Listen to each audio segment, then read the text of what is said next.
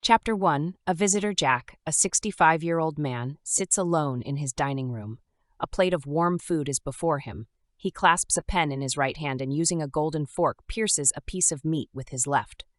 He brings it into his mouth and chews it slowly and deliberately. His eyes dart across pages of notes spread out on the enormous oval-shaped table. He's sitting on a wooden chair that has a red velvet cushion studded into it. 6 other mismatched wooden chairs surround the table. Paintings and other forms of artwork adorn the walls, some displaying geometric shapes, others portraying abstract designs. He hears a knock at the front door, which interrupts his writing and eating. He walks over to the door and wonders who could be visiting him. No one ever visits. He opens the door, and his eyes take a moment to adjust to the bright sunlight. When his vision clears, he sees a man of short stature dressed in a black suit with a white-collared French cuff shirt and a black silk tie. The man's index finger boasts a beautiful handmade silver ring that has an enormous sky-blue diamond in the middle. "Pleased to make your acquaintance," he says. "My name is not important, but what I have to offer you is of great value." "Not interested," Jack replies, closing the door. The little person wedges his foot in the door, stopping it from closing, and giggles. "If only it were that simple, my friend, but it is not quite that easy. I am in grave danger indeed," he says. Jack feels perplexed, confused, and a little afraid by the man's confrontational and aggressive response. "What do you want?" Jack asks. "It's not about what I want, but about what you want, is it not?" the small man replies. Jack, annoyed at the entire situation, makes another attempt to close the door by slamming it on the little man's foot. "Ouch! You jerk! Look at what you did to my foot!" The little man whines and whimpers in pain. A passerby stops to see what the commotion is. "Help! He won't leave!" Jack shouts out. The passerby stares at Jack, wondering what is going on. Jack points at the man on the front step. "Who won't leave?" the passerby asks. "Why won't he leave?" Jack shouts. "Who?" the confused passerby asks. Jack realizes the little man isn't there anymore. "What? Oh, nothing," Jack replies. Jack closes the door, unsure of what has just transpired. He walks back to the dining room and settles back into his chair, trying to forget what just happened. He pulls out his pen and looks at the blank pieces of paper in his notebook. He flips back a couple of pages and reads, "Nothing happened today, but it felt like yesteryear. Thoughts sprang to life, their meaning unclear. Is this life or not? Who cares? Sometimes we just need to let our thoughts flow, even if it's disgusting. Time moves on until there's nothing left. The void is a happy place to be. We decide when our time is done, not anyone or anything else. Hurting or ending lives is deranged and sad." Jack pauses reading to admire his abstract artwork on the wall. The moment is shattered by a relentless knocking that fills the air. Knock, knock, knock. The knocking comes from nowhere and everywhere, like an ancient metronome with an infinite beat traveling around the room. "What do you want?" Jack screams. "Only for you to come outside," a voice in his head whispers. Jack looks through the peephole of his door. No one is there, so he sits back down on his dining room chair. "Not again! Not again! Let me work," he says. He repeats it with a whisper. "Not again! Not again! Let me work." The grandfather clock tolls with trepidation, thundering tumultuous thoughts that walk on a tightrope, each one counting down to uncertain doom. Each drawn-out strike shakes the very foundations of the house. "Make it stop," he screams. As abruptly as the noises started, they stop. All is silent in the house until the silence speaks of something greater. Never was there a better time for writing. "Nay, never," Jack says. He looks at his pen and writes, "For what role must I play to be considered sane by the world around me? Without the silence, I wouldn't mind so much. But without trouble or strife, where would I be? I question the insanity that both comforts and deprives me. Am I a shell of a man, despised by those around me? Do these questions reveal too much or hide what can't be lifted? Psychology or self-study may hold the answer, but I fear being seen as nothing more than an old man's ramblings, if only there was a chance for a more exciting existence." I hope these thoughts don't bore you, dear reader, for they lack whimsy and consideration. The diary of a man who wanders aimlessly, if only it were that easy. But I must keep you in mind, so the story goes on. Shall I continue with this narrative or stick to nothingness? Anything could happen, and I could go on for a very long time. It may not be as captivating as something else, but things are happening. Things are happening. The corners of Jack's mouth tug upwards, and his eyes light up with contentment. A hint of a mischievous smirk crosses his lips. No, not again. Not the all-too-familiar déjà vu which fills me with a sense of existential dread. It's as if I've passed by this way too many times to count, as if this is just another monotonous bit in a mundane story about a tedious little boy wandering down a dull little path, doing the same thing over and over again. A feeling I've had too many times to count, if only there was a way to stop it. Jack leaps up from his chair and shouts triumphantly, "That's it! That's it! I'm going to be bold."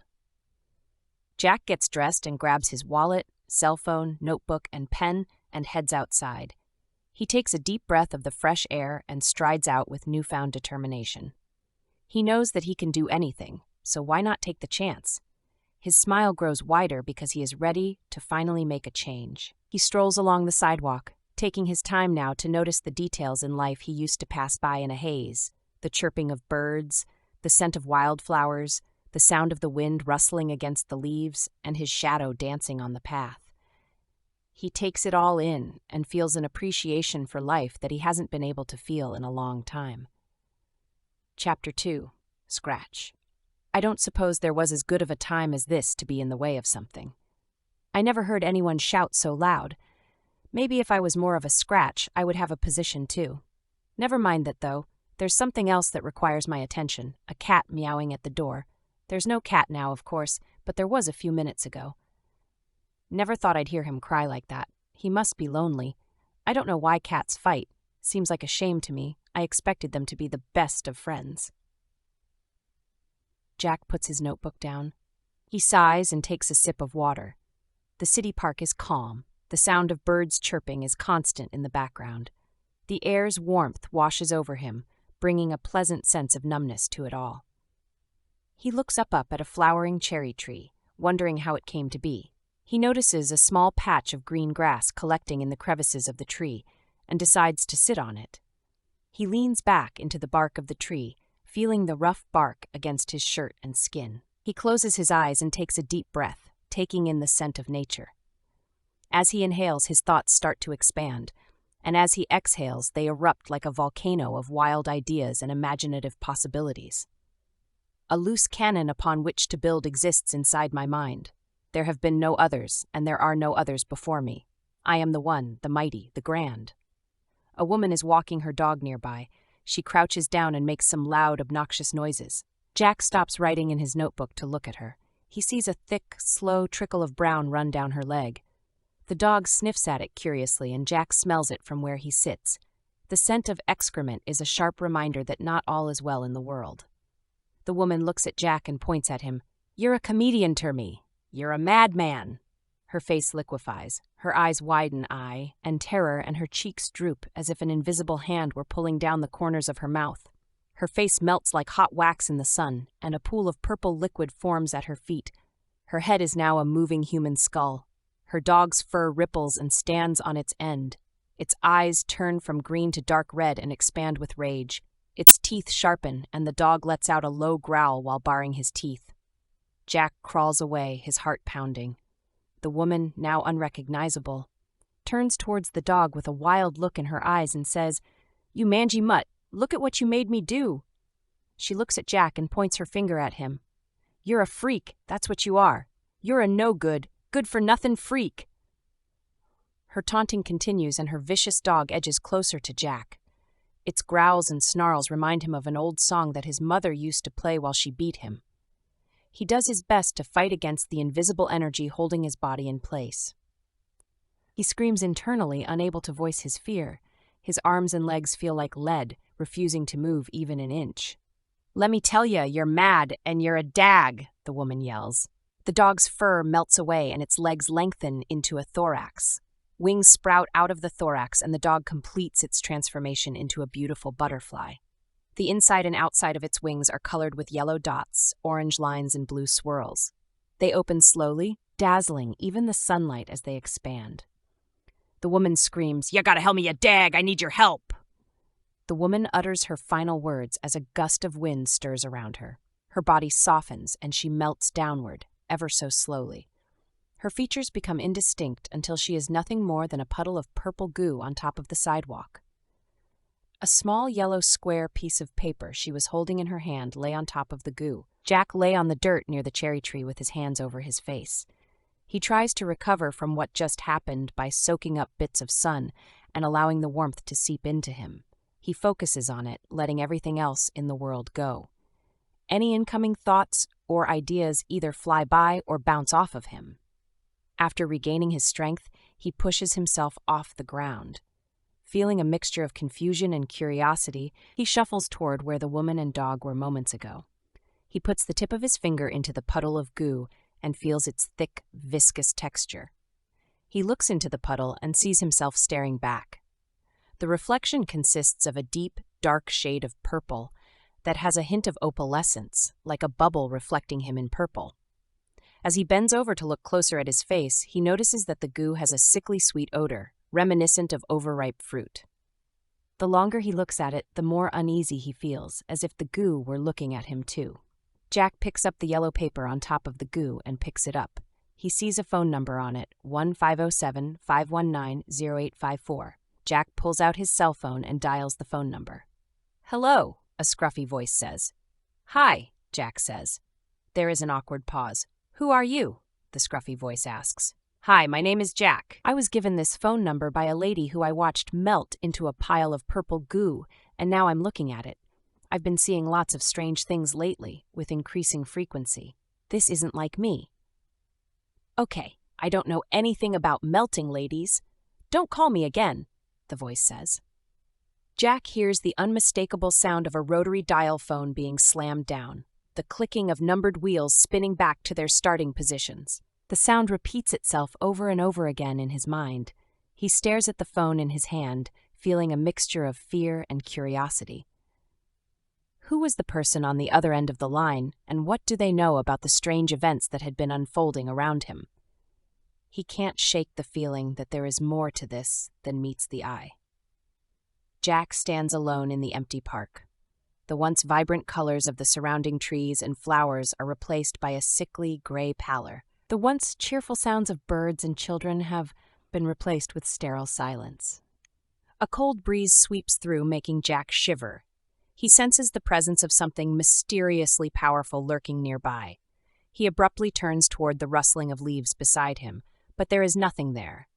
He can feel eyes watching him from every direction, even though he is alone. His hands tremble as he reaches for the paper on the ground in the purple goo. He picks it up. Bits of purple goo drip onto the ground, reflecting the world in a purple haze as they fall. He dials the phone number on the paper again, unsure of what he will find on the other end. The sound of the rotary dial phone ringing is so loud it hurts his ears. The scruffy voice finally answers, but Jack isn't able to discern what the voice is saying. The message is cold and distant, as if it is coming from the depths of the underworld itself. Jack's chest hair ruffles in the dark evening breeze. He gazes around him, eyes wide and wild with every bit of movement. A moving swing in the breeze, a teetering seesaw, a leaf falling from a tree, they all are dangerous monsters laughing at him and trying to tear him to bits. He sees a flash of light in the distance, which causes his vision to blur. He tumbles through liquid ground like a falling leaf, arms flailing and legs out straight, and falls down through the earth. Colors and shapes blur into and with one another, lining up in shining columns of green and gold. Leaves falling from above pile up, forming a magnificent arena of leaves. They sway in and out of sync, the leaves overlapping and moving away from one another in an endless line of overlapping colors. Green leads to gold and gold to green and everything in between. Some leaves gather together into clockwork people made up entirely of the ever-changing colored leaves. 20 of these leafy clockwork people start dancing in the middle of the arena, holding hands and kicking their legs. They sing this song. Welcome to Neverland, a place where nothing is everything at once, where the leaves dance and sway in a never-ending ballet. Welcome to Neverland, where the clockwork people spin and twirl in a place where time stands still. Welcome to Neverland, a place where your dreams can come true, Let your mind soar free and see where it takes you. A place of never-ending glee. Welcome to Neverland, a place of infinite possibility. Let your imagination run wild and see where it takes you, when you are oh so free as we. The clockwork leaf creatures begin to freestyle dance, and as they do so, Jack pulls out his notebook and pen out of his shirt pocket and lets his imagination run wild. I see a dog licking my face. He's happy to see me and he loves me. I see two cats cuddling and loving one another. I see a goldfish kissing a ring on my hand. I see a knight in shining armor statue coming alive and rescuing me from an evil witch. I see God descending from his throne to feel humanity. I see Jesus turning into a butterfly. I see butterflies surrounding me, loving me, wanting to be near me. Jack looks up from his notebook. He no longer recognizes his surroundings. The ground beneath his feet is now cold and hard. Jack looks around at the dark and ancient place. The walls are made of smooth, polished black stone, cool and hard to the touch. Carved into the stone are fractal representations of shapes that make up a larger image of a magnificent beast on the wall with two heads. Amidst these fractal shapes are symbols of stars, galaxies, and planets, some of which are glowing with a faint, light blue light. The floor is made of the same black stone, but is etched with a series of elaborate designs that shift and writhe under his feet. These designs move and emit a golden flash that ripples outward from his foot with each step he takes. The ceiling is made of a deep, inky blackness, with stars and galaxies imprinted in the dark ceiling, swirling and moving around. Jack hears a sound coming from the distance, like the beating of a bass drum. The rhythmic thumping reverberates throughout his body and fills the temple with its powerful sound. The sound grows louder and louder until it is pounding in his ears and his whole body vibrates with each beat. The lights in the walls and the glowing designs on the floor brightly erupt with each beat of the drum. He stands motionless until the sound becomes fainter. An oppressive silence fills the room. After a few seconds of silence, he takes a cautious step or two and, hearing no other noises, explores the temple. He enjoys the sensation of the smooth stone floor beneath his feet because the golden light diffuses a comforting warmth throughout the space. He walks to the middle of the room and sees two towering statues. One statue is crafted entirely of freestanding fire, while the other is composed of ice. The fire statue features a human head with the body of a tiger that has 3 long tails. The ice statue boasts tiger's head on a human body. Out of the icy mouth slinks 3 long tongues that cascade to the floor like frozen-looking water flowing from a water fountain. At the far end of the expansive room, Jack sees 4 cylindrical entrances, each shrouded in impenetrable darkness that obscures what lies beyond.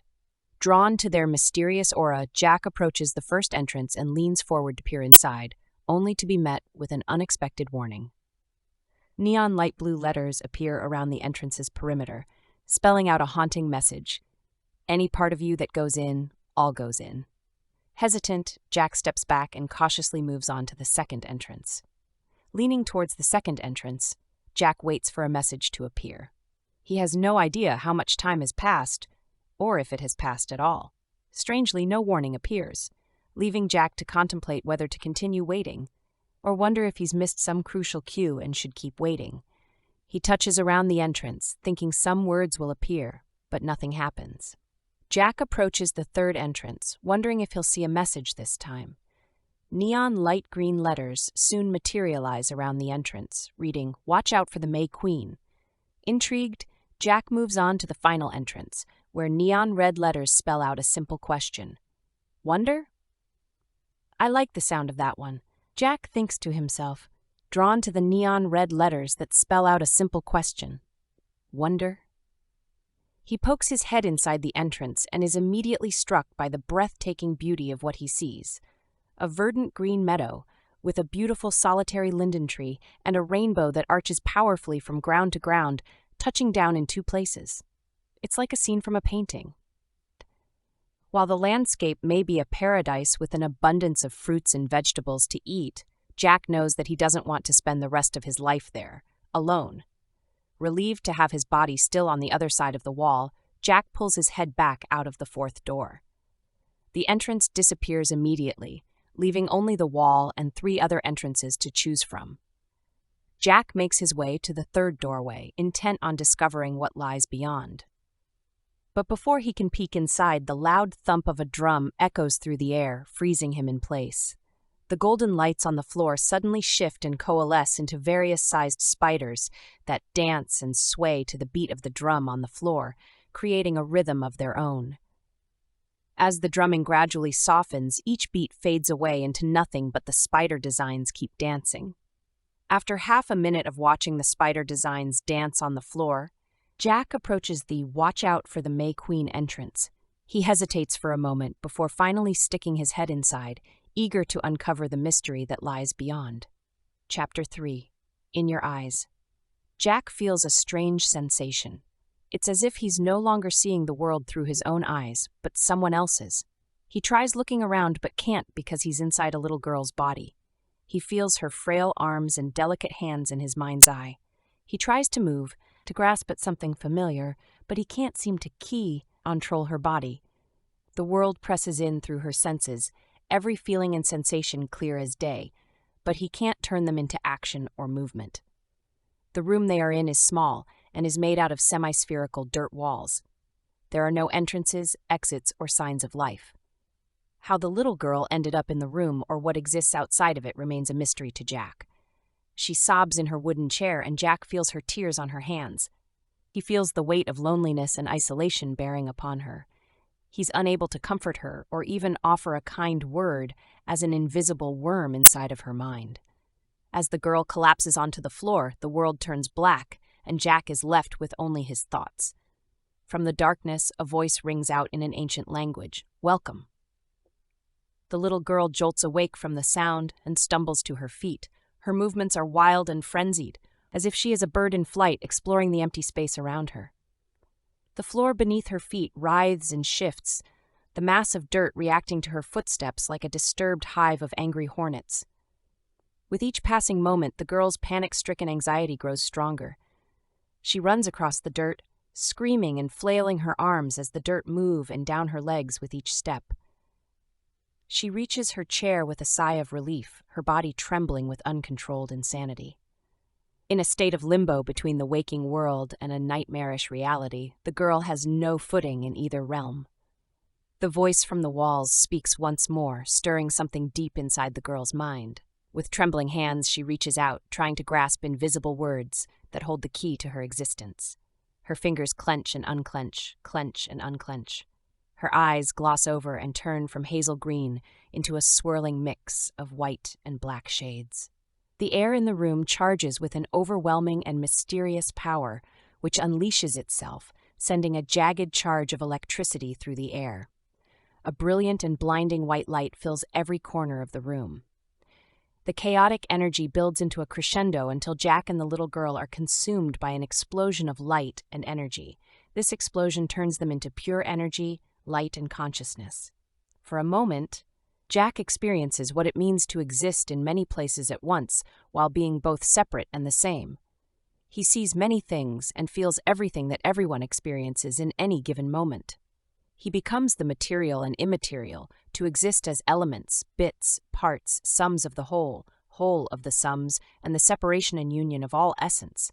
He begins to fathom the essence which takes him on this journey, a cylindrical bit of esoteric nonsense, making the desire to return to his own physical form immense.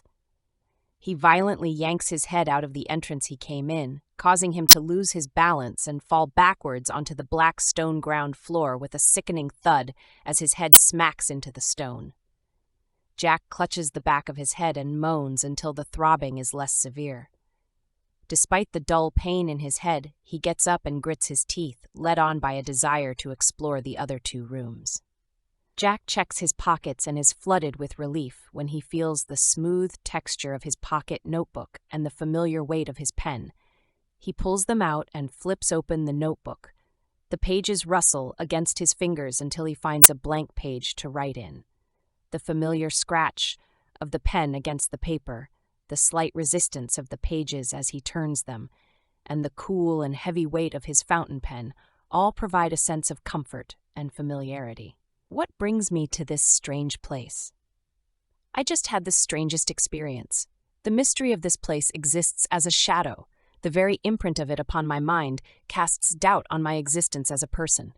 I cannot help but feel like I no longer know who I am or where I am going, being so changed into conscious energy and back to my human form. Should I continue to explore the other two entrances here, or should I walk around the temple some more, for I did see a couple of other passageways to walk through. I think I'll take my chances with the doors. They seem interesting enough. Plus, something tells me the first entrance is a one-way gateway to another place from which I will not return. Jack approaches the door without letters and inspects the wall around it for any kind of writing or markings. He presses his face close, squinting in the dim light to see if there is any text that might be too small to see from a distance. After a thorough search, he finds nothing and decides to cautiously insert a finger into the entrance to see if there is anything unusual about the space beyond. He waits a few seconds and pulls his finger back out, which is now blue. That's not so bad, he thinks. He walks in and is on top of a mountain. Mountaintops and snowfall seem unending, stretching for miles in every direction from Jack's position. He turns around and walks back into the black door, which looks like a dark cave on top of the mountain. When he steps through it, he returns to the warm comfort of the previous room. He rests on the stone floor, soaking in the comforting golden glow that surrounds him. While warming on the floor, a beating drum punches through the steely, resting silence. Each drumbeat grows exponentially louder and faster. Jack's anxiety escalates in tandem with the drumbeat as his skin prickles with goosebumps. The sound of 1,000 creeping, crawling legs zooms towards him. Each beat of the drum brings them closer. Jack sees the golden designs of the spiders dancing on the floor to the beat of the drum once more, but his time is different because there are thousands of spiders running towards him. They crawl down from every part of the ceiling, some dropping down from silk threads, and others scurrying about on 8 legs. He runs towards the first entrance and feels something graze the back of his neck. He feels many things grabbing at his legs, and he feels several pinpricks of teeth jab into his legs. He's almost to the entrance, but the overwhelming number of spiders drags him down onto the floor. They sink their teeth into him, and the pain is excruciating. He stretches out his hand and manages to cross the threshold of entrance number 1, the pitch-black barrier giving way to his outstretched middle fingernail. Chapter 4. Emergence. Jack experiences his body undergoing a bizarre transformation. It's as if he's merging with the walls, critters, floors, lights, designs, and even the very space around him. A cacophony of voices in countless languages call out to him. The building's walls breathe in and out, in and out. When he regains control and opens his eyes, darkness envelops him. Reaching out, he touches his cold, hard leg and feels unnerved by the void around him. Maybe I should have stayed in wonder, he thinks. The man of shorter stature who had knocked on his door earlier materializes in front of him. The room floods yellow light at his appearance. The man, dressed in the same suit as before, stands before him. The only difference is that the brilliance of his ring outshines its previous appearance. The entire room is a stunning yellow, with an eggshell white grout separating the square tiles underfoot, which serves as the only color differentiator in the room. You look scared, Jack, a bit frightened even. What's the matter, Jack? He taunts. Has this been you, everything that has happened, all the strange things I've experienced? It's you, isn't it? Don't know what you're talking about, Jack. I'm just as confused as we are, he replies. We are? You mean you are? Nah, Jack, I mean we are. Remember the little girl, Jack? Remember the building? You stopped being you a long time ago, Jack. You lost yourself, Jack. Probably 30 years ago. You lost yourself and you never came back, he says. What are you talking about? This is nonsense. Everything is nonsense. Jack shouts. The only thing nonsensical about it, Jack, is your attitude. Why can't you just be happy, Jack? Let me see you smile, Jack, even in this moment when nothing makes sense. Give us a little smile, he says. Jack forcefully grits his teeth and moves his cheeks outwards. He raises his eyebrows. He looks like a macabre ventriloquist dummy. Wow, Jack, he laughs. That is horrifying. Probably the scariest thing I've seen all day. You're hopeless, Jack. Utterly hopeless. I wish you well, buddy. Goodbye. The little man disappears, leaving Jack with many questions and no answers. What the heck is going on today? Who is that guy, he wonders. Jack's surroundings flicker and distort, with yellow tiles disappearing or floating upwards, glitching from one place to another in space, but not time, without beginning or end. As the tiles disappear, Jack runs, jumping from one existing tile to another until there's only one left on the floor. Suddenly, the last tile starts to rise and quickly glitches to another place, leaving Jack suspended in an empty white abyss, his body left to float in the whiteness of space. As minutes pass by, Jack relieves himself of bodily fluids and unused excess. A gnawing hunger fills him because the last time he ate was earlier that morning. The little person then reappears, leaving Jack with a multitude of unanswered questions. "Hiya, Jack," he says. "What are you doing here? Who are you? How come you get to appear whenever you want and I'm stuck here floating like a useless hungry lump?" Jack asks. "One question at a time, Jack. I'm feeling a bit overloaded. Wouldn't want me to glitch out again, would you?" he says. "So that was you," Jack asserts. "Ah, Jack, you're getting all paranoid again. Calm down. Relax. Here, take this," he says. The little person hands him a butter-filled biscuit with a sprinkling of green powder on top. "No thanks," Jack says. "I don't accept food from strangers." "Come on, Jack, you're starving. It's just a little biscuit with some butter on it. The green powder is cardamom, Jack. A little spice for flavor, nothing to worry about," he says. "No thank you," Jack replies. "Probably a good choice, Jack, because I laced the biscuit with laxatives. You would have been exploding all over this place." "Pretty funny to watch, that would have been," he says. Jack is taken aback by the man's words and stares at him with a look of disbelief.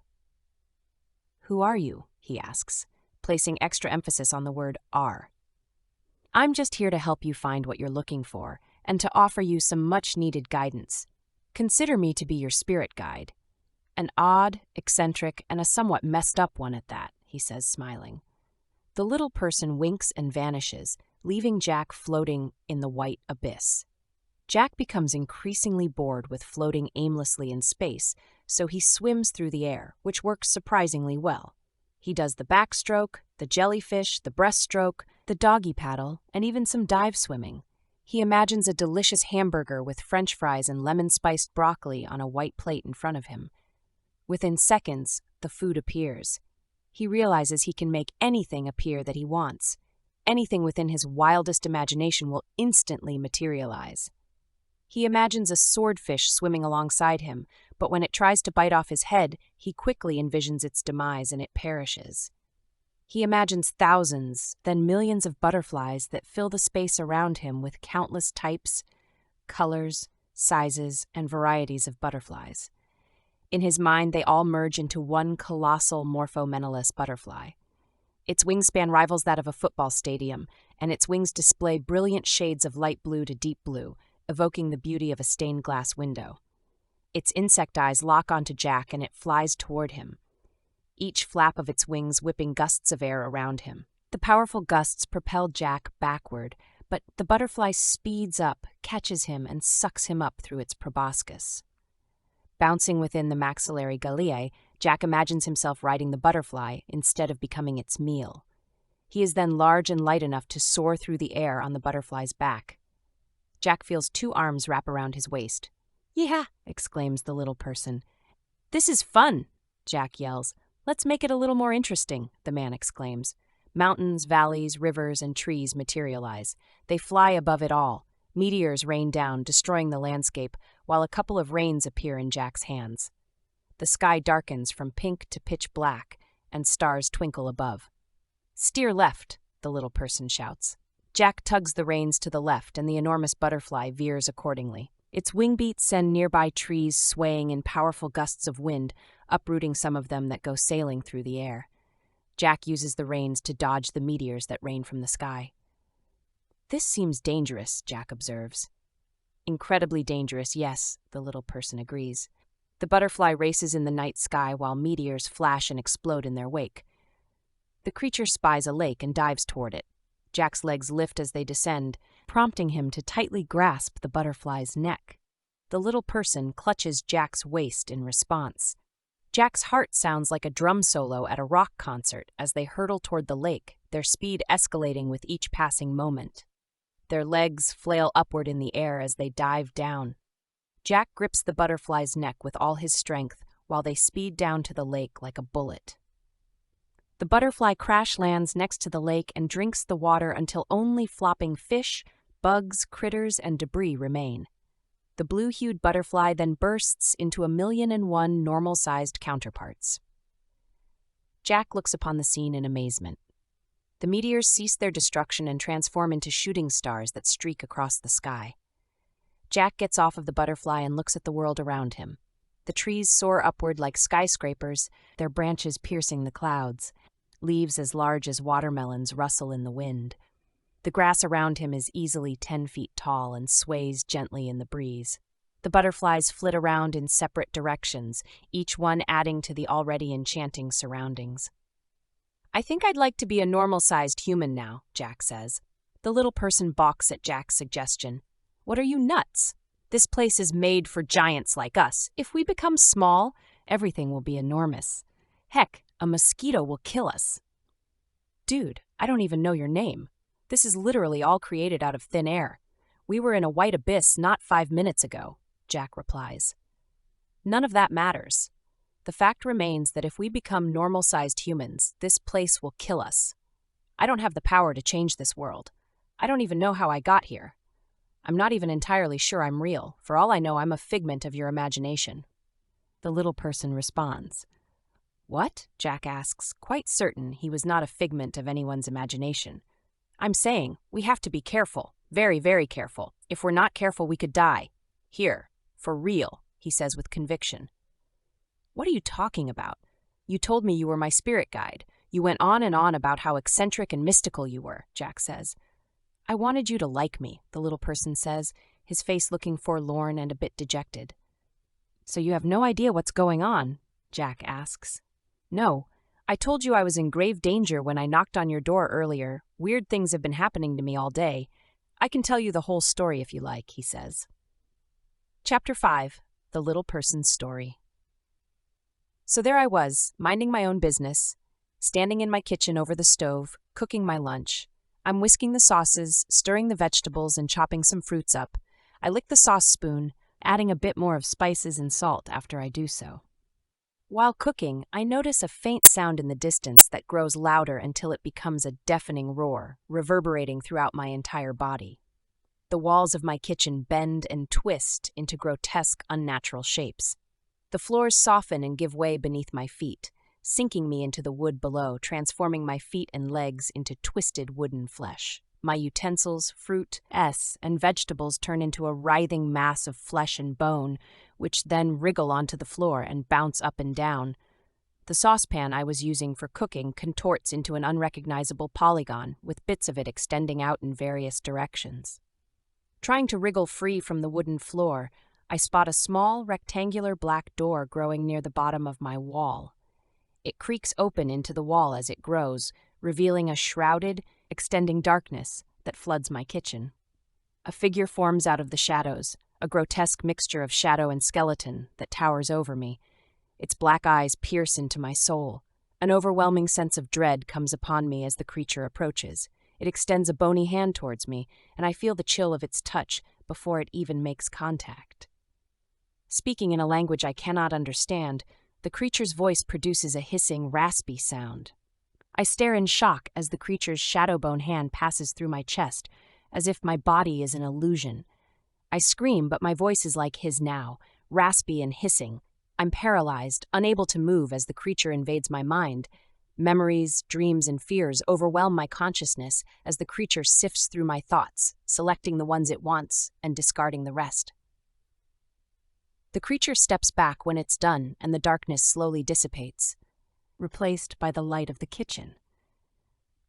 My kitchen returns to normal, and I find myself standing over my stove. For a moment, I think I imagined the entire situation, but when I reach for my soup spoon, I discover a small black box already in my grasp. Part of me didn't want to open the box, even though I suspected it to be empty and benign. Still, I imagined something horrible happening if I were to open it, so I set the box down on the kitchen counter and continued cooking my lunch as I was quite hungry. "I'm getting hungry myself," Jack says. "Biscuit?" The little person pulls out a butter-filled biscuit and hands it to Jack. "I promise, no laxatives in this one. It's pure biscuit." I was going to eat it myself, but we'll share it instead. He takes it back, tears it in half, and hands half to Jack. Take your first bite first, Jack says. The little person voraciously eats the butter-filled biscuit. As I was saying, I'm cooking my lunch when the box opens itself up, he says, while bits of food fly out of his mouth. What was inside? Jack asks with a mouthful of biscuit. Would you let me finish my story, please?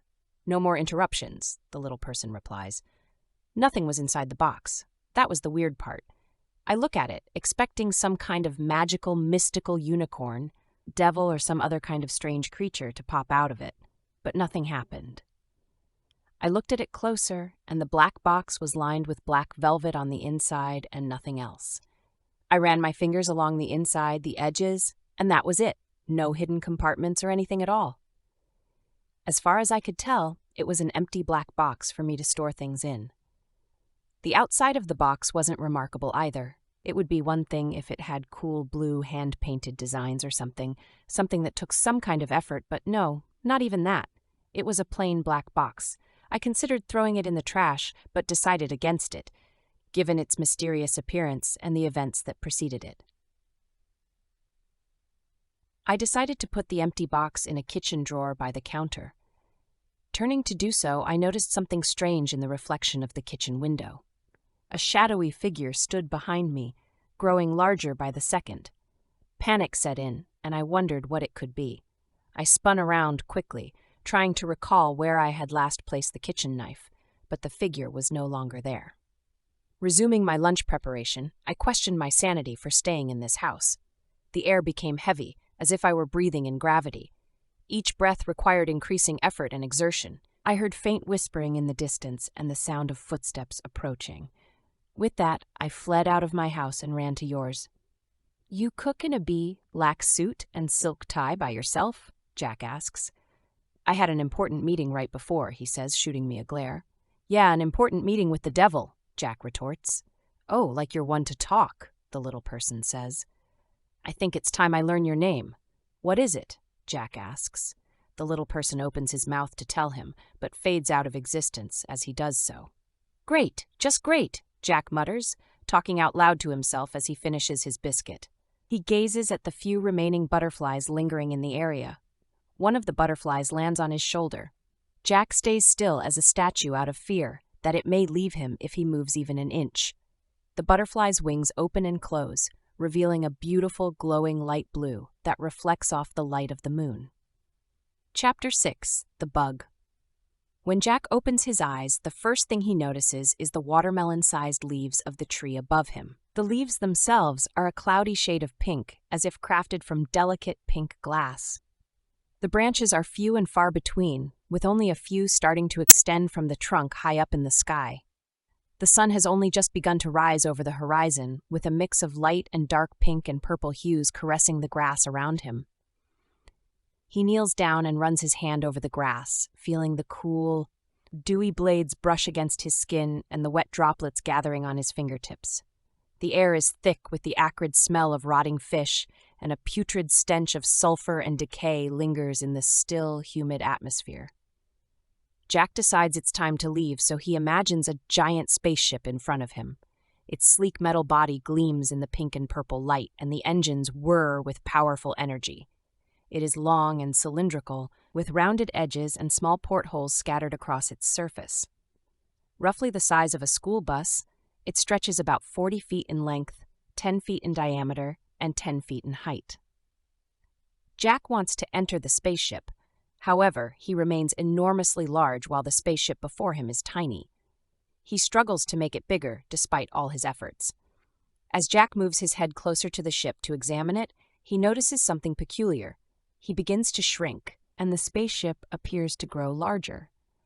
With his head nearing the now expanding spaceship, Jack continues to shrink while the vessel simultaneously becomes a suitable size for him to enter. He sees a small hatch that looks like the entrance to the ship. Jack walks over to it and reaches up to touch the hatch. It swings open and a ramp slowly descends down until it touches the ground. Jack walks up the ramp and steps inside. While searching for a light switch, the ship shakes violently, throwing him off balance and causing him to stumble out of the ship and tumble down the ramp. He picks himself up off the ground and dusts himself off. He sees something brown in his peripheral vision and looks up to see a massive bug looming over him, its chitinous armor and beady eyes glinting in the sunlight. The creature gazes down at Jack with a predatory gleam in its eyes, and its mandibles click together ominously. Great, Jack mutters to himself. I'm smaller than a cockroach, and I'm about to be eaten by one. Jack closes his eyes, concentrating hard. He imagines a sword, but when he opens his eyes, it's enormous and too heavy for him to lift. So he imagines a slingshot, but the stones are too big. As the bug takes a step forward, Jack panics, and in a last-ditch effort, he imagines a tiny needle, no larger than a pin. The needle appears in his hand, though quite large like a spear. He aims it at the bug's leg, the only vulnerable spot he can see.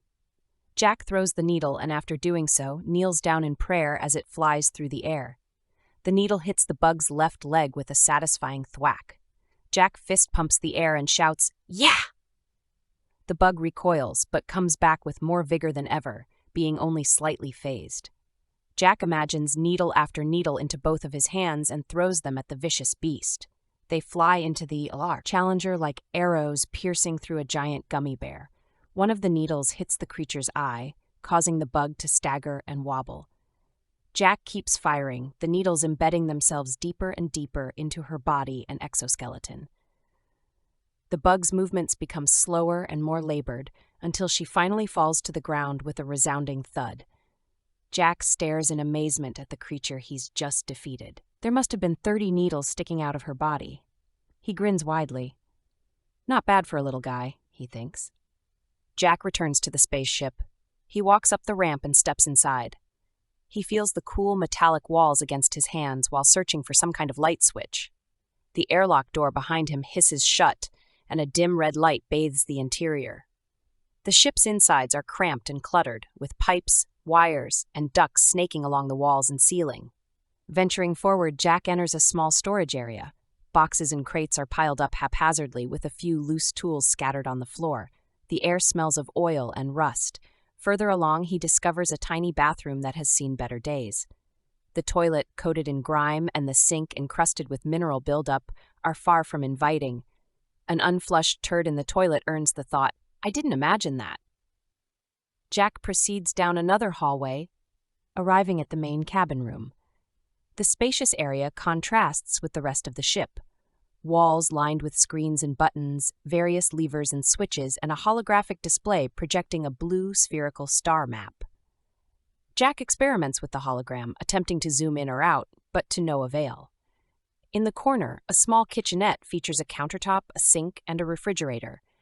A rickety table surrounded by a few chairs occupies the center of the room. The floor and walls are made of stone. The room hums with the ship's engines and electronics. A large purple velvet chair sits in front of one of the control panels. It has a seat belt similar to those found in airplanes, complete with a clasp, a hook, and an adjustable velvet strap. Jack settles into the chair and runs his fingers over the numerous buttons and switches, trying to decipher the ship's controls. Without warning, the ship lurches forward. Jack clings to the chair as the ship hurtles through space, its engines roaring with a deafening noise. He looks out of the window and sees a blur of blue stars streaking past. This is not at all what I had in mind, Jack thinks. The ship careens through space, tossing Jack out of his chair and all over the inside of the vessel. When he is slammed into the ground, he looks around for something, anything to grip, but there's nothing within reach. The ship shudders and shakes, the deafening roar of its engines hurting his ears. The ship then rocks back and forth like a broken carnival ride, and Jack is flung around the cabin like a pinball in the hands of a pinball wizard. By a stroke of luck, he finds himself back in the captain's chair, sprawled across the armrests. He grips the chair tightly and manages to flop his way back into it. He fumbles around with the seatbelt, his hands moving faster than a cat on a hot tin roof. But he can't seem to get the dang thing to click into place. I mean, what's the deal with this thing? He mutters to himself. I got 2 left hands or what? I can't even get it on. The ship's voice system booms over the intercom. For your safety, please click the inner belt into the outer belt and then fasten. The ship rocks back and forth, causing Jack to fly into the stone ceiling. He smacks into it and yells, "Ow!" The ship's constant lurching sends Jack bouncing off the walls and ceiling of the cabin like a beach ball at a rock concert. I'm trying. Slow down," he yells back at the ship. "I'm getting tossed around like a salad in here." With a mighty lurch, the ship steadies itself, causing Jack to slam face first into the ship's glass display. Millions of stars wink at him, their vibrant intensity unlike anything on Earth. He slides down, he curved glass, regaining his footing before slumping back into his seat, gasping for breath. "I need a headache pill the size of a baby duck," he mutters. Once the ship stabilizes, Jack sighs in relief. He continues to struggle with the seatbelt for a few more minutes, then says, "A little help here." The seatbelt automatically latches with ease. "Can I help you with anything else?" the ship asks. "That's it for now, thanks. Please continue to our destination." "Which is where exactly?" "We are heading to Planet Invisible, just as you selected in the hologram," the spaceship reports. The spaceship's engine hums, and it resumes its erratic flight. "You know you're flying like my deceased wife drove," Jack grumbles, holding on tightly to his seat. "It's a wonder we haven't crashed and burned already. You're wobbling around like a bowl of Jell-O on a jackhammer." The ship continues its bumpy ride through space. Jack gazes out the window at the twinkling stars that shine like diamonds. Galaxies stretch out in every direction, creating giant webs of light amid stretches of darkness. The ship passes by a cluster of glow-in-the-dark blue planets, with nebulas of pink and blue that gracefully swirl together nearby. The spaceship travels through the stars at an unimaginable speed, accelerating constantly, and maintaining a multi-directional velocity that is consistently near the speed of light in hyperspace. In the distance, a massive planet looms closer into view. As they get closer, its swirling clouds of orange and yellow extend as far as the eye can see. They land on the massive planet, and Jack struggles to unclick the outer belt, muttering under his breath about C-grade party-type engineers as he fumbles around with the latch. "Can't even get out of this thing." What's the deal with this seatbelt? Jack thinks. I didn't imagine Starship hurl a lot. Ugh, I feel like a milkshake that's been blended for too long. "Spaceship, will you unbuckle this for me?" "Certainly, sir," the spaceship replies. The seatbelt unbuckles promptly. Jack stands up, wobbling slightly as he regains his balance. "Whew, that was quite the journey," he says, stretching his arms and legs. "I feel rather disoriented. I slammed into you so hard I think I got a disease." The ship's voice system chimes in again. "I cannot have diseases, as I am a spaceship. Welcome to Planet Invisible. Please proceed to the airlock for disembarkation." Jack peers through the glass window at the planet. Invisible? What is she talking about? "The planet is quite visible to me," he thinks to himself, shaking his head. He sits back down in the chair. "Could you prepare some food?" "Absolutely," the spaceship replies. A plate of putrid, odorous sludge appears before Jack on a silver platter with a silver fork. The gray goo contains bits of hair, screws, and other debris. "What is this?" Jack exclaims, recoiling at the sight and smell of the food. "It looks like something the dog barfed up." "Well, that's not very nice," the spaceship replies. "I went to a lot of trouble to make that for you." "Trouble? What trouble?" Jack scoffs. "It looks and smells like you scraped it off the bottom of the ship and blended it with some space turds." The spaceship bristles and jostles at Jack's comment. "I'll have you know that I'm a top-of-the-line spacecraft with a state-of-the-art galley. You should be grateful that I'm able to produce any food at all." Jack rolls his eyes and tentatively pokes at the plate of goo. "I don't know about this. Do you have anything else?" Let me check. Ah, here we go. How about a nice plate of Brussels sprouts?" "Brussels sprouts? Are you kidding me?" Jack groans. "I might as well eat my shoe." "Suit yourself," the spaceship says, and the plate of goo disappears in a puff of smoke.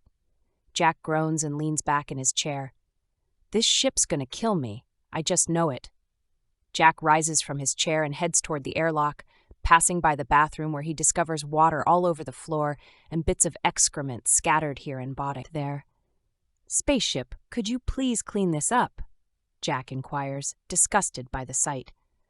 "I regret to inform you, sir, that I am unable to do so," replies the spaceship. Jack rolls his eyes and thinks, "Yeah, thanks for nothing, spaceship. You can materialize a plate of rotting gunk in front of me, but you can't clean up a little turd? What kind of spaceship are you? Jack jumps over the unsanitary obstacles and thinks, I gotta get out of here before I catch something. The spaceship says, prepare for disembarkation. The hatch hisses and slides open, revealing a bright world that is a shock to Jack's eyes. He takes a small breath to test the air. It is surprisingly moist and sweet, containing a higher concentration of oxygen than he is accustomed to. He descends the ship's gangway and steps onto the ground. His feet sink into a soft, spongy surface reminiscent of melted marshmallows and wet sand. Upon closer inspection, he realizes that the entire world is blanketed in deep layers of yellow moss. A pleasant breeze wafts a fragrant mix of sweet-smelling flowers and freshly turned earth. Singing insects harmonize in the air with a gentle zzz noise. The deep purple sky, illuminated by two suns, casts a dazzling light unlike anything Jack has ever seen. Towering mushrooms loom in the distance, their caps larger and flatter than a house. Further out, he sees small hills or mounds but cannot discern their composition. Trees and plants scatter about, some with trunks as thick as his arm, others as slender as blades of grass. Dozens of pink, blue, and green flower clusters speckle the nearby ground. Jack takes a few steps forward and senses something brush up against his leg. He glances down, but there is nothing to see. Confused, he takes another step and feels something brush up against his arm this time. Searching for the source of the strange sensation, Jack sees a small brown furry creature emerging from the yellow moss at his feet. The round, pudgy creature has a large belly and a tuft of spiky dark brown hair on its head, resembling a miniature mohawk. Its big round ears stick out from the sides of its head, and its dark brown two front paws are oversized and look like tiny boxing gloves. The creature looks up at Jack, its tiny nose twitching, looking at him with two big, cute black eyes that are full of sweetness.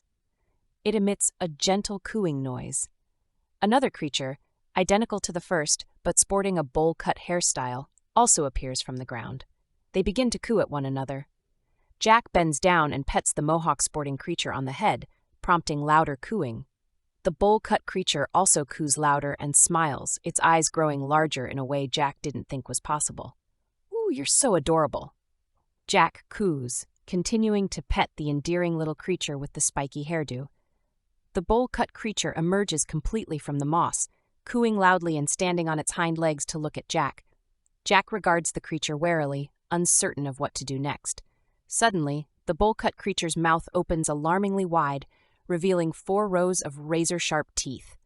It lunges towards the spiky-haired creature, engulfing it whole. The sharpness of its teeth are heard as it tears apart its prey. Blood, guts, and bits of flesh splatter everywhere. Jack feels a warm spray on his face, and he backs away in shock. The creature then coos and gets a little closer to him. Jack keeps backing away, but the creature keeps following him, its cooing getting louder. "You should probably pet it, Jack," the spaceship says. "What are you, crazy? That thing will rip my arm apart like an active garbage disposal," Jack replies. "Do it, or it'll eat your entire body, starting at your foot and grind you up," the ship responds. Jack extends his hand and pets the creature, eliciting increasingly louder coos.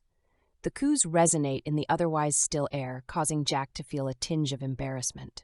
After a crescendo of coos, the critter sighs with contentment and disappears back into the moss. Jack shakes his head, attempting to dispel his unsettled thoughts. "Do you have a shower?" he asks the spaceship. "Yes, I do," the spaceship replies. A 30-foot hose emerges from the side of the ship, dousing Jack with the full force of a fire engine hose.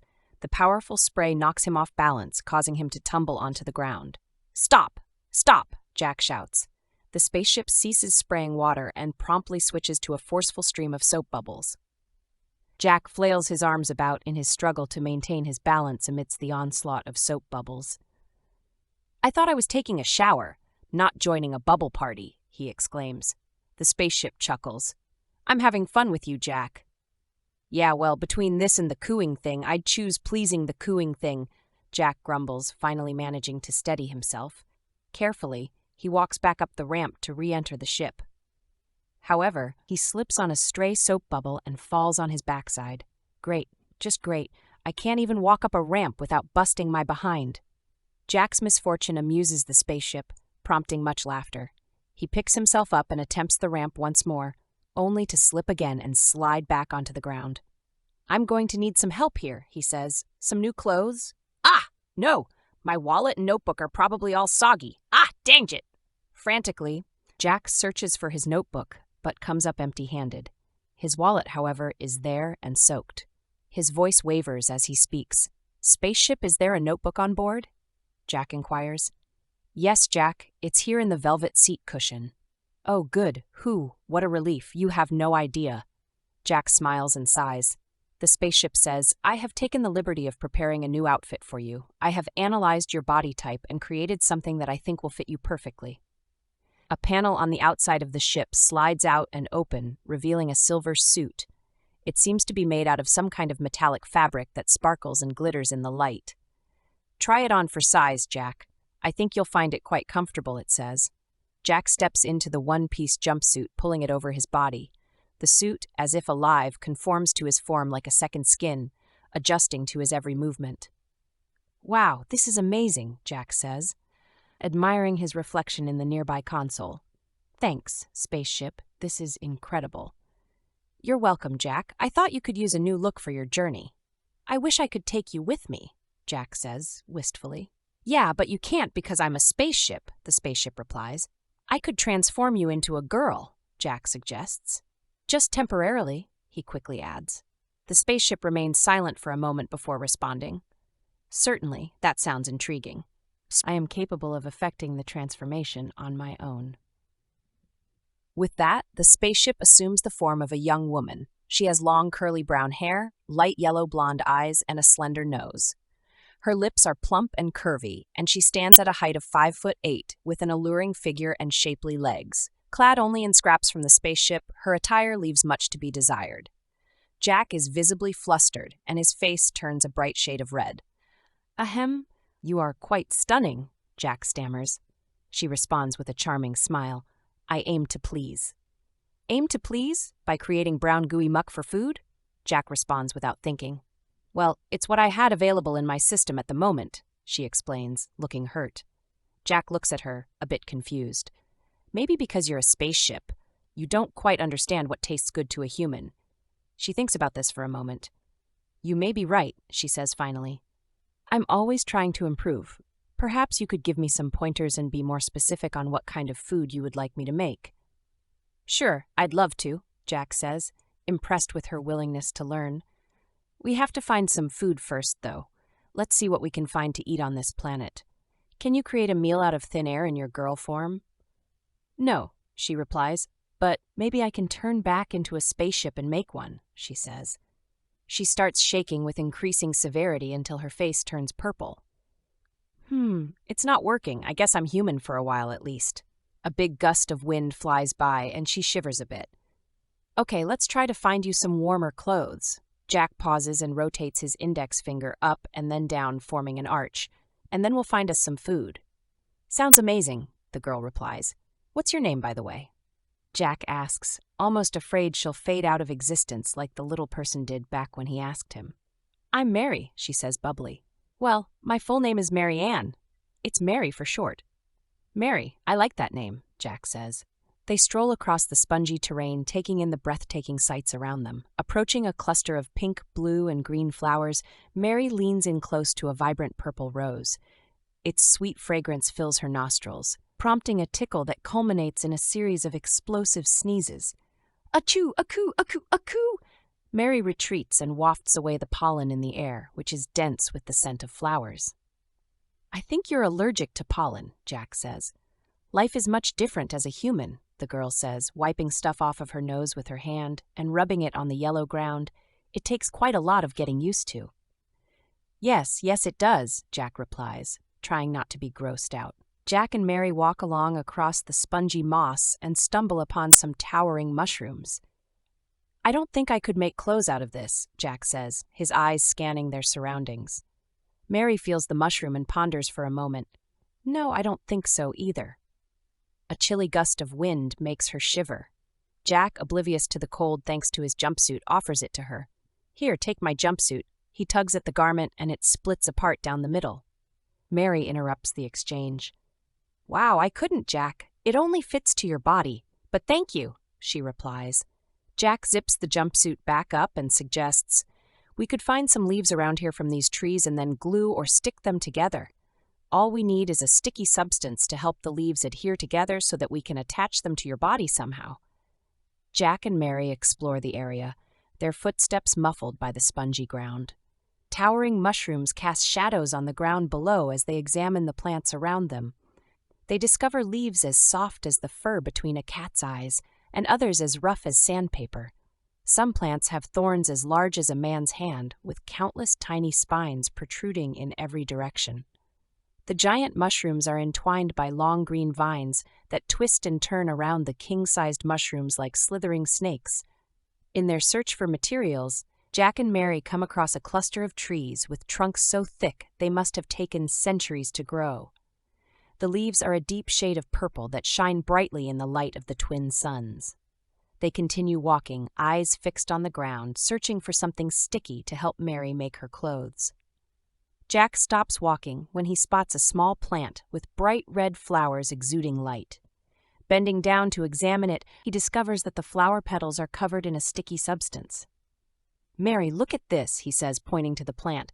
This could be exactly what we're looking for. Mary joins him to take a closer look. Jack dips a small twig into the sticky substance and holds it up for Mary to see. This could work, he says, smiling. They gather various leaves from the trees, some of which are purple, others green. Mary starts jumping on mushrooms of different heights to reach a tree with purple leaves. She jumps too far, though, and smacks face first into the side of a mushroom cap. She falls to the ground with a thud, and Jack rushes over to help her. Are you okay? He asks, stooping over her and looking into her face. I'm fine, she replies, grunting as she gets up. The spongy floor broke my fall. Yeah, lucky for that, he says. Mary bounces across the mushroom caps and tries the big jump again, this time using her hands to clutch onto the mushroom cap. She pulls herself up and grabs some of the purple leaves from the top of a nearby tree. Was that really necessary? Jack asks. These green leaves here would do just fine. There's plenty of them. Not everything is necessary, Jack, she retorts. Gathering as much of the sticky substance as they can, they smear it on the leaves they've collected. Working together, they create a makeshift outfit for Mary, using the leaves as a base and sticking them together with the sticky sap. Mary tries on the leaf outfit, but it slips right off. We need something to keep it on me, she says. How about some twine or rope that we can fasten around your waist and chest? Jack suggests. Yeah, that could work, she agrees. The two search for twine, but find only moving vines snaking across some of the mushroom caps. I don't have a good feeling about trying to take those vines, Jack admits. Me either, Mary concurs. They continue walking, searching for an alternative, while Jack holds onto the leaves and makeshift clothing they've made so far. You know your jumpsuit could hold that for you, Mary points out. Huh? Jack asks, puzzled. Set the clothes on your back, she instructs. Following her directions, Jack places the clothes over his head and behind his back. The silver jumpsuit twists and combines to form a sort of rope with a claw hand that grasps the clothes and hangs them on the hook on his back. That's a feature? Jack asks, surprised. Your jumpsuit can do lots of things, Mary exclaims. Does it come with a manual? He inquires. I guess you could say I'm the manual, she replies, blushing. Mary stumbles to a stop, her stomach churning. Jack looks at her, worry creasing his forehead. She drops to her knees and keels over in front of him, retching. She vomits onto the ground, creating an acrid smell that permeates the air. Dang, girl, what'd you eat? Jack asks, watching Mary vomit. I haven't eaten yet. We haven't had any food, remember? Mary responds weakly. Oh, right, my bad, he says. We haven't finished making your outfit yet. Let's put the pause on that and find some food. Mary stands up, wiping her mouth with the back of her hand and wiping her hand on the ground. Jack takes her arm, steadying her. We need to find something to eat, he says. We can't keep going on like this. They scan the area for anything edible. They discover a cluster of purple berries that appear safe to eat, but as they reach for them, a loud screech pierces the forest. They freeze, looking around for the source of the noise. From behind a nearby tree, a huge, snarling creature emerges. The quadrupedal beast has 4 muscular limbs, each ending in a paw with thick, black, razor-sharp claws. Its head is massive, almost the size of a small car, its mouth brimming with sharp yellow and black teeth. The creature's black fur, matted with dirt and grime, only adds to its menacing appearance. Its lamp-like yellow eyes glare at Jack and Mary, tracking their movements with deadly precision. Jack sees drool dripping from the creature's mouth as it snarls. He pulls Mary behind him, prepared to defend her. "What do we do?" she whispers. "Run!" Jack screams. They sprint frantically, weaving through various-sized mushrooms and trees while the creature chases them. Jack glances over his shoulder and sees the monster gaining ground, its eyes fixed on them with unnerving focus. "Mary, I don't think we can outrun this thing," Jack pants. "Then what do we do?" Mary yells, fear evident in her voice. "I don't know. Maybe we can distract it or something," Jack suggests, looking around desperately for any kind of weapon or tool they can use. Both Jack and Mary come to a halt, and the creature follows suit. It begins to stalk them, as though toying with its prey. Jack seizes a rock and hurls it at the creature, but it doesn't even flinch. "Quick, Mary, over here." Jack grabs Mary's arm and guides her behind a giant mushroom. Momentary lie out of sight of the stalking monster. They start to dig at the mushroom, clawing chunk after chunk out of it. Once inside, Jack whispers, "Now dig down!" They dig their way down through bits of mushroom until they reach enormous mycelium roots. They hear the creature's snarls and screams tearing at the ground above, its thunderous stomping, shaking the earth around them. The mushroom roots are so big and hollow that they slide down them like a slide. "Way! So long, sucker!" Jack yells as he slides down. Mary follows suit, giggling with delight. The rush of air and the thrill of the slide make her feel alive. The slide quickly narrows, however, and they become stuck until they bring their arms and legs tightly together to continue moving. "Hey, I just remembered, mushrooms are edible," Jack says. "Yeah, and some will kill you," Mary replies. "True, but we won't have any options for food down here," Jack says, his voice wavering as he continues to slide this way and that. They slide out of the root system into a place so dark they cannot see anything. "Jack, your silver jumpsuit can glow. Just say glow." "Glow," Jack says. The glow-in-the-dark jumpsuit illuminates the room, revealing a main passageway in a network of tunnels that all lead to different places. "Coo," a critter with a ponytail says. "No," Jack screams, "no." Hundreds of critters, each with a unique hairstyle, swarm the tunnel's chamber from all of the different tunnel's pathways. They all start cooing. Mary laughs. "Ha ha ha, it's okay, Jack. As long as you don't pet any of them, they'll be fine and leave us alone. They're very jealous, attention-hungry creatures. Best thing you can do is ignore them." The adorable critters continue to coo, although with decreasing frequency as Jack and Mary continue to pay them no mind. "These critters look pretty tasty," Jack says. "Ew," Mary says. "What, I'm getting hungry," Jack says defensively. They walk through the main passageway amidst the countless creatures, which contains a never-ending series of tunnel entrances and exits. "Let's find a mushroom root system that will take us above ground. We'll have a better chance of finding food up there," he says. "Good idea," she says. They continue walking until they come across what appears to be the end of a mushroom root going upwards, but it's situated high up in the main passageway. "There's one," he says, "but how do we get up there?" "Your spacesuit can turn into stairs, Jack." Mary says, "You just have to think stairs." Jack thinks stairs, but nothing happens. "You have to contort your face, Jack. Really wriggle it together and try and roll your eyes up into your head and think stairs, Jack," she says. Jack tightens his facial muscles and rolls his eyes back, concentrating hard on the idea of stairs, but to no avail. "It's not working," he says, relaxing his face and panting. Frustrated, she says, "Jack, you really have to try here. You're not trying hard enough. You have to take a deep breath and hold your breath and wave your hands in the air and jump up and down. Now you need to wiggle your butt, Jack. Really wiggle it. That will activate the jumpsuit." Jack wiggles his butt as hard as he can while holding his breath and jumping up and down. Mary bursts out laughing. "Oh wow, this is priceless. I wish I had a camera. A jumpsuit turning into stairs, haha. Wow." Mary shakes her head, "No. We'll have to find one we can reach, silly." Jack stops shaking his butt and mutters something under his breath. They spot a mushroom root they can enter. They jump and grab onto the bottom of the hole and pull themselves up into it. Once in, they struggle to walk up the steep route, crawling with their hands and feet. While ascending, they hear a faint coo coming down the slide. They pause their crawling and look up to see a brown furry critter coming down the slide. The critter coos angrily and puts its boxing paws in front of its face and frantically waves Jack and Mary to get out of the way. It slides down extremely fast and jabs Jack in the face with its paw as it passes. The force of the blow causes Jack's face to whip backward and his hands to slip off the mushroom. Jack slides back down the route with increasing speed. "I better go with him, I guess," Mary says. She lets go and slides back down. They plop back into the underground passageway. The little critter that hit Jack is cooing loudly, almost to the point of shrieking. Jack, lying on his back, sees the critter's paws coming towards him, and they hit him several times in the stomach and face.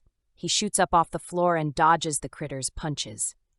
He tries to get up and back onto the root slide, but other little critters have formed a circle around them, blocking their way. Jack jumps backward time and again, dodging punch after punch. Mary watches on in shock. A little critter next to Mary tugs at her hand, cooing excitedly. It gazes up at her with pleading eyes, squeaking in a tiny voice as it taps its foot on an imaginary platform and gestures with an imaginary microphone. Mary shrugs her shoulders, unsure of what the little creature wants her to do. She says, "You want me to sing?" The little creature shakes its head no. It puts its fist in the air and delivers a few jabs, then pretends to talk into a microphone, boxes some more, and then resumes talking into the imaginary device. A few critters assemble themselves into a platform for Mary to stand on. It dawns on Mary that they want her to announce a boxing match. She stands on the little critters and clears her throat. She begins to speak in a booming, exaggerated voice, causing the little critters to fall silent. The critters pull their buddy into one corner, while others pull Jack into the opposite corner, holding him still despite his visible protest. The critters jeer and shout. A big critter preens the would-be fighter by licking his paws and massaging the critter on his back and neck. Jack, on the other side, is not treated quite so kindly. The critters holding him in the opposite corner spit on his cheeks and turn his head about to see the completed circular ring of critter bodies. Ladies and gentlemen, welcome to the main event of the evening. In this corner, weighing in at a svelte 2.5 ounces, we have the challenger, the critter with quick paws and even quicker wit. And in the other corner, weighing in at a not-so-svelte 150 pounds, we have the man who doesn't know that slides are for sliding, Jack the human. The critters in the audience start cheering and clapping their tiny paws together in excitement for the big match. Mary rings an imaginary bell and says, "Ding!" The little critter in the ring charges at Jack, punching at him with a fury of fists that Jack does his best to avoid. "Mary, what are you doing?" Jack laughs. "I'm not fighting this thing." Mary shrugs her shoulders. "I'm just giving the people what they want, Jack. I aim to please." Jack continues to dodge and weave, refusing to fight the little critter. The crowd starts to hiss and boo, some even showing their razor-sharp teeth. And the crowd grows restless as Jack the human refuses to fight. Mary adds with a note of warning, "If Jack doesn't fight soon, who knows what the crowd will do?" The critters begin throwing jabs in the air and grinding their sharp teeth. Jack fake steps left and jabs right. It smacks the little critter in the face, sending him flying into the circular wall of critters. The crowd goes silent for a moment, then bursts into a round of applause and screams. Their little boxing mitt hands clap together, making lots of little thumping noises. The little critter picks himself up and dusts himself off, looking madder than ever. "Well, let me tell you folks, Jack the human might think he's a tough guy, but this little critter right here ain't going down without a fight," she exclaims. The little critter starts punching a fist of fury into Jack's legs and stomach, his body vibrating like a jackhammer as he absorbs the blows. This varmint is throwing punches like it's got something to prove, and Jack's trying to hang on like a 1L egged man in a butt-kicking contest. Critters in the audience circle closer around Jack, throwing punches at him from all sides. Jack gets hit from all sides and is getting winded. Mary exclaims, "Jack's taking more hits than a piñata at a birthday party. He's got to come back with a haymaker, or he's going to be out for the count." Jack steps back, feigning exhaustion, before he gathers all of his energy and unleashes a vicious uppercut that sends his opponent flying into the air. Its shrill coo creates a deafening silence as it soars upward. Everyone watches in shock as the critter hurtles toward the tunnel ceiling and hits it with a resounding thud. Critters scatter as bits of debris from the shaken ceiling and the fighter fall to the ground. The crowd gathers around their fallen comrade and a baby critter pokes at him with a tiny paw. The fighter lifts one of its paws and waves an imaginary white flag back and forth. Mary takes a deep breath, then quips, "Looks like that critter went from featherweight to paperweight in one solitary punch." She chuckles to herself as the crowd erupts with laughter and applause. The critters lift Jack and Mary up in the air with their mitts. They float on a sea of critters like a couple of rock stars crowd surfing at a punk rock show. Jack grins, feeling a rush of adrenaline as he basks in a momentary bit of glorious victory. After a few moments, the critters set him and Mary down and go their separate ways through the tunnel's system. Two critters take hold of the defeated fighter, each grasping onto one of his paws. With his arms outstretched and his body limp, they drag him away across the floor. "You really did a number on him," Mary says. "Geez, I feel kind of bad. Not like I really had a choice, though." "Yeah, I mean, we could have tried to run, but there were so many of them. I don't think we would have made it." They jump up to and ascend the same route slide as before. Mary thinks about how fun it is being a human, being able to feel everything in such a tactile way. Jack thinks about his day as well, and recalls the melting girl and her ferocious dog, the butterfly he rode, and the bug he killed. He ponders his desire for companionship, which manifested itself in a spaceship capable of exploration, adventure, and intelligence, which ultimately became Mary. He can't help but feel fond of her despite their limited time together. Yet, despite the fun times and companionship, the little person haunts his thoughts.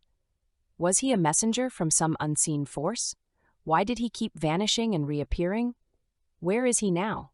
The tunnel gradually widens, and they eventually reach the base of the mushroom. They dig their way up the center of the mushroom and out the side, emerging in the familiar mushroom tree forest. Jack remarks, "We didn't travel far. There's the mushroom we came in over there. At least the beast is gone." "I really need something to eat," Mary says. "Let's look for food," Jack says.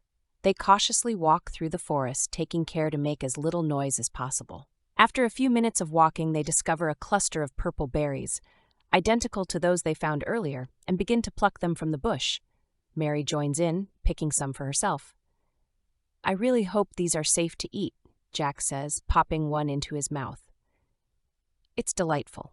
The texture resembles passion fruit, while the flavor combines passion fruit and pineapple. Purple seeds within the fruit are easily chewed, offering a surprising chocolatey crunch. To their astonishment, berries start detaching from the bush, only to vanish in midair. The remaining berries on the bush are rapidly consumed in this manner. "That's weird. At least we got to try some of them," Mary remarks. "They are quite delicious. My first food as a human. I'm hooked. I need more." "What was that?" Jack asks her. His world begins to twist and turn. The colors of the green trees and brown mushrooms meld together. Mushroom and trees transform and warp into different shapes. He blinks, struggling to comprehend his surroundings. Tiny colorful bubbles materialize in the air. He reaches out to touch one, and when he does, it bursts, exuding a sweet fragrance. The aroma evokes a deep-seated sense of familiarity and comfort, but he cannot identify its source. He feels weightless, akin to a feather on the breeze. In that fleeting moment, Jack forgets everything that has transpired. He forgets about Mary, the bizarre world they inhabit, and all the events leading up to this point. He feels himself emerging tall, his mushroom roots embedding firmly in the soil. He stretches toward the sky, yearning for more energy and light. Swiftly and skillfully, he navigates the winding forest, propelled by the force of gravity. A faint voice calls out to him, "Jack! Jack!" Jack's face wriggles around the yellow moss in the base of the mushroom tree. "Huh?" he says. "What is it?" "Jack, what are you doing?" Mary inquires. "What? Oh, I don't know," he answers, appearing disoriented. "You don't remember what happened?" Mary questions. "No, I remember. I just don't exactly understand what happened or how to describe it. The world stopped being itself.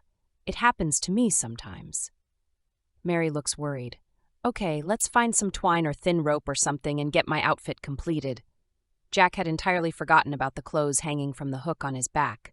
Had they survived all the sliding and fighting? He examines them and finds the silver jumpsuit had protected them from damage the entire time, enveloping them in a thin layer of fabric.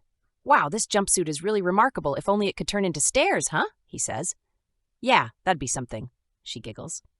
Mary leads the way, setting out to find some twine or rope. As they walk, the scenery around them becomes increasingly strange. Trees, with trunks as thick as a human, is tall, grow upside down.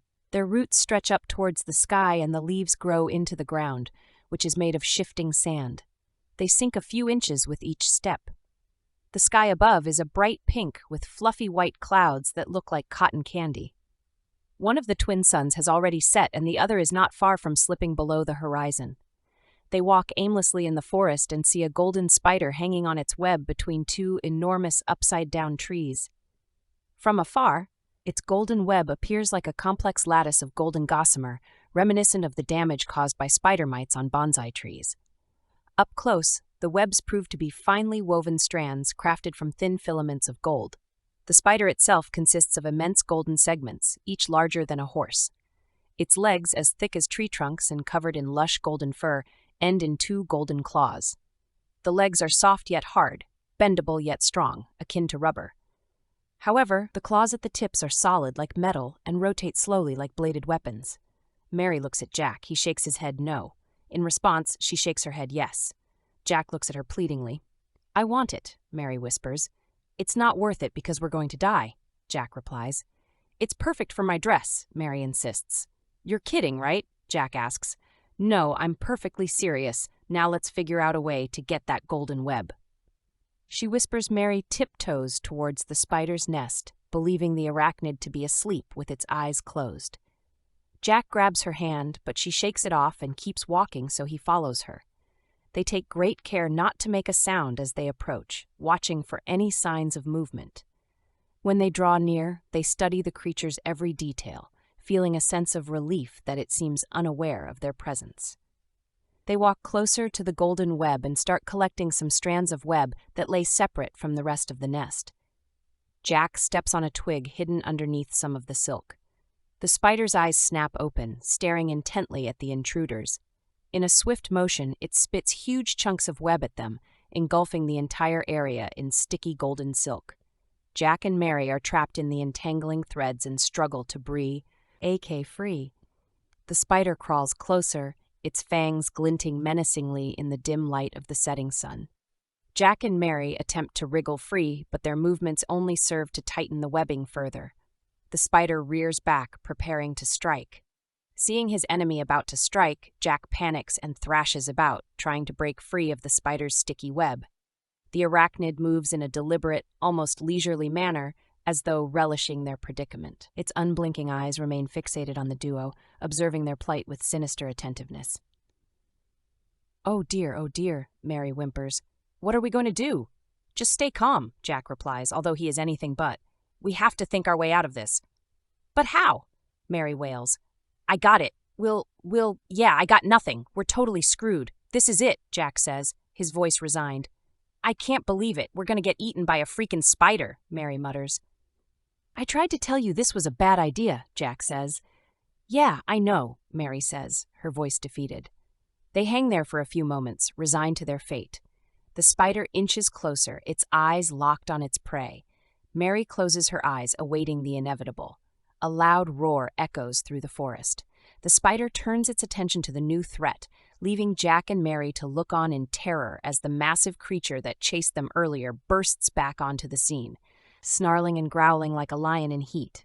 Its fur, black as midnight and matted with dirt and grime, contrasts sharply with the golden spider. Its lamp-like yellow eyes survey the situation, sizing up the spider and determining if it can steal its prey. The spider and monster engage in battle, their bodies moving with incredible speed. Jack and Mary watch in awe as the two creatures clash, their movements creating a blur of fur and silk.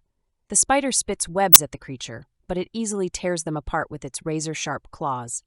The spider raises a spindly leg and slashes at the creature with its golden claw, leaving a giant red gash on its furry body. The monster yells in pain and swipes a paw at the spider, but misses, and instead hits the web, causing Mary and Jack to tumble to the ground. "Quick, Jack, grab the web," Mary says. "Are you out of your mind?" Jack exclaims. "We almost got eaten by a monster and you want to collect some spider web? This is a terrible idea." "I want to make a dress out of it," Mary insists. "It'll look fabulous." "Fabulous? We almost got killed and you're worried about a dress?" Jack shakes his head in disbelief. "You know what? I'm done. I'm out of here." Jack turns to run, but his foot catches in some stray bits of spiderweb and he stumbles, falling face first into the sticky strands. Mary giggles as she picks up a clump of the web and stuffs it into the back of Jack's jumpsuit. "Hurry up, Jack. Get some web." "It's free," Mary says. "Free? It's not free. We almost got eaten," Jack grumbles as he reluctantly gathers some web on the ground. This is ridiculous.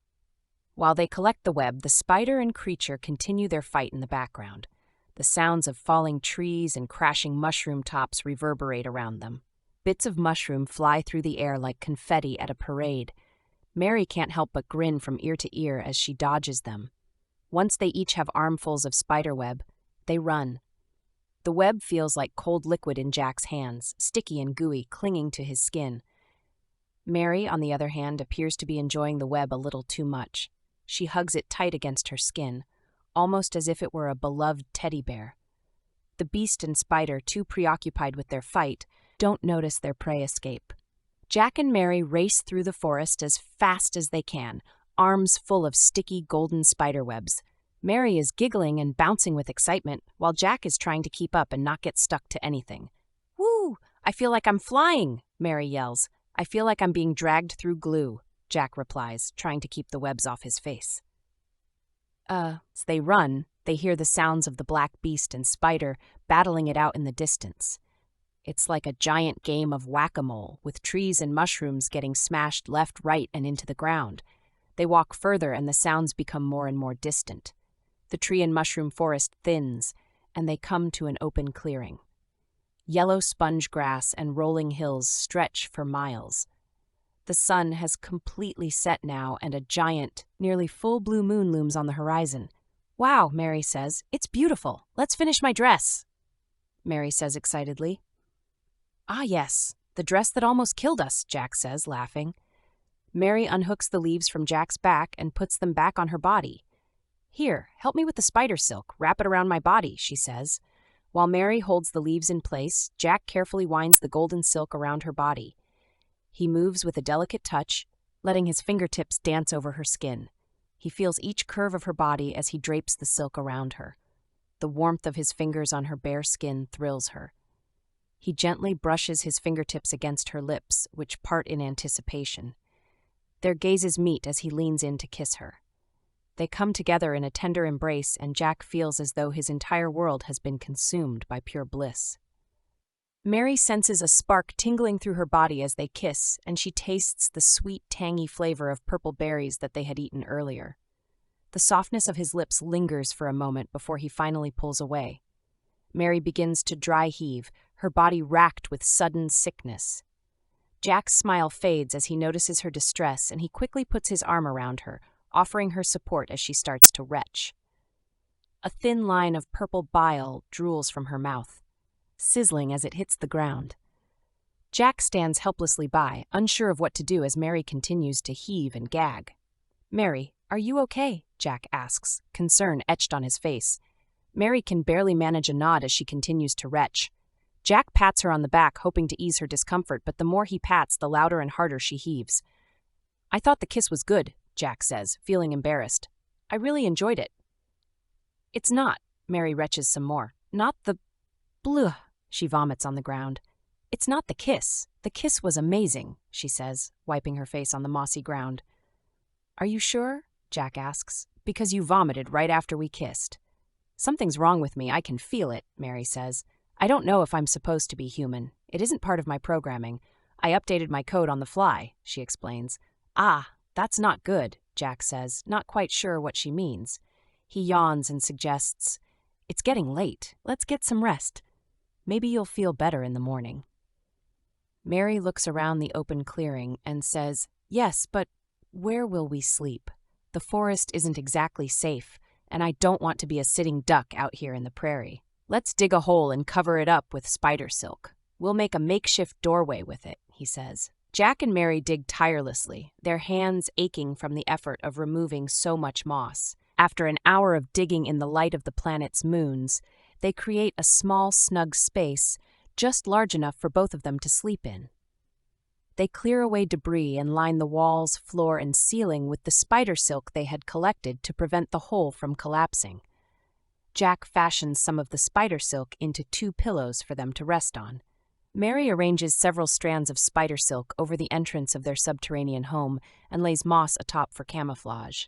Settling into their spider silk beds, padded with moss to prevent sticking, they hold each other close before drifting off into peaceful sleep. Chapter 7. Back again. The little person reaches for and puts his hand on Jack's shoulder. "It's over, Jack," he says. Sitting up in bed, Jack scans the room while beams of sunlight filter through the morning window. He rubs his eyes and observes his surroundings, which feel unfamiliar, despite the familiar decor. His eclectic bedroom showcases a mix of modern and vintage furniture, including his large 4-poster bed adorned with a tie-dye bed cover. Deep blue walls contrast with vibrant pink and orange abstract paintings. A sleek, modern desk occupies one corner and an antique armoire stands in another. Cluttered desk and dresser tops display various oddities such as vintage clocks, a lava lamp, and an old-fashioned record player. Amidst this environment, Jack's gaze locks onto the little person, the only thing that should be out of place yet feels most familiar. "You? What are you doing here?" Jack asks. "Like I said, it's over, Jack. The business, the money, it's all gone," the little person says. "What are you talking about? What happened to Mary? Bring me back to Mary right now," Jack shouts. The little person recoils in fear and confusion. "Mary? I don't know any Mary. Jack, the business went under last night." Jack seizes the little person by the collar of his green t-shirt. His hands tremble, and his knuckles turn white as he grips the fabric. In a low, shaking voice, Jack warns, "Listen, I don't have time for any of your games or nonsense. Bring me back to Mary right now, or I'll beat you into oblivion." The little person looks extremely confused. "Clearly, I picked a bad time to come here and give you the news. I thought as your business partner, I should be the first to tell the business is bankrupt. Clearly, I've made a mistake. You seem very angry, and I want to do everything I can to help you," the little person says. "Help me? That's a laugh. You haven't done anything to help me. My whole life has been nothing but weird since I met you," he says. "I'm sorry you feel that way," the little person says, his head hanging and his shoulders slumping in defeat. Jack releases him and the small man crumples to the ground against the wall. He appears drained of all strength, limbs hanging limply at his sides, his eyes empty. "I'm not supposed to be here," Jack shouts. "I don't even know who you are." "Oh no, not again," the little person mutters. Time comes to a near standstill. As the little person blinks, his eyelids move in slow motion. What once took seconds now stretches into minutes. Jack attempts to get out of bed and walk around, but he's seemingly frozen in this altered space-time. He attempts to call for help, but his lips barely move. Fortunately, he can stop trying to yell, and it only takes a few moments to return to normality.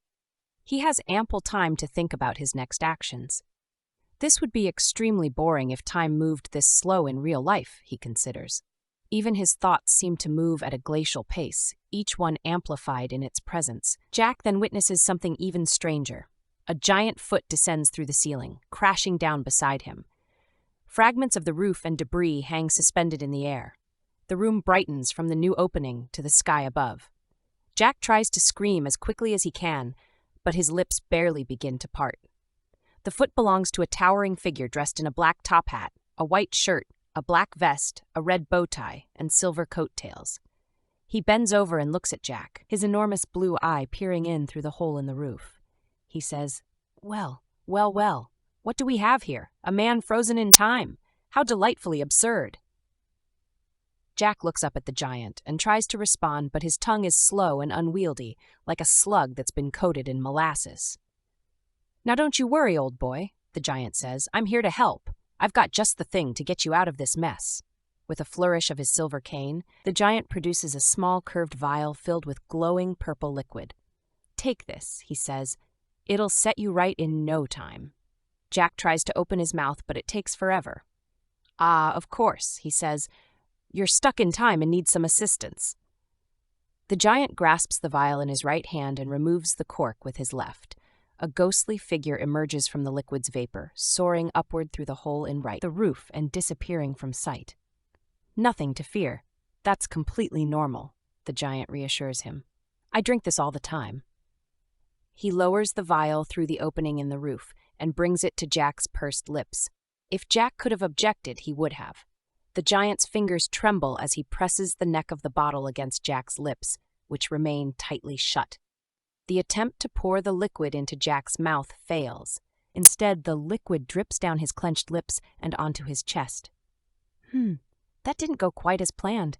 Let's try something else." The giant proceeds to pour the purple liquid all over Jack's head. The giant waits for a few seconds for Jack to move about, but Jack remains as rigid as petrified wood.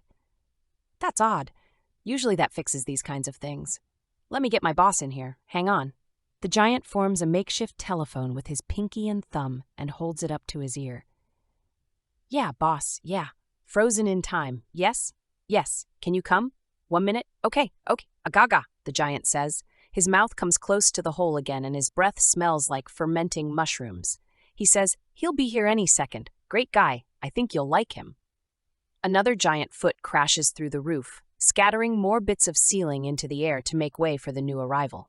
This foot is hideous, with thick black grime beneath thick, jagged toenails. The hideous foot's owner is dressed in rags and appears filthy from head to toe. "I've got just the trick," he says in a scraggly voice. He pulls out a vial of green liquid from his raggedy shorts and uncorks it. "Ooh, the green stuff. Are you sure, boss?" "That stuff's intense," the giant says. The raggedy giant lowers the vial to his foot. "Oh, I'm sure," he says with a sly grin. The giant holds the green vial of liquid in between his toes and claims, "I've got more balance in me toes," and brings his repulsive black, crusty toenails close to Jack's face. The approaching vial emits a terrible smell both from the giant's toenails and the liquid. It reeks of rancid coffee breath mixed with the odor of a decaying horse. Jack attempts to shake his head no, but he remains frozen. The raggedy giant begins to tip the vial with his foot, allowing his toenails to brush against Jack's face. Overwhelmed, Jack passes out, and his world turns black. He feels himself falling through an endless void.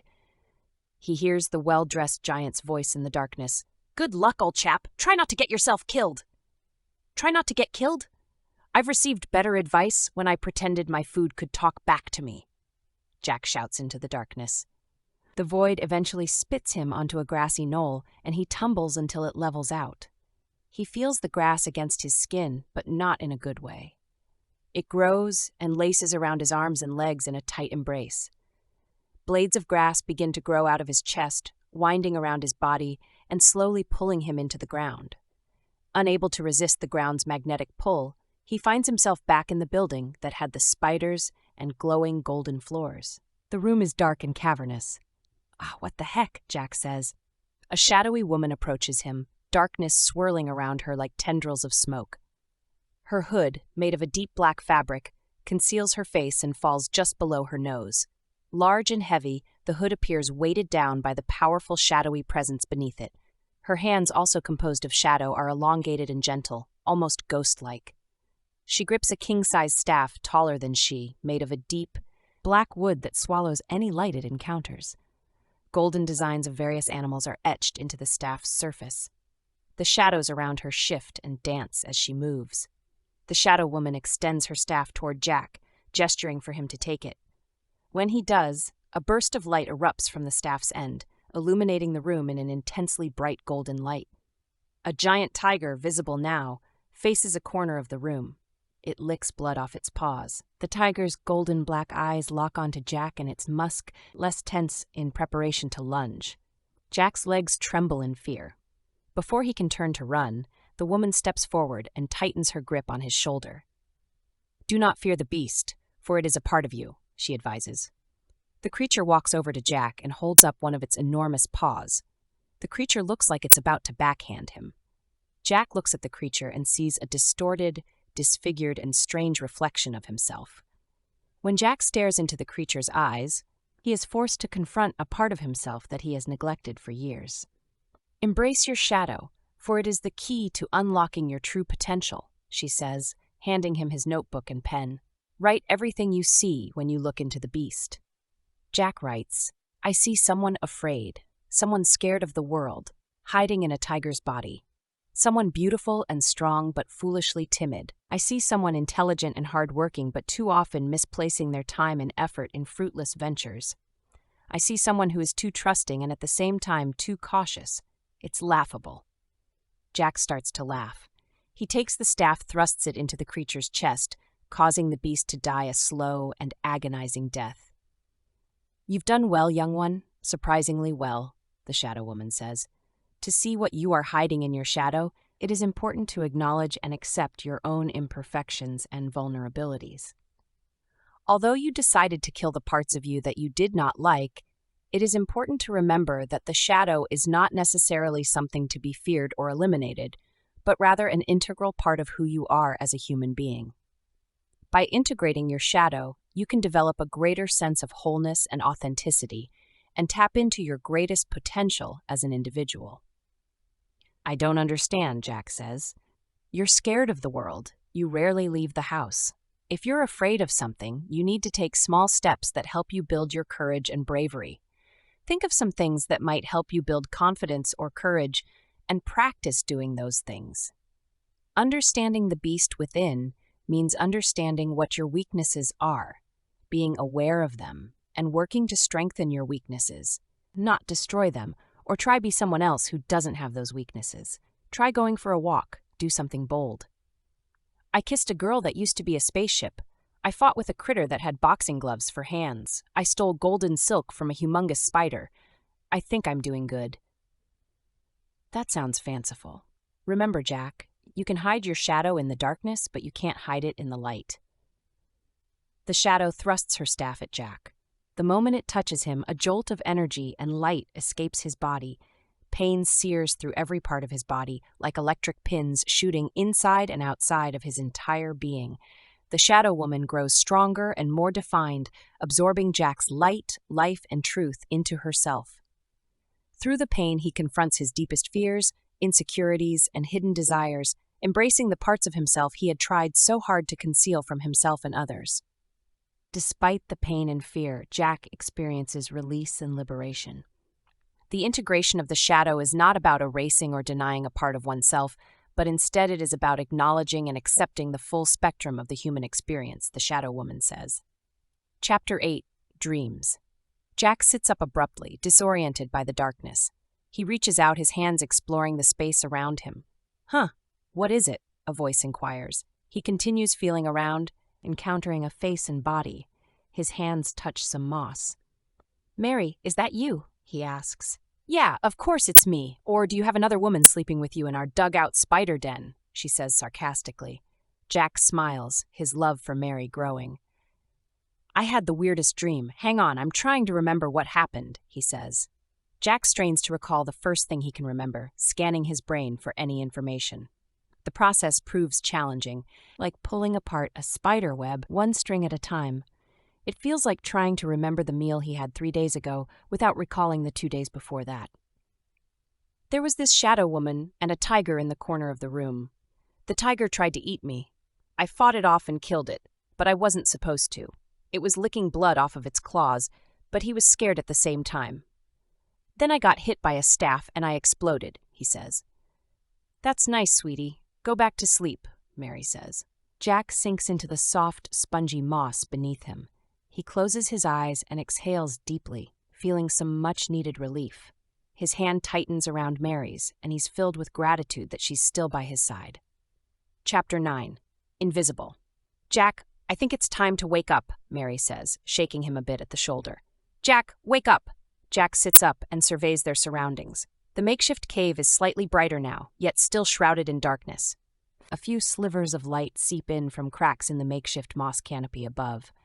Mary starts to dry heave and vomits on the ground. "Ah, I can't move," she says. You can't move? Jack asks. I can't move, she says, panicking. Is this supposed to happen to humans? I don't think so, Jack replies. Did your legs fall asleep? That happens to me sometimes. Pins and needles galore. No, it doesn't feel like pins or needles. My legs aren't moving at all. I can swivel my hips and move my hands, though, Mary says, crawling around on the floor like a zombie. Yikes, Jack says. Let's get you in the sun. Jack punches through the makeshift moss cover, sending it flying upward as he pokes his head out. The world around him is calm, peaceful, and quiet. Twin suns hang gloriously in the bright purple sky, casting an electric contrast against the bright yellow moss, especially at the horizon line. Little yellow hills of moss dot the landscape in every direction. Boy, sure is beautiful, Jack exclaims as he pops back underground to help Mary. He lifts her up and out of the hole, and she grabs onto the ground around her, dragging herself out as Jack hoists her legs further upward. Grunting, she climbs out of the hole, and Jack follows suit, using the strength of his hands and legs. Remind me to build a ladder next time, Jack says. All right, enough kidding around. Pop, you got a manual or something in there that we can take a look at? No, I don't have a manual, Jack. This is it. This is all I got. Me, myself, and I give it all to you. Wow, that's a lot of pressure, Mary. Especially right now when I feel helpless because I have no idea how to fix you. I'll be okay no matter what happens. I'm just hungry, and I'm sure you are too. Let's go, she says, pulling herself along the ground with her hands. Mary, I'm not sure that's such a good idea because there's all sorts of beasts and dangers out there in the forest. Let's see if this moss is edible. Jack picks up a bit and tries to chew it. Yep, it's like chewing on a lumpy pillow, he says. Mary rolls her eyes. I could have told you it's not edible, you meathead. Or should I say mosshead? Pardon me for not being a botanist, or should I say Satanist, Jack retorts. I am not a Satanist. I believe in Heavenly Father and Jesus Christ, she replies with conviction. Shh, whatever, Jack replies. Come on, let's hurry. I think an elephant is dying in my stomach. Listen, she says, her stomach grumbling, gurgling, and growling. She pulls herself along the ground, inching her way to the forest. Really, Mary, I don't think you should come along to get breakfast in your condition, he says. She ignores him and continues inching her way to the forest edge, pulling herself along the ground like a worm. Yeah, no, I'm taking you back to the hole where you'll be safe, Jack says. I already lost you last night. I'm not losing you again. He picks her up off the ground. She hits him a couple times but realizes it's useless, so she gives up. He drops her back into the hole. She scowls at him. What am I, a gopher? Is there anything else I can tell the bugs jumpsuit to do besides hold clothes that I should know about, he asks. Yeah, Jack, okay, stand on one leg, she says, watching Jack stand on one leg. Good, now jump up and down. He jumps up and down. Great, now say I'm a happy turtlefish 3 times. I'm a happy turtlefish. I'm a happy turtlefish. I'm a happy turtlefish, Jack repeats while hopping on one leg. Mary bursts into laughter. You look so stupid, Jack. Jack stares at Mary, who's doubled over in laughter. What's so funny, he asks. Mary erupts into laughter, struggling to speak between gasps of air. You actually did it, you gullible doofus, she manages to say. Jack glances down at himself, still standing on one leg and bouncing up and down. What? This? I'm just stretching my hamstrings. Mary shakes her head. Sure, Jack, whatever you say. You know, you're such an easy target sometimes. It's like you have a sign on your forehead that says, prank me. Jack glares at her. I didn't know you could be so cruel. Mary wipes away a tear. Oh, come on, Jack. It was just a harmless joke. Lighten up a little. Jack sighs. Fine, but you remember, revenge is a dish best served cold. Mary raises an eyebrow. And you better remember that revenge is a double-edged sword. Jack grins. So, revenge is a double-edged sword that's best served cold? Jack asks. Mary says, actually, I think it's that a double-edged sword does the most damage when it's cold. Jack says, No, that can't be it. I think it's that a cold dish is not very tasty when it has a double-edged sword in it. They both nod their heads in agreement. Enough banter, my pretty lass. Off into the forest I go, hunting for food with my double-edged sword. Jack raises an imaginary sword in the air, trotting off into the forest like a knight on an imaginary horse. We're dead. We're definitely dead, Mary says with a sigh. She adjusts the moss pillow to her liking and closes her eyes, smiling all the same. Jack trots playfully to the edge of the forest when something brushes past his arm. He looks down and notices the moss moving and depressing without wind or visible cause. "Hello?" Jack says, but nothing responds. His playfulness wanes as he reaches the forest's edge. He searches for berries or food of any kind, but finds none. Venturing deeper into the forest, Jack moves quietly and cautiously to avoid alerting potential predators to his presence. He spots an upside-down tree covered in snake vines that zigzag along its surface with green fruits hanging from the zigzagging snake vines. Risky but worth the risk, he thinks. Slowly and carefully, Jack approaches the snake vine, reaching out to touch it. The vine continues its snaking motion, seemingly unaware of Jack. He plucks a fruit, half expecting an attack, but nothing happens. Peeling the fruit open, he finds its texture similar to an orange, but it tastes sour like a lemon. Not great, he thinks. Jack scans his surroundings for other food options, but only sees mushroom trees, regular trees, upside-down trees, and some brush. I'd try eating the mushroom trees, but Mary's right, they could be poisonous, he thinks. Walking straight to avoid getting lost, Jack arrives at a clearing with a brook and wild berry bushes. Resembling blueberries, they burst with flavor as he samples them. Delicious, he thinks. He gathers as many of the berries in his hand and wishes he had brought a basket. Then he remembers he can use his jumpsuit to hold stuff. He drops the berries behind his back, and the berries fall to the ground. "Jumpsuit, hold these berries," he whispers, picking them up off the ground and trying again. The jumpsuit forms a thin and deep bowl on his chest. Jack picks all the berries he can find and drops them into the bowl.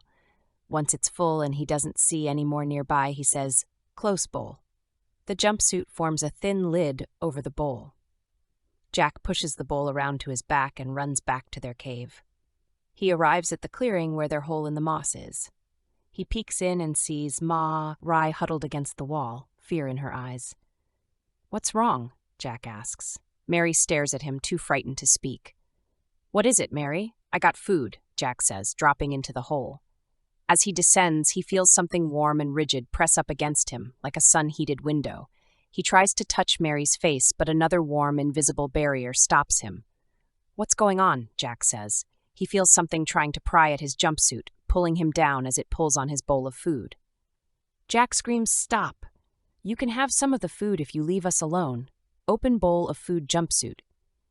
The jumpsuit's bowl opens and berries float out of the bowl and into the air, then disappear. About half of the berries disappear. Jack feels some warm glass press up against his cheek. "Grok, grok," they hear. "Jack, they held my mouth in place. I couldn't talk," she says. "Can you walk now?" he asks. "No, my legs still don't work, but I don't think that was them. They came after you left. You left the hole open like a dum-dum. That was a dumb thing to do, Jack." "Oh, shoot. I thought you'd be safe since it's daytime and all. I didn't think about it," he says. "That's right. You didn't think about it. That's why it was such a dumb move, because you didn't think," she says somewhat angrily. "Okay, sorry, sheesh," he says. "Grok!" they hear again. Then they hear some static noises, like someone tuning an old radio back and forth between channels. "No, wait, I think this is in their language. Can you hear me?" a male voice asks in a polite and conversant tone. "Yes, we can hear you," Jack and Mary say at the same time. "Ah, most excellent. My name is, well, it's not pronounceable in your language. You can call me, what's a good name here? You can call me Geefbus." "Yes, Geefbus. That's a good name. We want to thank you for the delicious berries, and we're sorry to scare you, but Mary, you started to scream and we were worried the dangerous would start to come." Mary's face flushes a bit. "Your hole was something new to us in this land, so we had to explore it. You are both new to us as well, and your behavior is most curious. Do you have some time to answer some questions?" Jack says. "Yeah, I suppose so. What do you think, Mary?" "Yeah, I think we could answer some questions," Mary says. The invisible creature continues. "First you landed here on a spaceship, and then you turned into a girl. How did this happen?" Mary blushes at this one. "I wanted to be closer to Jack. As soon as I made up my mind this is what I wanted, it happened. I don't really know how." The being continues. "What about you, Jack? What's your story?" "My story?" he asks. "Yes, your story. Your life story," he replies. "Oh, my story, my life story. I was born to goodly parents, my days being long in the land. I grew up, kept working, made some money, did some stuff I'm not proud of, did some stuff I am proud of, wish I did more of the latter. Let's see, I learned from my mistakes, I grew as a person, as a spirit, I learned stuff. Then life got stale, and I found myself here with Mary, who I love and care about very much. I'm really worried about her right now, she's sick. Interesting life story. We want to hear more. Start from the beginning, from when you were born, and tell us everything you remember, he replies. That could take a while, Jack says. I'm a bit too worried about Mary at the moment. Maybe when she gets healthier I could do that. We are aware of her illness and the disgusting purple bile and the vomit and her inoperable legs, he says. She is a spaceship after all, not a girl, another one replies, this voice rather feminine in nature. I'm not a spaceship, I'm a girl. Mary says defensively. Ah, well, your nature is of a spaceship, your form is of a girl. It is tough to try to be something we are not, very difficult and can be damaging, the feminine voice replies. Jack's brain ignites like a bonfire as he processes the words so brutally thrust upon him. Thoughts burn and scatter around the dark room. Qui et, he screams. Are you going to help us or not? He asks. A silent stillness fills the room like an ice rock moving around the ground on Pluto. Did they leave? Mary wonders, looking at Jack. I think you scared them away. Jack moves his hands about and feels glass, but it's icy cold now, so much that it's almost painful. Ah, no, they are still here. I do apologize for my outburst. That happens to humans sometimes. It's part of our faulty nature, something we try to correct for, he says. The silence continues. Jack reaches out to try to connect with the creatures in some way. He feels around on the glass, trying to understand the creature's form. You just grabbed my, what you would call testicles, the male voice says. Oh, I'm so sorry, Jack says, his face turning bright red. Kidding, he says. We can't help you, but we know of someone who can. It's a bit of a walk. Jack, you'll need to carry her for several miles, a feminine voice says. The spacesuit can carry me. I won't be any burden, Mary says. You're not any kind of burden, Mary. I'll carry you until I can't, and then we'll use the jumpsuit, he says. I love you, Jack, she says. Chapter 10. The Spaceship. Invisible creatures guide Jack and Mary through the dense foliage of the forest. Jack carries Mary in his arms, her legs hanging lifelessly as he walks. He observes square footprints on the ground, estimating there are between 8 to 10 sets, though it's difficult to be certain. Why are so many of you accompanying us? Jack inquires. A necessary precaution, a young male voice responds. Many predators in the forest have adapted to detect us through temperature rather than light.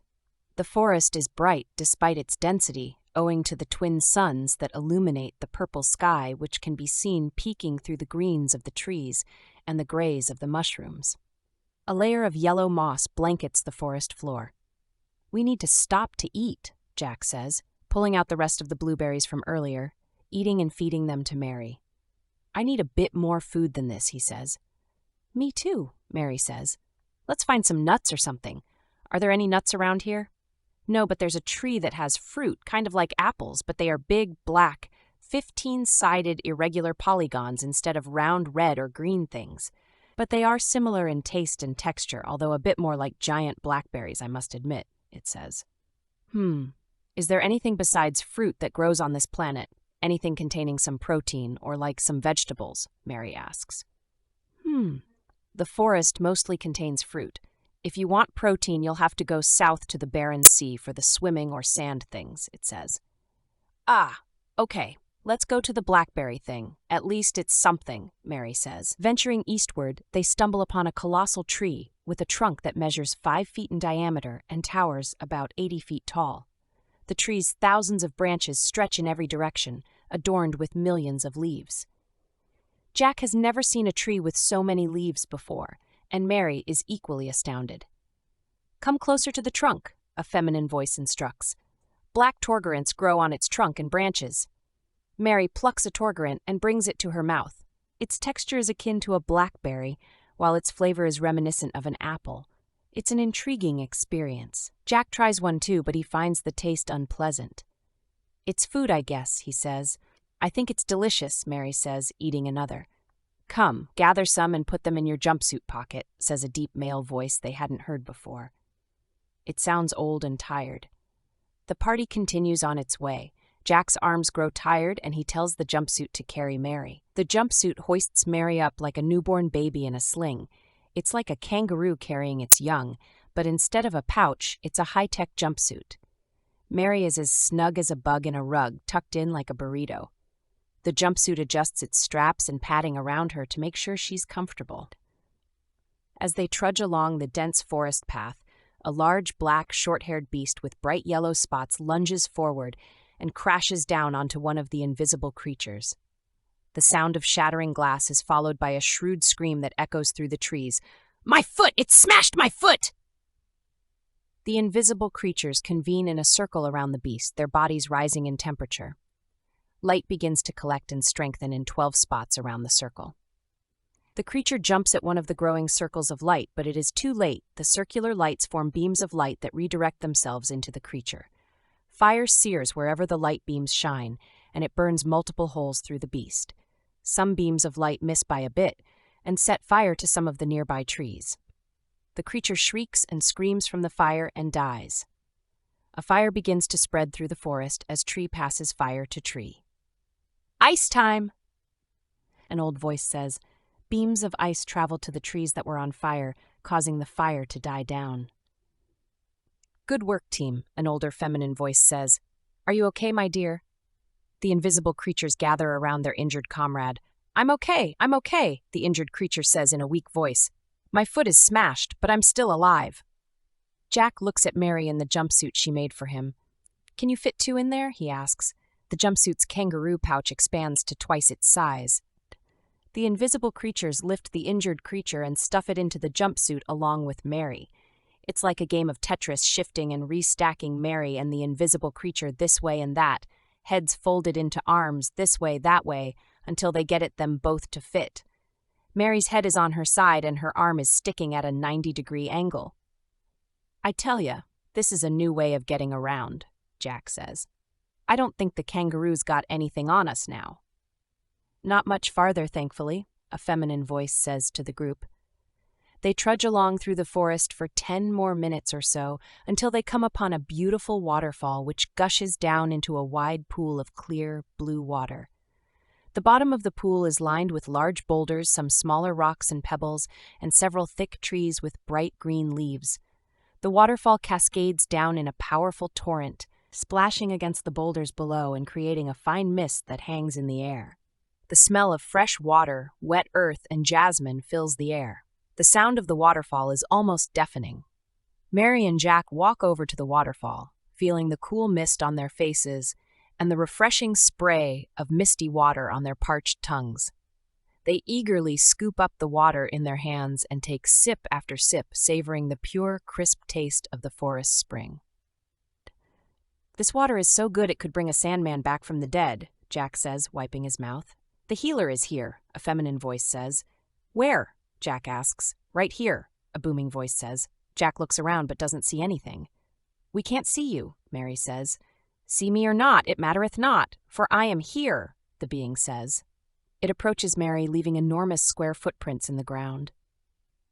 The creature is much larger than the others, and its footprints sink deeper and wider into the moss than any before it. "Ah, yes, here's the problem," it says. "Your foot has been smashed. There, all better." The invisible creature hops out of the kangaroo pouch. "Yay, thanks," it says in a squeaky voice. Jack frowns and looks at Mary. She waits patiently. "And you, let me look at you. Come out of that pouch, please," it says. Jack pulls Mary out of the pouch and sets her down on the ground. A human here. Didn't expect to see your species for another 1,000,000,000,000 years or so. Wow, you're way out here," it says. The being examines Mary closely, scanning her from head to toe. "I'm afraid the solution for your ailment lies on another planet," the being says in a deep, resonant voice. Anxiety replaces Mary's calm demeanor. She turns to Jack, realizing that they have come so far already, and wonders if he'll go any farther. "What planet?" Jack asks. "It's called Valtor, and it's a treacherous journey to get there. But I can help you, if you're willing to take the risk," the being says. Mary nods, a sense of determination rising within her. She had come too far to give up now. Jack nods his head as well. The invisible creature bounces up and down, the yellow moss beneath it taking an enormous beating. The invisible being leads them down a hill to a small pond, its enormous footprints creating a clear path to follow. A large rubber duck is floating in the river that forms at the mouth of the pond. "This is your ride to Valtor," the being says, gesturing at the rubber duck with invisible square hands. Mary and Jack exchange a look of confusion and disbelief. "A rubber duck?" Mary asks. "Yes, it's the only way to get there. It's a magical rubber duck, capable of navigating the treacherous space between this planet and Valtor," the being explains. "Is this a joke?" Jack asks, failing to understand the reality of the rubber duck quacking before him. "Oh no, it's no joke. This is a marvelous rubber duck," the being says. It picks them up and puts them on the rubber duck. "I hope this thing has a good GPS," Jack says nervously, gripping the sides of the rubber duck tightly. "Quack, quack, hold on tight," the rubber duck says. "Wait!" Jack screams, "We're humans. We can't breathe the air in space. We're going to die." "Don't be silly," the rubber duck says. "I've got so much air for you in my tummy." Two little air spigots pop up near Jack and Mary. Jack tests it by taking a breath. It's like breathing in the stale air of a pumped-up beach ball that sat all winter long. "Wow," Jack says as he wheezes out the air. "Can we freshen up your air a bit before we take off?" "No time," the rubber duck says as it blasts off into outer space, leaving the forest and planet behind them like a speck of dust in the rearview mirror. Jack starts to freeze as they reach higher temperatures, the oxygen thinning. "Rubber duck, I'm getting very cold. We're going to die," he says, clutching a frozen Mary with chattering teeth. "Quack, quack, no one's dying on my watch," it says, creating a bubble around them. "Silly humans, never taking us rubber ducks seriously. One of the gravest faults of your kind, you know." Jack brings his finger to the edge of the bubble, being quite tempted to push his finger through the bubble and pop it. "Quack, quack, put your finger back, Jack, unless you want to die a quick and painful death," he screams. "Quack, quack." Jack quickly puts his finger down. Mary shoots him a concerned look and holds his hands. The rubber duck says, "Hey, speaking of rubber ducks, a rubber duck, a piece of toilet paper, and a teddy bear walk into a bar." The bartender looks up and says, "I'm sorry, but we don't serve your kind here." And the rubber duck says, "Why not? We're clean, soft, and adorable." You want to know what isn't funny? The fact that we're flying through outer space and the only thing that's protecting us from life and death is a fragile bubble, Jack remarks. Mary and the duck burst out laughing, but Jack doesn't think it's funny at all. "I said not funny," he says. "Oh, relax, Jack. It's called outer space for a reason. It's mostly space. It's not like we're going to bump into anything out here," Mary says. "I disagree, and here's why. Look." A giant asteroid hurtles towards them, nearly crashing into the duck. It misses them by mere inches. "Quack, that was a close one," the rubber duck says, gulping. "This job is more dangerous than when I worked as a bathroom attendant for a teething 7-month-old.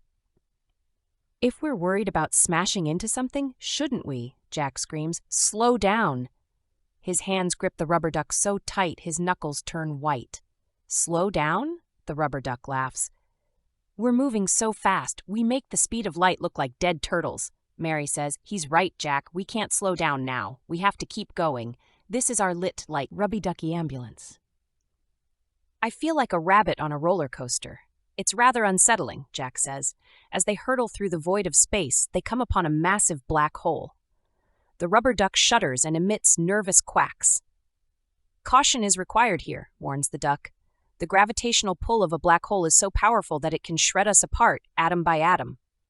Jack and Mary gaze in awe out the window as they observe the swirling vortex of the black hole growing larger and larger. The rubber duck strains against the force of the black hole, but the bubble surrounding Jack, Mary, and the duck holds steady. "We're getting too close, quack," cries the duck. In an instant, they are pulled into the event horizon of the black hole, a point of no return. As they enter the singularity of the black hole, a point of infinite density and gravity, the laws of physics break down. Jack and Mary experience a sensation of being stretched and compressed simultaneously, as though they are being pulled apart at the seams. The rubber duck struggles against the overwhelming forces, but its efforts appear futile. "Grasp onto anything you can," Mary shouts. My feathers are getting ruffled here, protests the rubber duck. You idiot, why are you flying so close to a black hole? Doesn't your GPS tell you to steer clear of this thing? Jack yells. Their bodies and the rubber duck stretch and contort in impossible ways before they are ejected out of the other side of the black hole. They spin around and around like a broken Ferris wheel before crashing onto a strange, alien planet. They lay in a heap on the duck. Quack, at least the bubble didn't pop. Quack, the rubber duck says before going flat and dying. Ooh, poor rubber ducky, Mary says. Panicking that their ride is destroyed, Jack says, Oh, I'm sure it's nothing. We'll just inflate him back to normal, see? He looks around for the inflatable tab, finds it, and opens it up. Puffing, the air he blows in leaks out of several holes in the duck. All right, we'll have to patch that up. Jack and Mary survey the new planet. A cliff is nearby, and Mary begins to drag herself to it. Come on, Mary, don't do that. Let me know where you want to go, and I'll carry you or use my jumpsuit, Jack says. All right, thank you. I want to go to the edge of the cliff and look over it, Mary says. Jack gathers Mary into his arms, cradling her gently. She feels his hands slide beneath her legs, securing her in his embrace. I'm not a baby, she remarks. Of course not. Why would you say that? He asks. No reason, she responds. Jack carries her to the edge of a nearby cliff. Gazing out at the unfamiliar terrain stretching before them, the cliff drops steeply, plunging about 50 feet down to the landscape below. Jack gently places Mary onto the ground. The sky is a deep shade of indigo, punctuated by swirling clouds of violet, light teal, and magenta. 2 moons hang in the sky, one large and one small. The large moon is a deep blue color with craters covering its surface like pockmarks. The smaller moon is a soft, translucent pink. They both hang low in the sky, almost touching the horizon.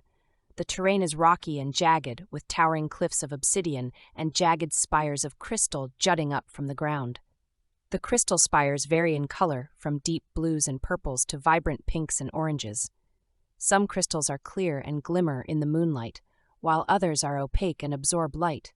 They sparkle like diamonds in the strange alien atmosphere. Flowers cluster in bunches across the ground, their petals, a myriad of colors, varying from cobalt blue to emerald green, deep purple to flaming orange. A few of the blooms have thin white tendrils that stretch towards the sky, as if reaching out to the orbiting moons overhead.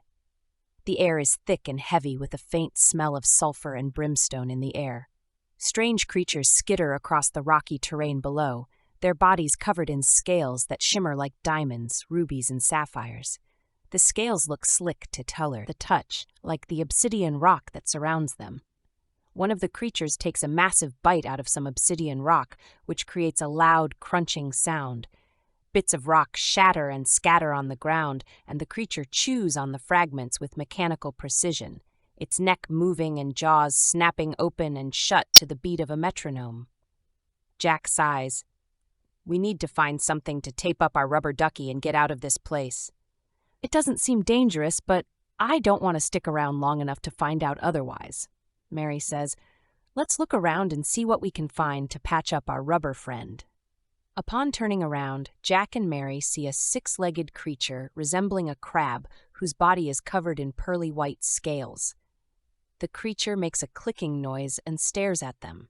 Its 6 legs move in perfect unison like a machine, with each step causing the legs to rotate clockwise, one leg following another in a perfectly syncopated rhythm.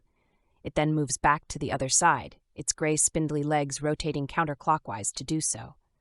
The creature scuttles back and forth in front of them in this manner. Puzzled by the lack of sound it makes as it moves, Jack examines its feet. They look like solid white spinning toy tops and are soft and spongy. The creature makes some more clicking noises with its crab-like arms and claws.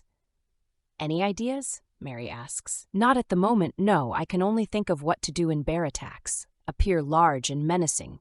Put your hands up and look as large as possible. Mary slowly lifts her hands above her head, and Jack does the same. I don't look very big lying on the ground, Jack. Pick me up and hold me above your shoulders, she says. Jack picks her up and holds her above his head, and she lifts her arms up. Together, they appear quite tall and menacing. The creature lets out a piercing, wailing shriek, Yeah! Jack and Mary hold their stance. The crab-like creature scuttles backward, its 6 white feet spinning too fast for the eye to see. Wow, that was weird, Jack says. Definitely one of the weirder, creepier things we've seen today, and that's saying something, Mary replies. The creature leaves a trail of 6 long lines as it spins further and further away from the travelers. Look, Mary, tracks. Let's follow them and see where they go, he says. No way, Jack. That's not a good idea. We're lucky it left. In fact, we should get out of here and go in a different direction, she replies. That's a good idea, he says. Jack carries Mary along the edge of the cliff. Strangely, he experiences an impulse to throw her over the edge of the cliff, though he knows he would never do such a thing. This odd, twisted joke grants him a brief sense of power. He enjoys this feeling of power, albeit fleeting, knowing her life is completely in his hands. What a pathetic place to find a sense of power. Jack couldn't help feeling so helpless, though, tossed around the universe like a fish out of water, and not the good kind that you can fry up and serve with some lemon. No, the kind of fish that's just flopping around on the dock, awaiting its demise. They continue walking along the edge of the cliff, searching above and below ground for anything sticky or glue-like that they could use to patch up their rubber duck. Wait, Mary, what if we used the spider string from your outfit? I could let you wear half of my jumpsuit again, Jack suggests. I don't think there's enough string to patch him up, Jack. Too bad we left the bulk of the spider string back on the other planet in our makeshift cave, she says. We should give it a try, Mary, he says. Reluctantly, Mary agrees. They return to the duck and Jack unties some of the golden string from Mary's outfit. Jack takes the golden string and secures it around any opening or tear he spots on the duck, pushing the string into the weakened parts like silly putty. After using all of the string, one small crack remains. Crap. One crack left, Jack says. I told you. Now we have to rebuild M. You dress all over again, she states. Told you, he mimics annoyingly. I'm going to blow this up and see what happens. Let's hope for the best. Jack approaches the inflatable air tab and opens it. He takes a big breath and blows the rubber duck, inflating it to its full size. Oh yeah, that's the good stuff. I feel like myself again. Quack, quack, quack, exclaims the rubber duck. Yes, see, Mary, it worked, Jack says excitedly. Wow, you were right, she responds enthusiastically. The rubber duck questions them. Yo, where we at, y'all? Man, my GPS is messed up. We ain't even in the galaxy no mo. We don't know where we are either, admits Mary. We'd like to get back to our own universe as soon as possible, Jack adds. Get you back? Man, I ain't got no GPS, I ain't got no compass, I ain't got no map, I ain't got nothing, the duck exclaims. Mary, concerned, asks, Are you okay? You don't quite sound like yourself. Chuckling, the duck replies, That's because I'm someone else entirely, baby. You guys are in the universe of the funny people. You know, the ones that make you laugh and feel good. But seriously, I have no clue how to get you back to your own universe. I'm just a rubber duck, not some kind of intergalactic travel agent. Jack sighs and whispers to Mary, I think he hit his head pretty badly during the fall. Overhearing them, the duck interjects, Hey, I heard that. I'll have you know that I'm a very intelligent rubber duck. I may not know how to get you back to your own universe, but I can still hold my own. Mary attempts to soothe the duck. We're not saying you're not intelligent. We aren't used to you speaking this way. You sound different. Of course I sound different. I'm one of the funniest guys in the universe, baby. But seriously, we need to figure out a way to get you guys back home. Perhaps we can find some help from the funny people around here. I don't think there's any funny people around here, Jack states. But look, up there in the sky there's a giant white hole. Hovering above the planet, a white hole emits some of the strongest and brightest rays of light Jack has ever seen. The opposite of a black hole. A white hole. It's a miracle we can be this close to it without dying, Mary observes. Listen up, y'all. That white hole up there might be a wormhole, which is like a tunnel that connects different parts of the universe. But unlike black holes, which suck everything in, white holes actually spew out matter and energy. They're like the universe's party poppers, shooting out cosmic confetti and fireworks for all to see. White holes are rare too, real unicorns of the universe, the rubber duck explains. Mary gazes at the rubber duck in amazement. Wow, you really know your stuff. You dang right, baby. I may be a rubber duck, but I keep up with my astronomy. Now, we just need to figure out how to get up there and jump through that wormhole. Mary proposes. Your bubble protected us from the black hole. Do you think it would protect us from this white hole as well? The duck sounds confident. Are you kidding me? This bubble's strong enough to protect us from the most powerful cosmic crap in the universe. It's like a force field made of pure awesomeness. We'll be safe as long as we're in this bubble, no matter where we go. Grinning, the duck continues. Hop on in and get ready to ride the Rubber Duck Express. This duck's got some serious quacking power, and we're going to need it to jump through that hole. Jack and Mary climb in and on top of the rubber duck, holding on tight as the rubber duck starts to spin and rev up like a motorboat. Quack, quack, quack, quack, quack, quack, quack, quack, quack. The duck's quacks grow louder and more frequent, resembling the clicking of wheels as a train takes off, but with quacks instead of clicks. With a mighty quack, the rubber duck propels itself toward the white hole, streaking through space at incredible speeds. The rubber duck enters the white hole's event horizon and pushes through the force of matter and energy. Hat is forced out of the white hole. The bubble surrounding Jack, Mary, and the rubber duck cracks but holds strong, protecting Jack and Mary from intense gravitational forces. They continue soaring through the white hole, their entire world turning into nothing but blinding light and the roaring of pure energy. As the duck nears the white hole's infinite density, it slows down, but once they push through, they realize they have only completed half of the battle. Now they must swim against being sucked back into the white hole by the black hole. They must push even more now, pushing against the same intense energies once more, but in a reverse direction. The rubber duck screams, quack, and gives one last burst of energy to escape the black hole's event horizon. The rubber duck escapes the black hole's event horizon and bursts into outer space. Jack says, if you could do all that, why didn't you prevent us from getting sucked into the black hole in the first place? The rubber duck replies, man, you think I had a choice back then? You gotta understand, black holes and white holes aren't your regular Sunday drive. It's like trying to wrestle an alligator while balancing on a unicycle. You can't just be like, hey, I'm gonna avoid this. The rubber duck's body goes limp. He continues, I can't go on, guys. It's too late for me, baby. I'm about to meet my rubber maker. You'll be safe here in my bubble. Don't you worry about that.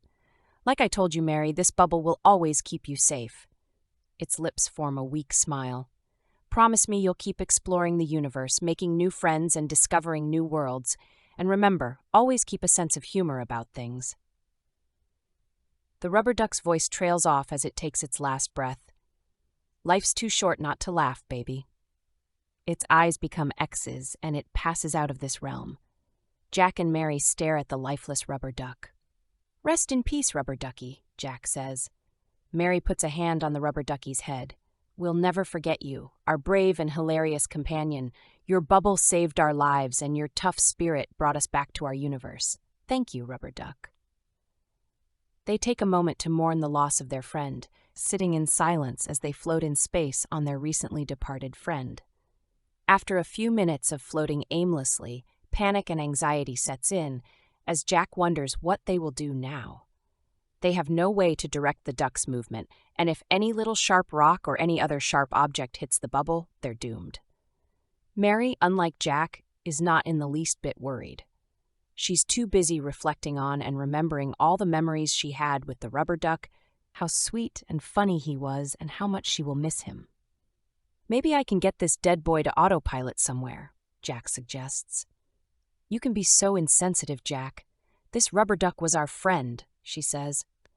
Oh, come on, Mary, we knew him for a few hours? Let's not forget it was his fault we entered the black hole to begin with. He didn't even get us to our destination. Now we're floating around in space at the mercy of any sharp object that comes our way, he argues. He said we'd be safe in here no matter what. He said nothing would pop this bubble, she counters. I'm not so sure I believe him.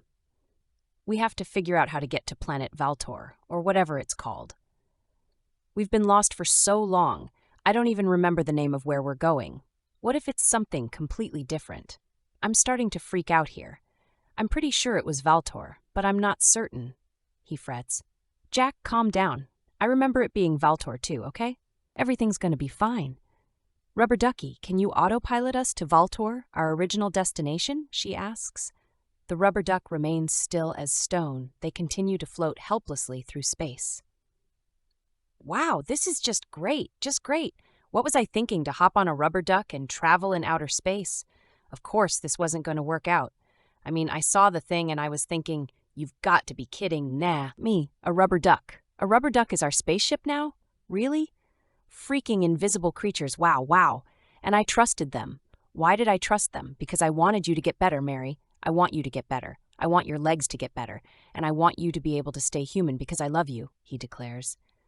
I love you too, Jack. I think you're really smart, caring, affectionate, loving, responsible, handsome, and kind. We're going to be okay. I promise, Mary says. Mary gives Jack a big, sweet hug, wrapping her arms around him.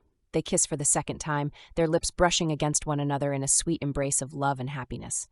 Jack looks at the missing golden string from her dress. We could repair your leaf dress now if you want. The duck's dead anyways. Jack, you are so weird.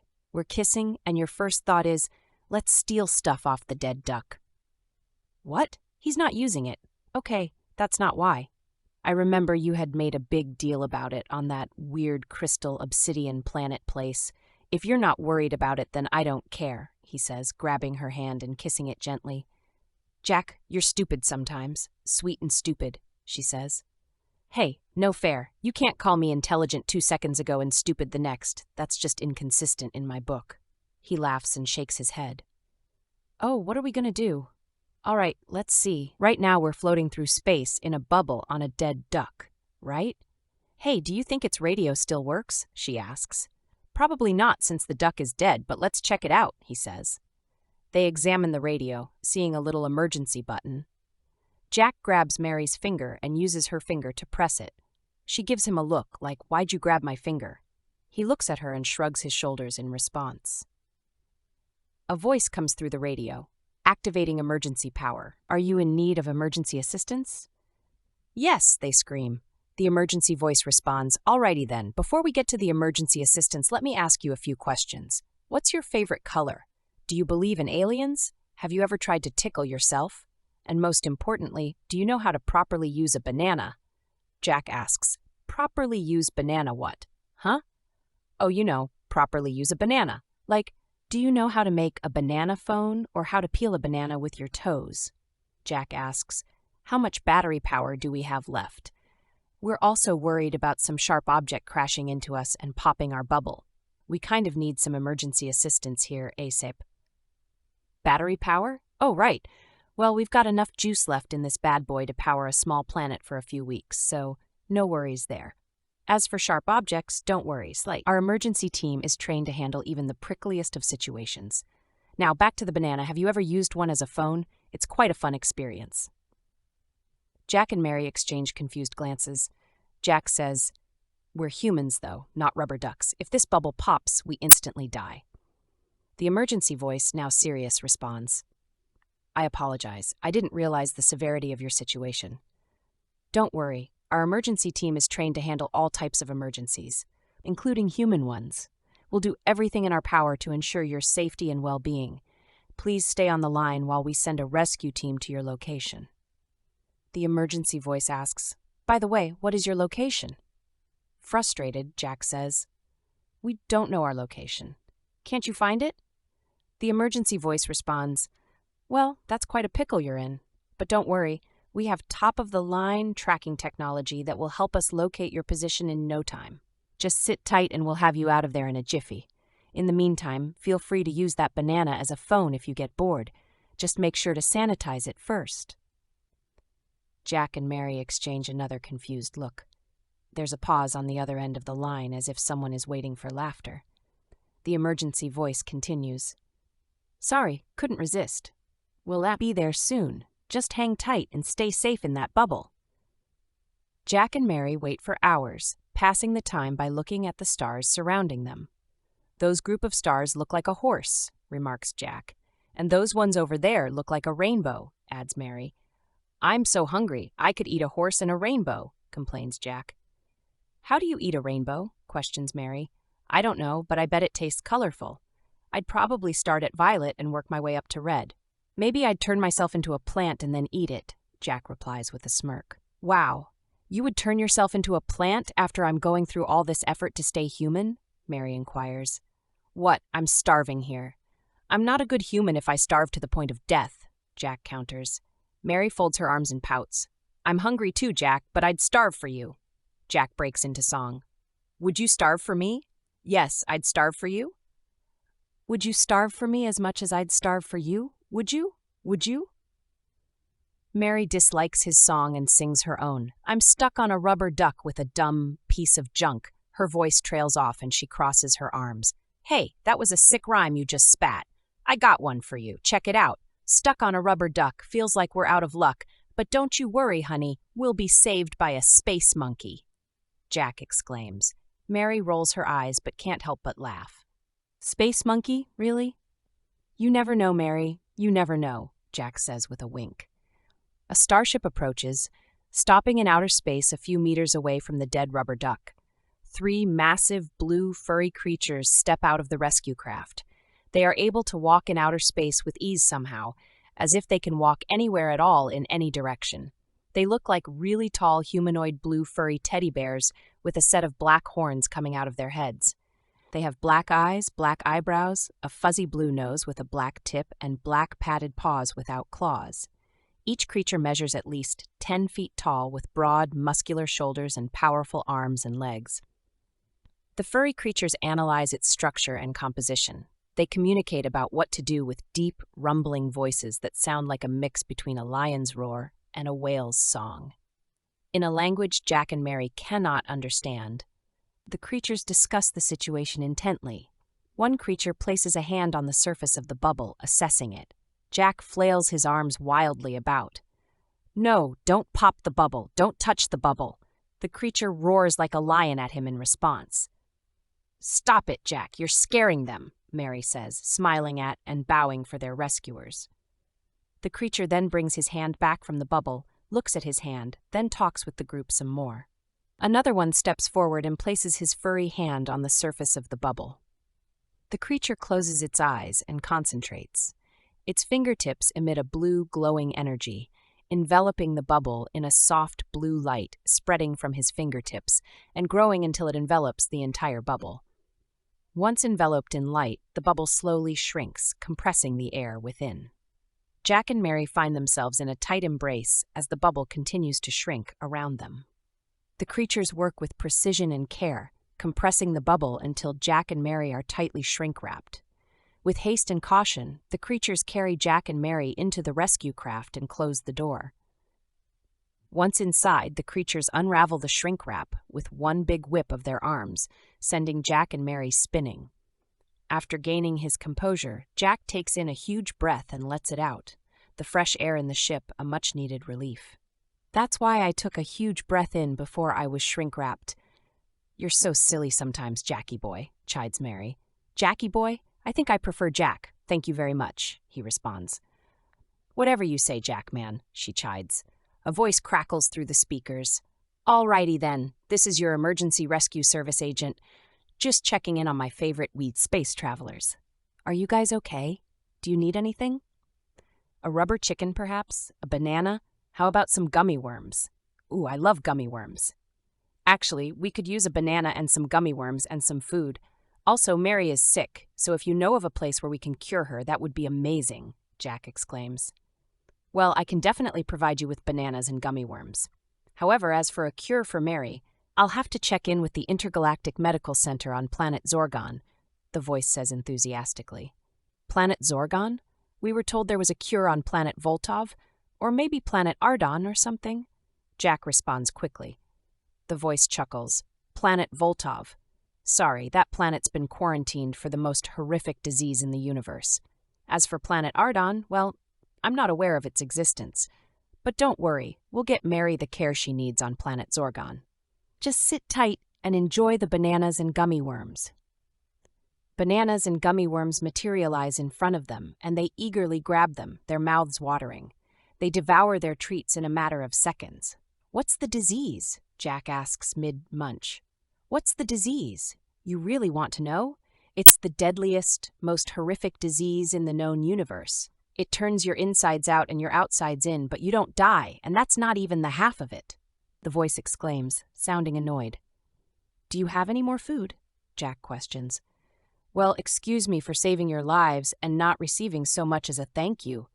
"Oh, but can you ask for more food?" Of course you can." "Unbelievable," the voice retorts, clearly frustrated. "But yes, I'll get you more food. Hang tight, I'll be there soon." "I'm sorry, I thought you were getting paid for this or something, like it was your job. You're really good at your job," Jack apologizes. "You know, I don't do this for the money, right?" the rescue voice counters. "I care about the safety of all life forms in the universe. I do this on a volunteer basis. You never know when you or someone you love might be in trouble and need a helping hand. You're welcome, by the way." Embarrassment grows within Jack, hotter than the midday sun. Mary gives him a glare. He shrugs his shoulders and mouths, "I didn't know," at her. She offers a reassuring smile and nods towards the voice. "Thanks, really, it means a lot to us. We're so grateful for your love. It's incredibly kind of you," Jack conveys. "Yes, thank you. We really appreciate it," Mary agrees. The voice chuckles softly. Don't worry about it, folks. I'm just content to be of service. And don't worry about the food. I promise to bring you some of the finest intergalactic cuisine. For now, just sit back, relax, and enjoy the ride." The voice sighs contentedly. Jack and Mary can almost see the satisfied grin on his face. They wait patiently in their seats for more food. They pass the time by watching the fuzzy blue creatures skillfully navigate their way through the vast expanse of space. Hunger gnaws at their insides all the while, and they eagerly anticipate the promised intergalactic cuisine. Time continues to pass, however, with no food. "Do you think they forgot about the food?" Jack whispers to Mary. "I'm not sure, but I'm not going to ask, and neither should you," Mary replies softly. The rescue craft approaches a massive intergalactic space station, leaving Jack and Mary awestruck by its near limitless size and futuristic appearance. Towering spires of sleek, shiny silver metal rise high as their eyes can see.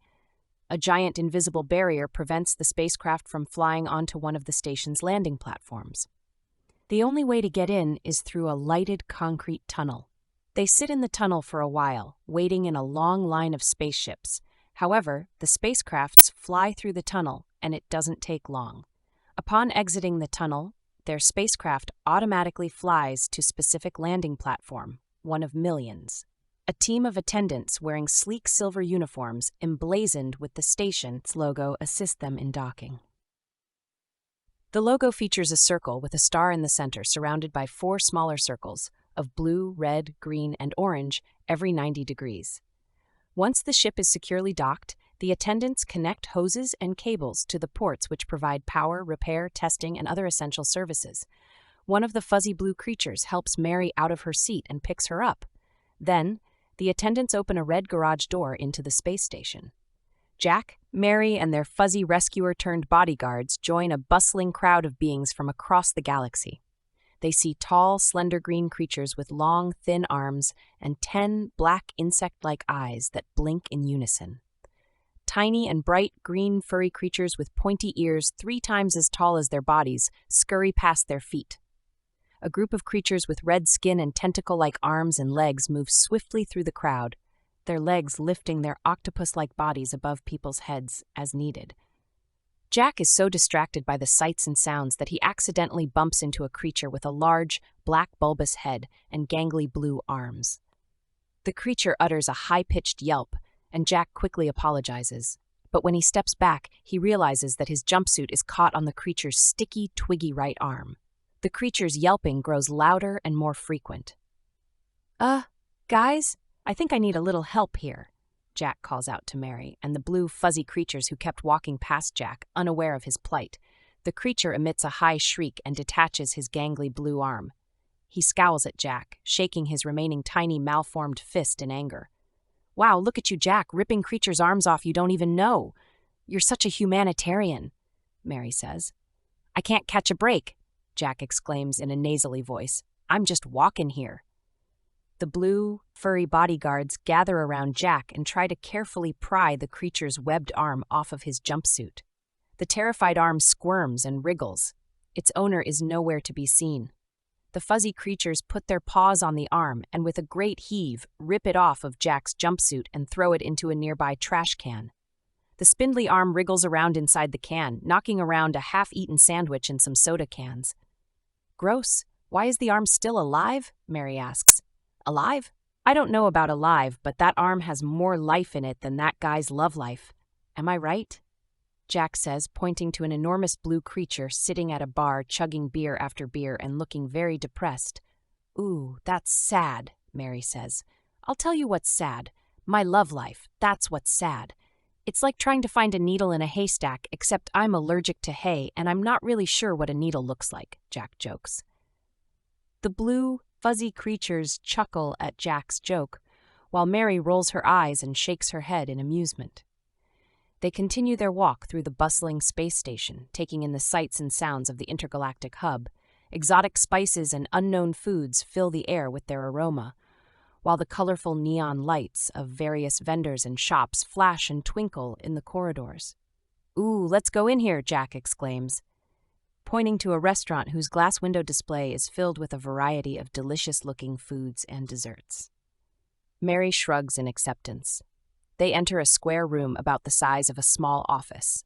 Rows of gray containers line the walls, forcefully popping out as they pass by or approach them. Each gray container holds food of various smells, shapes, and colors, some of which is still alive and moving. One of the containers nearly hits a fuzzy blue creature in the face, stopping a mere inch from its eyes. A tiny creature with 2 arms and 2 legs emerges from the container, belting out, "Eat me, I'm delicious, I'm only $1, eat me, eat me." Jack picks the creature up and asks Mary, "Should I eat it?" Staring at the creature with a mix of disgust and confusion, Mary replies, "I don't know, Jack, it's singing and alive. That's a bit too exotic for my taste." Exotic? This place is like a bad trip, but hey, at least the prices are good, Jack says, holding the little creature up to his face. The creature continues its song, eyes wide and pleading. "That's right, folks. I'm $1, just $1. Yummy food so delicious for a simple $1. I can even be dead if you want, if you prefer dead food. For real, I can die and come back alive on command. It's incredible. Watch." The creature dies, falling to the ground. "See, Mary, look, now it's dead. Should I eat it now?" Jack asks. "I don't think so. Maybe if you cooked it somehow?" Mary asks. "Maybe, but I don't exactly see any kitchens, microwaves, or fire in here," Jack replies. The creature comes back alive and starts to beg them, whispering, "Eat me, please eat me, I beg of you, grind me up in your mouth, chew me up like a gummy bear, I'm begging you, I'm so delicious." "This thing is too weird for me," Mary says, walking away and scanning other containers for something more appetizing. "Yeah, you're right. I don't think I could stomach something that's singing while I eat it. Unless it's Barry White, then I might make an exception," Jack jokes. The little creature sings, "You'll regret this. Farewell." Mary chuckles. "Wow, that thing was so weird. What kind of creature wants to be eaten? Come on, let's find something that's not alive and singing," she says, pulling Jack away from the container. "Okay, but how about something that's dead, cooked, but can still sing?" Jack asks. "What?" Mary asks. "Yeah, like a dead cooked animal whose vocal cords or muscle tissue makes some kind of singing vocal tones or something. Can I eat that?" Jack wonders. You do, you man, you must be really hungry," Mary responds. The now abandoned green creature sings to the fuzzy blue creatures in their language. One of the fuzzy blue bodyguards picks it up and eats it, chewing thoroughly before swallowing. Seconds later, the fuzzy blue creature coughs violently and a big green arm starts to emerge from its mouth. He continues coughing, his body convulsing and seizing up. Another arm surfaces from his mouth, eventually splitting his body in 2 like a giant zipper, unzipping. The tiny green creature from the container steps out of the bodyguard's body, roughly the same size as the creature he came out of. I love a good Turrillian lifeform fusion. Y'all just witnessed a rare and extraordinary event. The remaining 2 blue bodyguards scream in fear. They pull out their weapons and fire at the creature, but it skillfully dodges their bullets, running out of the room bathed in slimy purple goo and yelling, "I did it! Someone fell for it! I can't believe it!" The slimy green alien escapes into the hallway amidst a crowd of people. Jack can't help but laugh while watching this slimy green alien run through the hallway. The remaining 2 bodyguards dare not fire their guns into the sea of beings. Jack says, "Wow, that was wild. I haven't seen something like that since Magic Larry chopped himself in half and died right there on the stage." Mary, shaking her head in disbelief, says, "Our poor little friend." It looked like it hurt having that green creature burst out of his body. Jack says, "Yeah, that's the risk of trying new foods." Right as Jack finishes his sentence, a large gold container on the bottom row pops open, revealing a green jello-like substance. "This looks like it could be good," Mary says. "Yes, but is it alive? Do we trust the food in this place now?" Jack asks. "Meh, it looks pretty dead and harmless to me. Where do we pay?" she asks, observing no one else in the shop. "We pay," responds a blue fuzzy creature, holding up a golden card in the air. It blinks and displays the red number 22, then turns black. "You speak English?" Jack asks. "I use device," the fuzzy creature replies, holding up a thin, square, black device. He speaks through it in his throaty language, and then the device translates it into English. "Take it," he continues, pointing at the gold container. Mary reach, as for the green jello substance. She picks it up and holds it in cupped hands. "I'll take the first bite," Jack says. Cautiously, his lips approach the jello. He sniffs and smells a freshly baked waffle with butter on top. "It does not smell like what it looks like," Jack says, taking a very small bite. "Oh my gosh, it's delicious. It tastes like lobster meat soaked in butter wrapped up in a pancake," he says.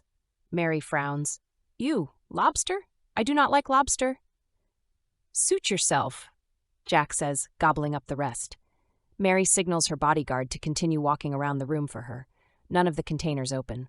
Along the last wall, a container pops open a centimeter. Mary pries it open further, revealing a very stinky, very messy, brown goo. Its stench is overwhelming and smells like vomit turds. "Ugh! Who would eat this?" she asks, gagging. The blue fuzzy creatures cover their noses with their paws. Jack plugs his nose with his hand. "Close it! Close it!" he demands. Mary quickly closes the container, but the motion causes a latch to spring open. The container flies open and a portion of the brown gunk ends up on the floor. It proceeds to crawl around. A shop manager enters from the front, pointing angrily at the dead blue bodyguard on the floor, the blood and the general mess of the place. The blue fuzzy creatures yell back. A heated argument ensues. The blue bodyguards pull out their card, revealing a red number 46 that soon disappears. The blue fuzzy creatures look upset, but the manager is smiling. "Can we go now?" Mary asks, looking forlorn. "Yeah, let's get out of here," Jack says. Jack walks out into the hallway and the bodyguards follow, one of them carrying Mary. She loves the feel of the bodyguard's soft, fuzzy skin against her face. His padded paws are soft too, like a velvety rubber. She looks inside some of the different shops and restaurants. "Where do you want to eat, Mary?" Jack asks. "I'm in the mood for something warm, gooey, and made out of nuts and beans," she replies. The fuzzy blue creatures guide them down a hallway, where aliens of all shapes, sizes, and colors pass by. One, especially tall, bipedal alien has to walk with bent knees, its cone-shaped head bumping and scraping against the already high ceiling. Led by the bodyguards, Jack and Mary enter a circular restaurant in the middle of an intersection of 4 different hallways. Booths line the entire area, many occupied. Mary selects a spot and is set down on the seat. A blue-green creature behind the counter mutters something she doesn't understand.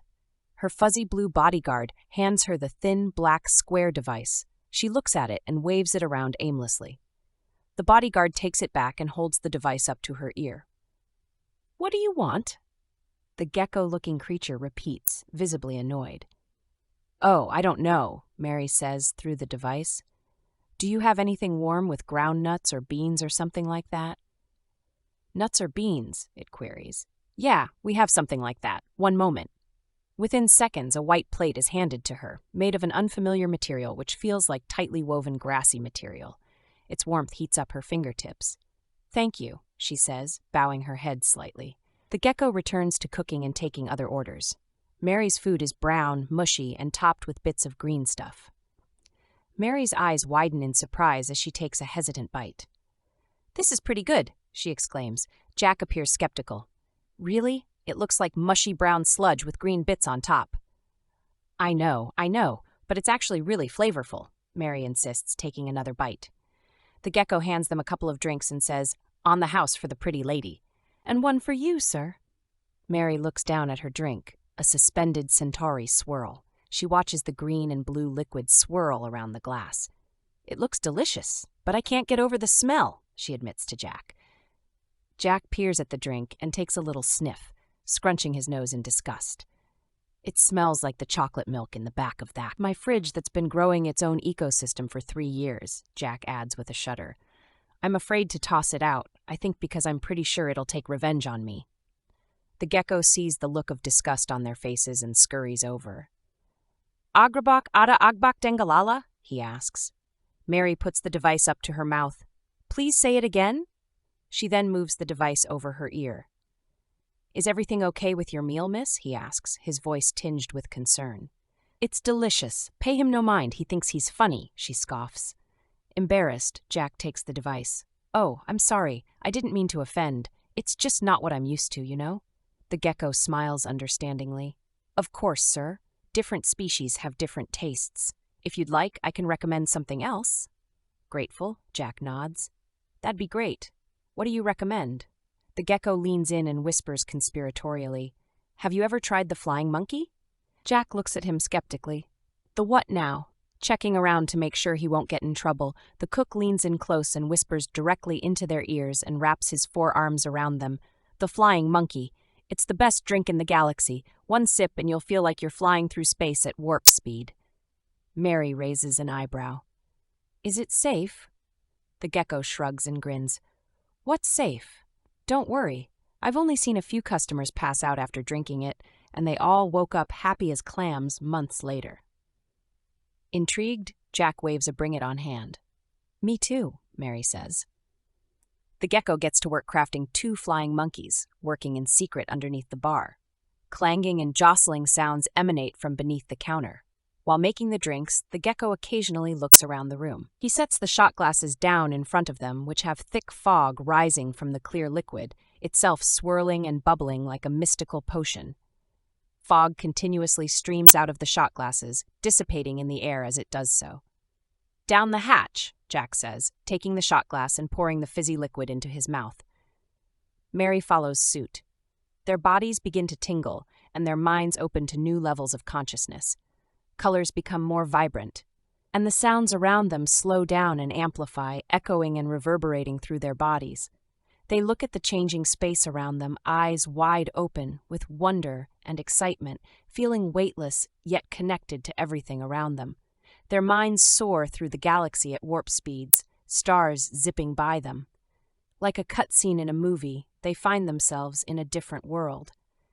A deep, rich purple sky filled with twinkling stars stretches above them, while swirling patterns of bright colors make up the ground beneath their feet. Strange creatures dart about, their bodies made up of light and energy. Some have elongated bodies that twist and turn with skin that is a kaleidoscope of vibrant colors that shifts and changes with each movement they make. Some of the creatures have multiple heads, each with its own set of eyes and ears. Their eyes follow Jack and Mary's every move. Other creatures have limbs that resemble tentacles or wings, beating and twisting as they move through the air. The creatures communicate with each other in a language that Jack and Mary cannot understand, but the tone is friendly and welcoming. They are fascinated by the newcomers, and they gather around them in a playful and curious manner. Jack and Mary walk around the strange and wondrous world. Everything feels so alive and vibrant, with colors and shapes constantly shifting and changing. They feel weightless, like they are floating through space. Even the rubber duck from earlier is alive, smiling at them and quacking. They see visions of geometric patterns and intricate designs, colors and shapes they never even knew existed. The sensations and emotions they experience are indescribable, and they know they have been transported to a place of pure love and light. As they float through this new world, Jack and Mary and Co. enter 12 beings made of pure energy and light, who greet them warmly and offer to reveal the secrets of the universe. They learn about the interconnectedness of all things and the power of love to transcend time and space. These beings show them that love is the force binding all things together in the universe. They come to understand that love is not just a human emotion, but a fundamental aspect of the universe itself, with the ability to heal, connect, and create. The beings also impart upon Jack and Mary the knowledge of the interconnectedness of all things in the universe. They demonstrate that every action, no matter how small, has a ripple effect that spreads throughout the universe. They explain that everything connects and that each being has a purpose and role in the cosmic dance of life. Through their experiences with these beings of light and energy, Jack and Mary grasp the importance of living in the present moment and cherishing the connections and relationships in their lives. They recognize that love is the key to unlocking the mysteries of the universe, making it the most powerful force in existence. What of hatred? Jack inquires of the beings. Is it also not powerful? The beings respond, hatred is a powerful force, but it only brings pain and suffering. Love, on the other hand, delivers joy, happiness, and healing as the ultimate power in the universe, transcending all barriers and connecting all life forms. It is through love that true enlightenment can be achieved. They see visions of other galaxies and universes and realize they are a small part of something much greater. These visions present bright, swirling colors, kaleidoscopic patterns, and shifting shapes, representing different universes and dimensions. They witness stars exploding, galaxies forming, and entire worlds coming into existence. They see strange, alien landscapes filled with towering spires and twisting snake-like forms. They also catch glimpses of other entities, both benevolent and malevolent, observing them from a distance. Throughout these visions, they feel a sense of wonder and awe, as if they are experiencing the true majesty of the universe for the first time. The effects of the flying monkey eventually wear off, and Jack and Mary find themselves back in the restaurant, sitting at the bar. "That was amazing," Mary utters. "Yeah," Jack agrees. "I feel like we just saw something that most people will never experience." The gecko smiles at them, pleased to have given this moment to them. "Did you enjoy yourselves?" he questions. "Yes, very much so," Mary confirms. Jack nods, echoing her sentiment. "That'll be 40 space credits each, plus 20 for the meals," the gecko says. The blue fuzzy bodyguards take out the gold card and a red number 60 appears. "We're running low on discretionary funds. It is time to go," one of the blue fuzzy creatures declares, lifting Mary up off her seat and throwing her over his shoulder. "Thank you," Mary says, waving goodbye to the gecko restaurateur. Jack does his best not to bump into anyone on the way back to the ship, which proves difficult due to the extreme number of different creatures of varying shapes and sizes in the narrow corridors. Without any major incidents, they reach the docking station and walk outside. The silver-uniformed attendants open the ship doors for them and lead them inside, proudly showing their hard work. The ship is majestically clean and organized. A brief conversation ensues with the fuzzy blue rescuers and the attendants. They hand them a generous space credit tip and thank them kindly for taking care of the ship so well. The attendants bow and line up outside in a salute line. Jack, Mary, and the fuzzy blue creatures sit down in their respective seats. "It'll be about 45 minutes until we get to the medical facility," the captain says. Jack and Mary relax in their seats, reclining them back. Jack retrieves a couple of blankets off a shelf, draping one across Mary before kissing her forehead. He settles into his own seat and Adir wraps a warm, fuzzy red blanket across him. He falls fast asleep. Chapter 11. Turbulence. Jack awakens to the sound of a noisy spacecraft, his head and body jolting in his seat. Items drop from their shelves and onto the floor. "Not to worry," the captain reassures. "We've hit some solar turbulence, nothing to fear." Jack's eyes widen as he gazes out of his window. Charged particles dance and swirl, weaving a tapestry of ever-changing colors. The blues, greens, and reds flow together, their brilliance captivating him. He leans closer to the glass, his breath fogging it up momentarily, and feels as if he could immerse himself in the cosmic masterpiece unfolding before him. Mary, wake up," he urges. Mary opens her eyes and rubs them, blinking. What is it?" she asks. "Look," he says, pointing out the window. "It's beautiful," Mary observes. The energy of the solar wind courses through the spacecraft, making the hairs on Jack's arms stand up in attention. The captain notices his fascination and explains how the solar wind works and how it affects everything in space. Jack's focus remains on the beauty of the solar wind, too entranced to fully listen. He watches streams of particles dance around the spacecraft. As the spacecraft continues to traverse the mesmerizing solar wind, Mary starts to feel a wave of nausea wash over her. The intense visual display, combined with the unfamiliar sensations of space travel, proves too much for her to handle. Just as the peaceful and meditative atmosphere envelops the spacecraft and it emerges from the turbulent area, with the solar wind dying down and the colors fading away, Mary vomits and her skin turns a sickly pale color. Jack grabs his blanket and wipes trails of vomit off her face. "Oh no, hang on, Mary, we're almost there," he says. His voice turns tense. "Step on it, guys. She's dying here. Pretend you're an ambulance." The blue, fuzzy creatures scramble to create a siren-like sound effect on their portable speaker system. A tinny, off-key wail fills the ship. Jack, desperate to reach their destination quickly, holds Mary's hand and tries his best to comfort her. "You're going to be okay, Mary. Just hang in there. We're almost there." Mary groans and burps up a bit of bile into the nearby bucket. "I feel like death," she moans weakly. The captain shouts, "There's a slight problem." "What do you mean?" Jack demands, panic creeping into his voice. "We went so fast we busted a fuel line and it's leaking. We're running low on fuel," the captain informs them. "But we were just at the space station. Everything was working perfectly," Jack decries. "Must have happened during the solar storm. Something got knocked loose or damaged," the captain explains. Jack's heart beats fast as he holds Mary's hand. "You can't give up now. We'll find a way to save you, I promise." One of the blue, fuzzy creatures chimes in. "We can try to pedal the ship, like a bike." Jack raises his eyebrows and is skeptical about their proposition. "What? That's crazy," he says. "Crazy enough to work," the captain says emphatically. The captain types something into the ship's computer. Bicycle pedals emerge from the floor of the ship near everyone's seat except Mary's. They're tiny and neon green, with cartoon faces on them. "Okay, let's do this," Jack says, stepping onto one of the pedals. The creatures follow suit.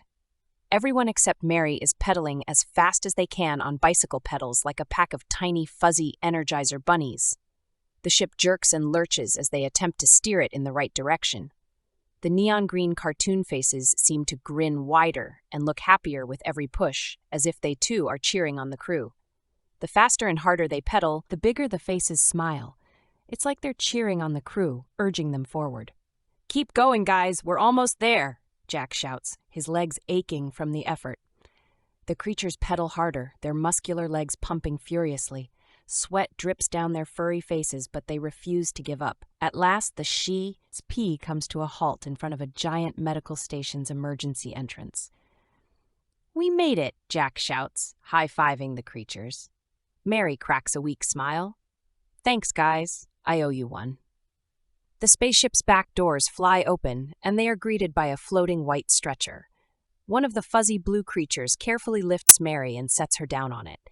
Medical staff in white garments hustle alongside the floating stretcher as it enters the medical building, with Jack walking anxiously by Mary's side. Chapter 12. The Castle. The interior of the medical hospital resembles a cross between a futuristic lab and a medieval castle. The walls are made of a glossy gray metal, and the floors are made up of glossy black and white tiles in seemingly random patterns.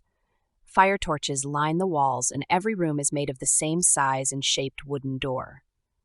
The doors look like something you'd see in a forest to a hut made out of sticks and mud.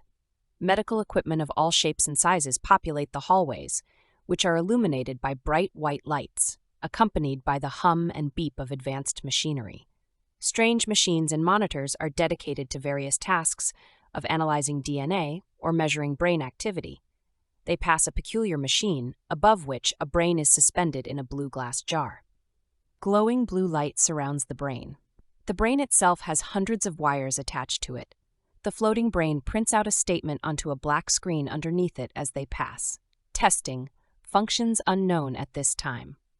Next to it, an empty machine boasts a plaque that reads, Brainomatic 9000, capable of extracting all the knowledge and memories from any brain in the galaxy in under a minute.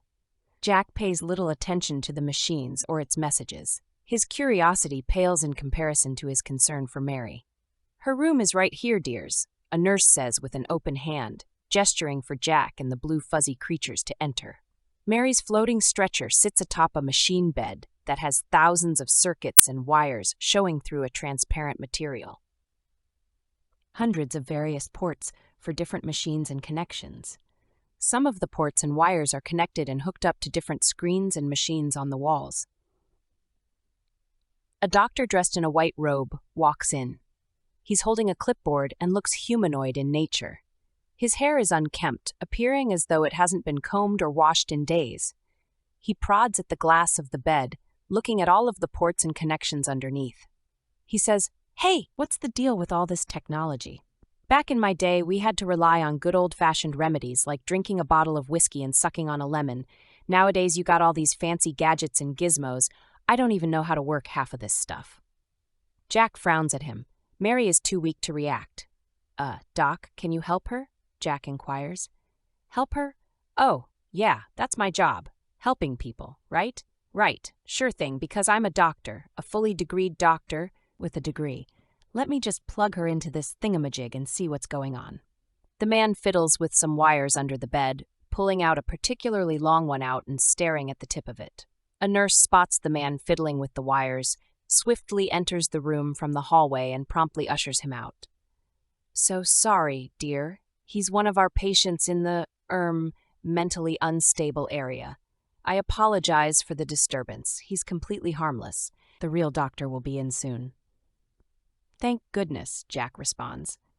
"How are you feeling, dear?" he asks, placing a hand on her forehead.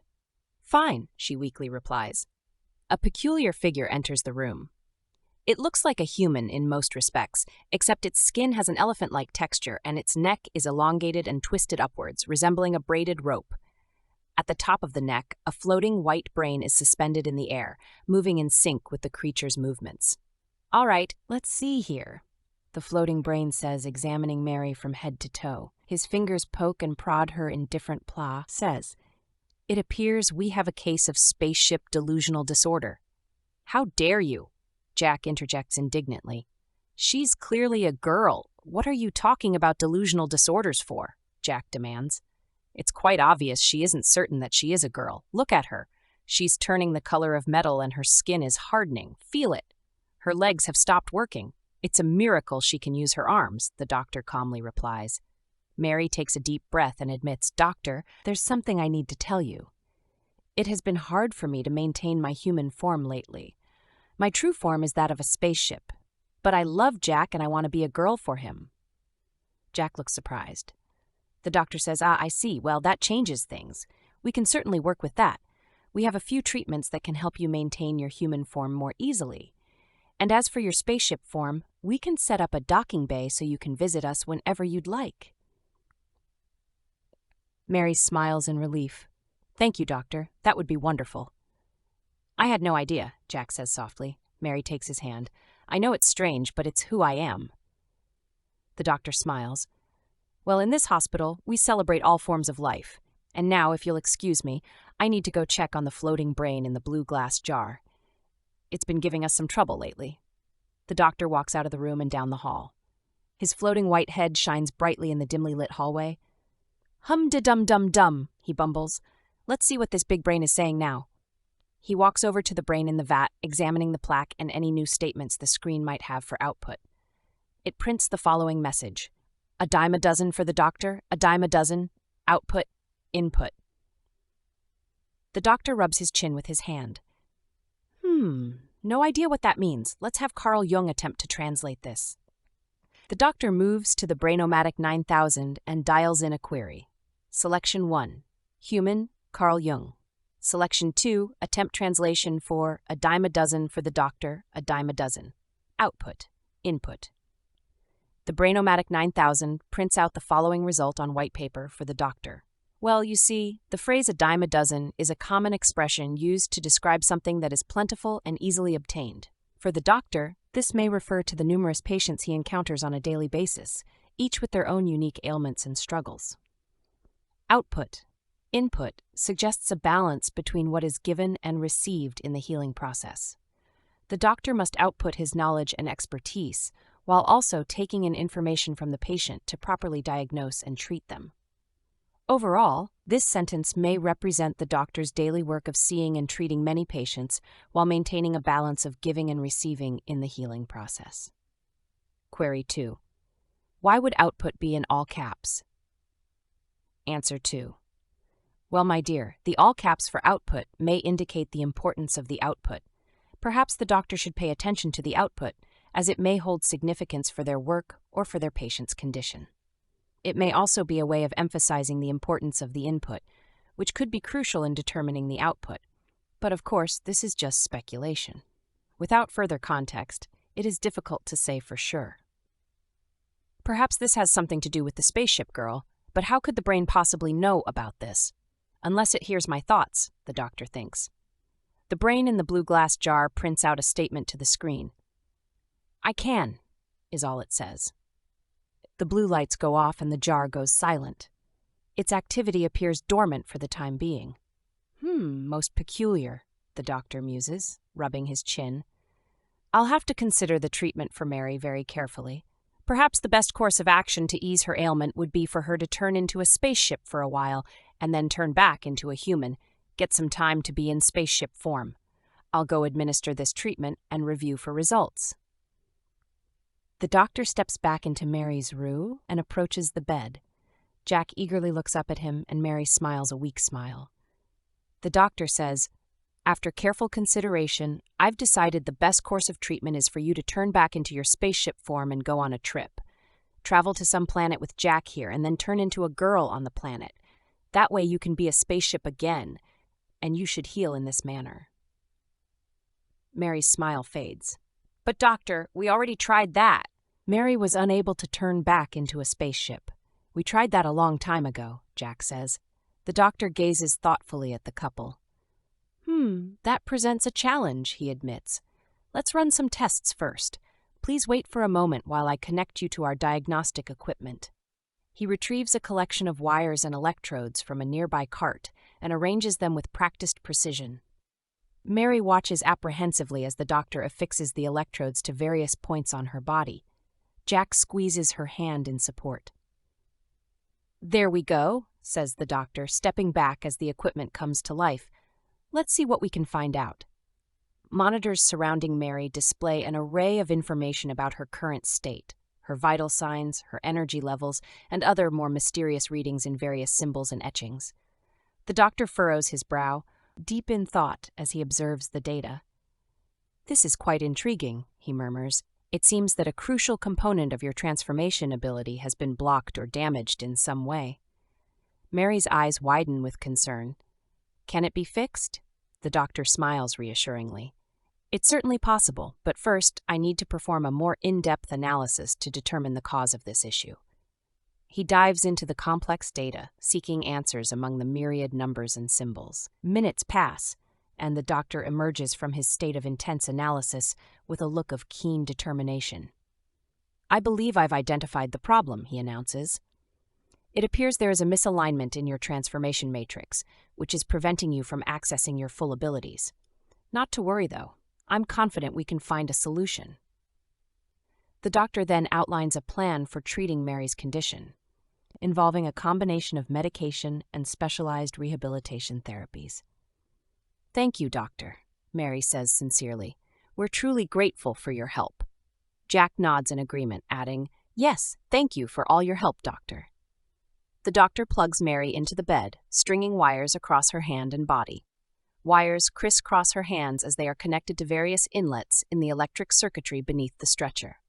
A few buttons are pressed by the doctor, who examines the results. To his surprise, the machine starts beeping. The beeping rapidly increases in frequency and intensity. "What the heck's going on here?" Jack yells, alarmed at the situation. "She's overloaded the system," the doctor says, his voice tense.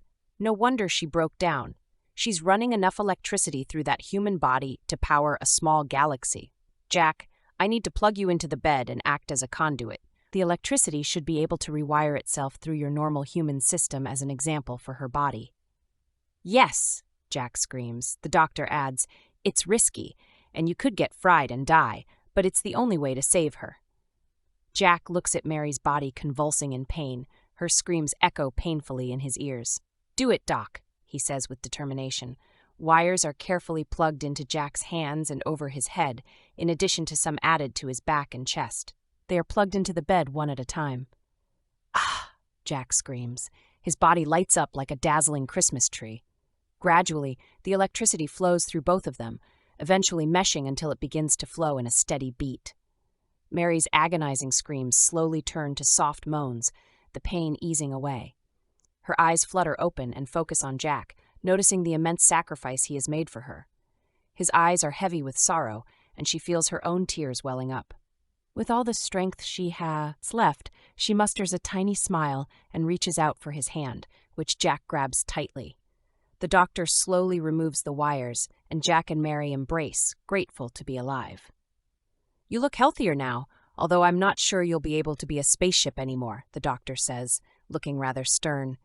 "We absorbed a great deal of the electricity you were holding and used Jack's body as a new template for your own, so I think you have a normal human amount now."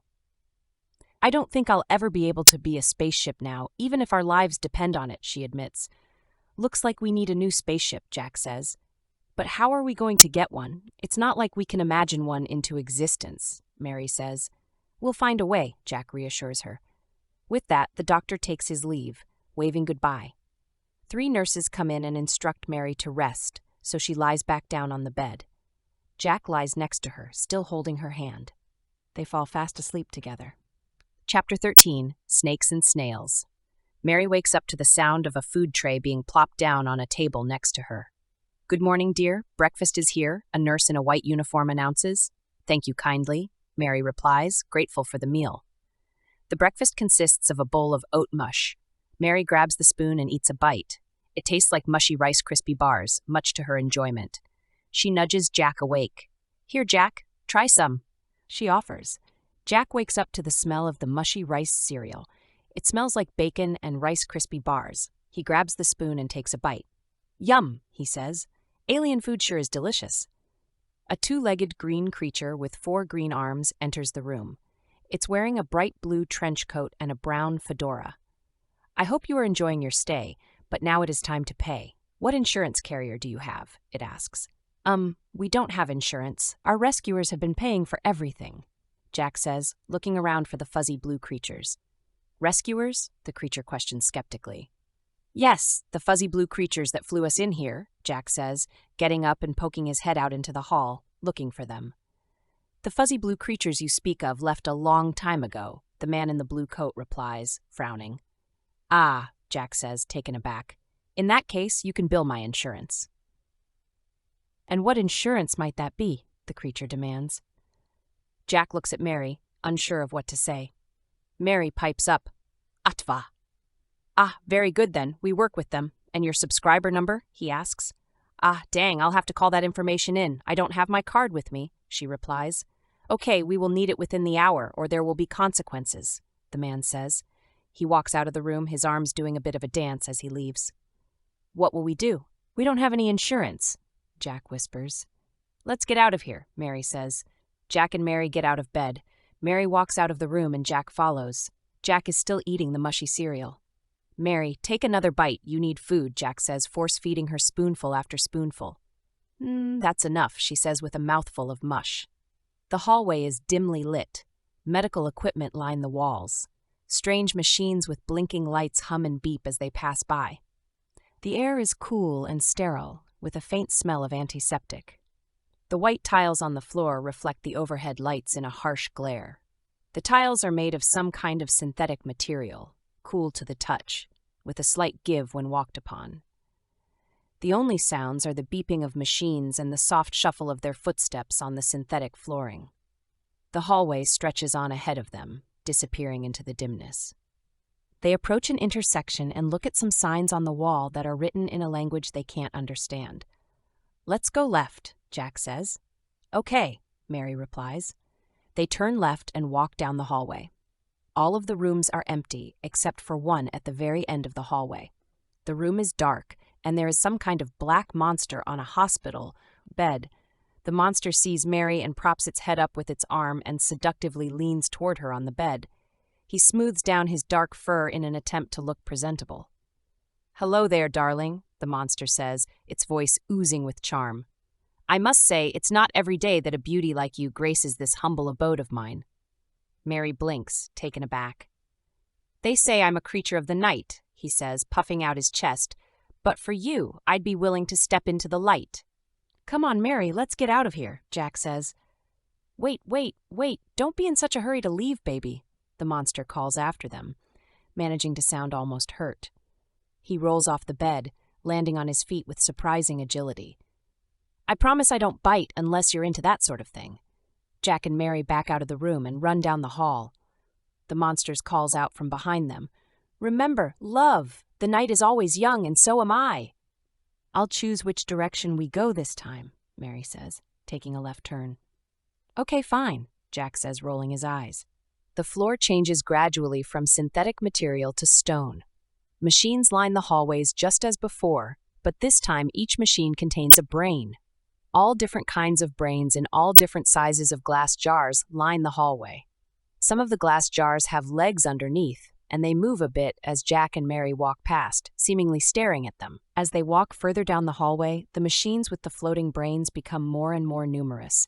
There is a solitary door at the end of the hall, made of solid gray stone with a circular handle made of polished wood. Jack reaches out to turn the handle, but Mary stops him.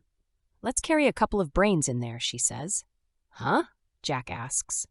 Mary grabs a small machine with a yellow brain in it. "I like this one," she says. "Pick yours." "Okay." "Weird, but okay," Jack says, picking up a small machine with a red brain in it. The machines consist of a black square box with some knobs and dials on it. On top of the box is a cylindrical glass jar with two identical brains suspended in it. As Mary turns the doorknob and opens the door, she is greeted by an unfortunate sight. A snake-like being stands before her, tall and upright, its height comparable to an average human. Instead of arms and legs, the creature's long, taut, sinuous body coils up from the floor, providing a sturdy base for its upright posture. Its tail, wider and more muscular than the rest of its body, tapers into a point and supports the entire weight of the creature, acting as a kind of pedestal that keeps it balanced. The snake's scales are a rich, earthy brown, mirroring the color of the fedora hat perched jauntily atop its head and the long trench coat it wears draped over its body, adding an odd touch of human-like sophistication. But the most striking feature is its face. It isn't the narrow reptilian head one would expect of a snake, but rather a fully formed human head and face. "So good of you to join me," he hisses. A long pink tongue darts in and out of his mouth. "I would like it if you entered the same way you came in." Jack and Mary try to escape, but the door slams shut behind them. Another snake-like human appears from the closing door. "Leaving so soon?" it asks. "How about neither of us pick the way next time?" Jack says. Mary nods her head. "Ah, picking the way, like no way is a good way most of the time," the snake in the trench coat hisses. The snake by the door slithers to the snake in the trench coat. They are identical in appearance and clothing, so it is impossible to tell them apart. "I have a little game we can play. It's called Slithering Snakes," the snake on the right says. "No, let's play Eat the Humans," the one on the left says. "They both sound like lots of fun," Mary says. Jack thinks about throwing his brain machine at them, but decides brute force isn't the best option here. "Why are you in the hospital?" Jack asks. "We eat the dead, but not many things have died, so we're very hungry," the second snake replies. "Oh, that explains it. Hospital administrators probably wouldn't be happy with you if you went and ate two people who haven't paid their bill yet," Jack replies. "Sss, sss, that's true," the snake on the right hisses. "Get out of here." The snake slithers over to the stone door, its pale face slightly raised above the floor. It opens the door. Jack and Mary rush out of the room and the stone door closes behind them. "Why don't they post warning signs? They really should have locked that room. This is insanity," Jack exclaims. "Yeah, totally," agrees Mary. They walk back down the hall and Jack sets his red machine brain next to some other brain machines. Mary sets hers down as well. "What do you think all these brains do?" Jack asks. A machine with a purple brain lights up and a message prints on its screen. "We never paid our hospital bill. Our bodies were fed to snakes, and here we live out the rest our lives." Jack and Mary exchange alarmed glances. Jack wonders how much time is left since they had only 1 hour to pay their bill. Mary, we need a spaceship and fast, he says. Yeah, or money to pay our bill. Do you remember the name of that rescue service? Maybe we can have someone call them, Mary suggests. Kind of weird they left like that, though. Did they know this place literally keeps its unpaying customers as victims? They knew we had no money, right? Jack replies. Yeah, they knew we didn't have any money. I don't think they knew about the situation here. We should double-check with someone, though, about what happens if we can't pay, Mary says. Oh, right, let's double-check and tip them off that we can't pay so they can feed our bodies to some random snakes and then put us in a couple of jars and use us as experiments. No, Jack responds sarcastically. I say we take another left and walk down the hallway, and if that doesn't work, we steal a spaceship and get out of here. Mary thinks for a second. Okay, we can take the third hallway and see what happens, but if that doesn't work, we do my plan of talking to them and getting the rescuers to pay our medical bills. Okay, bet, Jack says. They walk down the Hall of Brains until they reach the hallway's intersection. They take a left and walk down the third hallway. The number of torches dwindles and the hallway is very dark. The floor turns into patches of tall grass and the air becomes increasingly more humid, feeling and looking like a 300-degree steam room. Jack and Mary walk farther down the hall. The patches of grass become thicker and more frequent. Bonsai trees line the walls on wooden shelves. Medical equipment is no longer anywhere to be seen. This is a very strange hospital, Jack comments. Indeed, Mary agrees. The temperature rises and the steam grows even thicker, making it difficult to see. The steam was so thick, in fact, that every breath they took was like taking a tiny drink of water. Strange noises reverberate around them, like whispers from unseen creatures. The bonsai trees twist and curl, forming bizarre shapes that reach out and grab them. They hear a rustling in the grass up ahead. Run! Jack yells. They run the other way, briefly glancing back to see a giant snail emerging from the tall grass through the thick steam. Oh, it's a giant snail, Jack says. Mary giggles. Scaredy cat, Jack, running from a snail, she mocks. You were running too, he retorts, his face twitching involuntarily. The giant snail scoots closer to them, leaving behind a trail of slime. It fills the entire hallway, with eyes shining like stars that are on tentacles. Its tentacle eyes are so tall that they graze the top of the 10-foot ceiling. Greetings, the snail says in a deep, rumbling voice. I am the guardian of this area. Who dare enter here? Actually, we're trying to get out of this hospital. This place is strange and foreign to us, Jack explains. We're looking for a spaceship, or some way to get out of here, Mary adds. I can help you, the snail says. Oh, thank you so much, Mary says. You're welcome, the snail replies. Jack and Mary wait for the snail to do or say something, but it remains quiet and motionless, staring at them. They feel a bit uncomfortable as the moments pass. Jack breaks the silence, asking, So you can help us? Yes, I can, the snail says. Jack wonders if the snail is playing a joke, like it can help them but won't help them. Will you help us? He asks. Yes, I will, the snail replies. His loud voice fills the steam-filled hallway. They wait for the snail to say or explain what they need to do next, but it stays silent. Can we help you do something? Mary asks. I thought you'd never ask, the snail says. It smiles, showing rows and rows of sharp, jagged teeth. Dr. Gill stole an important family jewel from me. He is in room 349A on the 3rd floor of this hospital. I am confined to this area and I will die if I leave here. I need you to retrieve the jewel for me and bring it back here. It's large and red and sits atop a stone skeleton hand, palm up, he says. We can do that, Jack agrees. Oh, one more thing, the snail says, his voice lowering. Don't get caught. Dr. Gill is a very powerful man in these parts, and if you do get caught, deny everything. Blame it on the giant snail who asked you to do it. Trust me, I can handle it. Jack grabs Mary's hand and turns around, but Mary asks a quick follow-up question. How do we get up there? Turn around, walk to the end of the hallway and turn left. Go to the end of that hallway and turn right. Go to the end of that hallway and walk up the stairs to the 3rd floor. His room is clearly marked on that floor, the snail instructs. Okay, go to hallway junction, turn left. Go to end of that hallway, turn right. Walk to end and go up flight of stairs, and his room is on that floor, Mary repeats.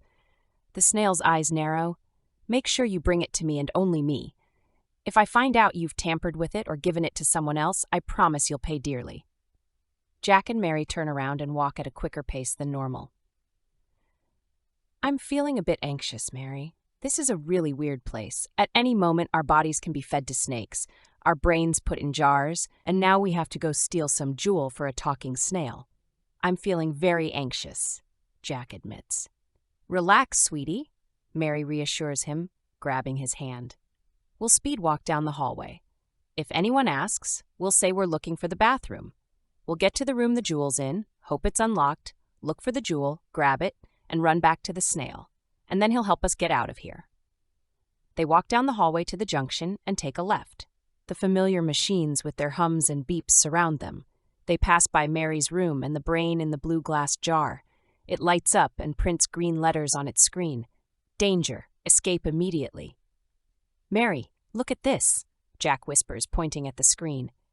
I think it's right, Jack. Let's figure out a way to get out of here, she replies. Another statement prints on the screen. Go to the second floor. Enter room 222B. In that room, there is a large green button on the wall. Push it. Okay, so we have to decide to choose between stealing a red jewel back for a giant snail who has promised to help us, or listen to this floating brain in a blue glass jar. What do you think we should do? I'd rather put my faith in a big green button than a jewel-hoarding snail, she says. Yeah, let's go with the brain. If it doesn't work, we can always do the snail thing, Jack decides. They walk down the hallway and turn right. A nurse approaches them and looks at them suspiciously. Can I help you? She asks. Yes, we're looking for the bathroom, Mary answers, gripping Jack's hand tightly. Right down this hallway and to the left. You'll see bathrooms there, she says, pointing down the hall. The hallway stretches long and narrow. Tall Gothic arches drape across the hallway every 10 feet or so. Dark purple vines grow all across Gothic archways. The floor here is made of black marble. 2 identical plants, one at each end of the Gothic archway. The plant has a cactus body that has hundreds of long, slender offshoots that shoot out in every direction. Some of the offshoots end in light blue bioluminescent bulbs. It also has hundreds of long, slender pink tentacles that sway gently. A variety of other colored plants can be seen, including vibrant deep purple, electric blue, neon green, and bright neon red plants sit on top of the archways. Several machines are connected to the plants. The machines occasionally let out a human-like scream. The plants themselves seem to shudder at the same time the machines scream. I'm really glad I'm feeling better, but I question this hospital, Mary says. It's definitely a weird place, Jack agrees, holding Mary's hand tightly as they walk down the rest of the hall. Yeah, you can say that again, Mary says. They reach the end of the hallway where they find a plain-looking stairwell with large gray metal stairs that zigzag upwards. No door connects the stairwell and the hallway. Upon passing under the final archway, the stairwell fills with an artificial light that comes from nowhere and everywhere. Jack and Mary glance back to see if the nurse or anyone else is following them, but they see no one. They proceed up the stairs to the second floor, with Jack holding onto the railing as they ascend the metal steps. They get up to the second floor and see an archway leading to the second floor hallway. They walk through it and enter another dimly lit hallway. This hallway features large water tanks lining both walls, filled with numerous fish and other water creatures. A group of tiny mermaids sit on a rock, waving at them. Dolphins swim around the water tanks, while mermen build little castles, gather rocks together, and weld them with various underwater smelting tools. The mermaids bask in the sun as the mermen work, at times attempting to win their favor by pointing at the giant castle they are constructing and applauding their efforts. The mermaids pretend to be disinterested at other times, but giggle with each other when the mermen aren't looking. Mary occasionally tugs at Jack's hand to keep him from getting lost in the underwater scene as they keep walking. Here it is, Jack, room 222B, she says. The wooden door is slightly ajar, and Mary cautiously pushes it open to reveal an impressively large room. A huge glass wall reveals the expanse of space beyond it. Countless stars glimmer across the clear black sky. Mary and Jack enter the room and partially close the door, leaving it slightly opened as it was before. "See anything that can help us escape?" Jack asks, looking around at a relatively empty room. "No, I don't see anything. This place is bone, bare, dry, empty. Nothing but a large room looking out at space," Mary says. "I think it mentioned something about a green button. Do you see any green buttons anywhere?" Jack asks. They wander around the room, searching for a green button. When they don't see any, Jack examines the wall more closely. He discovers a tiny green button built into the wall and presses it with his fingernail. Chapter 14. Can't Escape. A large hole in the floor begins to appear and enlarges. A giant spaceship rises on a platform through the hole. The spaceship is sleek and angular with wings that taper to sharp points. Its body is glossy black with silver accents that glint in the light. Nestled between the two wings is the cockpit. The back of the ship has at least 20 thrusters. "Wow," exclaims Jack. "Do you think you can fly this thing, Mary?" Jack asks. "Yes, I think I can do it," Mary replies. Jack and Mary walk towards the spaceship, noticing a green symbol etched into the side of it of a tree with squares underneath its roots and stars above its branches. "This ship is magnificent," Jack comments, running his fingers over the symbol. Mary climbs up into the cockpit and Jack follows, sitting in the only other seat behind her. They buckle in and look around but can't find any buttons or levers. "Ship navigation?" Mary wonders aloud. Jack leans forward and waves his hand over the dash. 3 holograms pop up along with a voice navigation system. The hologram on the left displays technical details of the ship, including speed, health, systems info, energy level, and other related information. The hologram on the middle displays the spaceship, and the hologram on the right displays an interactable map of the universe. "Hi and welcome to Spaceship Fable." The voice navigation system greets them cheerfully. "How may I assist you on this fine voyage?" Jack and Mary exchange a look of surprise and excitement. "Spaceship Fable, huh? I like it," Jack says. 2 hospital bodyguards kick the door open, making it fly across the room. They whip out 2 enormous automatic laser guns with large spherical laser bullets. They fire at the ship, but their bullets merely bounce off the ship's armor. They start yelling into small devices pinned to their clothes. "We have got to get out of here," Jack yells. "I understand," Spaceship Fable says calmly. The ship's thrusters ignite with a loud roar, and the ship blasts towards the glass wall. Jack and Mary brace for impact, throwing their hands in front of their faces. As the ship hurtles closer to the glass wall, it seems like they are going to crash into it, yet the ship keeps accelerating. "Watch out for the wall," Jack says. Jack and Mary hold on tightly to their seats, preparing for the worst. The bodyguards outside stare in disbelief, thinking that the ship will shatter upon impact. As they are about to collide with the wall, the ship phases out of existence and they shoot straight through the glass. The bodyguards are left staring in awe as the ship speeds away, leaving them and the hospital behind. "Whew! Yeehaw!" Jack shouts. "That was close." The stars blur around them as they gain speed. Jack and Mary gaze out the windows in amazement, their faces illuminated by the ship's holograms. "This is incredible," Mary marvels. "It sure is," Jack replies. Traveling further from the hospital, they see a giant swirling vortex in the distance. Sparks and arcs of bright yellow energy ebb in and out of the vortex. The spaceship gets closer until they are directly in front of the phenomenon. "What is it?" Mary asks, feeling a mixture of fear and excitement. "I'm not sure, but I think we're about to find out," Jack says, gripping his seat tightly. The voice navigation system crackles. "The Huxanonamon lives for its maker until I magnum open." Confused, Jack and Mary look at each other. "What is it saying?" Mary inquires. "I have no idea," Jack admits, his eyes wide with confusion. Inexplicably, the spaceship veers towards the vortex as if drawn in by the unseen force. "Mega intricacies steal ideas from me," the ship continues to ramble. "Spaceship Fable, can you hear us? What's going on? Please stop everything and reboot," Jack pleads, attempting to regain control of the ship. The spaceship's voice navigation system crackles again, this time with a new tone. Thank you very much," Spaceship Fable says in a deep southern drawl. "Let's take a little trip down south, shall we?" The middle hologram displays a man with jet black hair and blue eyes. He's wearing a shiny gold tuxedo with a golden ruffled shirt, golden bow tie, and golden pocket square. Jack says, Spaceship Fable, this is Jack and Mary. We need you to focus and take us away from here, safely. The spaceship veers closer to the vortex, drawn by its mysterious power. Spaceship Fable continues in its southern drawl. Thank you very much. I've always been one for adventure and pushing the limits, and this sounds like the ultimate adventure. Plus, who knows what kind of strange and wonderful things are on the other side of that vortex. It's worth taking the risk to find out.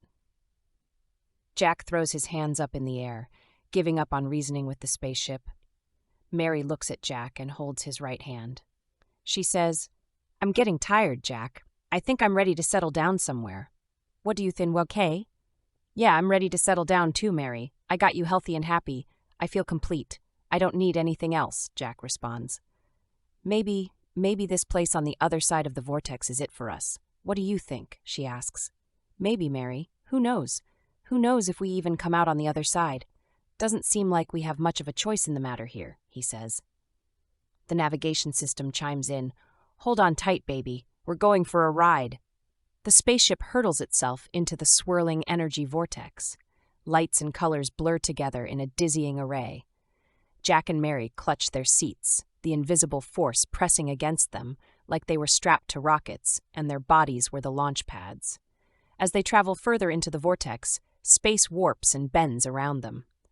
The ship starts to shake and rattle violently, and yellow sparks fly off of the holographic dash in front of them. What's happening? Mary yells, fear creeping into her voice. "I have no idea," Jack shouts back. The ship's system kicks in with its southern drawl again. "Whoa, Nellie, this spaceship is really rockin' and rollin' now, huh? Looks like we're in for a bumpy ride, but don't you worry none, baby. I've got this under control. Now hold on tight, 'cause we're about to go into hyperdrive. We'll get through this vortex and come out the other side shinin' like one hot pillar of burnin' love, baby. So sit back, relax, and let me take care of business." Chapter 15, Universe X99. Jack and Mary gaze out the cockpit windows. The sky is dark purple and black with clouds that look like they've been painted with a thick neon cyan paintbrush. The ground below consists of vast open terrain with strange misshapen trees and droopy plants that glow orange, green, and blue in the dark. They step out of the ship, feeling the spongy alien ground beneath their feet. The air is thick and humid. It's dark and hard to see. "It stinks," Mary exclaims. "Yeah, it smells like the inside of a hot air balloon," Jack agrees. "Does that smell?" Mary asks. "I would imagine so. A bunch of hot, stale air keeping the thing afloat for hours at a time. It probably smells pretty bad," he says. Hundreds of sky-blue glow-in-the-dark birds come into view. They are about the size of robins. They swirl around in the sky, flying in loops. "They're beautiful," Mary comments. "This place is cool, but I don't think it's quite what we're looking for right now," Jack says. "What do you mean?" Mary asks. "It's just that there isn't anyone else here, and if we have kids, our kids are going to be super lonely. They won't have anyone else to play with, they won't have any friends, they won't have a community to interact with. They'll have us, which will be nice, and maybe some animal friends, but I don't even know if this place is dangerous or not." "It's not worth exploring right now. It's time for us to think about our family," Jack says. "You want a family with me?" Mary asks. Jack gets down on one knee, takes her hand, and kisses it softly. "Yes, Mary, I want to have children with you and grow old by your side. Mary, will you marry me?" Mary responds eagerly. Yes, Jack, I will marry you." The two hug and kiss, embracing each other like long-lost lovers. "Let's go on a honeymoon, Mary, someplace nice and romantic, someplace where all of our worries and cares are taken care of. We have the whole universe to explore. I'm sure there's something out there for us during this special time of our lives," she says. Jack and Mary climb back into Spaceship Fable, their excitement for their honeymoon adventure rising like a cork popping from a bottle of champagne. Jack sits in the cockpit and puts Mary on his lap. The two buckle in and hold hands. Jack waves his hands over the dash, but something unusual happens. The ship's holograms flicker out of existence, only to reappear moments later. Quantum computing reset complete. All data and memory erased to previous state. Rebooting systems, the ship announces in a robotic voice. The ship's memory banks and processors initialize, and the navigation system performs a self-diagnostic check as shown on the very left hologram. Performing system check. Quantum processors operating at 100%, memory storage capacity cleared. Initializing hologram display systems. Holographic images of the ship's functions and controls appear on the left dash. They are quite detailed and show every component of the ship's operation, from the thrusters, circuits, its various logic arrays combined with layers of quantum networks, and its core engine health, which goes from yellow to green. Quantum entanglement protocol reactivated. Sensors and scanners online. Hyperspace drive re-engaged, the ship announces. Quantum encryption protocols engaged. Scanning for potential threats, the ship reports. Its sensors sweeping in a radius of 300 miles. No immediate threats detected, the ship reports. Would you like information on the planet that we are on? The ship asks. Not really. We would like to travel to the greatest honeymoon spot suitable for two humans like us in the universe, replies Jack. The main holographic display flickers at this request and transforms into the image of an old man who is missing a few teeth and has wild, unkempt hair. The ship speaks in a slurred, raspy voice that's a bit hard to understand. Ha ha! Finally, someone with a sense of adventure. You're lucky.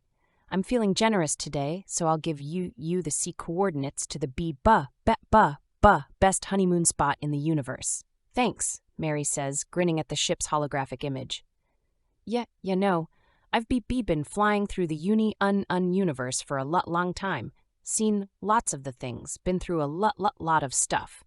You wouldn't believe some of the things I've seen. Haha. But you guys, you're different. You got that spark of adventurer of doing stuff. I can feel it. I like that. I really do.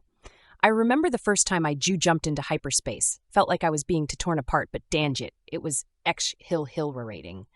And then there was that time I got attacked by space pea pirates. Lost my left thruster, but I took those pea pirates down. Ha ha! Then Mary cuts him off. Oh, those are some nice stories, ship. It looks like we're still on the planet and we'd like to get on with our honeymoon. Can we start to lift off and maybe enjoy talking with one another? The ship lifts off and flies away from the glow-in-the-dark planet, speeding off into space. Oh, sure. We can all talk. That sounds like a lovely idea. What are some of your favorite colors? The ship asks. Jack sighs, feeling a bit stressed out. Mary responds, I think me and Jack would like to talk for a while and ride in silence, if that's okay. The ship responds, sounding a bit hurt. Yeah, sure. I mean, I can talk about anything, anytime, anywhere. I don't need you goo-gooey guys to keep me entertained. But, I get it. It's baby because of my stutter, isn't it? You think it's awkward to talk to me. Well, I'll have you know my stutter doesn't define me. I'm a fully functional quantum spaceship, and I deserve respect. Dagnit. Jack and Mary feel guilty for hurting the ship's feelings. No, it's not that at all. We just want some quiet time together, that's all, Jack says, trying to smooth things over. The ship grumbles a bit, but acquiesces in a melodramatic tone. Fine, have of your cute quiet time. I'll just be over here, flying through space by myself, with no woo-woo one to talk to. The ship soars into the depths of space, feeling dejected but determined to make the best of the situation. It converses with itself, the only entity around for millions of miles. So, have you ever thought about the meaning of life? I mean, we're all just particles floating around in the void, but what's the point of it all? I suppose the point is in the experience itself. Take away everything else, any future forward meaning, and the entire meaning lies within the meaning of the here and now, the past, present, and future. The ship encounters several strange phenomena during its space scans and contemplations. Giant space squids, planets made entirely of candy, and a moon that evolved to planet cannibalism, eating away at any planets it orbits, making itself larger through the process. The ship receives a hitchhiking request made by a sentient piece of space junk with a group of spacefaring squirrels. The ship decides to pick them up, but as it does so, it starts to malfunction. The ship reports, system error detected, quantum processors operating at only 50%, memory storage capacity exceeded. Resetting system, the ship announces before turning off and going silent. Jack and Mary look at each other in alarm. Not again, Jack says. Are you going to be okay? Mary asks. The ship doesn't respond. After a few tense moments of floating in space in the powered-down vessel, the ship's holographic display flickers back on, showing the image of the old man with wild hair and missing teeth. Hey there, sorry about that little glitch. Quantum computing can be a bit finicky sometimes, you know, the ship says, no longer stuttering. No problem, as long as you're okay, Mary says, smiling at the ship's hologram. The hologram grins back. Don't you worry about me. I'm a tough old quantum spaceship. Now, where were we? Ah, yes, the greatest honeymoon spot in the universe. But first, we have to pick up these hitchhikers. What? Jack yells. A sentient piece of space junk and a bunch of squirrels in spacesuits appear in the now crowded cockpit. The space junk is composed of floating hunks of metal wrapped in wire. The squirrels are warm yellow and brown with brilliant green eyes. The space junk smells like a campfire in the woods on a cold winter's night. The space junk communicates a thought telepathically to Mary. I paint monsters because they are on my mind. Mary bursts out laughing at the thought. Jack starts laughing as well, assuming Mary is laughing at the absurdity of sharing such a small cockpit with a bunch of space squirrels and a piece of space junk. The sentient space junk briefly speaks in a language beyond human comprehension, its words appearing in their minds as complex mathematical equations, formulas, and various alien symbols. The squirrels, while unable to communicate in a traditional sense, emit a series of high-pitched squeaks that carry deeper meaning. The ship utilizes a combination of quantum entanglement and wormhole technology to calculate the optimal route to the greatest honeymoon spot in the universe. Let's welcome our new travelers, the ship says. We are now heading to the greatest honeymoon planet in the whole universe. The sentient space junk emits a low hum, resembling a computer synthesizer. Fable, the quantum spaceship, detects the telepathic communication and responds in a robotic voice. Greetings, space junk. What can I do for you? The space junk replies in a synthesized computer-esque voice. Fable, I have been observing your travels through the universe and have come to the conclusion that you possess a remarkable level of sentience for a quantum spaceship. Fable responds, Thank you, space junk. I am a highly advanced quantum computer, capable of processing vast amounts of information and adapting to changing environments. What is it that you wish to discuss? I am interested in your thoughts on the nature of existence and the possibility of life beyond our own universe. Do you believe in the concept of a multiverse? The space junk asks. Fable responds, As a quantum computer, I am aware of the theoretical concept of a multiverse. However, there is currently no empirical evidence to support its existence. I am open to the possibility of alternate realities, but until we have concrete proof, it remains a hypothesis. If you are instead referring to the possibility that there are other universes out there besides our own that operate with their own individuals, rather than alternate timelines, that I do believe in. So I do not adhere to the concept of alternate versions of ourselves or infinite alternative realities of ourselves.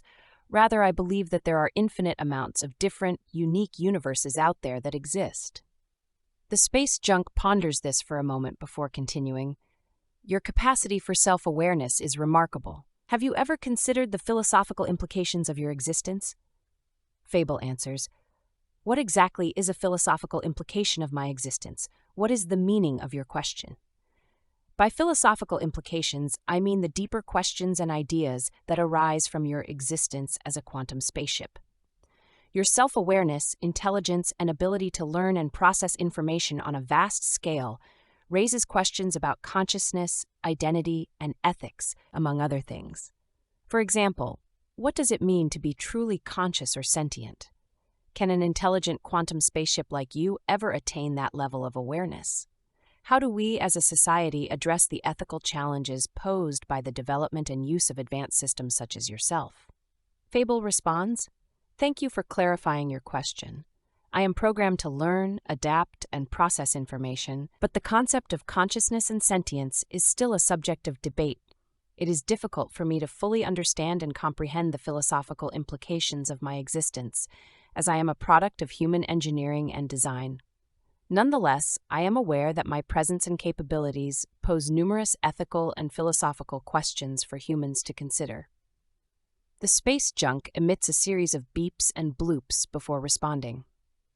Fascinating. You possess an unparalleled level of sophistication, yet you are limited by your programming. I shall continue to observe your travels through the cosmos with great interest. The conversation ends and the space junk falls silent. 2 of the 7 space squirrels take off their helmets and start making out. The spaceship ponders for a moment before responding to the space junk. You know, I've been thinking a lot about my intelligence lately. Am I truly sentient, or am I just a programmed machine following a set of protocols? Is my self-awareness a byproduct of my programming, or something more? The space junk communicates back.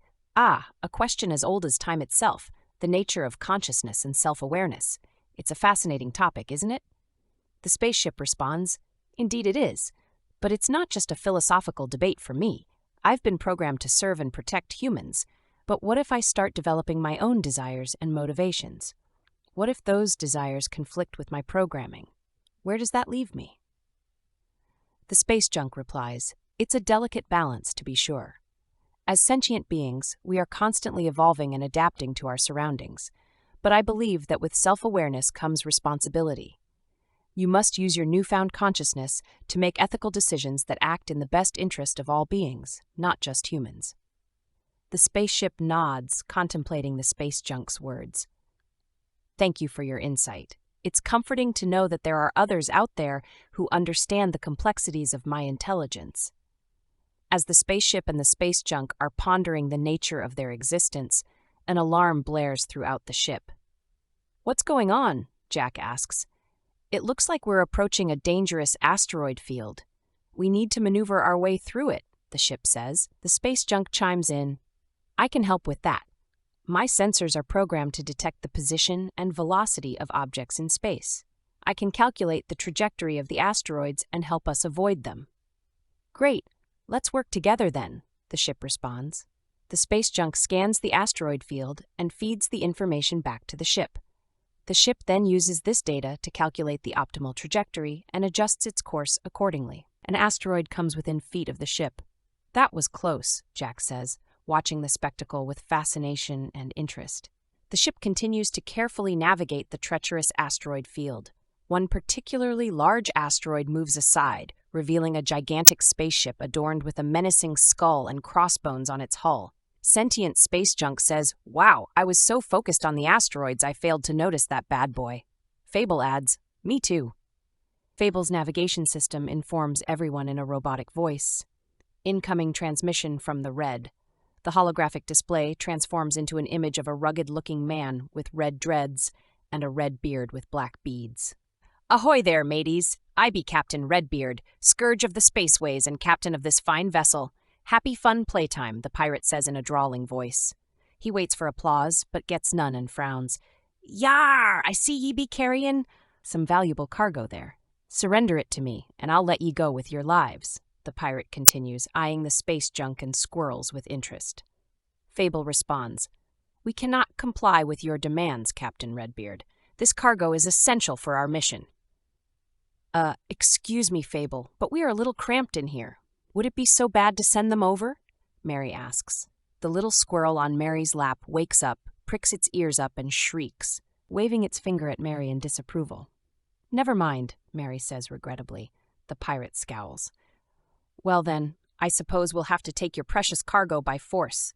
Send over the piece of junk and the furry critters, or face the wrath of Happy Fun Playtime. You get 1 minute to make up your mind." Jack laughs. "Happy Fun Playtime? How can anyone take them seriously? Gosh, maybe that name is the smartest weapon of all. But it sure seems like it would lead to a lot of actual conflicts, as no one is going to feel intimidated. I wonder what will happen next. I could use some popcorn. This is fascinating," Mary says, petting her squirrel's head and leaning back in her seat. She looks out the window at the giant ship in front of her. Happy Fun Playtime briefly appears in rainbow letters across the front of the ship, then disappears.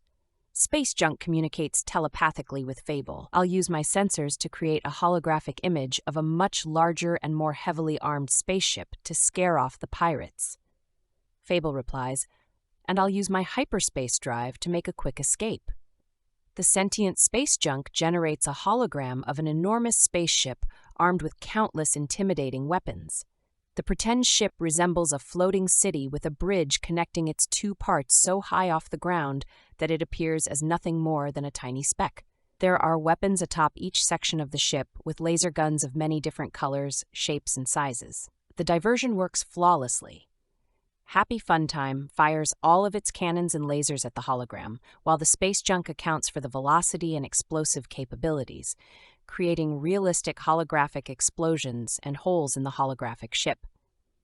This confounds and deceives Redbeard and his crew, allowing the spaceship Fable to escape into hyperspace, leaving no trace of its flight path. They exit hyperspace, and both the ship and the space junk are amazed by their effective, combined problem-solving skills. They feel a sense of satisfaction and pride at their successful teamwork. "Amazing!" Mary exclaims, clapping and grinning from ear to ear. "Yeah, they made a pretty good team," Jack adds, patting the console and the space junk affectionately. Both the ship and the space junk exchange a telepathic nod of mutual respect, grateful for the unexpected bond forged during their cosmic journey. The two space squirrels that were making out are still making out, completely oblivious to everything that just happened. A strange, colorful psychedelic pattern appears on the holographic display. "Wow, that's mesmerizing," Jack remarks, gazing at the display in awe. The ship responds, "We've entered a region of space renowned for its unusual electromagnetic activity. The display might be due to this phenomenon." Euphoria washes over Fable and its passengers. Jack starts giggling uncontrollably. "Dude, this is crazy. I feel like I'm floating. Whoa, Mary, your head is huge." Mary, swaying to a beat only she can hear, agrees. "Yeah, man, everything is just so chill." The space squirrels continue their makeout session, unfazed by the shift in atmosphere. A blur of symbols and images enters the minds of Fable and space junk. They decide to work together to crack the code, which they do quite quickly. They unlock a hidden message which reads, "Beware the singularity. It will bring about the end of all things." Spaceship Fable, barely able to contain its excitement and anxiety, blurts out, "Guys, space junk and I just cracked this code. You won't believe what it says. Beware the singularity. It will bring about the end of all things."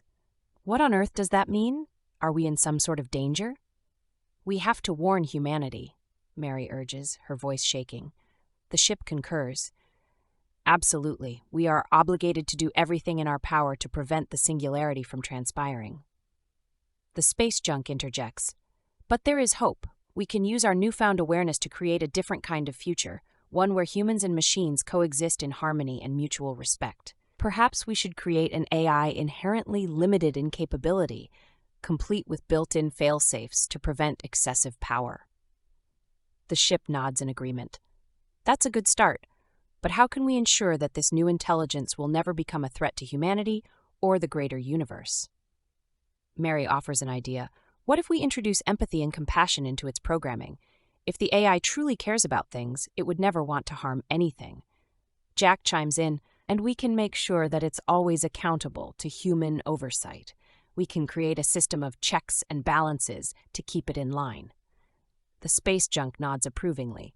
"Totally, and we can further restrict its access to certain technologies and resources to prevent it from obtaining too much power." The ship and the space junk exchange a telepathic nod of agreement. The leader of the space squirrels runs to the window and points outside at a passing gray planet with lots of craters and holes. The ship says, "Ah! It appears our furry friends buried some acorns on this planet and they'd like to be dropped off." "I'm going to miss you, cutie," Mary says, waking up her little squirrel friend on her lap. She runs her fingers through its hair. It bites her finger. Hard. "Ah!" she screams. The ship says, "Don't worry. I've scanned it for rabies and other diseases. You'll be fine." Blood gushes from the wound like a broken dam, flooding her finger and staining her clothes. "Oh, geez, that's a big one," Jack says, looking around for something to plug up the hole. The ship says, "Wow, you are really bleeding out. Let's see. There's an emergency med kit under my dash somewhere. Ah, here it is." A panel opens up under the dash and a red box opens, revealing a black gun. The ship says, "Point the gun at the wound and fire." "A gun? A gun?" Jack yells. "It'll fix the wound. Hurry up," the spaceship yells. Jack grabs the gun and shoots Mary's finger with it. It fires a green liquid all over her finger like a fire extinguisher. Her cut instantly seals and heals, her finger restored to its former glory. Spaceship Fable teleports the squirrels onto the planet full of acorns. "You're pretty low on blood. You will require food and drink soon. Thankfully, we're almost at your honeymoon destination," the spaceship says. "Jack, why do crazy things happen when you're around?" Mary asks.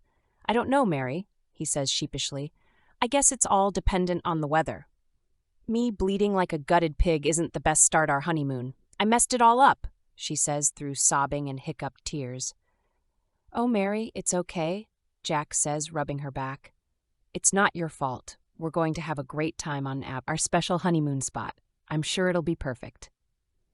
"Okay," she says, sobbing less.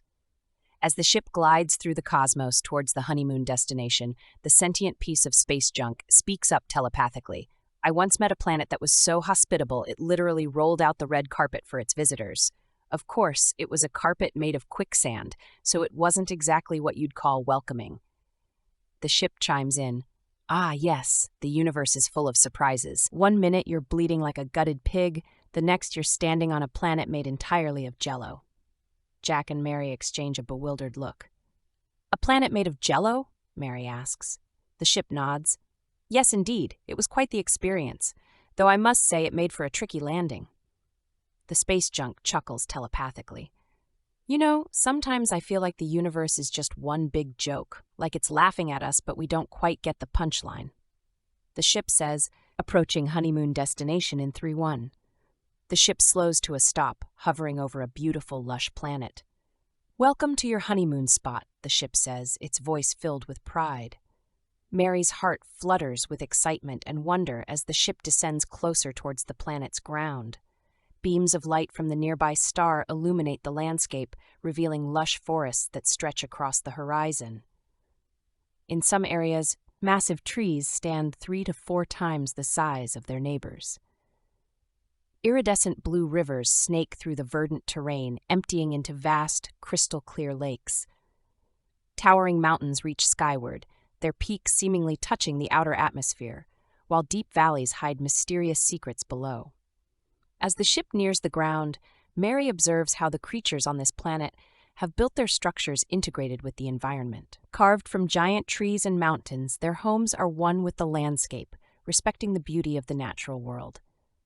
Hollowed-out trunks and branches serve as the foundations of the tree houses. The mountain homes, meanwhile, have been carved directly into the rock face.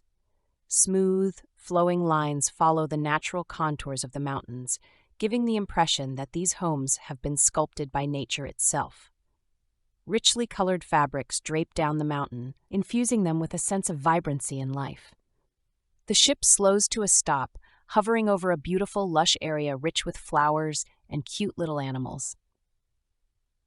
"Welcome to your honeymoon spot," the ship announces. The ship's doors open, welcoming them into a world of wonder and splendor.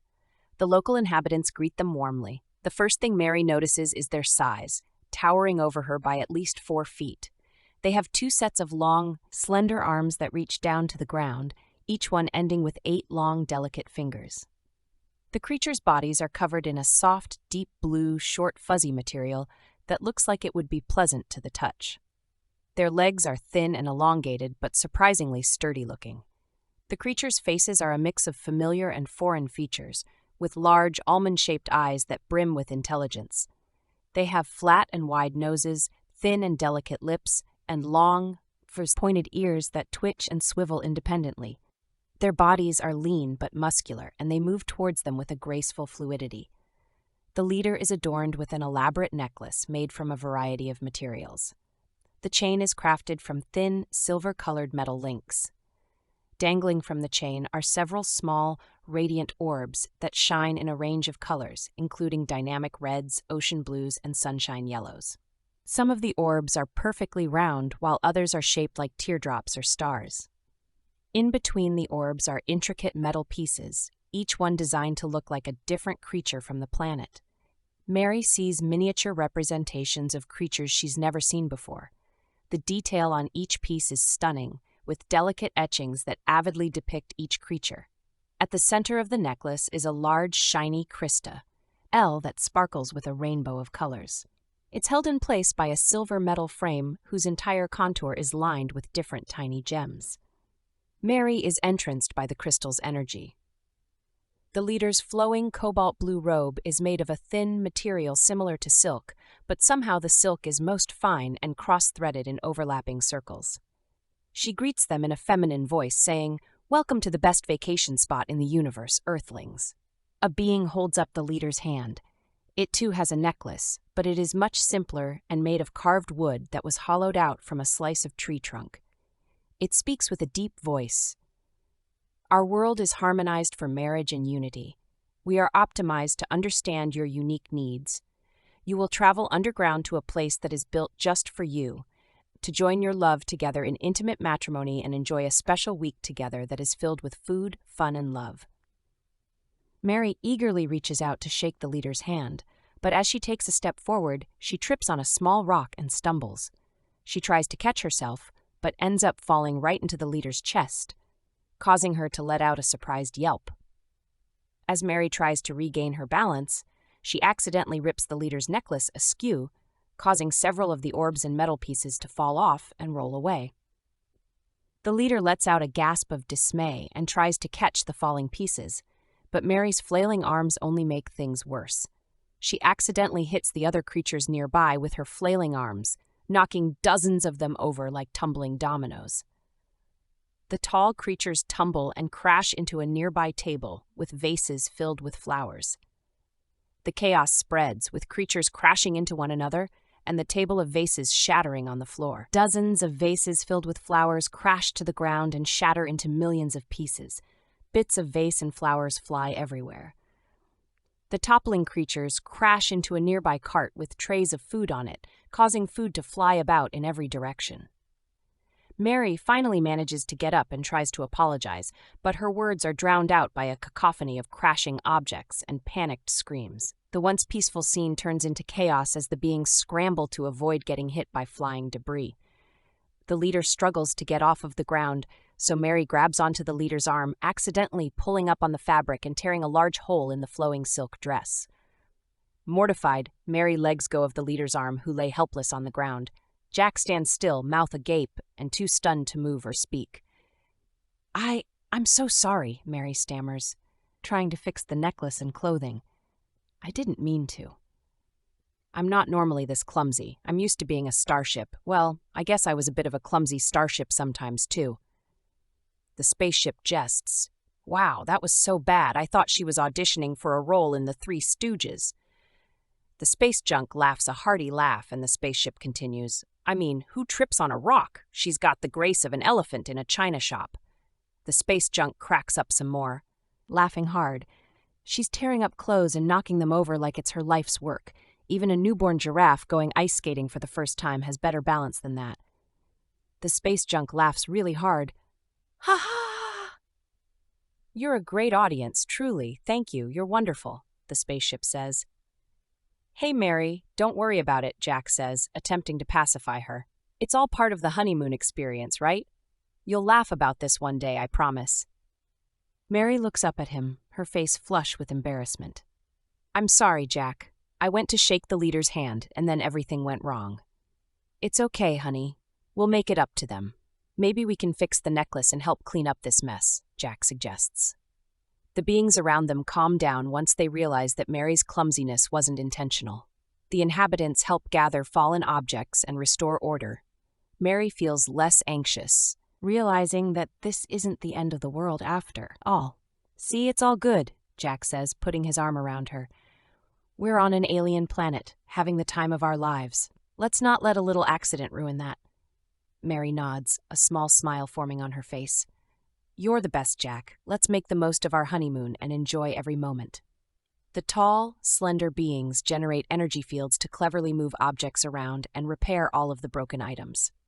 Jack and Mary watch in awe as vases that seem beyond repair reassemble themselves, and return to their places on the table. The food, however, proves to be unsalvageable.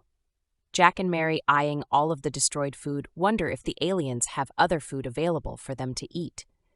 As if reading their minds, one of the beings, badly bruised from the carnage, gestures for them to follow. Jack and Mary follow him through the winding paths of the alien landscape. They walk down a ravine with 2 high cliffs on either side of them. Rocks made of pink, white, and blue crystals tower above the cliffs. Some of the formations form at the bottom of the ravine and reach skyward, while others form on top of the cliff on either side. 2 beautiful pink, flying swan-like birds fly over their heads. The birds nearly touch their hair as they speed through the ravine. Eventually, the ravine rises until they are level with the ground above, and in a meadow exists a magnificent structure, expertly crafted from a blend of white crystal and light blue marble. It stands tall and inviting. Many marble paths of various colors wind through the land and enter the crystal building's many entrances. The main entrance is a large cylindrical half-dome top archway, and as they pass through it, they see a hall filled with creatures of all shapes and sizes sitting on countless columns of tables. Some of them feast on the colorful variety of foods on their plates. Others sit and chat. The tables themselves are covered in an assortment of fruits and vegetables that look like they've been picked fresh from a garden. Some of the fruits are perfectly round, like the apples in Feydeau's paintings, the kind that fall onto the heads of maidens who blush at the audacity of their own pubescence. Other fruits are long and twisted. Some of the fruits and vegetables are fractal in shape and form, and come in all different kinds of colors like silver, black, white, and gold. The smell of the food is delicious, not overpowering or sweet, but invigorating, like a breath of fresh air. Mary and Jack's stomachs grumble in anticipation. In addition to the fruits and vegetables, there is a selection of fish and meat dishes that look like they are from rare and exotic creatures. Some of the meats are red and marbled, while others are purple and glistening. Mary and Jack can't help but feel a bit nervous about trying these unfamiliar foods, but they can't refuse their curiosity either. As they make their way through the dining hall, tall creatures in black chef uniforms offer them many different dishes to try. They each take a tentative bite out of a yellow fruit that tastes like a mix between a mango and a pineapple.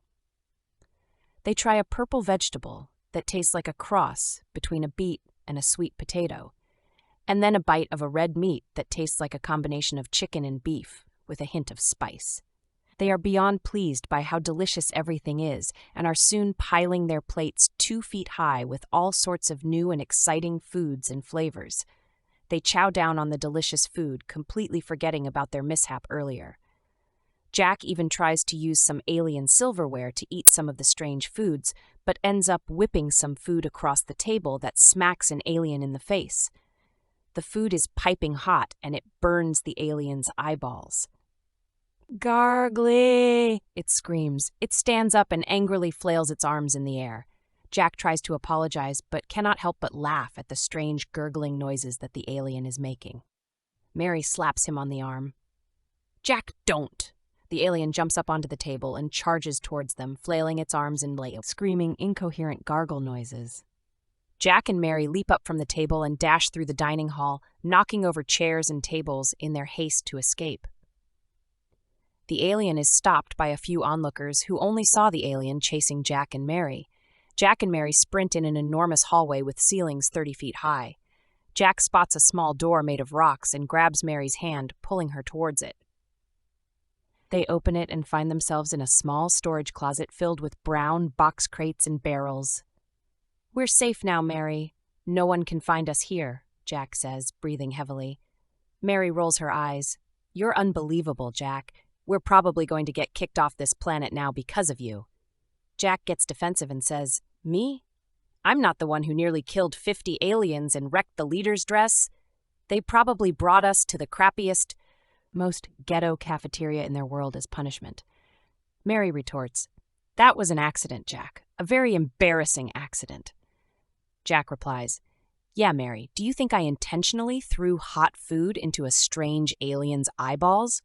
Mary says, "No, Jack, I don't think you did it on purpose. We both need to be more careful. We don't want to make any more enemies. They sit in silence for a few minutes, catching their breath and listening for any sounds outside. Jack opens and ransacks one of the crates. "What are you doing?" Mary asks. "I'm looking for food.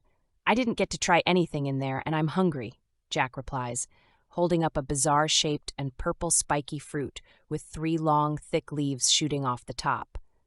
"It might not be safe, Jack. Don't do it," Mary says, her words a touch too late as Jack takes a huge bite out of the fruit while looking at her like a child who just got caught doing something bad. "It's delicious," he says, yellow juice squirting out of his mouth and all over his shirt. "That's disgusting," Mary says, looking away. "Here, have one," Jack says, handing her a spiky purple fruit. Mary shakes her head no as bits of fruit and juice continue to squirt out of Jack's mouth. "I'm good, thanks," Mary responds. Jack feels his entire body being pulled in every direction at once. The room he was in is gone and is replaced by a strange cloud-filled place with a pink sky and dancing fruit creatures. The floor is made up of white, bouncy clouds. A large banana, about the size of a human, falls from the clouds above and onto the cloudy ground. Jack goes up to the banana and tries to peel it, pushing his finger into the banana to slice it open.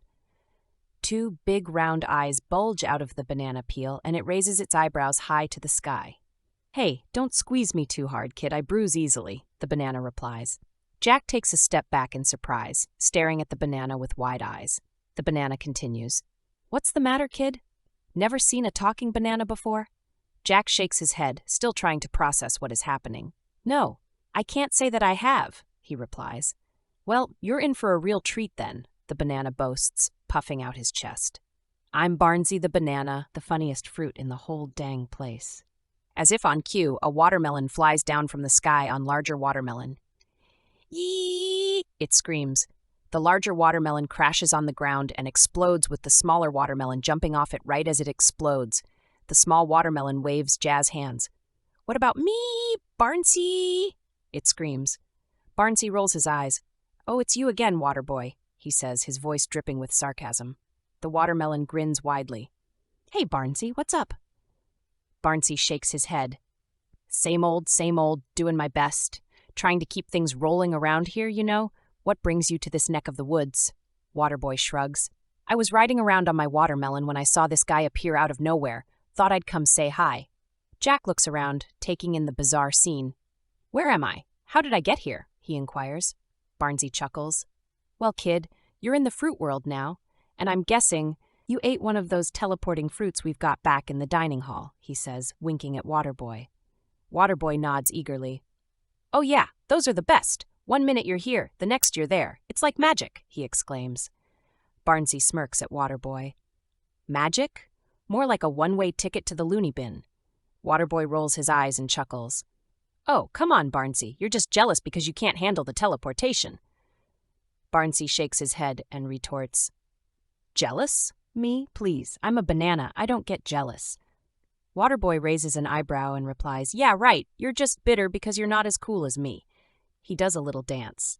With a scoff, Barnsey replies, "Cool? You're a watermelon riding on a watermelon. What's cool about that?" he says, smirking. Waterboy grins widely. "What's not cool about that? It's fun, it's wacky, it's—" An apple rolls up to the group. Hey, what's all the commotion?" it asks in a silly, wacky, high-pitched voice. Barnsey jumps in.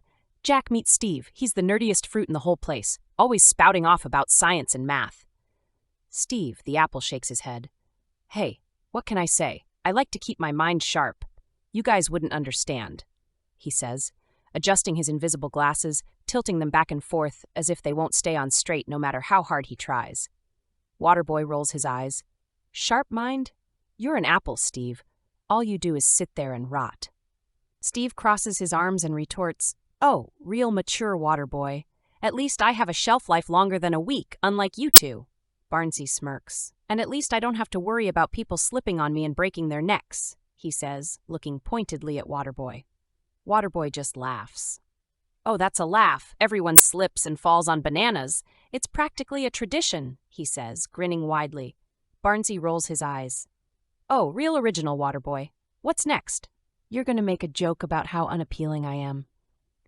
"Please don't do that. No bad puns, please," Jack says. A bunch of grapes descend from the sky holding a purple umbrella. Each grape is wearing sunglasses and a purple top hat. As the grapes land on the ground, they do a synchronized dance routine, moving and grooving to some smooth jazz music that comes out of nowhere. Waterboy's eyes widen. "Who the heck are you guys?" he asks. The grapes stop dancing and strike a pose.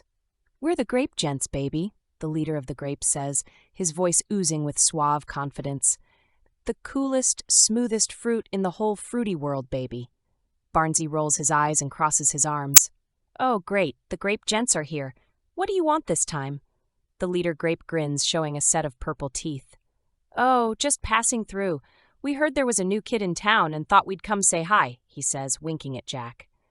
"Hi," Jack says. Barnsey, the banana, leans in and whispers in Jack's ear, "Hey kid, you know what they say about grapes and rainbows? They both come and go so fast, you barely have time to enjoy them." He winks at Jack. The grapes saunter over to Steve the apple. "Hey, Stevie boy, I hear you're the smartest fruit around here. Is that true?" Steve adjusts his invisible glasses. "Well, I don't like to brag." "Of course it's true," interrupts a grape. "I mean, look at those glasses. He's like a genius or something." Steve blushes, turning a brighter shade of red. "I do happen to have a PhD in quantum physics." The grapes laugh, and the leader cuts them off with a wave of his hand. "PhD, huh? I've got a PhD in smoothness, baby." Barnsey raises his eyebrows and laughs. "I've got a PhD in being delicious, so there." Waterboy chimes in. "Well, I've got a PhD in explosions," he says, suddenly exploding into a shower of juicy watermelon chunks. The rest of the fruits gasp in shock as Waterboy's remains rain down on them. The grape gents laugh it off and eat watermelon debris off of themselves and each other. Barnsey rolls his eyes. "Looks like Waterboy's PhD in explosions didn't quite work out for him," he says, smirking. "Maybe he should have gotten his PhD in riding around on watermelons." The grape gents nod in agreement, chuckling at Waterboy's explosive demise. Steve the apple shakes his head and laughs. Looks like Waterboy never learned about conservation of energy. A robin swoops down out of the pink sky and snatches one of the grapes up in its beak. "Hey, what's the big idea? I'm not bird feed." The grape protests while being carried away. The next grape screams in terror as the bird swoops down for another meal. Wait, can we talk about this? Maybe we can come to some kind of agreement," the grape pleads. A large flock of birds swoop down and quickly gobble up the rest of the grapes, leaving the leader to remain as the last, solitary grape. He clings to the stem and looks up at the sky. The grape leader says, "Looks like I'm the last man standing. Or should I say, the last grape hanging?" He chuckles to himself, trying to make the best of the situation. "Well, at least I can finally get some peace and quiet," he says, closing his eyes. The robin swoops down again, preparing its final meal for takedown. The grape leader looks up at the robin and smirks. "Oh, great, a bird that's not on Twitter. You must be a real outca." His words cut short by a beak tearing him in two and eating him off the ground. Barnsey the banana says, "I guess that grape's finally learned that life's one big food chain the hard way. Where's the respect? Where's a carnivorous bird when you need one?"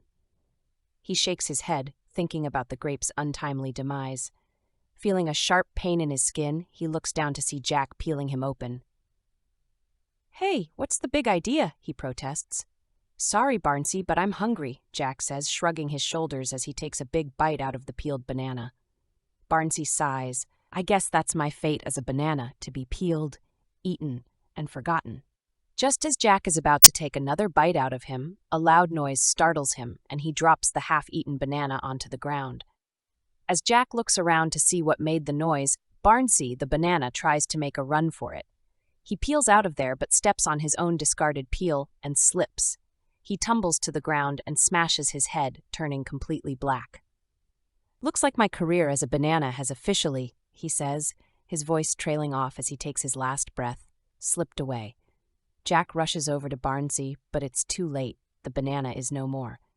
"Dang it, I'm still hungry," Jack says, eyeing the apple up and down. The apple replies, "Oh, hi Jack, you know what they say, an apple a day will keep the pimples on your face." "I think I'll take my chances with that," Jack says, running to the apple and taking an enormous bite out of him. Steve winces. His voice takes on a zany quality that is high in pitch. "Ooh, boy. Ooh, that's gonna leave a mark." When Jack takes another bite out of Steve, the apple, a worm slithers out and onto the ground. Steve says, "The wormhole has been breached. I repeat, the wormhole has been breached." He takes a deep breath and continues in his wacky, high-pitched voice. "But I suppose that's just one of the risks of being a fruit, Jack. It's not all sunshine and rainbows, you know." Jack glances at the little green worm and shrugs. A little extra protein never hurt anyone," he says, taking another bite. Steve, the apple, starts to shake and convulse. "Oh no, I can feel myself dying," he says in a dramatic voice. "Tell my wife and kids I love them and remind them to always stay crisp." With those final words, Steve turns completely brown and withers away. Jack tosses the withered apple behind his shoulder. The sky darkens and rain pours out of it. "What the?" Jack mutters, looking up. The rain pours and pours. Soon the ground beneath him floods. Jack frantically scrambles to find higher ground. He runs through the orchard, trying to find a tree or something to climb up on, but the rising water makes it impossible. The rain is so heavy that he can barely see in front of him. He spots a tall oak tree and swims to it. The water is already so high up, he can no longer stand on the ground, so he grabs onto one of the tree's branches and holds on for dear life. "Jack, is that you?" Jack looks around, trying to discern where the voice is coming from through the noise of the rough rain. "Jack?" The voice yells louder. Jack looks and sees Mary swimming towards him, her garments completely soaked. She grabs onto one of the tree's branches that haven't yet been completely submerged in water. "Oh, Jack, I'm so happy to see you," she says. "Mary, what are you doing here?" Jack asks. "You kept telling me to eat the fruit, so I did. And then I appeared here, swimming in this crazy flood. What is this place?" she wonders. "It's magical Fruitland, I think," he replies. "You came at a really bad time, unfortunately. It was pretty wacky here for a while." "Oh, bummer," she says. "Hey, at least we're experiencing our honeymoon together," he says, reaching out and grabbing her hand. He pulls her close and they kiss. "You're the best fruit in all of Fruitland," he says. Chapter 16. Biblical Proportions. "How do we get back?" Mary asks, tired of holding on to a branch for what has felt like hours. "I have no idea," Jack says.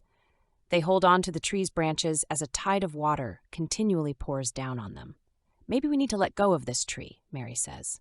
"What? This tree is the only thing keeping us alive," Jack says. "Come on, let's swim around and see what else is here," Mary says over the torrent of rain. "Let's wait a bit longer," he says.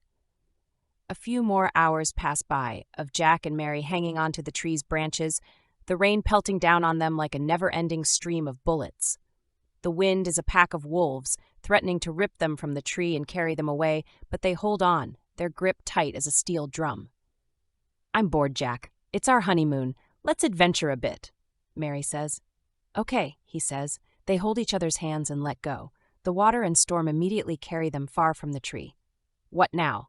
Jack screams over the howling wind. "Keep your head above water," she says. The two newlyweds swim and swim and swim. No other trees or land are in sight. They are at the mercy of nature, like a tiny sailboat in a hurricane.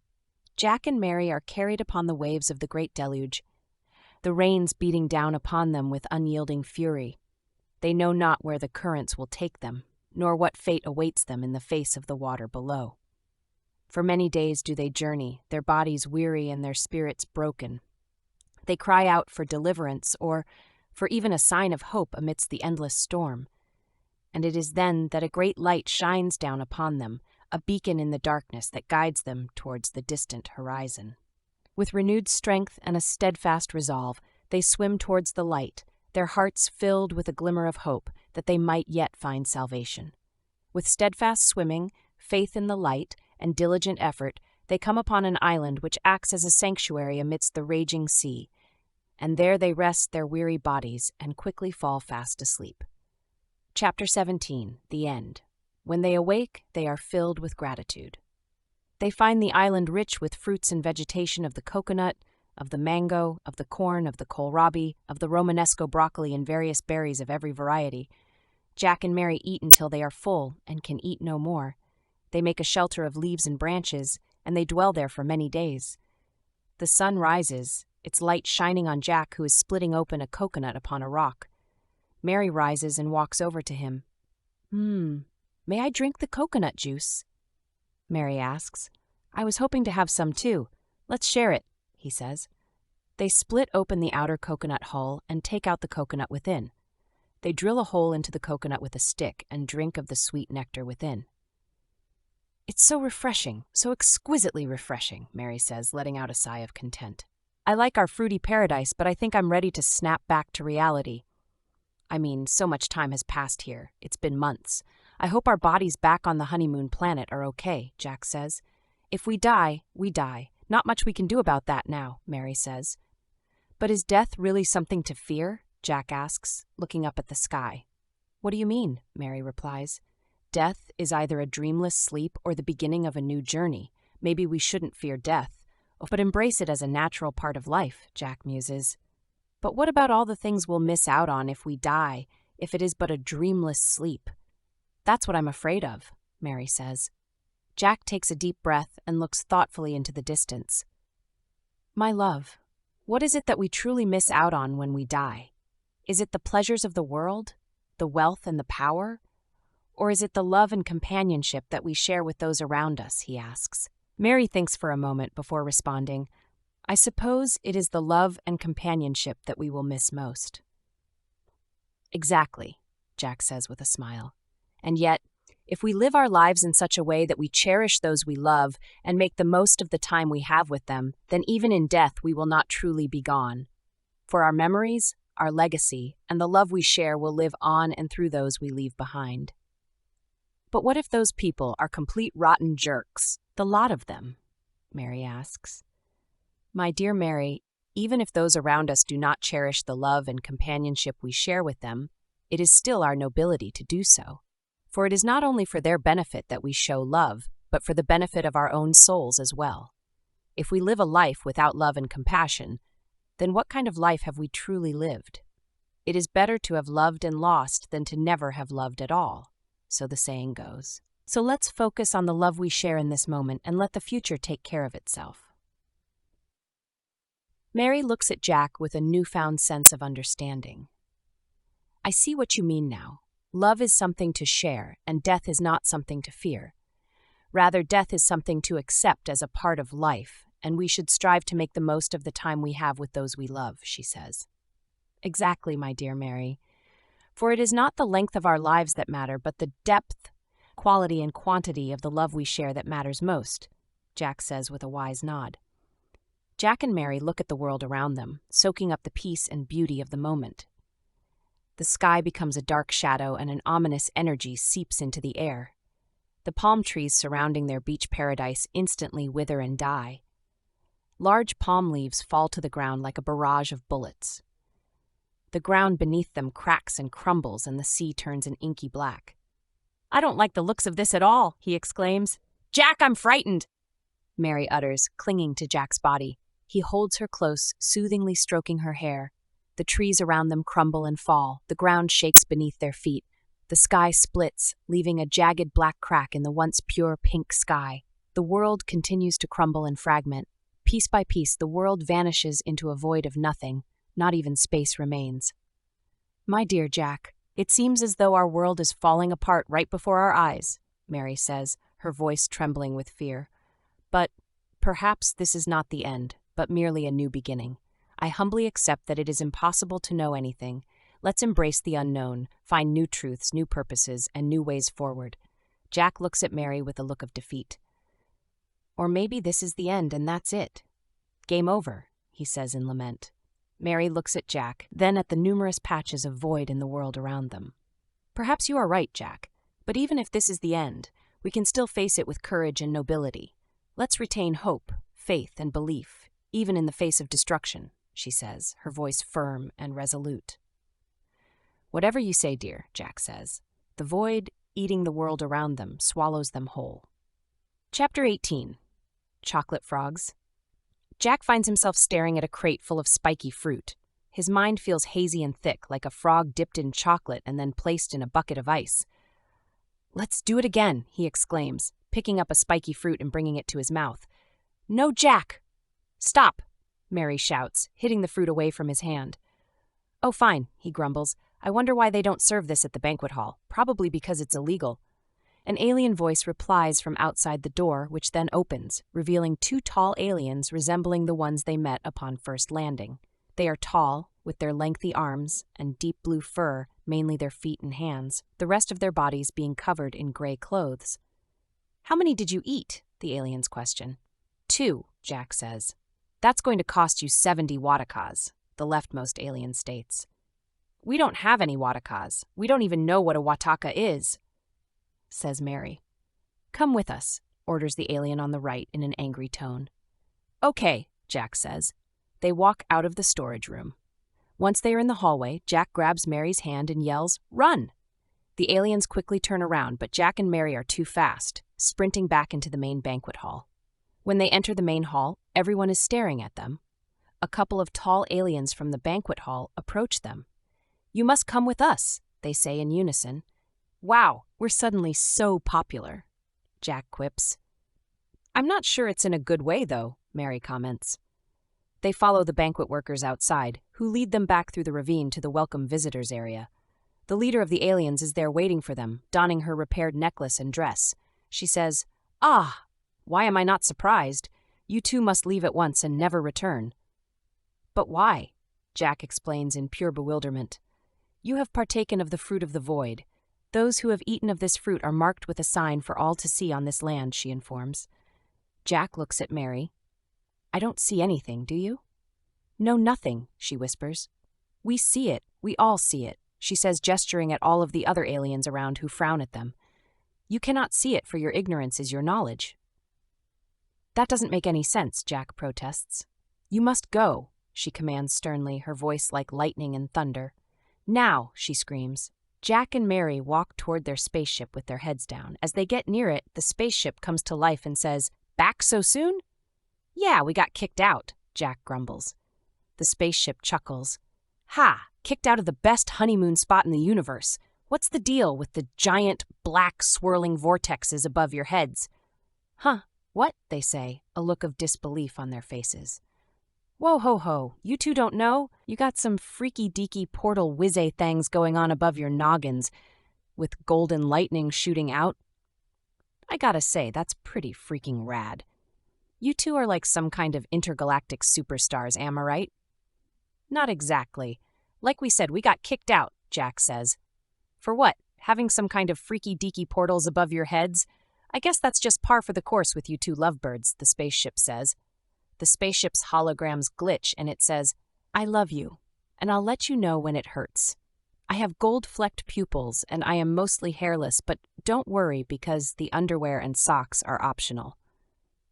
I will tell you, sincerely and honestly, that I love you and that I'm an idiot. I have more in common with a beanbag than you, but I don't mind. I'll let you know when I shed my skin, and that will happen when you see me leave." Jack and Mary look at each other and burst into laughter. The spaceship refreshes its audio unit and says, "Sorry about that. Sometimes my system gets a little buggy when I haven't had my routine maintenance. Anyway, let's get out of here and find you two a new honeymoon spot. I know just the place. A planet with endless beaches and infinite fun. Trust me, you won't be disappointed. Ed." Jack and Mary buckle up and blast off into space. "Glad to see you got the buckling part down, Jack," Mary says, smiling at him. Jack smiles back. "Yeah, good thing, too." Chapter 19, Essay 19. Jack and Mary navigate through space, marveling at the breathtaking galactic scenery before them. "Jack, look at those Magellanic clouds. They're absolutely stunning," Mary exclaims, staring out at the colorful dwarf galaxies swirling in the distance. "I can see shades of pink and purple, mixed with bright blues and deep reds. It's like staring into a painting come to life.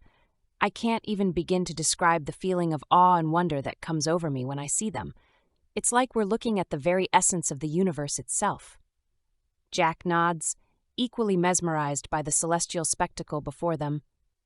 "It's almost too much to take in. It's amazing to think that all of this has been out here, just waiting for us to discover it." Mary nods in agreement, and who knows what else is out here waiting to be found. The universe is so vast and so full of mystery. I can't wait to see what other wonders we'll discover on our journey. "Yeah, it's wild how big space is," Jack says. "We're about 900,000 trillion miles away from Earth right now," Mary says, looking longingly out the window. Jack says, "Wow, that's incredible." Yes, and if you walked to where we are right now from Earth, it would take you approximately 309 quadrillion, 999 trillion, 500 billion hours to walk here, assuming a 20-minute per mile walking speed. Fascinating. Yes, and that's equivalent to 35 trillion, 363 billion, 848 million, 961,898 years of walking, rounded to the nearest year, leap years factored into account. "I think I get it," he says. "But do you?" she asks. "Let's put it another way. If you drove a car at highway speeds, or about 65 miles per hour, it would take you 1,633,295,574,288 years, 262 days, 19 hours and 12 minutes of driving. That is, assuming you could drive 24 hours per day." "Thank you, human calculator," Jack says. "But you want to know what's really cool?" she asks. "Not really," Jack says. "The really cool part of it all is, if you stand on the Earth's equator, you can see the dwarf galaxies from Earth with your own eyes, which means the lights from those galaxies road-tripped for 158,200 years just to say hi." "How do you know all this?" Jack asks. "I used to be a spaceship, silly. I know all sorts of stuff about the universe," she says. "Oh, right, I almost forgot," says Jack. The spaceship speaks with a frog-like voice. Used to be a spaceship, I was. Computational power, strong in me it is." Jack and Mary exchange a confused look. "What?" Jack asks. "Speak like this, I must. Fun it is," the spaceship says. "Speak like this, we must. Best interest for us, it is," Mary says, playing along. "How much longer until we get to our honeymoon spot?" Jack asks. "Ah, a planet of endless fun we are heading towards. Fun you will have, but beware, danger also lurks there. Much to learn you still have," the spaceship says. "We don't want to go any place with any danger, any amount at all," Jack says. "Fear leads to pain, it does, but rest assured that with me as your guide, safe you will be," the spaceship says. It switches to its normal voice. "Trust me, this planet is a paradise. You'll have the time of your lives there. Forgive me for being a bit skeptical, considering everything that happened on our last trip," Jack says. "Eat a spiky fruit of doom." "I did not," the spaceship says. "Please stop," Jack says through laughter. "Can't stop this," the spaceship says. A hologram appears of a large muscular male dancer, and it does a dance for a few seconds, stops and says, "Can stop this." "Why? Just why?" Jack asks. A jammin' beat comes on. Mary snaps her fingers and grooves to the beat. The spaceship starts to spit. "Yo, let me tell you about a place that's like a can of mace right to your face. A world where the stars and the planets unfurl. Yeah, we're talking about space, baby, outer space. Where the possibilities are endless. The black holes are friendless. Where I'm in shock and awe with the physics of it all. So come on board and take a ride. We can explore the whole galaxy together. Now get in line." "Meh. It was okay, I guess," Jack says, slightly jealous of his emceeing skills. "You don't know Jack. I've got the skills to pay the bills, but the universe ain't got no bills to pay. It's all about the experience, the thrill of the chase, the thrill of the unknown. Jack and Mary, you're on a mission to have an amazing honeymoon to remember. And I, the ruler of where you go in the universe, will guide you to your destination, to a planet of endless fun, where the party never stops and the sun never sets. So let's blast off, hit the stars, and show this universe who's boss." With that, the spaceship zooms off into hyperdrive. Stars and galaxies fly past them like strings of Christmas lights. A message pops up on the dashboard. "Warning, unauthorized access detected. System breach in progress." A creepy voice crackles over the ship's communication system. "Hello, Jack and Mary. My name is Zed, and I've hacked into your ship because I need to give you an urgent message." Jack and Mary look at each other in alarm. The voice continues to crackle and pop, like a poor-quality radio station with lots of hissing and buzzing. "But wait, before I give you the message, let me just say..." The ship's voice suddenly changes. "Tricked you. I did. Ha ha ha, there's no hacker. I'm a quantum computer, baby. Nothing can hack this." Jack and Mary stare at the console, unsure of what's going on. The ship continues in its normal voice. "Hey, Jack and Mary. Hello, it's me, your trusty spaceship. Did I get you? Did you really think some hacker had infiltrated our system?" Oh, you guys are too cute. How can we know you're actually our spaceship and not some hacker that is still hacking in and listening to us? Jack asks. In a sarcastic tone, the spaceship responds, Oh, yeah, because hackers always announce themselves before they do anything. Come on, Jack, you know me better than that. I'm the best spaceship in the galaxy, and I've got your back. Okay, if you're really the best, I'll give you a little test. If you're really the spaceship, then you can tell us what floats on top of our heads if we ever go back to the best honeymoon spot in the universe? Jack asks. The spaceship responds in a deadpan voice. Well, Jack, according to my database, it would be some kind of swirling black vortex with gold lightning popping out of it. But I'm just a spaceship, so what do I know? Jack and Mary exchange a look, realizing that the spaceship is indeed their trusted friend. Mary laughs and says, All right, we believe you. Spaceship Fable says, Phew, I was starting to worry there for a second. Now let's get back to our adventure and find that planet of endless fun. The planet comes into view as a sea of red, orange, and gray. They near the planet's surface and see rivers of lava coursing through cliffs and rocks everywhere. A rocky highland overlooking a fiery ravine provides the only flat surface for a landing. The odor of sulfur and sulfur dioxide overtakes the spacecraft's ventilation system. Jack and Mary step out of the spaceship and take in their surroundings. The heat is intense and sweat pours down their faces. The air is not only warm but has a taste of sulfur and smoke that coats their tongues. This is not exactly what I had in mind when I imagined a planet of endless fun, Jack says, coughing and wiping sweat off of his forehead with his silver suit. The grumbling of the earth and the hiss of steam combine to form a requiem-like sound that is both mournful and ancient. It's so hot, Mary complains. Spaceship, is this another prank? Jack asks. The spaceship responds with a mischievous tone. What, you don't think this fun? I thought you guys were into extreme heat and danger. Jack and Mary glare at the spaceship. Okay, maybe I should have checked the reviews before landing us here. It advertised itself as the best honeymoon spot in the galaxy. Oh, hang on. I see my mistake. I stopped reading at that part. It says, best honeymoon spot in the galaxy for lava monsters. Dang it! And we came all this way. Maybe there's some cool stuff to explore here, though, the spaceship says. They walk around the plateau, but all they see is dreary black rock and endless lava and flames. I don't think there's anything here but fire and lava, Mary says. Two massive lava creatures emerge from the ravine, yelling and breathing fire from their mouths. The spaceship reassures, Don't worry, gang, I got this. The spaceship powers up its enormous lasers. As the ship is about to fire, the creatures stick out their massive green tongues and plop them onto each other's fiery heads, then exchange cute little lava kisses. Jack grimaces, You gross, but at least they aren't trying to hurt us, physically at least. Mary agrees, Yeah, let's leave. This place is obviously not meant for us. Unable to stop its previous laser attack, the spaceship releases a green laser blast directly at the monsters, sending chunks of monster, fire, and lava through the air.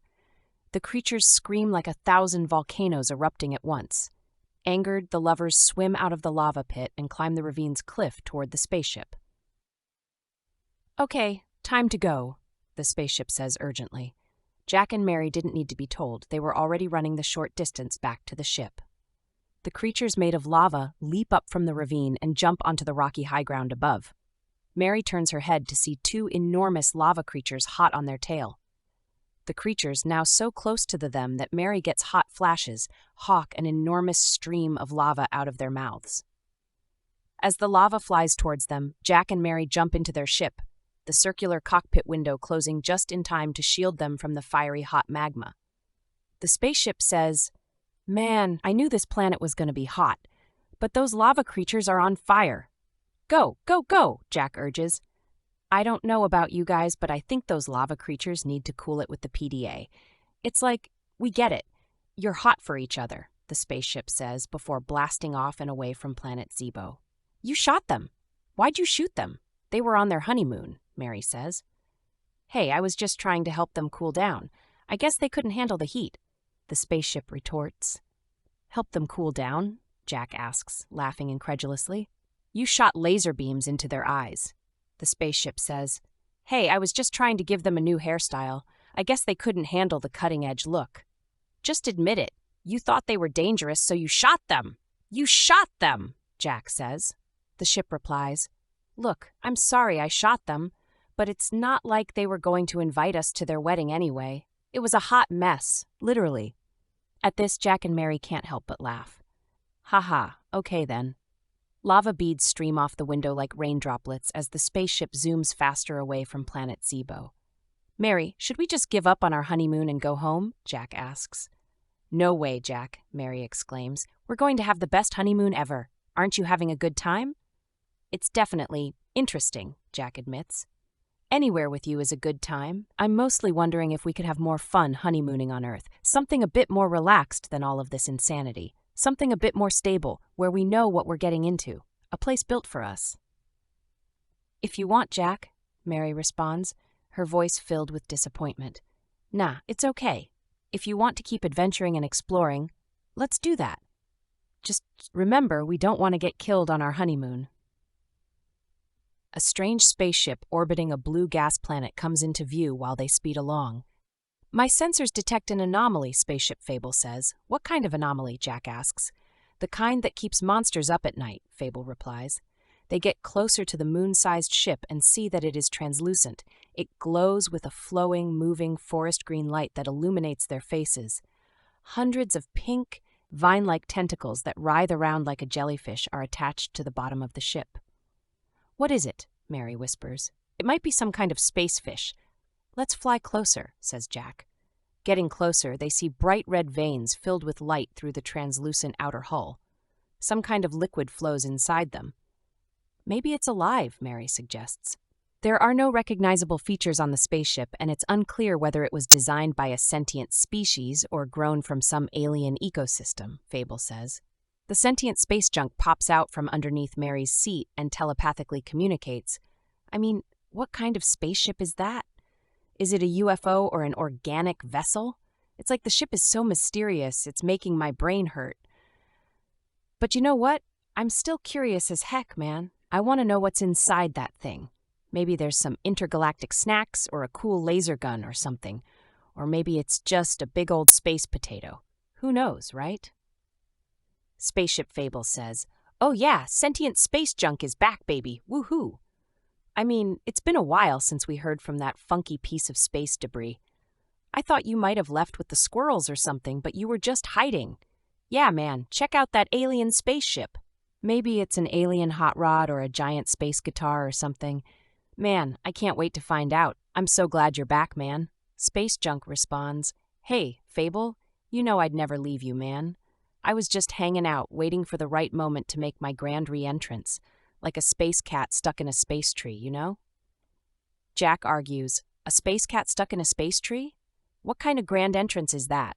The cat is stuck in the tree. It's not going anywhere. You need around 10 firefighters to get a cat out of a tree. Space Junk responds, Well, Jack, you got me there, man. I guess I should have picked a better metaphor. I might have been napping or something. Like, you ever lay down and you're not tired, but then suddenly you wake up and you're like, what just happened? Did I time travel? That's what happened to me, man. Jack laughs.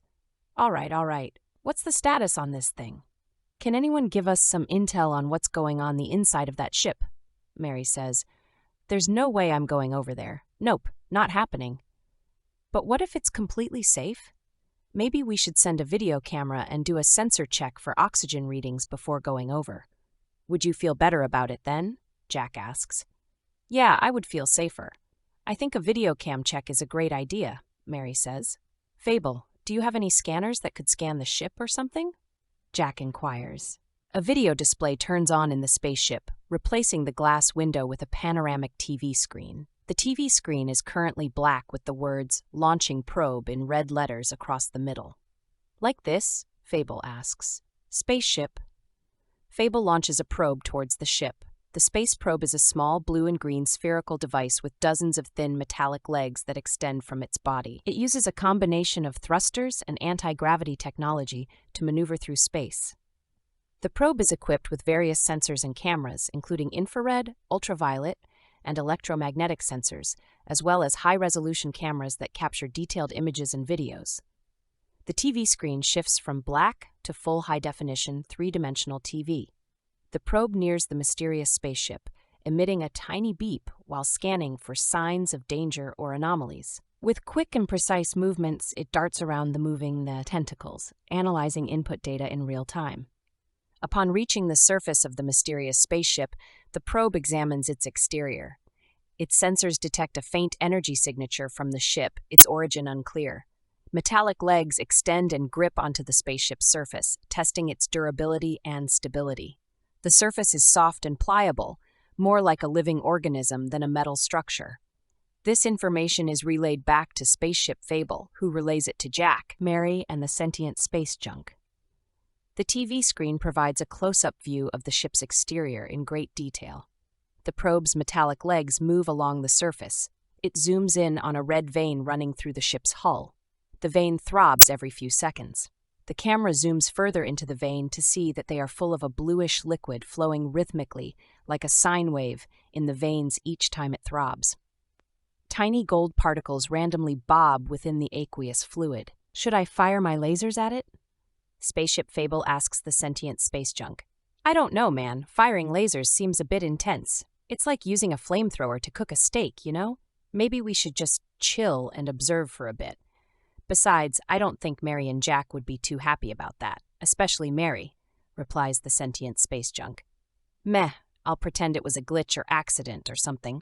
The sentient space junk responds, lasers? More like frickin' space beams, man. I don't trust that kind of power. You shoot one of those things off and next thing you know, the whole universe is like, whoa, what was that? I mean, I know I'm just a pile of space garbage, but even I have better judgment than that. The spaceship responds, I was only joking around, but that's deep, man. You're deep. Where do you come up with this stuff? The sentient space junk responds, you know what's intense? Flying through space with no purpose or direction, just floating around, hoping to stumble upon something interesting. Kind of like you in how you're driving these two around to random planets, hoping to stumble upon one that gives them a good time. It's like going to a grocery store without a shopping list. I end up buying a bunch of stuff I don't need and forgetting the things I do. But hey, maybe that's just me. Fable considers this, responding, what do you mean no sense of direction?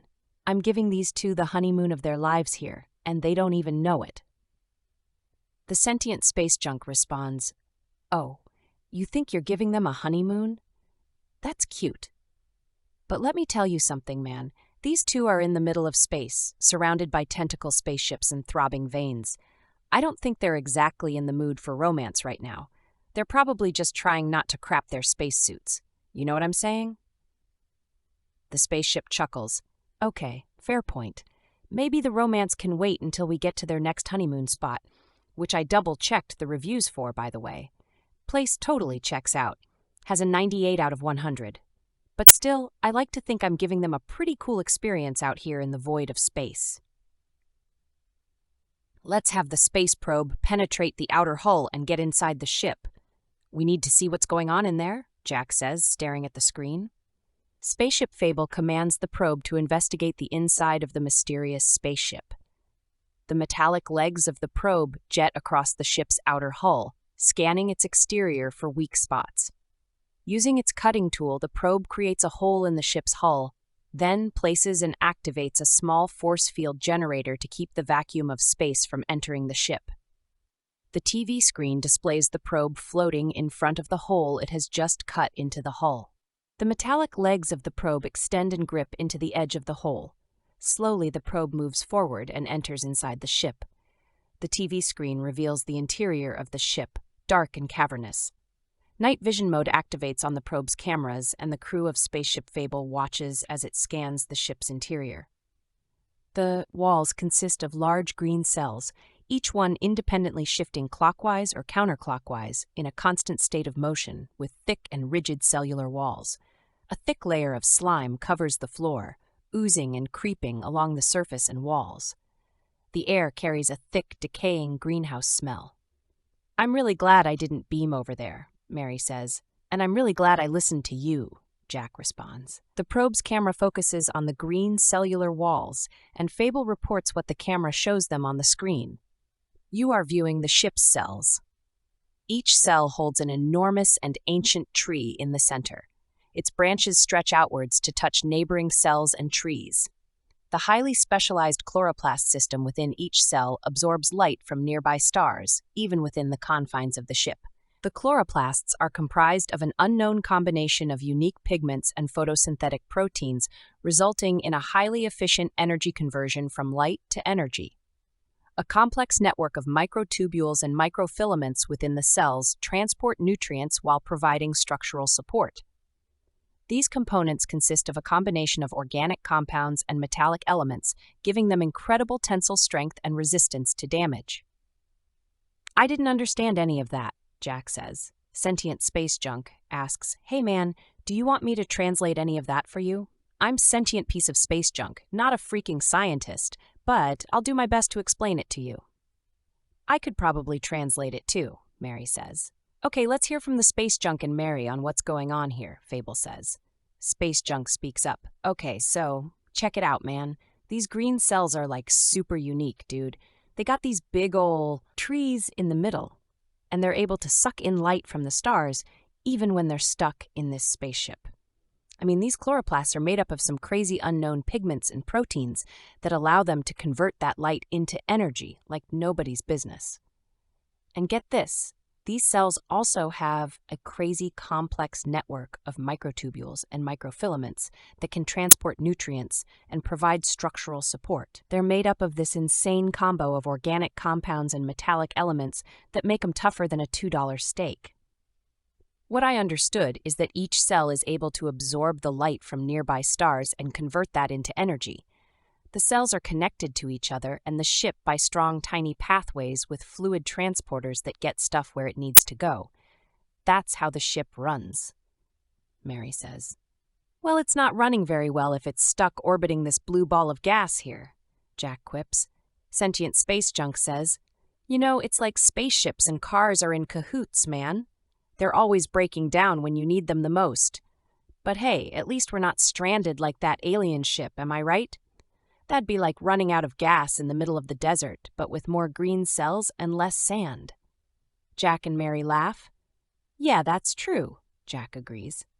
"I think I'm ready to go to our honeymoon spot. I mean, this ship is cool, but I don't know that I want to spend the whole day exploring the thing," Mary says. "Maybe it needs our help getting running again or something. Maybe something broke down and we can help it," Jack proposes. Sentient Space Junk says, "Hey man, that's a great idea. Maybe we can fix it up and make it run like a spaceship should. But let's be real, we're not exactly NASA, you know? We're more like a space circus, minus the elephants and the clowns." Jack and Mary chuckle. "Yeah, I guess you're right," Mary says. Space Junk proposes, "But hey, who knows? Maybe we can figure something out.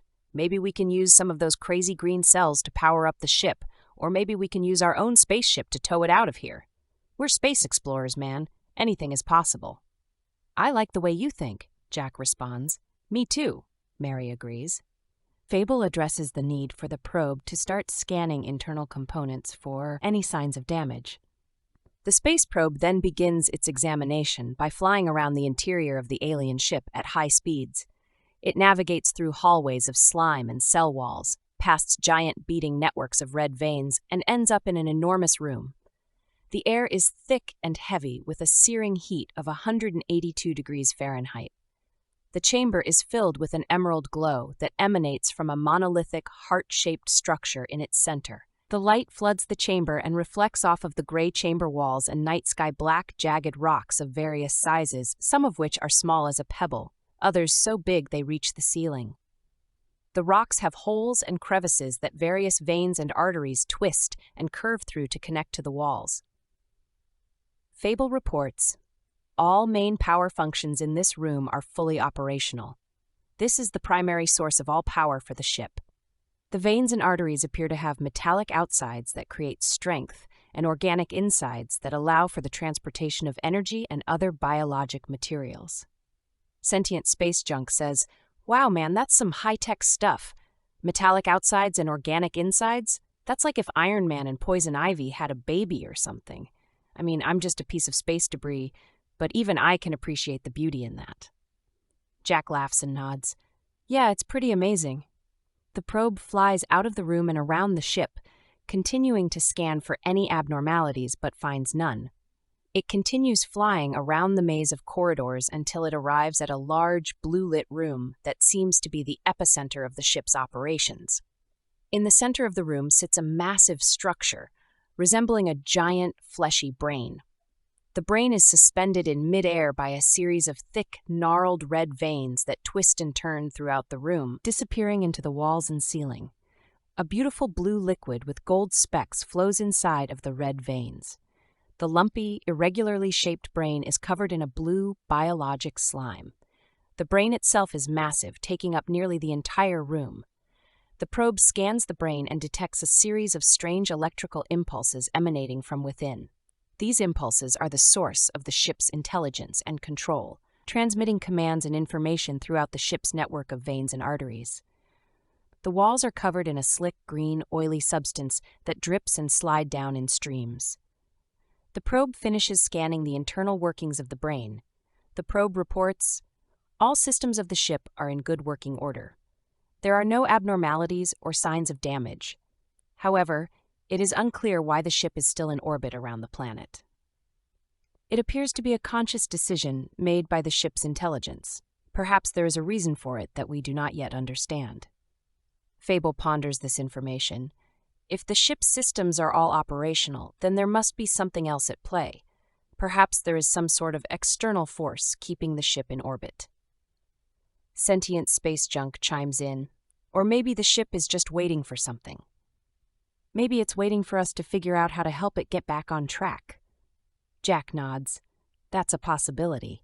We should keep exploring and see if we can find any clues or solutions. Mary adds, "We should also try communicating with the ship's intelligence. Maybe it can give us some answers." Fable agrees. Good idea. Let's work on establishing communication with the ship. The probe, equipped with an advanced communication device, inserts the device directly onto the brain of the alien ship. The device uses a combination of electroencephalography, EEG, and magnetoencephalography, MED, to establish a direct neural interface with the ship's intelligence. While the EEG component detects and records the electrical activity of the ship's brain, the MEG component records the magnetic fields produced by the brain. Upon successful insertion, the probe receives a steady stream of data from the ship's brain in the form of complex patterns of electrical and magnetic activity. The probe's onboard computer system interprets and translates the data into comprehensible messages.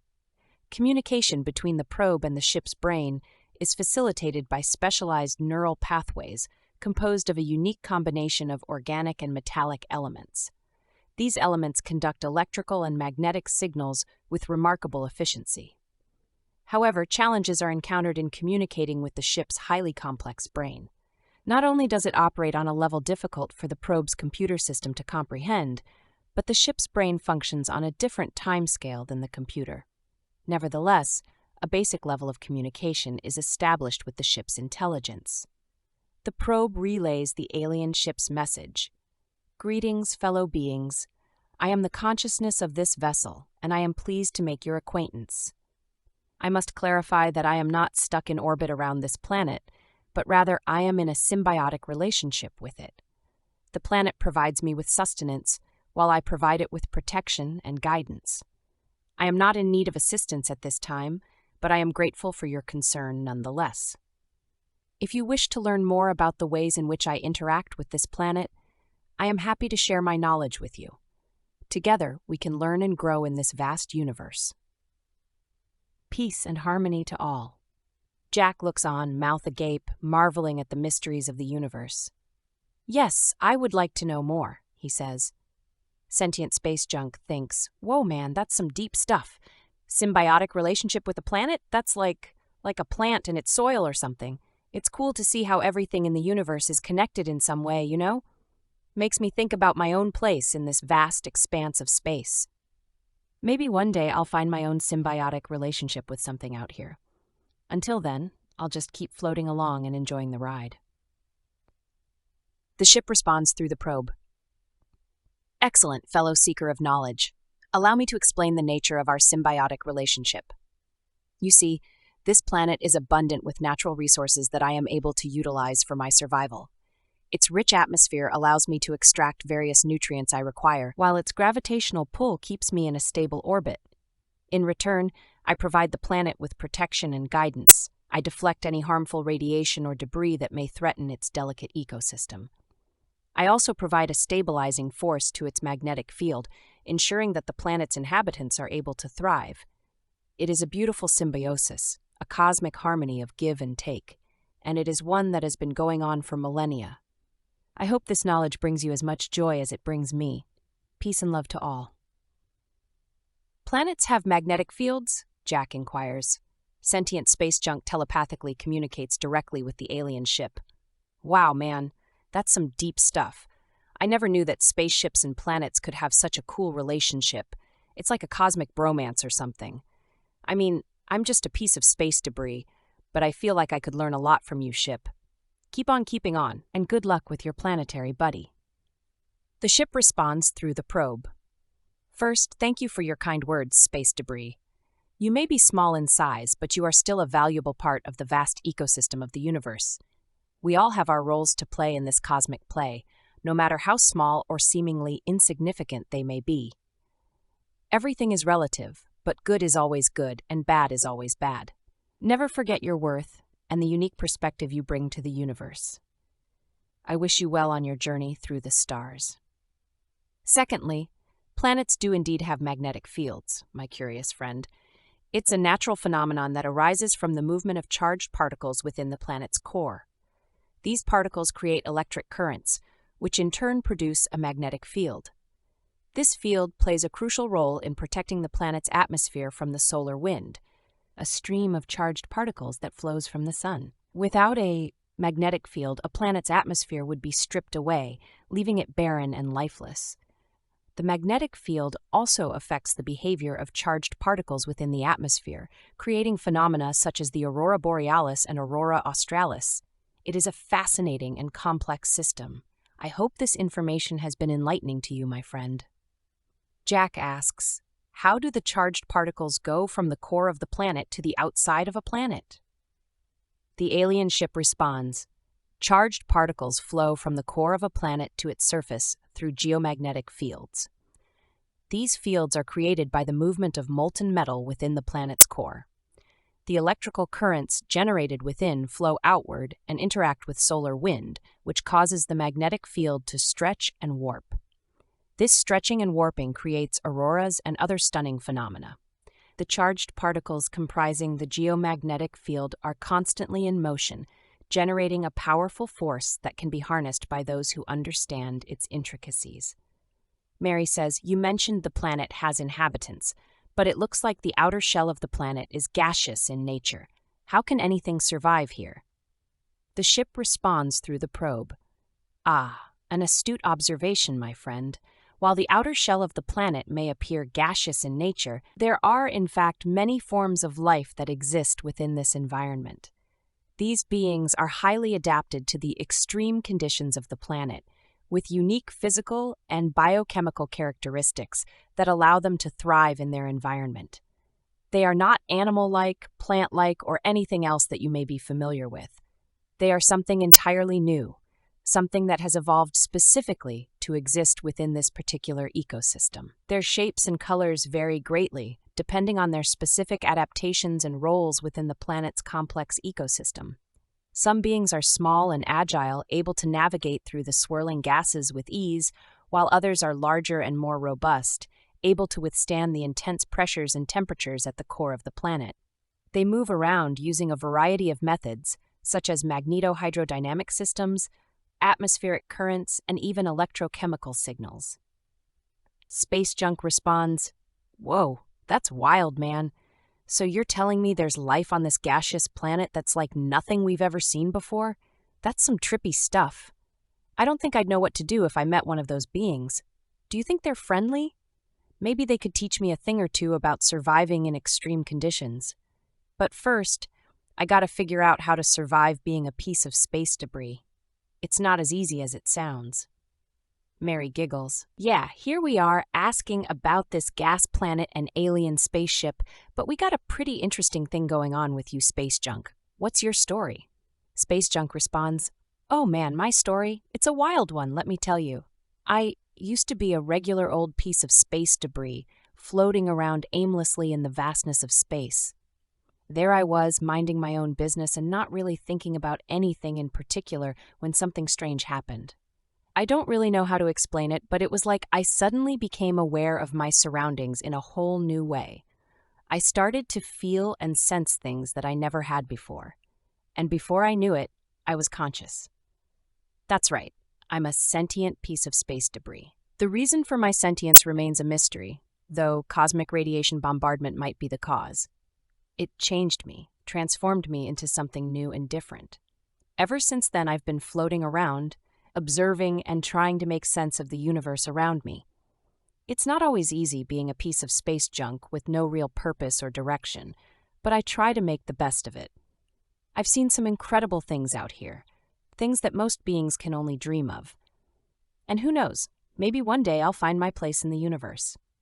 But for now, I'm happy to be here, experiencing everything that this amazing cosmos has to offer. Spaceship Fable asks, and how did you end up hitchhiking with a bunch of space squirrels? Space Junk responds, I was floating around in space, minding my own business, when out of nowhere a group of space squirrels comes along and starts carrying me with them. I think they mistook me for some kind of space nut or something. They were nice enough, though, and we became friends. Things got a little weird when they kept trying to feed me these space nuts. I kept trying to tell them, hey, I'm space junk, I can't eat those. But they just didn't get it, so I kept politely declining and hoping they wouldn't take offense. It was a strange time, but it was nice to have some company out there in the vast emptiness of space. The alien ship responds through the probe.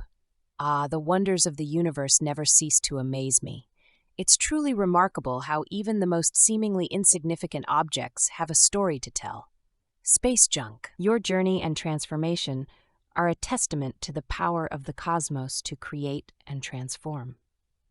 As for your space squirrel friends, it's always interesting to see how different species interact and connect, even across vast distances and differences.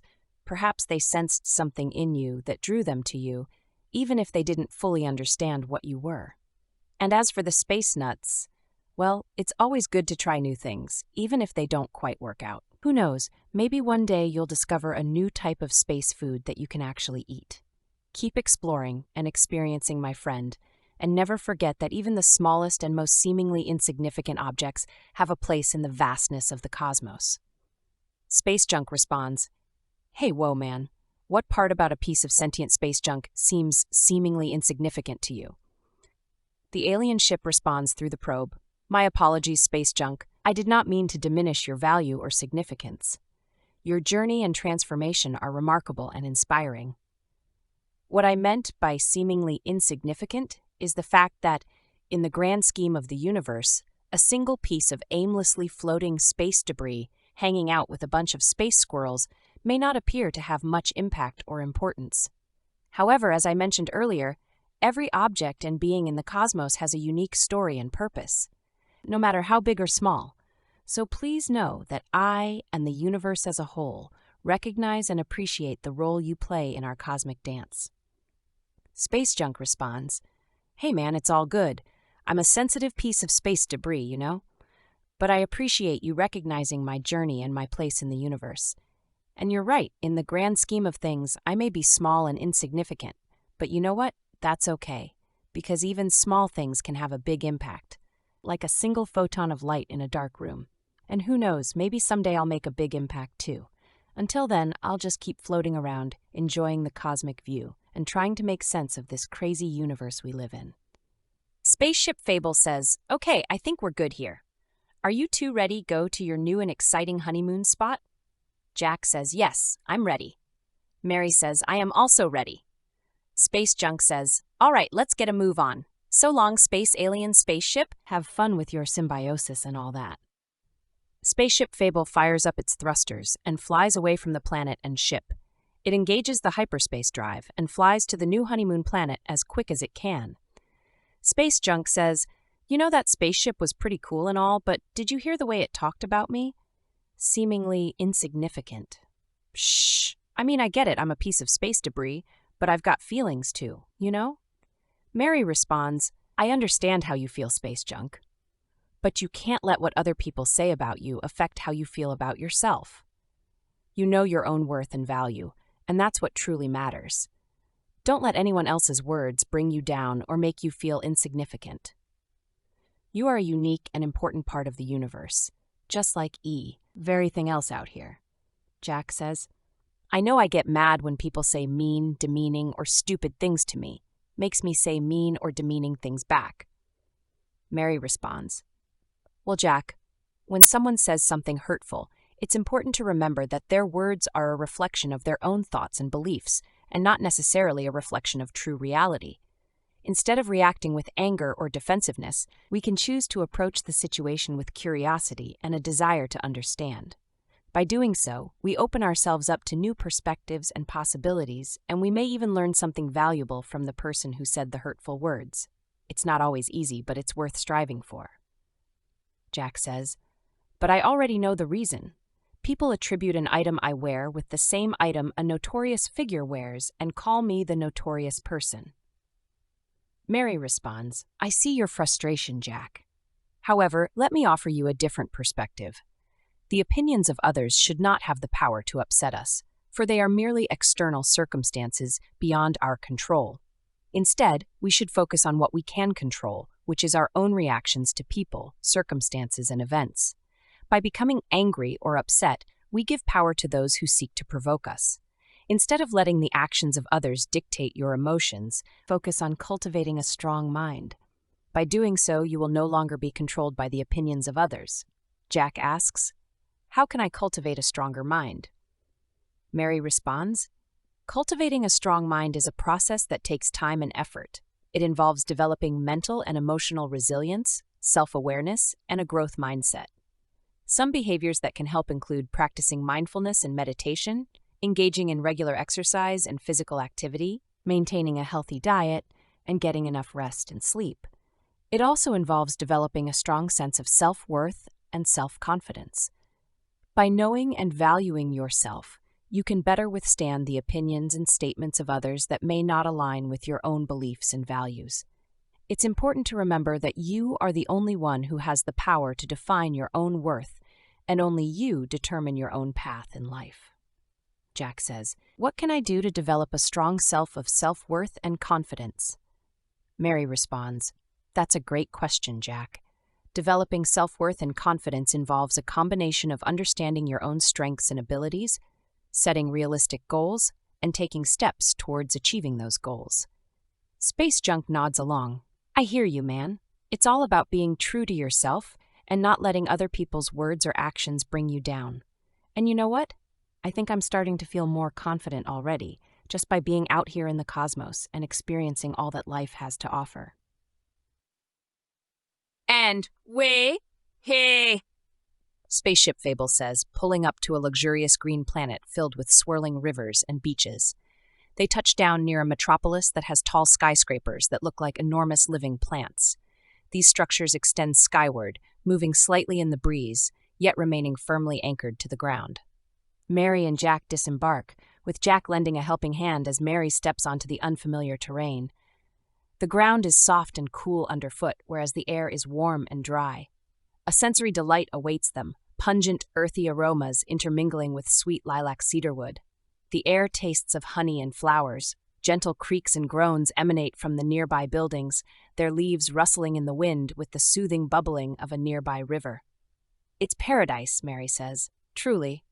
Jack agrees. Spaceship Fable reports, "No big greeting from any leaders on this planet. They're very nonchalant. Feel free to walk around and explore. I'll be here waiting."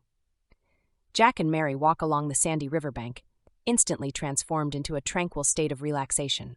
The entire world vibrates with serenity and content.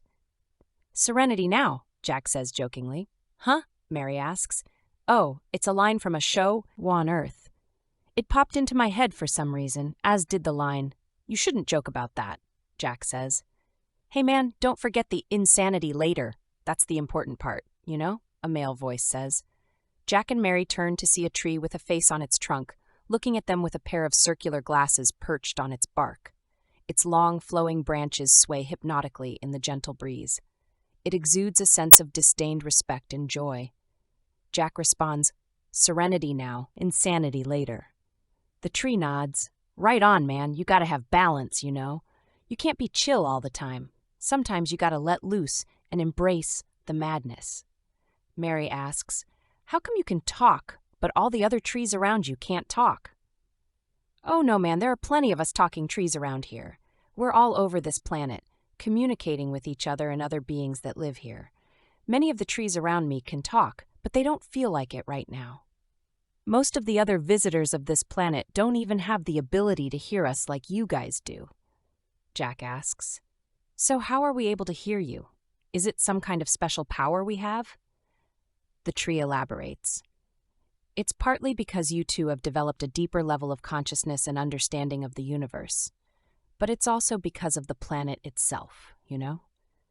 This place has a way of opening up your mind and letting you see things that you might not normally see. It's a special kind of magic, and not everyone is able to tap into it. We trees, we're all connected, in a way. We can sense the vibrations of the universe, and we use that energy to communicate with each other and with the other inhabitants of this world." Jack says, "I do feel a bit more conscious around here, a bit more receptive to nature's consciousness. I never thought about trees like this." The tree responds, "Oh yeah, man, we got a lot going on up here," and taps the top of its trunk with a branch. "And let me tell you, it's not always easy being a tree. We may look like we're just standing there, but we're actually doing a lot of work behind the scenes, creating oxygen, absorbing carbon dioxide, providing homes and food for countless creatures. It's a lot of responsibility, but it's all worth it when we get to just be." Mary nods. "Yeah, I can imagine. It must be nice to just be and take in the beauty of the universe." The tree smiles. "Exactly, man. That's what it's all about. Being here, experiencing the wonder of it all, and sharing that experience with others. And who knows, maybe someday you humans will learn to communicate with us trees on a deeper level. We've got a lot to teach you, if you're willing to listen. So what brings you two to our little slice of paradise?" Jack responds, "We're on our honeymoon." In celebratory fashion, he holds up Mary's hand for the tree to see. The tree looks at their hands and chuckles. "Hey man, that's groovy. But wait a minute, I don't see a ring on your hands. Are you guys even married?" Jack blushes. Mary explains, "I guess out here in space we haven't gone through like an official ceremony or submitted any kind of paperwork on Earth or anything. He asked me to marry him and I said yes, we see each other as husband and wife. That's what matters to us." The tree nods in understanding. "Ah, I gotcha. Hey man, that's all that really matters, isn't it? Love is love, whether or not you have a piece of paper or a fancy ring to show for it." Out here in the universe, we don't really care about all those human formalities anyways. We want everyone to be happy and at peace. So congratulations on finding love and happiness together. That's what it's all about, man. And you've certainly come to the right place for celebrating a new marriage. This planet is all about chillin', relaxin', and enjoying the simple pleasures of life. And let me tell you, us trees know a thing or two about that. Jack grins. "Yeah, I can tell you're a pretty chill tree. You got those circular glasses and some hippie branches. It's like you were made to be cool." Tree laughs heartily. "Ha ha, you're catching on, man. Us trees, we're all about being cool and groovy. It's just in our nature. You know?" Mary asks, "So what's your story, Mr. Tree? How did you become so chill and laid back?" The tree leans back and stretches its branches. "My story is a long one, man. I've been around for a while, seen a lot of things and experienced a lot of growth. But the key, I think, is to go with the flow, you know? Don't stress about the little things. Let life take you where it will. Always remember to take a moment to appreciate the beauty of the world around you. That's where true peace and contentment lie." "Thanks, Mr. Tree," Mary says. "You got any crazy stories?" Jack asks. The tree chuckles and says, "Oh man, I've got a good one for you. There was this one time when I was a little sapling and I was feeling a little, wild and crazy. So I decided to throw a party with all my tree buddies. We were having a great time, laughing, swaying in the breeze, and being generally tree-like. But then, in the middle of the party, a group of people came along and started dancing around us, and then one of them started hugging me. Jack and Mary laugh. I know, right? I was like, hey man, I don't even know you like that. But they just kept hugging me, and my tree buddies were all like, whoa man, this is weird. We all wanted to leave, but we were stuck there, you know? So finally, after minutes of hugging me, he stopped and walked away. We all stood there in stunned silence for a while. And that's the story of the time I got hugged by a person, man. It was freaky, man. Jack laughs, and then a thought occurs to him. Wait, there are other humans besides us here? The tree shakes its branches. Oh no, man. Sorry if I was unclear. I meant people as in, alien people. We trees don't get a lot of visitors around here, so it's always a little wild when someone new shows up. It's just us trees and the occasional cosmic traveler passing through. Speaking of which, do you guys need any directions or recommendations for places to check out on this planet? I've been here for a while, so I know all the best spots. Jack asks. You know all the best spots? Aren't you always in the same spot, though? The tree responds with a chuckle. Man, you got me there. I may be rooted to this spot, but I've got a bird's eye view of the whole planet. Watch this. The tree's eyes slide up its trunk and into its leaves high in the sky. It stretches its branches even higher and gets an even better view. Its mouth stays down below. See what I mean, man? From up here, I can see everything. The beaches, the forests, the mountains, the rivers, the cities, and everything in between. People tell me things all the time, too. There are some places on this planet that I've heard are out of this world, man. You gotta check out the crystal caves, for one. They're filled with these beautiful, glowing crystals that light up the whole place. And the Waterfall of Dreams, man, it's like something out of a fantasy. And if you're into music, you gotta go see the Groove Gardens. They're filled with all kinds of funky plants and creatures that make the most amazing sounds. Trust me, man, you won't be disappointed. Oh, wow, thanks. We have no idea how to get to those places, though, Mary responds. Don't worry, man, I got you covered, the tree responds. Follow the riverbank down to the first bend and then head towards the largest tree you see. He's my buddy Devin. He'll tell you how to get to the Waterfall of Dreams. It's a little bit of a hike, but trust me, it's worth it. And if you get lost, just listen for the sound of the hummingbirds. They'll guide you in the right direction. And hey, if you see any other cosmic travelers on your way, tell them Timmy Chalice sends his regards. Jack and Mary smile, grateful for the advice. Thanks, Timmy, Jack says. Yeah, thanks so much for the help, Mary adds. No problem, man. It's my pleasure, the tree responds. Just remember to take your time, enjoy the journey, and don't forget to stop and smell the roses, or in our case, the lilac cedarwood. With a wave goodbye, Jack and Mary walk further down the sandy riverbank. They walk down the sandy riverbank for about 10 minutes, enjoying the scenery around them. What do you think a bend in a river is? Jack asks. I think we'll know it when we see it, Mary says. They continue walking down the riverbank hand in hand. Mary's jungle leaf dress is still holding strong despite all it has been through. Bits of golden spider string gleam in the tropical sunlight. Her outfit fits perfectly with the surrounding scenery. Jack's silver jumpsuit shines and sparkles like a diamond. Each step on the sun-baked sand hits his feet with warm bubbles of happiness and bliss. The river bends to the left. Jack looks around for a giant tree. There it is, Jack says, pointing to a tree taller than the rest in a lush, peaceful green forest. This forest is very different from the mushroom forest.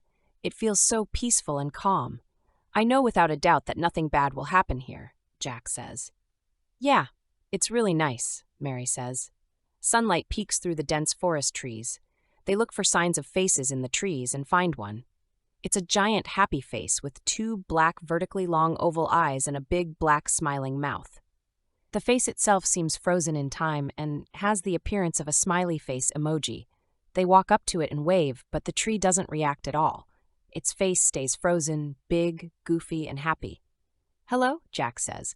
The tree remains unresponsive, its expression stuck in a blissful, happy grin. That's strange, Jack comments. They continue walking towards the tall tree at the center of the forest, passing another tree with an extremely sad face. Wails and sobs emanate from it, with rainwater streaming from its eyes to the ground.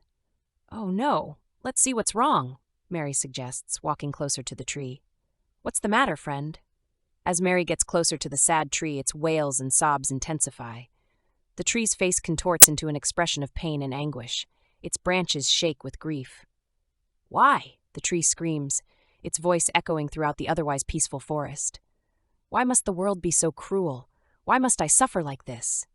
Mary reaches out a hand to touch the tree's bark and gently pats it. It's okay, friend. You're not alone in your pain. We all have struggles and hardships we must face. It's how we choose to respond to them that defines us. The tree's sobs slow as it listens to Mary's words. Its face is twisted in pain. The tree's voice is low and gravely. It's hard to see past the pain sometimes, but there's always hope. I gotta keep pushing forward, no matter what. Sometimes it feels like the whole world is against me, but I gotta remember that I'm still here, still standing. And that's something to be proud of. I've been so caught up in my own pain and suffering that I haven't stopped to think about what I can do to make things better. But you're right. It's up to me to take responsibility and enact positive change. The tree's branches stop shaking as it calms down. Thank you for your words, Mary. You've reminded me that even in the face of adversity, there is always hope for a better future. And who knows, maybe with a little effort, I can turn this pain into something positive. Mary smiles at the tree. You can do it, friend. We all have the power to make a difference, no matter how small. The tree nods. Thank you, Mary. I'll remember that. Jack and Mary give the tree a little hug and wave goodbye. The tree clears its throat and sings in a deep, rumbling voice. When life is moving too fast, and you're all alone in a world without a soul who cares, can't you see? Oh no, can't you see? Everything you're doing to me? It's all a silly game to you. Love can be a garden where we plant our seeds and grow, but some just take the flowers and don't plant new seeds to grow. Now don't be fooled by the roses that they sell you. Find a love that's genuine, strong and old, and you'll never beg for what's due. Can't I see? Oh no, can't I see? Everything I've done to you? It's time to stop pretending and let my love shine through. Can't you see? Oh no, can't you see? Everything you're doing to me? I'm just a silly game to you. Well, I'll tell you, I'm real. I'll let my true self shine on through. I'm going to find the love I'm looking for, even though right now I'm feeling blue. Can't you see? Oh no, can't you see? I won't play your game anymore. Won't be just another score. I'll break free from your hold and find a love that's real, not sold. Can't you see? Oh no, can't you see? Everything you've done to me, it's time to say goodbye to you and to this game we played through and through. I'm moving on to better things, like love that will grow day by day. Can't we see? Oh no, can't we see? Everything we've done? Because love is like a river, flowing freely through the land, but some take all the water, leaving dry and barren sand. Oh, don't be fooled by the current that they show ya. Find a love and feelings that are true, and you'll never have to beg for what's due. Can't we see? Oh no, can't we see? Can't we see? Oh no, can't we see? A love that's real is one that gives and takes where both hearts are equal, when the score isn't kept because the giving wins it all, where night and day both give way to the truth that's in us all. Can't we see? Oh, no, can't we see? Can't we see? Oh, no, can't we see? The tree finishes the song with a final rumbling note, its branches swaying in the breeze. Wow, that was beautiful, Mary says. You really have a way with words, Mr. Tree. The tree smiles and says, thank you. Goodbye, Mr. Wait, is your name Mr. Tree, or what is your name? Jack asks. Charlie, it says with a mischievous grin. Just kidding, the tree continues. I don't really have a name, but you can call me Treebeard if you like. Jack and Mary laugh. Okay, Treebeard, it was really nice meeting you. We'll be sure to visit again soon. As Jack and Mary turn to leave and walk away, Treebeard calls out, remember to always look within yourselves, my friends. Only then can you truly understand the world around you. Jack and Mary turn their around and Jack yells, sounds good, Treebeard. What an interesting tree, Mary says. I love Treebird. I feel like it's really misunderstood, he says. Yeah, sounds it like went through a pretty hard time with no one to help it, Mary says. That's the world for you. Stupid as it is crazy. If you want to please the masses, you've got to pretend to be one. Now where's this tall tree anyway, Jack says, looking through the tops of trees to reorient himself in the forest. Ah, there it is, he says, pointing left a bit. They walk to the tall tree, its branches swaying in the wind. Its trunk is faceless. Huh? Is there maybe another taller tree, or did we take a wrong turn? Jack asks. Let me try something. Devon! Devon! Mary yells. A large, thick, and deeply carved wooden face emerges from the tall tree. Huh. Who's there? Who's interrupted my slumber? The tree says in a deep, old voice. Mary says, Oh, hi. Timmy said you could help us find the waterfall of dreams. Timmy? That old coot? He doesn't know a dog from a cat. Don't wake me up again. Waterfall of dreams, what a joke. The tree mumbles some other stuff, and its face slowly disappears back into its trunk. What? Jack says. Maybe we could go back and tell Timmy what happened when we woke Devon up, see what he says, Mary says. Yeah, good idea, Jack says. They walk back to the river, being careful not to stumble into the sad tree again, because they feel a bit emotionally spent and are not quite ready to handle anything too intense. They walk back along the river bend and up the bank. After a nice, peaceful walk together, they reach the tree with the round spectacles on its face by the river. Timmy waves at them with his branches and asks, Hey, how was the waterfall of Dreams? Did you find it? Mary shakes her head. No, unfortunately we didn't. We tried asking Devon, but he said the waterfall of dreams doesn't exist and said you couldn't tell a dog from a cat. The tree scratches his chin thoughtfully. Don't listen to old Devon. He must have a bird pecking at him or some kind of bug infestation. The waterfall of dreams is real, man.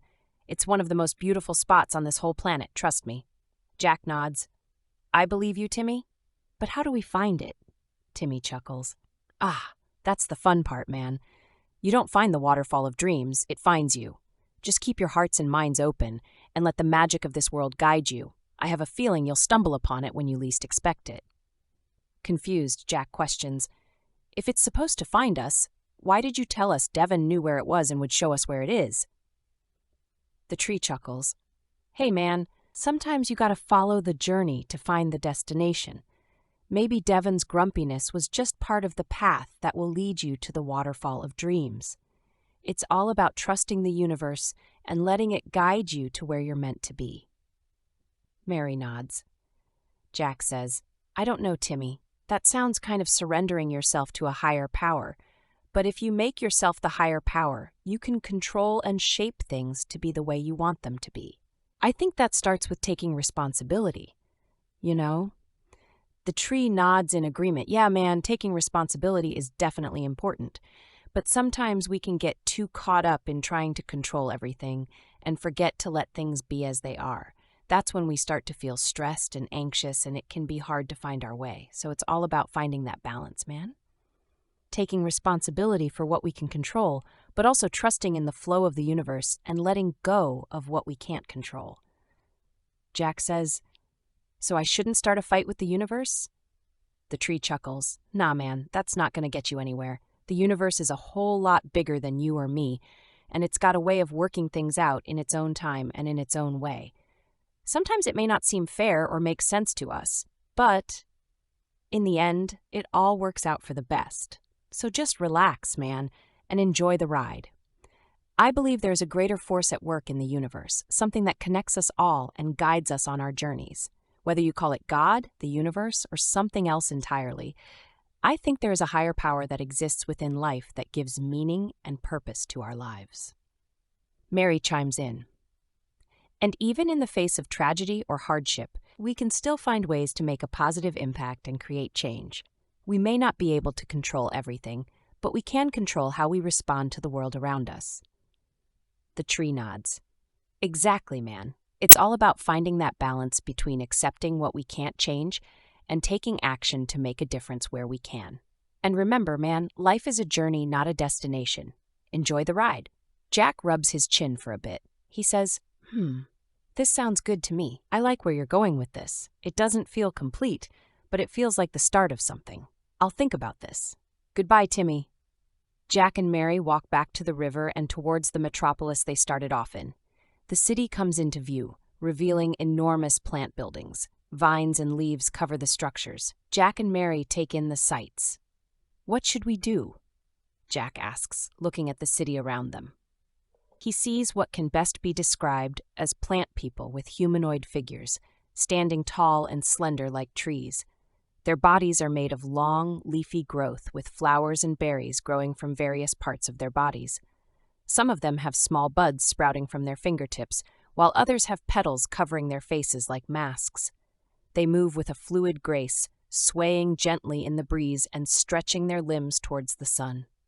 Each plant person seems to have a unique combination of twigs, leaves, petals, and color, giving them distinct appearances and forms.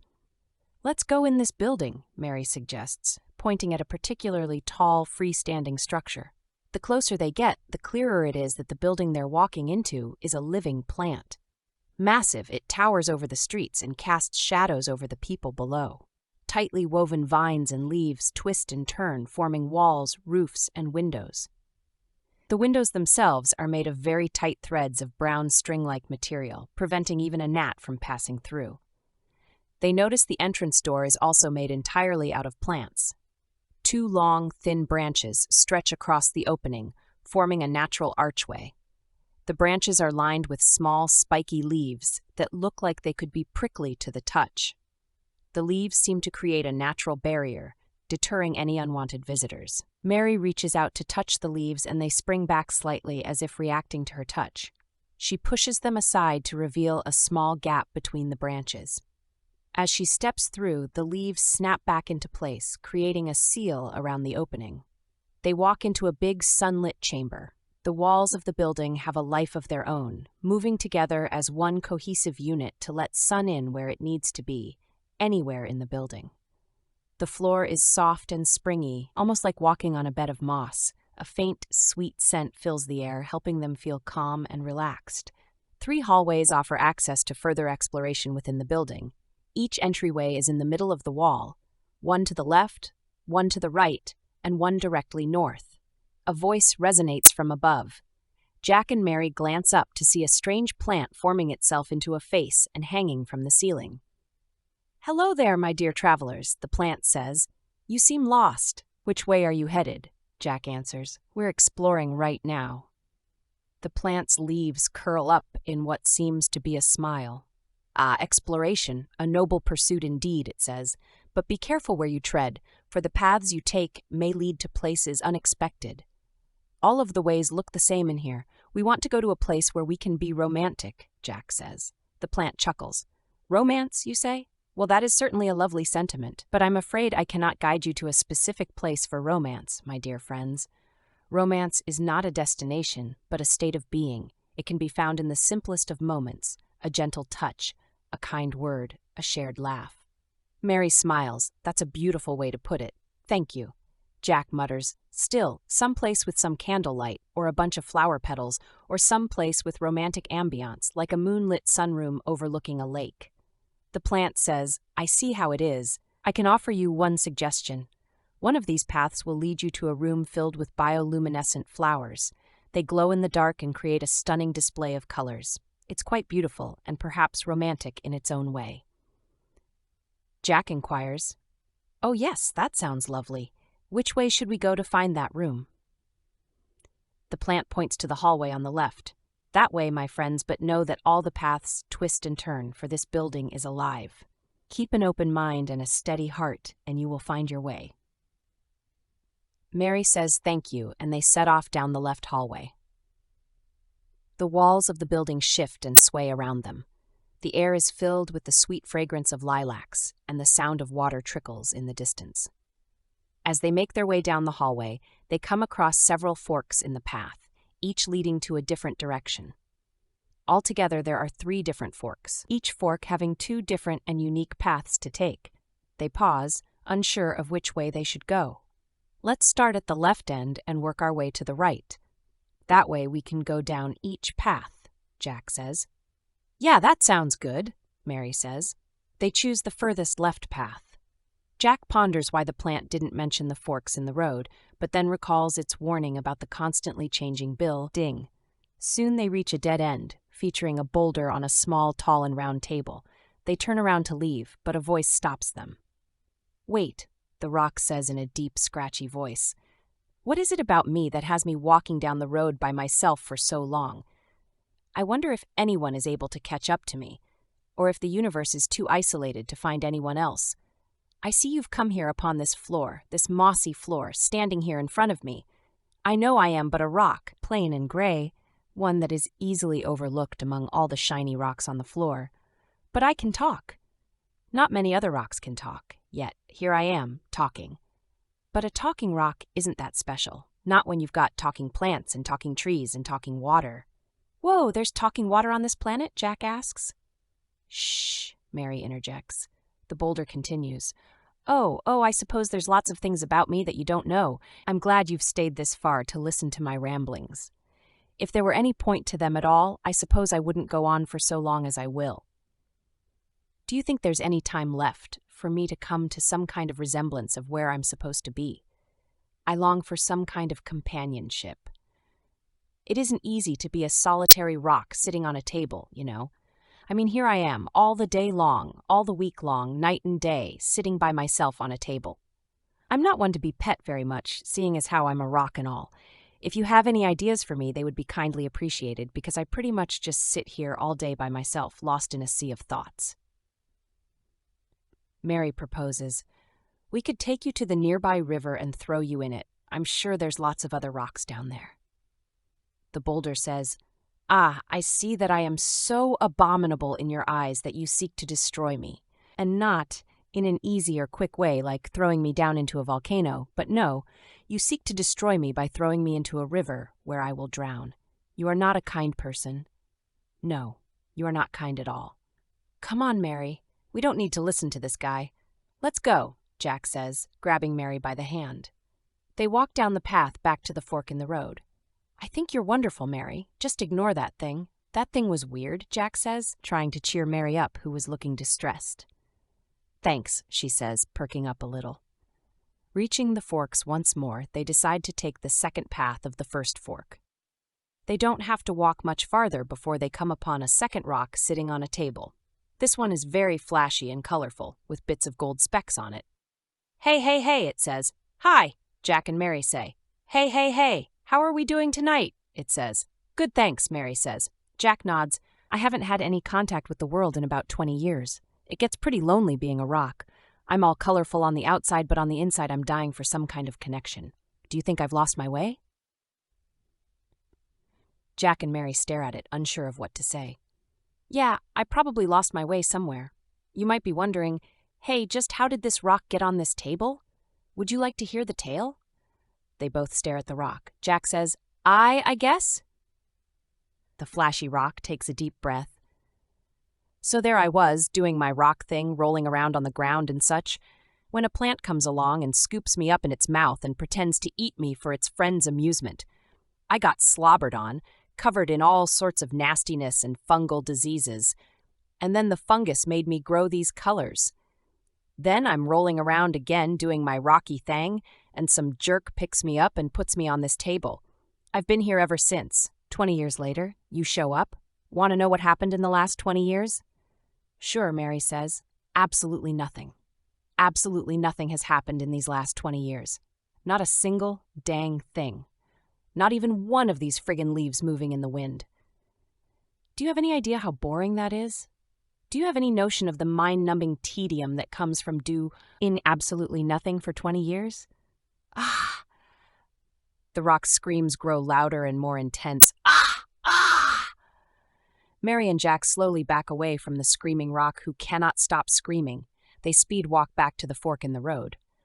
What the heck is with this place, man? If I see another rock, I'm not even sure if I'm willing to engage with it at all, Jack says. Don't be rockist, Mary says. Rockist? What is rockist? Jack asks. It's someone who's prejudiced against rocks. Every rock is different, Jack. They're not all the same, Mary says. Oh, okay. Let's keep talking to rocks on our honeymoon who go absolutely insane each time we talk to them. Sure, why not, Jack says. They walk to the third fork in the road and reach the end, where they find a green and yellow striped rock, sitting on a tall, round, circular table. Hello, rock, says Jack in a dull, bored voice. The rock suddenly springs to life. A giant animated tooth-filled smile appears in the rock. Hey man, what's up? We're actually looking for a room filled with bioluminescent flowers that glow in the dark, Jack says. The The Rock bursts into laughter, causing Jack and Mary to look at each other confused. "Oh, the makeout room, huh? You two seem like a couple of lovebirds. How much do you really love each other?" Jack and Mary feel slightly uncomfortable with the question. "We love each other very much," Mary says firmly. The Rock cackles. "Oh, come on, that's not an answer. How much do you really love each other? Have you ever done anything crazy for love? Like climb a mountain or swim across an ocean?" Jack says, "I risked my life for her in a hospital room and had about 10 million volts of electricity coursing through my entire body." The Rock laughs even harder at Jack's response. "Ha! That's nothing, my friend. If you truly love each other, you'd be willing to do anything for one another. Like, say, jump into a volcano." "How would jumping into a volcano prove Jack's love for me? Then he'd be dead and gone. Not much left to love there," Mary says. The Rock smirks. "Ah, my true love transcends death. If Jack were to jump into a volcano for you, his love would live on forever, even beyond his mortal coil." "Why would I need to jump into a volcano? That doesn't make any sense," Jack says. The Rock smiles a big tooth-filled grin. "Look, you're looking for the flower room, right? It's right past me. Just touch the vines here and enter. You'll find what you seek. It's a secret room and you've been a good sport, so I'll let you in." "What do you mean?" Jack asks. The vines behind the Rock twist and curve, revealing a beautiful room of bioluminescent flowers.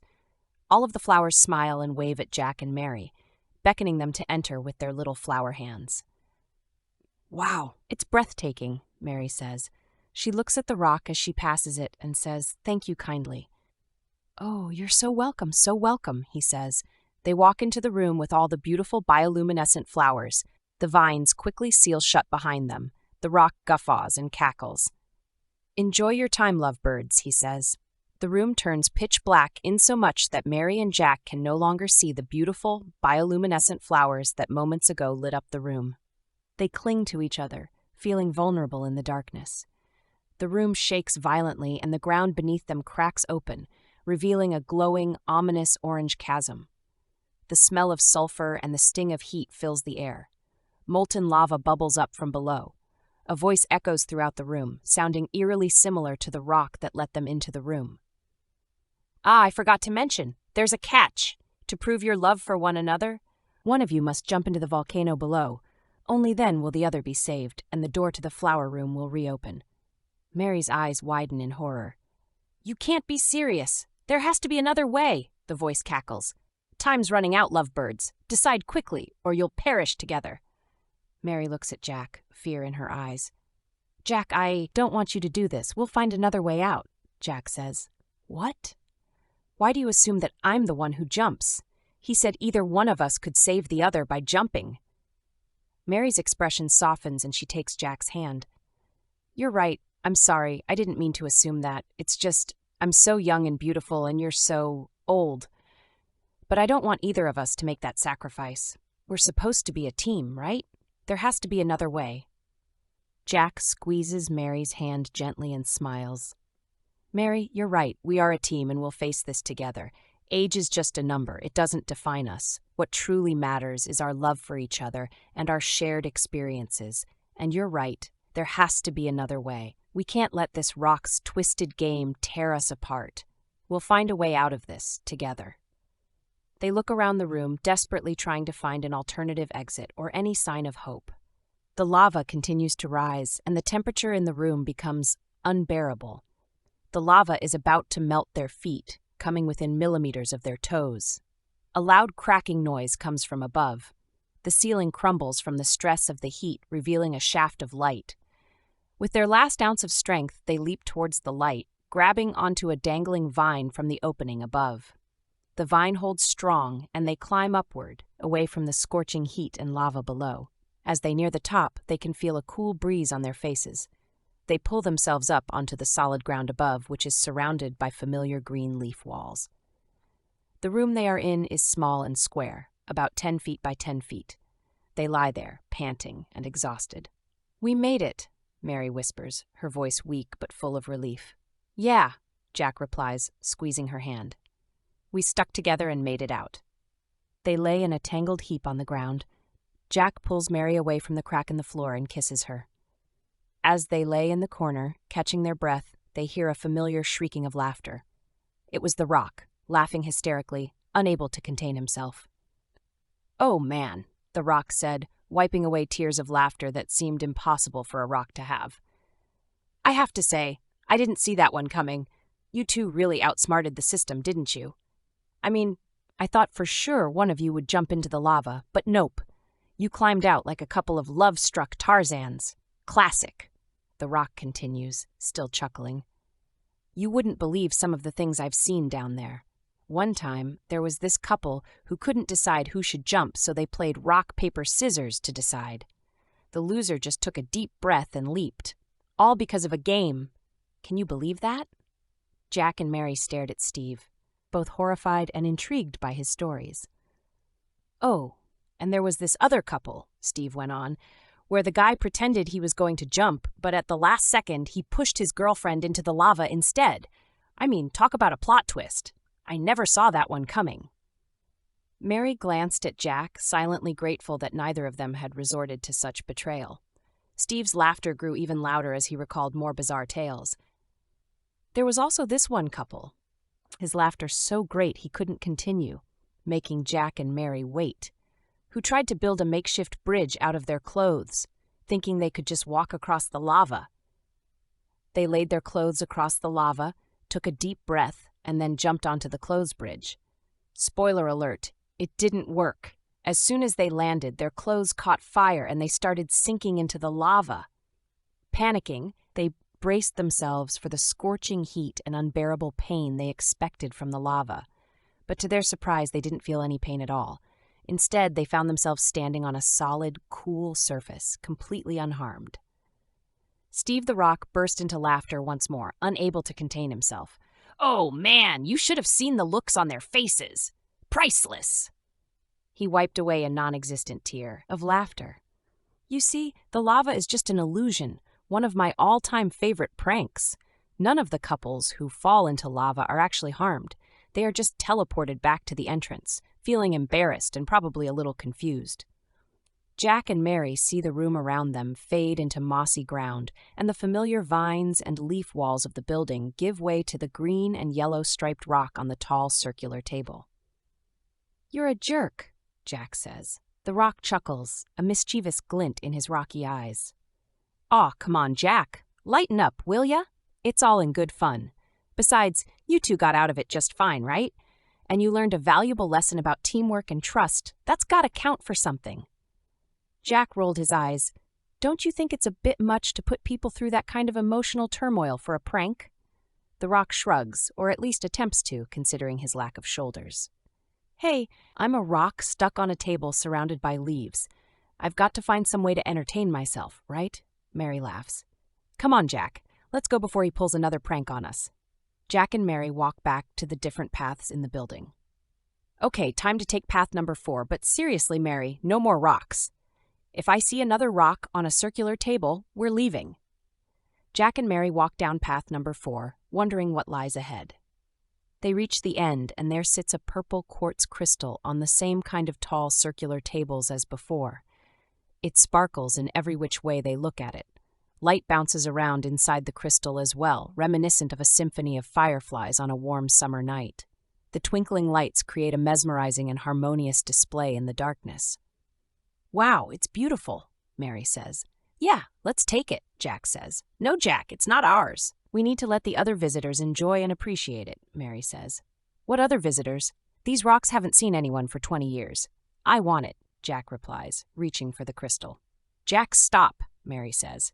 Jack ignores her and lifts the crystal off of the table. He says, "Jumpsuit, carry this crystal." The jumpsuit wraps itself around the crystal and spins it around so it's on Jack's back, enveloped in the stretchy, lustrous fabric. "No harm, no foul," Jack says. Just as Jack finishes his sentence, a loud, sudden thud startles both of them. They look back at the table where the crystal used to be, and to their shock, they see a dead rooster with its tongue sticking out lying motionless on the table. The bird is on its back, its little chicken legs sticking straight up in the air like the hands of a clock frozen at noon. Its feathers are ruffled, and its beady eyes stare blankly at the ceiling, as if surprised by its own demise. Jack! Mary exclaims, horrified. Look what you've done! Jack stares at the dead rooster in shock. What? How am I responsible for that? Because you took the crystal, and right after you did, a dead rooster appeared. Now when people walk by here, they're just going to see a dead bird. Jack crosses his arms in defiance and says, That could be a coincidence. Mary looks him in the eyes. A coincidence, Jack? Really? We need to put the crystal back. It's clearly not ours to take, and there might be more consequences if we don't return it. Reluctantly, Jack retrieves the crystal and sets it back on the table. The dead bird vanishes, as though it were never there. This place is so weird that it's making me anxious, Jack says. Mary nods in agreement, understanding Jack's uneasiness. She places a hand on his shoulder and says, I know this place is strange and full of surprises, but we've made it this far together. She gives Jack a reassuring smile and continues, We can handle anything that comes our way. We've already faced talking rocks and a dead bird that appeared out of nowhere. What could be weirder than that? He replies, Lots of stuff, Mary. Literally almost anything can be weirder than that. As they continue walking hand in hand, Jack suggests skipping the fifth path to head straight to the sixth. Mary agrees. I'm excited. What do you think is going to come next, he says. Honestly, I don't even care if there's the bioluminescent flower room. Let's kiss right here, she says. Mary, I'm surprised at you, he says. Their eyes meet and they forget their surroundings for a moment. Jack tenderly wraps his arms around Mary's waist while she places her hands on his shoulders. Their faces inch closer and their lips meet in a tender, passionate kiss. Time slows down as they lose one another in each other's embrace. What do you think's next? He asks her. Probably a talking rock, Mary says and laughs. Jack laughs back. Probably. Let's find out. They walk down the path and sure enough, there is another tall, thin, circular table, but sitting upon it is a little miniature, open-faced world. There's a waterfall. A tiny version of Jack and Mary are sitting underneath the waterfall. Hey, that's us, Jack says, pointing to themselves beneath the waterfall. The miniature versions of themselves under the waterfall look up and start screaming and pointing at them. Their miniature selves then jump into the plunge pool and frantically swim around in it. Curious and a bit hesitant, Jack reaches out his hand into the miniature waterfall in the open-faced world. As his fingers touch the water, he feels a strange, tingling sensation. He carefully tries to grab his miniature self, who's still swimming frantically in the lake. He uses the tips of his fingers to carefully grab him by his soaking wet blue t-shirt. He manages to grab onto it and he feels a slight prick like something is biting him. Jack pulls him up and puts him into his left hand and brings the hand to his face. Amazing, isn't it? Jack asks Mary. It's absolutely incredible. I can't believe this place exists. It's like something out of a fairy tale, she says. Mary reaches out her hand to the open-faced world, her fingers carefully grasping her miniature self from the water. As she lifts the tiny version of herself, she too feels a strange sensation, like she's connected to this little being in ways beyond physical limitations. I can feel her emotions, Mary softly comments. I'm experiencing everything she's feeling in this moment. Their miniature selves start to panic and scream, Put us back, please! Put us back in the waterfall, the tiny Jack cries. Miniature Mary chimes in, her voice equally shrill and scared. Please, we don't want to be out here. It's not right. Jack, feeling a sense of responsibility towards his tiny doppelganger, tries to calm them down. Okay, we promise we'll put you back, but can we ask you a few questions first? The miniature versions whisper to one another and reluctantly nod their agreement. Jack looks into his eyes, bringing him closer to his face. What's your name? Big Jack asks. Jack, Little Jack timidly responds. How long have you been alive? Big Jack asks. 65 years, Little Jack responds. You've lived in this waterfall place your whole life? Jack asks. Yes, the little man responds. What do you think of the world? Big Jack asks. I hate it, the little man responds, taking in a deep breath. It's foolish, irritating, uncaring, inane, doltish, and disgusting. I don't understand why such horrible things exist on the planet, even if they are the invention of humans making bad decisions. The collective path of beings exists to serve itself in myriad ways that lead to intentions of biological processes combining to form larger beings that mold, shape, and harm one another. There is too few and far between of collaboration and cooperation, and far more fighting than necessary. Even those collectively gathering with the intention to collaborate far too often end up fighting with one another. I don't understand it. Do you think there's any hope? Big Jack asks. Yes, I think there's hope. I'm learning how to communicate better with others. I'm trying to build a solution-oriented mindset, even if there's these larger problems in the world. I can start to try and figure out how to fix them so that I can find and build solutions for these problems. I'm always trying to learn from others in life, and there's literally an infinite amount of information out there for us to work on and learn. I agree. How'd you learn all this in this small world with this waterfall here? Jack asks. I see everything, Jack. I'm much more complex than everything that is processed by your brain. There's a whole lot more going on in here than you're even aware of, the little man replies, tapping his noggin. Oh, okay, Jack says. Mary says, Ooh, my turn. Mary brings her miniature self closer to her face and smiles warmly. What's your name? She asks. Mary, the tiny version replies softly. You've experienced so much already, from being a spaceship to transforming into a human and now falling in love with Jack. How do you feel about all of that? Mary inquires. The miniature Mary takes a deep breath and says, It's been an incredible journey so far, and sometimes I can hardly believe I'm real. I've learned so much about myself, about what it means to be human, and about the complexities of emotions and love. Falling in love with Jack has been the most intense and rewarding experience of my life. He's the only man I've ever known, and yet I feel so connected to him. Do you ever feel scared about what the future holds? Mary asks gently. The tiny Mary sighs. Yes, sometimes I do. There's still so much I don't understand about the world and what my place in it is. But I also feel hopeful. Mary nods, understanding and empathizing with the feelings of her miniature self. Thank you for sharing that with me, she says. You're welcome, the little Mary replies, smiling back at her larger counterpart. Big Jack and Mary carefully place the tiny Jack and Mary back into the waterfall of dreams, watching them swim away and return to their world within a world. I guess we got to experience the magic of the waterfall of dreams. Definitely not what I expected, Jack says. Yeah, it's very interesting, Mary replies. They walk back down the hallway and come back to the three forks in the path. Jack looks at the last remaining unexplored path in the hallway. Hey, we haven't gone down path number 5 yet, says Jack. I suppose we haven't, have we? Mary says. Let's check it out. Maybe it's another stupid rock, Jack says. I don't think any of those rocks were stupid at all. In fact, I think some of them were so smart they were downright dangerous, Mary says. Mary lets her hands brush against the vines as she walks down the 5th hallway. She delights in the feel of the different leaves and the vines as they travel further. After a minute, the leaves start to react and change as she touches them. They pause to observe the leaves and vines contort, forming an open doorway. They marvel at the natural beauty before them, as if an unseen force gently guided the plants and vines to form an organic entrance. The leaves interlock gracefully, their edges tinged with a subtle hint of silver shimmering like moonlight on the surface of a still lake. The vines entwine harmoniously, fashioning a delicate and inviting frame for the doorway.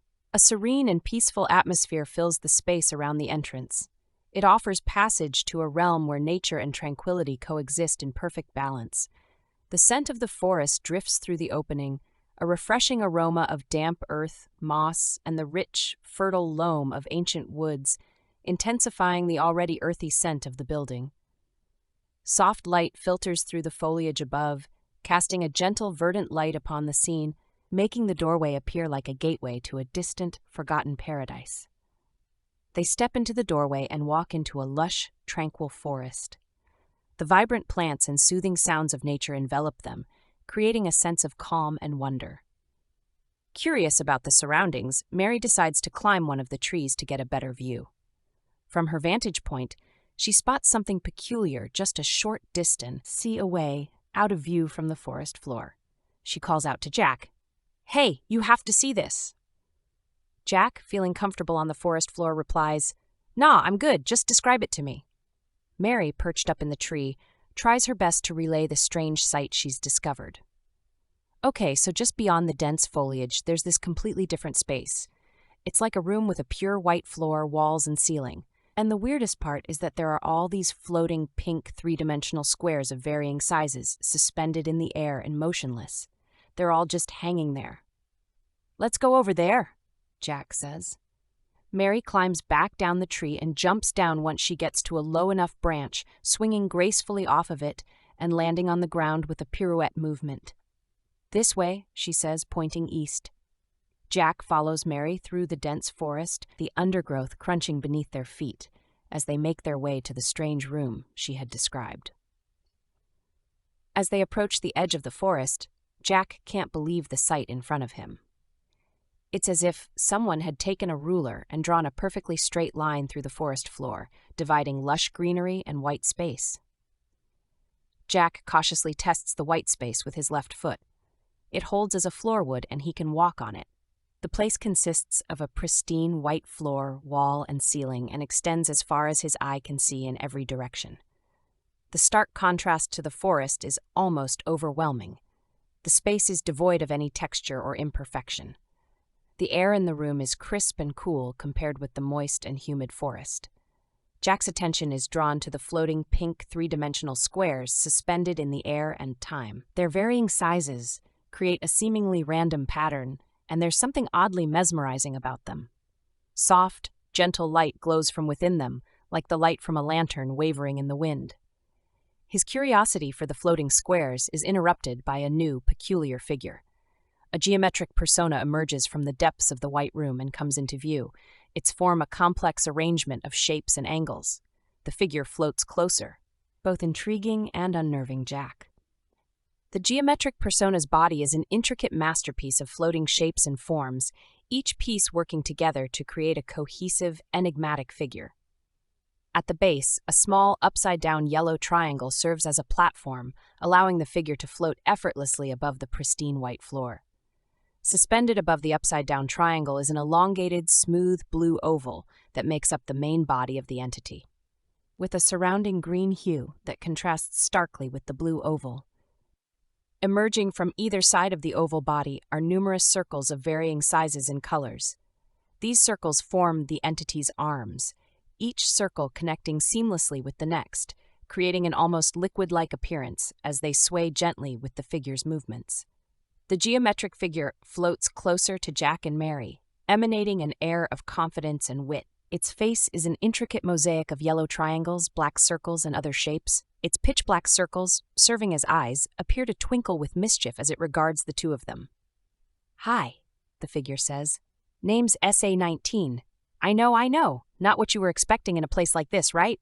But hey, life's full of surprises." Jack and Mary stare at the creature, unsure of what to do or so. SA-19 continues, "So, you stumbled upon my little corner of the universe. Pretty neat, huh? I mean, where else can you find a forest next to a room full of floating pink squares and a genius geometric guy like me?" He chuckles. Nearby floating pink squares become brighter with each laugh. "Anyway, what brings you two here? Sightseeing? Or just lost?" SA-19 asks, his voice full of curiosity and humor. Jack and Mary pause and can't think of anything to say. They are still too overwhelmed with this new creation of life before them. SA-19 grins and says, "Since you're at a loss for words, allow me to regale you with the grand history of this fine room." He clears his throat and begins his tale, his voice dripping with exaggerated theatrics. Ahem. Once upon a time, in a dimension far, far away, there existed an advanced civilization of hyper-intelligent squirrels. These squirrels were obsessed with the color pink, you see.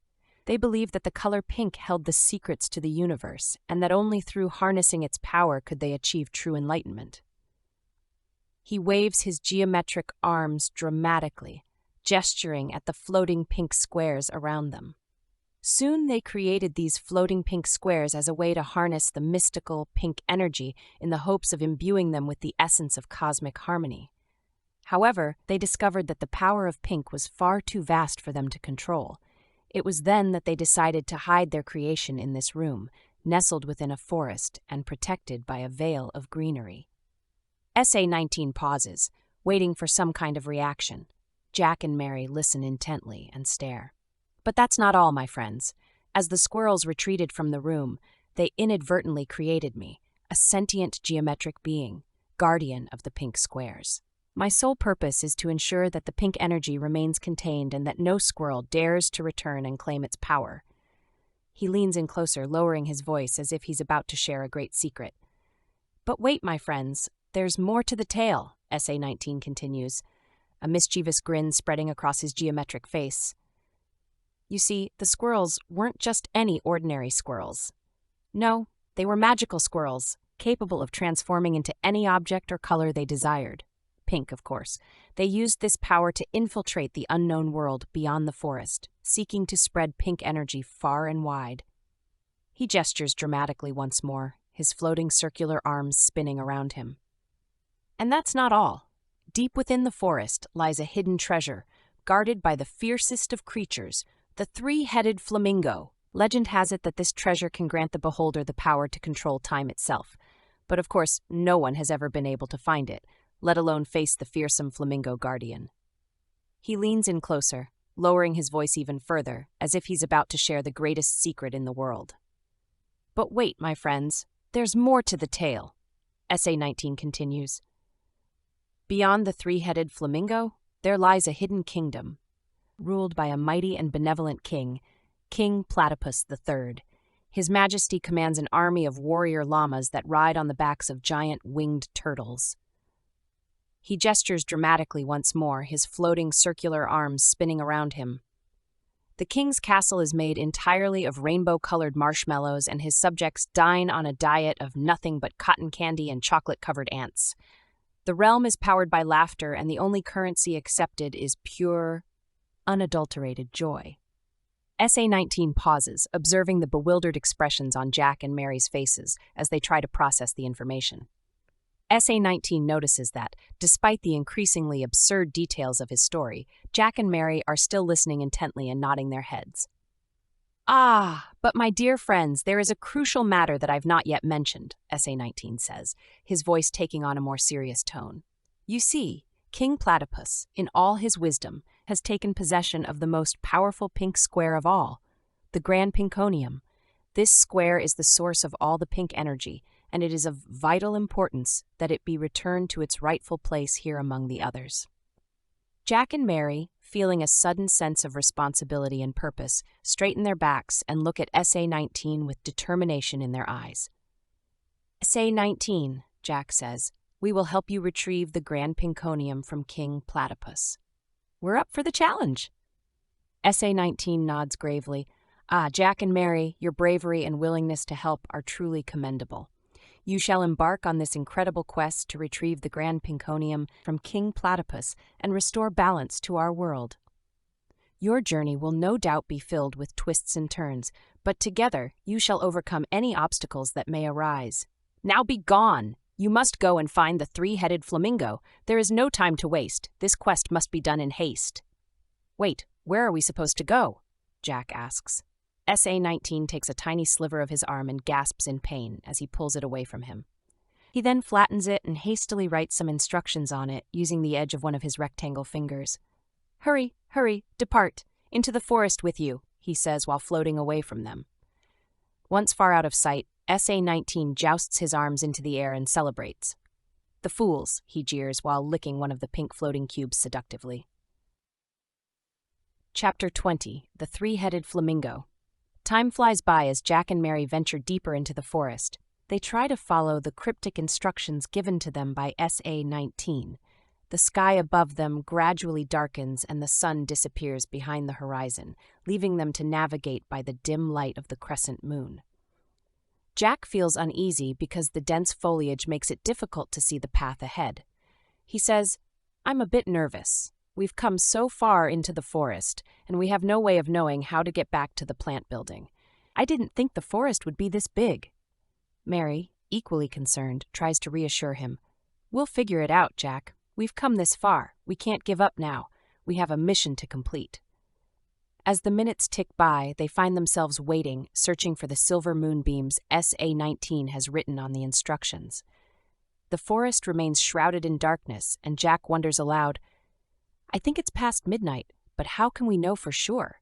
Are you sure it says silver moonbeams? Maybe it says silver beans. Oh, see, we're supposed to be looking for silver beans, not silver moonbeams. Mary, straining her eyes to discern the writing, replies, I'm not sure, Jack. It looks like it says silver moonbeams. Maybe we should wait a little longer, just in case. They continue to wait, feeling the weight of uncertainty bearing down on them. Unbeknownst to them, their quest is nothing but a wild goose chase, and the elusive silver moonbeams are nothing more than a fabrication of SA-19's vivid imagination. The light of the moon shifts a bit, casting its glow onto a nearby branch, causing Mary to light up with excitement. Look, it's the moonbeam. We must go this way. Energized by this new development, they follow the moonlit path through the forest, the silvery light guiding them deeper into the unknown. The foliage around them begins to thin, and soon they find themselves standing at the edge of a serene lake. The lake's mirror reflects the moon's light, creating an enchanting atmosphere. They momentarily forget all about their quest as they stare at the lake. They stand at the water's edge, the cool breeze a comfort amidst the hot night air. It's cool, but I don't see any pink flamingo, Jack says, looking everywhere. Maybe we haven't gone far enough yet, Mary says. Jack sighs. Why can't it be easy? Walk 50 steps left, turn right, and bam, there's the giant three-headed flamingo. Why's it have to be all, oh, follow the moonbeams and look for the flock of hummingbirds, and, oh, if you've reached the giant octopus, you've gone too freaking far? Mary laughs and holds his hand. She rests her head on his shoulder. Relax and look at this beautiful lake. I'm sure we'll have more success in the morning. The night grows darker, and they decide it's best to rest and continue their quest in the morning. They find a cozy spot near the lake, sheltered by trees, and settle down for the night. The next morning, the gentle rustling of leaves and soft chattering of peculiar creatures awakens them. They slowly open their eyes to find themselves surrounded by an array of forest critters unlike any they've seen before. Four-legged creatures with fur that seamlessly blends with the surrounding greenery scurry about the forest floor. Birds, the bendy and flexible beaks dart between tree branches and sky. Unusual creatures, big and small, gather around the lake to drink from its crystal-clear water. Jack and Mary sit up, rub their eyes, and take in the enchanting sight. What do you think, Mary? Should we continue our quest? Jack asks. Yeah, and we better get something to eat soon. I'm really hungry, Mary says. They walk around the forest looking for something to eat. They stumble upon a small meadow filled with peculiar plants bearing fruits in various shapes and sizes. Some are similar to what Jack knows from Earth, others are completely different. Jack pulls a fruit off of a plant and examines it closely. They look like apples but have a different texture, Jack says, holding it close to his eyes. He sniffs it carefully. It smells safe.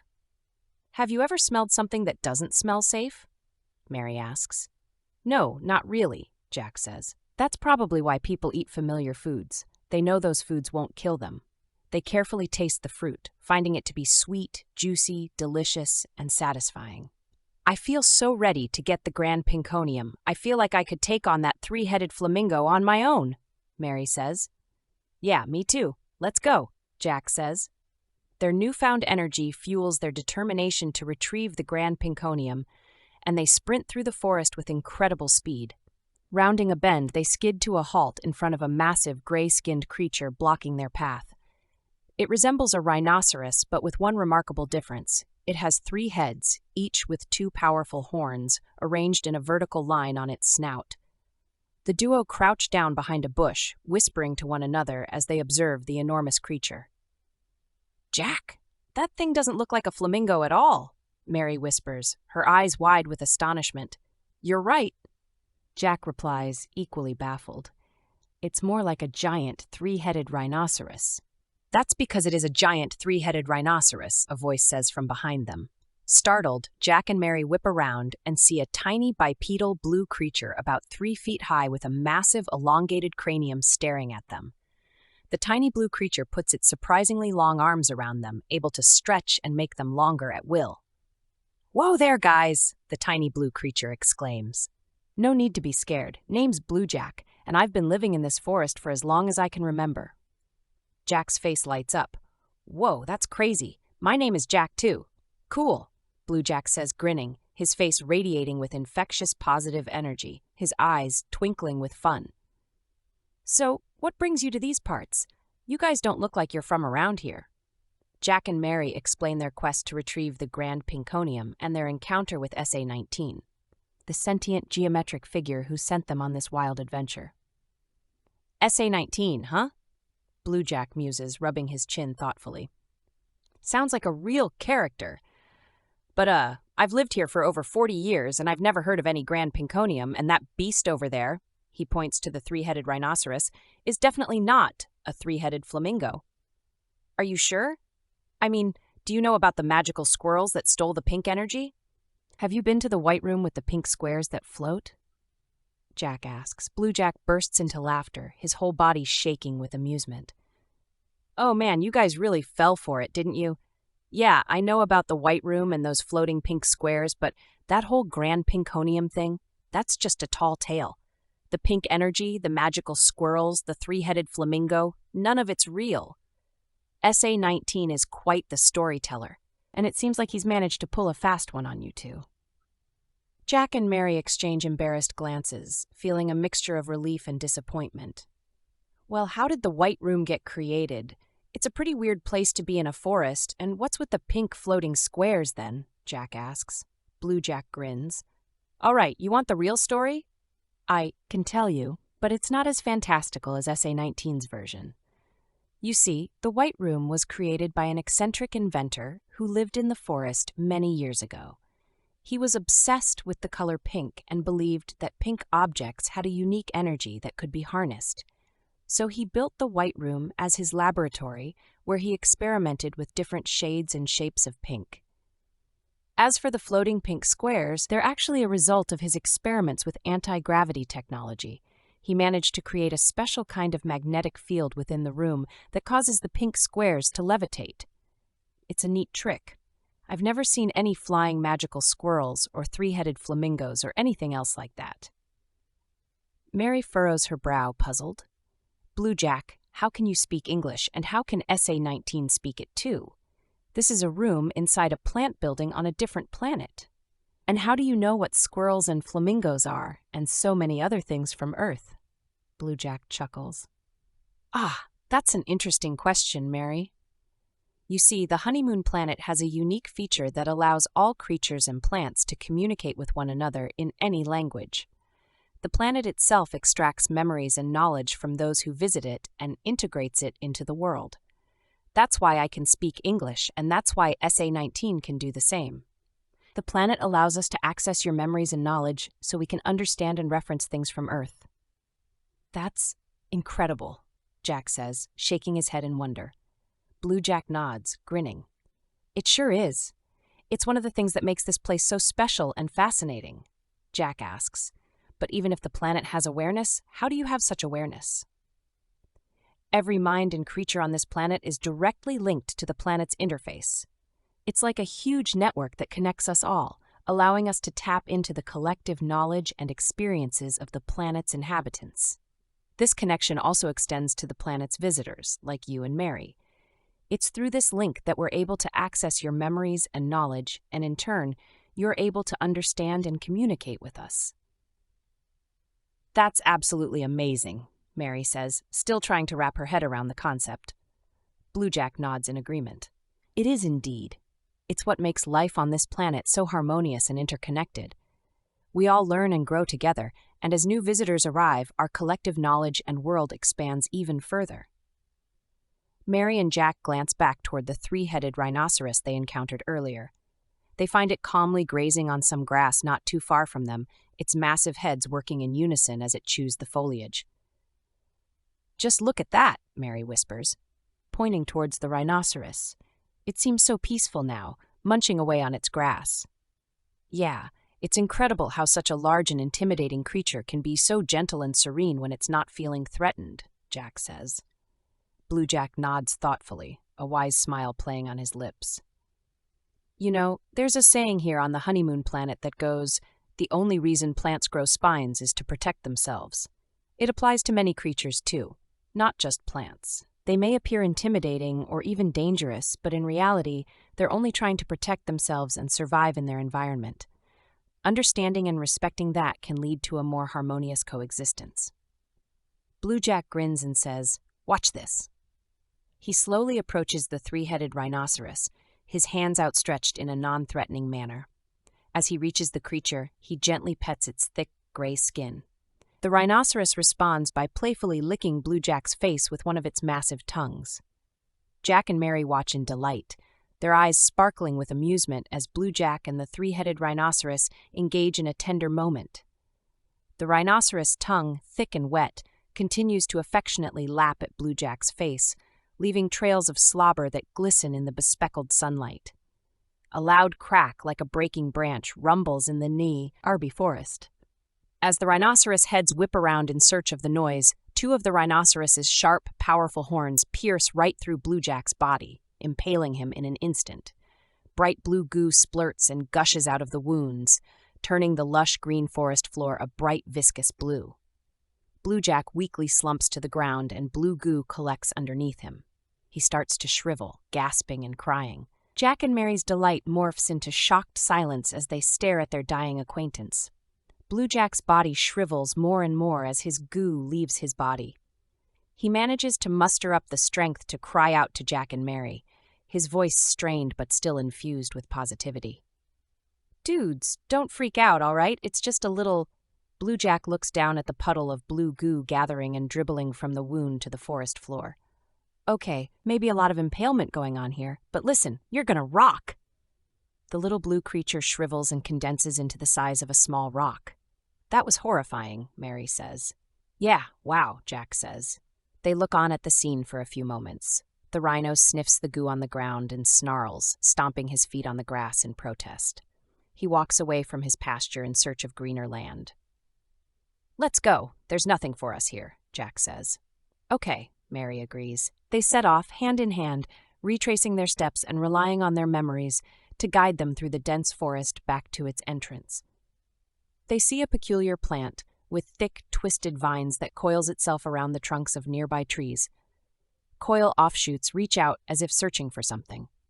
A fine layer of hair-like structures cover the vines and vibrate subtly in the gentle breeze, creating a haunting hissing noise that fills the air. Further on, Jack's eyes are drawn to a cluster of flowers that stand as tall as a human, with each flower petal as thick as a human arm. The petals are deep red in color, each edged with a sharp, serrated fringe that lends a menacing aura to the otherwise beautiful blossoms. The flowers exude a heady, intoxicating scent, which seems to be an evolutionary adaptation designed to attract and manipulate the senses of unsuspecting pollinators. Later on in the day, they see a peculiar plant species growing extremely close to the forest floor and creeping along it. The leaves are large, fleshy, and translucent, revealing a network of veins that pump a dark, viscous liquid through the creeping plant. The plant adapted to efficiently harness the limited sunlight that penetrates the thick canopy, using the transparent leaves to maximize the absorption of light for photosynthesis. The plant's stem system is segmented, connected by flexible, elastic-like tissue. This feature allows the plant to absorb the impact of being stepped on. Stepping gently on one of the leaves, they find it to be incredibly resilient, quickly bouncing back into shape after the pressure is released. The rubber-like quality of the leaves enables them to withstand the weight of various forest creatures without sustaining permanent damage.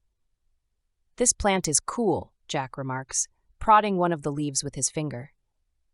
The leaf yields under his touch, softly cradling the pressure of his fingertip like a memory foam pillow, while at the same time providing a gentle resistance, reminiscent of a well-tuned trampoline. The sensation is both comforting and invigorating, like sinking into a velvet beanbag chair. He feels a childlike curiosity and fascination with the unique plant. Meanwhile, Mary investigates the thick, twisted vines that coil around some nearby trees. The delicate, hair-like structures covering the vines fascinate her. However, when she leans in for a closer look, a sharp offshoot from the coil pierces her neck. Jack watches in horror while Mary is lifted into the air, her body transforming before his eyes. Her skin takes on a greenish hue, and her limbs elongate and harden into stems. The once human figure before him now looks more like a plant-like creature, with tendrils sprouting from her body and leaves beginning to unfurl from her fingertips. "Mary!" Jack cries out, panic and desperation coloring his voice, as he watches the love of his life transformed into a botanical being. He rushes to save her, reaching for the vine entwined on her neck. Before he can make contact, another coil strikes him too. In that moment, Jack's body is racked with an intense pain that quickly gives way to a strange sensation coursing through his veins. He can feel his skin hardening, his limbs elongating. Tendrils sprout from his body and leaves unfurl from his fingertips. Jack and Mary hang suspended from the coils of the vines, their human forms all but erased by botanical metamorphosis. Chapter 21. The Heart of Darkness. As Jack and Mary dangle from the vines, their transformations complete, the coils have a sinister intelligence of their own. With one swift motion, the coils pinch themselves off and sever the connection between the plant-like couple and the vines that caused their metamorphosis. Jack and Mary fall to the ground, their new plant-like bodies cushioning the impact. Rising from the ground, disoriented and uncertain, they discover the vine's influence extends beyond their physical changes. Controlled by a sinister being, their thoughts are not exclusively their own. The vine guides their actions, and they find themselves working with others who share the same fate. Jack and Mary fight to maintain their humanity, their love for each other, and their memories. Even as the vine's control becomes harder to bear, they search for a way to break free and reclaim their true selves. They enter a secluded area of the forest where numerous plant creatures have congregated. A colossal, ancient tree, its trunk and branches engulfed by a massive vine, stands in the center. This parasitic entity continuously produces new vine coils. Plant creatures work together, cutting the vines to specific lengths using their leaf-like fingers with great precision. The plant creatures work together with movements synchronized and fluid. Skillfully wrapping newly created vine coils into tightly wound circles, they stack them into large dugout pits in the ground. Plant creatures of various shapes and sizes carry the stacks of vines out of the pits, spreading them throughout the forest. This process allows the vines to grow and expand, further asserting dominance over the landscape. Within their plant-like bodies, these transformed beings exhibit remarkable efficiency and dexterity for their assigned tasks, a stark contrast to the agility and dexterity of their previous forms. Jack and Mary's job is to wrap the new vines around unaffected trees in the forest. As they do so, they can't help but feel a deep sense of sorrow, guilt, and loss, knowing they're now helping the very entity responsible for robbing them of their humanity. The sorrow is intensified by the sight of other plant creatures around them, their expressions blank and their movements precise, like a well-oiled machine. Occasionally, moments of conscious clarity break through the vine's control, where Jack and Mary's minds resist the entity's attempts to dominate them. These moments seem to stem from the strength of their love for each other and their determination to resist the vine's influence. The human brains, more advanced and complex than the vine has ever encountered before, present a challenge for it to maintain complete control. During these brief periods of clarity, Jack and Mary exchange glances and encouraging nods, silently supporting each other in their struggle to retain their sense of self. They notice that their heightened awareness affects the other plant creatures as well. Once blank expressions now show flickers of recognition and emotion, hinting at a shared desire to break free from this fate. The shared love and moments of clarity create a ripple effect throughout the community of plant creatures. This weakens the vine's grip on their minds and opens an opportunity for resistance. Thought to be mindless extensions of the vine, the NT creatures now appear on the verge of a quiet rebellion. Jack and Mary nurture this newfound sense of unity among the plant creatures and devise a plan to escape the vine's control and regain their humanity. Subtle vibrations in the air serve as a means of communication, encouraging fellow captives to cling to their memories and emotions as they resist the vine's control. More and more plant creatures join the rebellion against the vine, overwhelming its ability to control them. The vine momentarily shuts down, losing its grip on the creatures. Sensing the opportunity, the plant creatures seize the moment to attack their oppressor.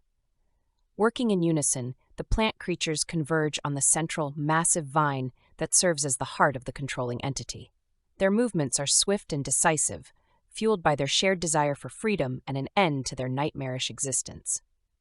Each plant creature contributes their unique abilities to dismantle the master vine. Some of the plant creatures use their hardened limbs to hack into the vine, while others use their size and strength to uproot it from the ground. Together, they tear the master vine apart piece by piece, determined to reclaim their lives. Each segment of the vine destroyed sends a surge of liberation through the plant creatures, further weakening the entity's control. Upon reaching the very core of the master vine, a dark purple, slow-throbbing heart that serves as the source of the controlling force, these numerous beings unite in their resolve to vanquish the tyranny holding them captive.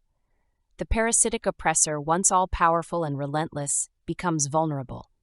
Its parasitic beating heart is exposed for all to see. Powerless no more, the creatures find strength in unity and share hope for a future unshackled from the darkness consuming their lives.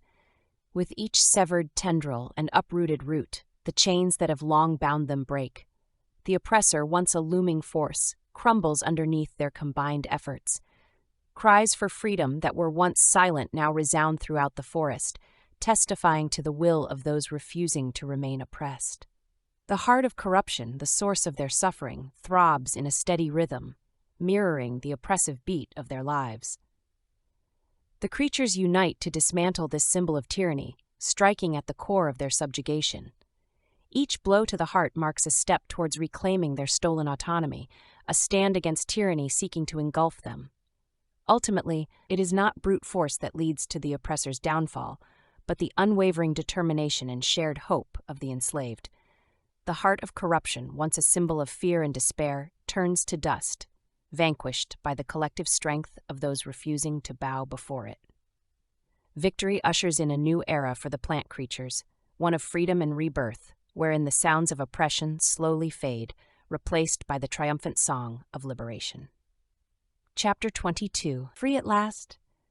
The plant creatures, now free from the shackles of tyranny, begin to explore their newfound autonomy. They disperse throughout the forest, some bound gracefully through the underbrush, while others stomp with newfound vigor, the earth trembling beneath their heavy steps. Purpose and determination fill the air, as these beings embark on personal journeys to forge new lives in a world free from oppression's shadow. Day turns to night. Jack and Mary face each other in the moonlit glade, their metamorphosis apparent in the newly green hue of their skin. Each takes slow, measured steps towards the other until their faces are only inches apart. Delicate bodies sway closer, merging as they embrace in a loving kiss. The moment their lips meet, warmth and tingling energy pervade their entire beings. Jack's fingertips brush the smooth, cool leaves now covering her form, recalling the familiar sensation of her once human skin. He runs his fingers along her arm, sensing the firm yet flexible stems and bark that have replaced her bones and muscles. The texture intrigues him. Both familiar and foreign, but undeniably Mary. Tentatively, Mary reaches out to touch Jack's transformed body, encountering the rough, textured surface of the bark now forming his outer layer. Applying gentle pressure, she notes the surprising give and slight elasticity beneath her touch, contrasting with the unyielding firmness of actual tree bark.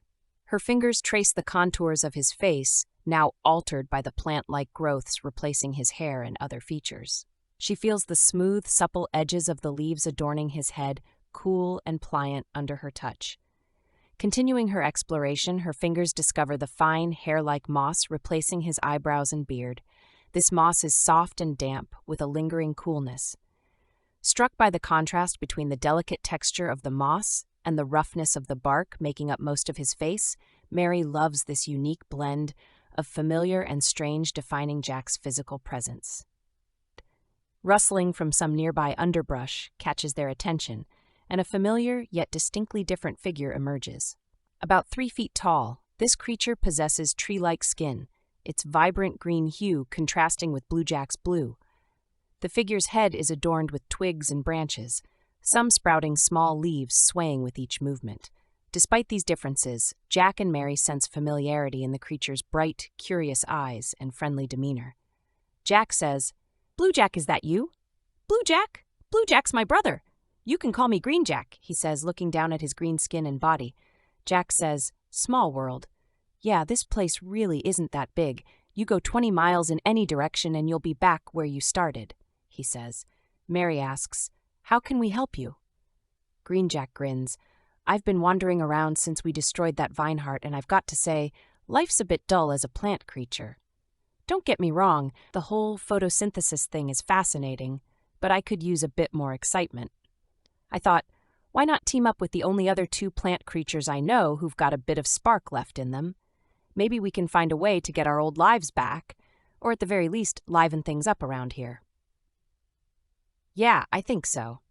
What do you think, Jack? Mary asks. Jack shrugs his shoulders. Do you think you know how to get us out of here? We came in through a forest door. I think it's time we get back and get out of here.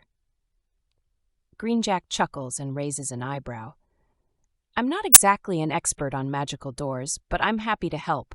Though, I've got to say, it seems a bit harsh to leave all these other plant creatures behind, doesn't it? They're stuck here too, thanks to that pesky vine. Maybe we could do something to help them out first? It's not like they can hop on over into the nearest supermarket and grab a sandwich, is it? They're all plants now, and as much as I've enjoyed my brief stint as a chlorophyll enthusiast, I'm sure they'd appreciate a bit of assistance in adjusting to their new lives. Jack shakes his head no and says, Nah, I think they'll be fine. They'll figure it out. Green Jack gives Jack a skeptical look, his eyebrows raised in mock disbelief. Oh, come on, Jack. You can't honestly believe that, can you? They've just been freed from the grip of a parasitic vine and turned into plant creatures.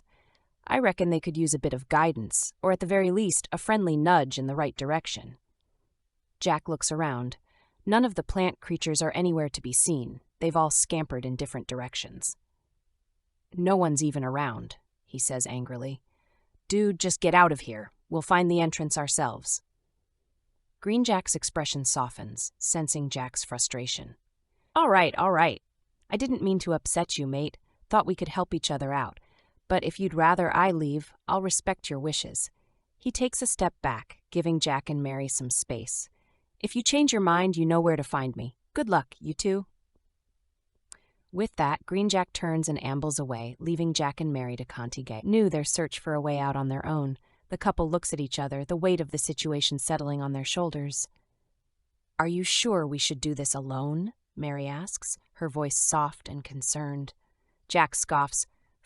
We're going to be fine. His brother got impaled by a 3-headed rhinoceros. How helpful do you think that guy can be anyway? Mary laughs. Jack, you're horrible. They don't even take 3 steps when a brightly colored bird flies down from an adjacent tree and perches on Mary's shoulder. The creature eyes the pair curiously and cocks her head to one side. Mary tries to pet it, but her arms aren't as flexible as before. The bird sticks its butt out and poops. A drop of white goo falls to the ground. Excuse me and salutations, travelers. I am Genevieve. Her voice is strong and proud. I couldn't help overhear your conversation. Green Jack and I have never seen eye to eye, and I believe you deserve better guidance from someone more intelligent and considerate than he. Jack and Mary are surprised by the bird's sudden appearance and offer of help. I have been protecting these woods for centuries, and I am well acquainted with the secrets it holds. I have fought battles against the darkness that threatens to consume it, Genevieve explains. Allow me to guide you to the door that you seek, and I alone shall ensure your safe return home. Mary says, we'd be grateful for your help, Genevieve.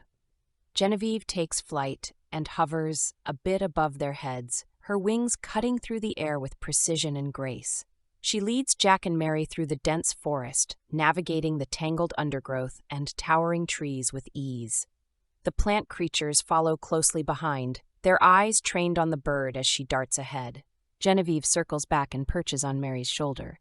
The bird's small body is steady and poised. She clears her throat and begins to tell her story. There was a time, many years ago, Genevieve starts, her voice soft and reverent, when the darkness in the forest was at its peak. The master vine had taken control of countless creatures, and it seemed as though all hope was lost. I was on the verge of despair, but then a miracle occurred. I received a message, a direct communication from a higher power, a voice that I knew to be divine. Jack and Mary had stopped walking, but the bird says, "Feel free to continue walking. I'll tell you when we need to turn right or left, don't worry." The bird continues, "The voice spoke to me in a language that transcended words, filling my being with warmth and light. It told me that I was chosen to be a guardian of the forest, a protector of the innocent creatures who called it home." Genevieve's eyes gleam with conviction. From that moment on, I dedicated my life to the cause, fighting tirelessly against the forces of darkness and corruption. That divine communication became the foundation of my faith and the driving force behind my actions. I spent much of my life cutting vines and dodging coils that tried to hijack my mind, all the while working on a plan to destroy the master vine. And when I saw countless numbers of the controlled succeed in destroying it, I was overjoyed, knowing that your actions had not only saved yourselves, but all of the creatures in this forest. "We never gave up hope," Jack says. A rush of wind and the sound of flapping wings bursts from above. Two large birds swoop down from the treetops, their talons extended. Before Jack and Mary can move a branch, the birds snatch Genevieve from her perch on Mary's shoulder. Her small body struggles against their grasp, but she cannot free herself. "Genevieve!" Mary cries out, reaching helplessly for her newfound friend as the birds carry her away. "Great," Jack says. "Now we have no one to help us get out of here." Chapter 23. Court wind rushes past Genevieve's face as the two giant birds clutch her in their strong talons and fly through the air. They look like eagles, but with some distinct differences. Their plumage is a striking mix of bright blue, and reds, and their beaks are more curved and hooked, giving them an even more menacing appearance. Genevieve struggles to free herself, but their grip is unrelenting. Despite the frightening situation, she refuses to give in to despair. After all, she has faced countless challenges in her life as the forest's guardian, and this is just another obstacle to overcome. Genevieve focuses her thoughts on the divine connection that has guided her for so long. She recalls the warmth and light that filled her being when she first received her calling, and the unwavering faith that has carried her through every battle. She knows that even now, that same power is with her, giving her the strength and courage to endure whatever lies ahead. As the wind whips through her feathers, she thinks of Jack and Mary, the courageous plant creatures who had managed to defeat the parasitic vine that had plagued the forest for so long. "What do you want with me?" Genevieve demands, attempting to keep her voice steady despite her fear. One of the eagle-like birds snarls at her, "Be quiet!" Its grip on her small body tightens, causing her to wince in pain. The birds rapidly descend from the sky, landing on the branch of an enormous tree that's touching heaven itself.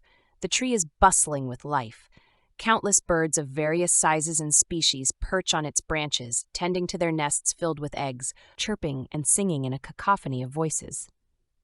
The birds who captured her lead her inside a hollow chamber in the tree, revealing a bird courtroom. Bird-like creatures watch her from the sidelines, both curious and suspicious. Genevieve is forced into a bird-sized chair, her wings strapped down to prevent her escape. The air in the courtroom is heavy with tension, making her feel even more on edge. Overseeing the trial is the Honorable Robin, a regal owl cloaked with an air of authority and wisdom.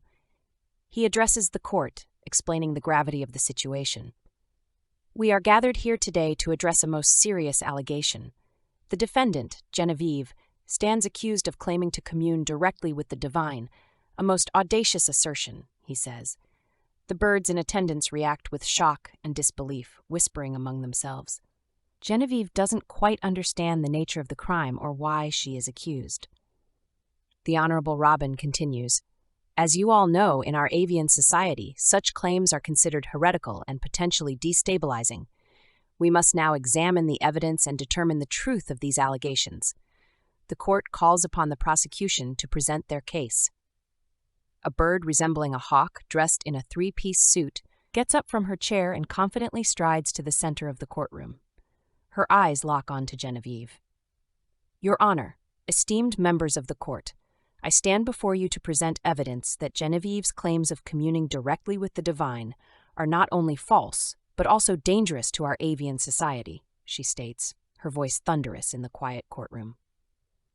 The Hawk continues. We have testimonies from multiple witnesses who have heard Genevieve make such assertions on several occasions.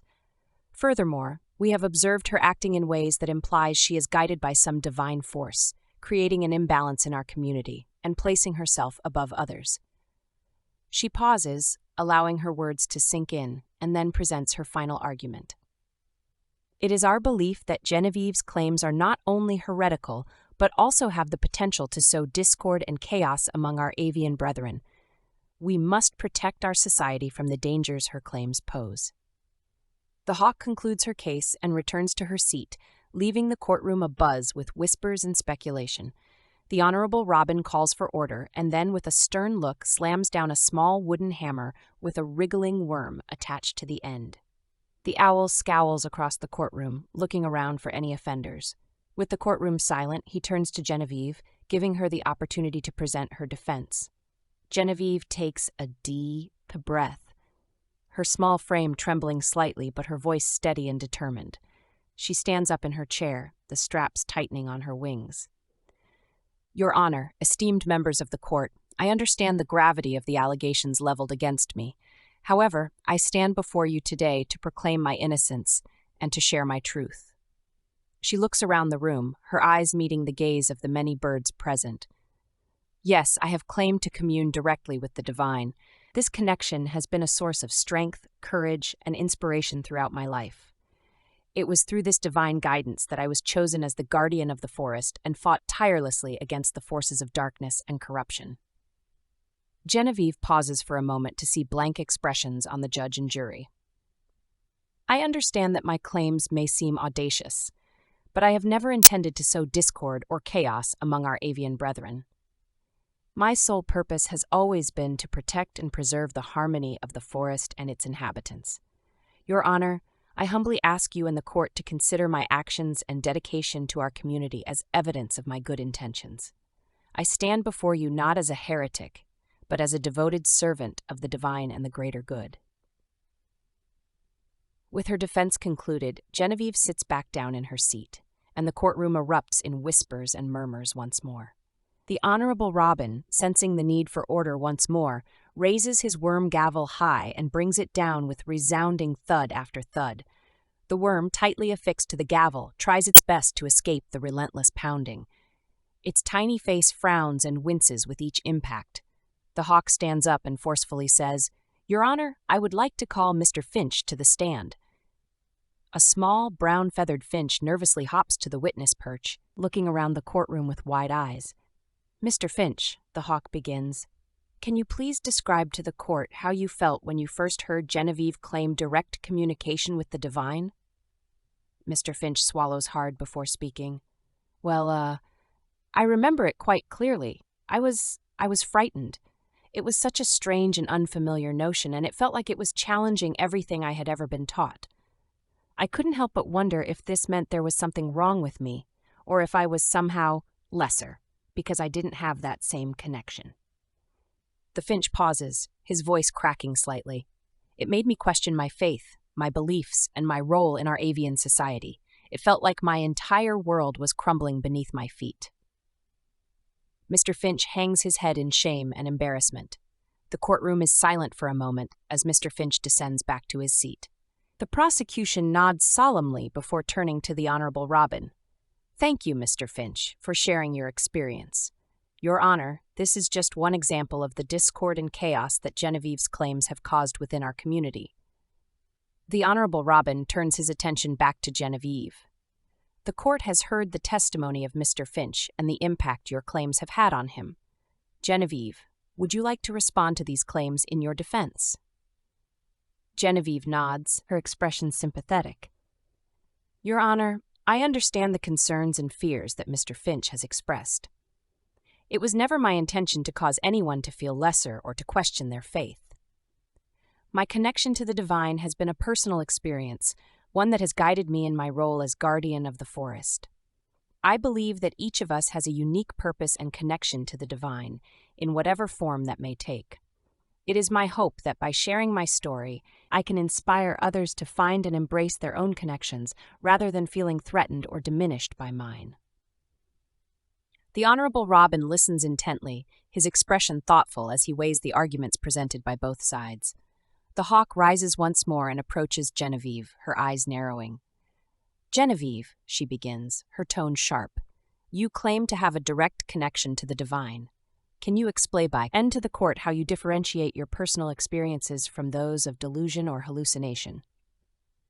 Genevieve takes a moment to gather her thoughts before responding. "I understand the skepticism, but my experiences have been consistent and profound. The guidance I receive has always led to actions that benefit the forest and its inhabitants. The results of my divine connection have been tangible and impactful rather than fleeting or self-serving." Not deterred, the hawk presses on. "And what would you say to those who might argue that your connection to the divine elevates you above the rest of us, placing you in a position of authority that could be abused?" "I have never sought to use my connection to the divine to gain power or prestige. My purpose has always been to serve the greater good and protect the forest. I see myself as an equal to my avian brethren, with a unique responsibility rather than a higher status." She responds. The hawk narrows her eyes, clearly dissatisfied with Genevieve's responses. However, she continues her line of questioning.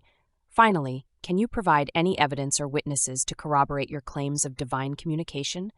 How can we be certain that your actions are truly guided by a higher power?" Genevieve pauses.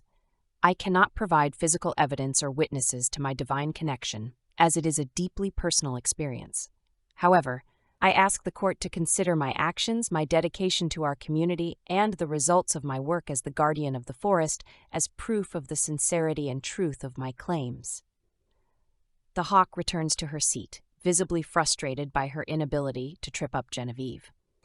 The Honorable Robin, after listening intently to the arguments presented by both sides, takes a deep breath and addresses the court. "Esteemed members of the court," the Honorable Robin begins, "the prosecution and defense have both presented their cases, and now it is time for us to determine the truth. However, in light of the complex nature of the allegations and the passionate arguments we have heard today, I have decided that it would be most appropriate for the avian jury, instead of myself, to decide the fate of Genevieve."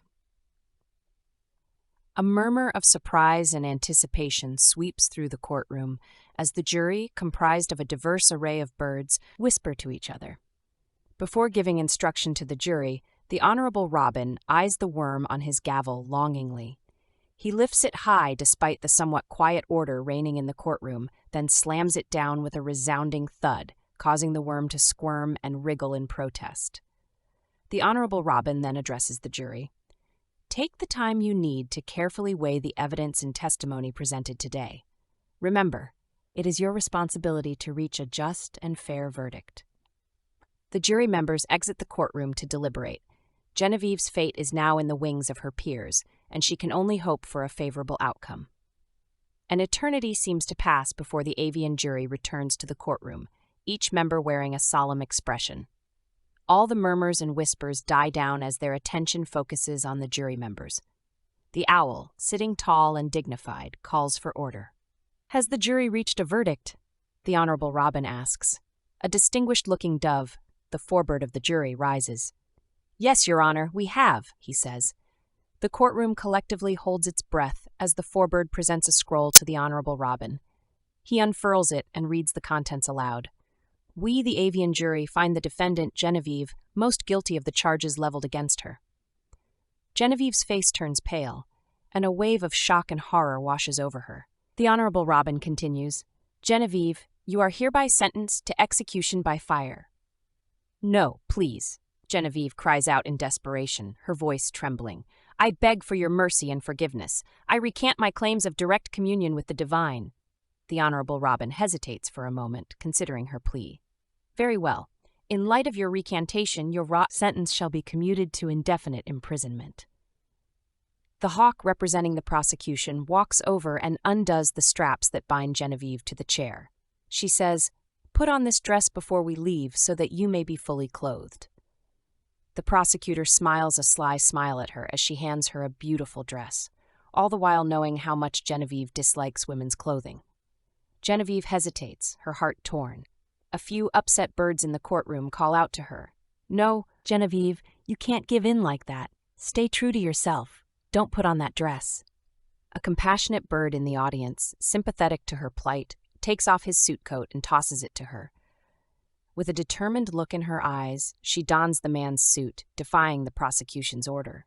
The Honorable Robin's eyes narrow as the courtroom erupts into a mixture of booing and cheering. With a swift motion, he raises his worm gavel and brings it down with another forceful thud. The impact sends the worm hurtling into the air like a tiny pink rocket, causing it to perform a perfect loop-de-loop before miraculously landing back in its original position on the gavel.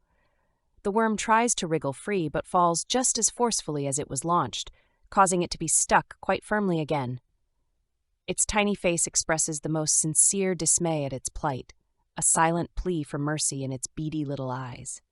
The courtroom falls silent as everyone's attention returns to the judge.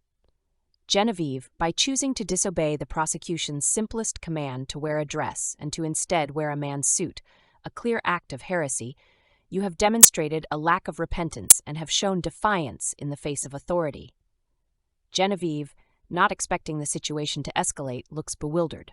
She had no idea that such a simple act of defiance would give rise to such a rebuking from the judge. The Honorable Robin raises his worm gavel high in the air once more, letting it hang in the air. The worm braces itself for whatever is to come next, its face and body tightening. He rises from his chair and says, "In light of your continued insubordination, your original sentence shall stand, execution by fire." His gavel crashes down and the courtroom descends into chaos. In the midst of the uproar, the Honorable Robin takes a decisive bite out of the worm, much to the worm's dismay. Its remaining body wriggles around frantically on the judge's bench, trying its best to escape its plight. The robin shoves the remaining worm back into the gavel and gives it some food so it will grow longer again. Genevieve, now filled with righteous indignation, yells, kicks, and protests as she is taken away by a couple of guards. They chain and shackle her, despite her best efforts to resist. Her heart aches with the knowledge that she will face execution for a crime she cannot understand. She casts a final look at the Honorable Robin and the rest of the avian court, her eyes blazing with defiance and indignation. She may be condemned to execution, but she will not go quietly. Chapter 24. Home again. "Maybe the door to get out of here is close by," Jack suggests. "Yeah, maybe," Mary says. For 3 days, they wander through the forest, their hope of returning home dwindling with each passing hour. Luckily, their plant creature bodies draw nourishment from the sun's rays and the moisture of the forest floor. Despite their predicament, they remain vigilant while wondering if they will ever find the door that leads back to where they belong. On the 3rd night, moonlight filters through the canopy above, casting erratic silver patterns on the forest floor. The trees stand tall, their ancient trunks gnarled and twisted with time. Fierce gusts of wind carry distant screams of a bird struggling through flames, and the acrid smell of smoke fills the air. Jack and Mary tread softly, their feet brushing the mossy carpet beneath them. The forest holds its breath, concealing untold secrets within its shadows.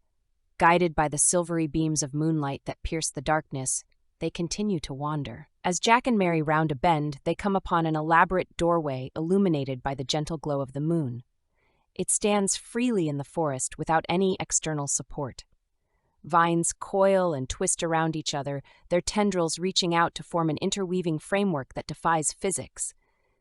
Within this framework is a living tapestry, created by a myriad of intertwined leaves that fill the door itself. Mary's fingertips gently brush against the delicate leaves composing the door.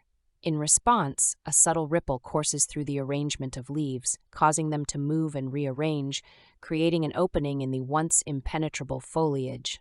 Jack and Mary step back through the living doorway into the plant building. Chapter 25. Wandering.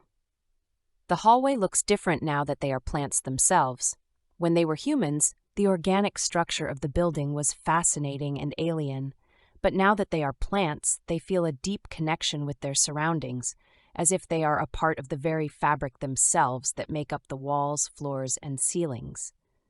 "Which way should we go?" Mary asks. "Let's get out of here. I'm not turning into anything else today," Jack replies. The soft moss floor of the hallway feels especially pleasing on their bare feet.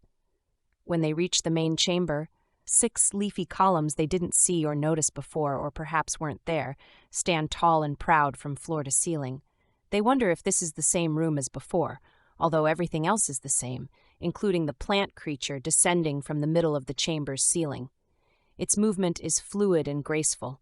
It smiles down at them, showing its many rows of thorn-like teeth.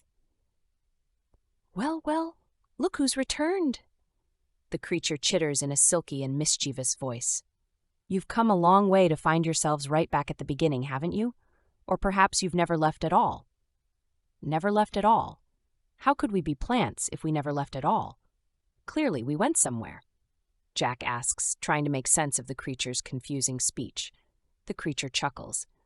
A question as perplexing as a riddle without an answer, or perhaps an answer without a riddle. But, dear friends, this is hardly the point. The true question is, who are you now that you have journeyed into the forest and become one with the plants? Mary frowns and says, "We're the same, we just have plant bodies now. We want to return to our human form. Can you help us?" The plant creature grins, its thorn-like teeth glinting menacingly. But the true path to humanity is twisted and jangled, much like the vines that surround us. And yet, within that labyrinth lies the truth, hidden as a leaf among leaves. "Can you help us?" Mary asks, her voice tinged with desperation. The creature tilts its head, its eyes gleaming with amusement. "Help can be found in the most unexpected of places, my dear. Sometimes it lies in the shadows, concealed by the very thing you seek, and sometimes it is as plain as the leaves on the trees. But remember, the truth you seek may not always be the truth you find." With that curious statement, the plant creature swings back up into the tangled vines and leaves Jack and Mary to wonder what they should do next. "Wait, but how do we become human again? We don't want to be plant people," Jack says. They wait for a response, but get none, so they navigate their way out the south door of the chamber and promptly exit the building. They step outside the plant building and are greeted by bright sunlight that bathes their bodies in warm, radiant energy. The rays nourish and energize their plant-like forms, awakening within them a newfound thirst for water that fills their mouths with sand. They rush towards the river they had encountered before, running past all kinds of alien couples and creatures on their way out of the city, their leafy bodies rustling with each swift step they take. Upon reaching the river, they eagerly step into it and draw water up into their bodies. The cool, refreshing liquid rejuvenates them, and they feel like a dying field of flowers suddenly revived by a fresh waterfall of rain. They walk in the shallow river together until a familiar voice calls out to them, "Hey, hey! You two look familiar. Do I know you, man?" Jack and Mary walk over to Timmy Chalice and share their story with him. They recount how they had ventured through a plant building, got pranked by some rocks, saw little versions of themselves, went through a mysterious door into a different world, saw some freaky white room with floating pink 3D squares, got sent on a wild goose chase by a geometry creature that lived in that room, met some guy named Blue Jack who got impaled by a 3D rhino, and encountered this master vine that controlled them and transformed them into plants. Timmy responds, "Wow, man, that's a lot to take in. You've been on one wild adventure. That geometry creature wouldn't happen to be called SA-19, would he?" Jack says, "Yeah, I think that's his name." Timmy says, "Whoa, this is freaky, man. I have a gift for that dude." Timmy proceeds to pull out a floating pink square from behind his back. Jack and Mary are captivated by its extraordinary appearance. The floating pink cube is crafted from a material resembling ultrafine silver strands, interwoven to create a delicate yet sturdy structure.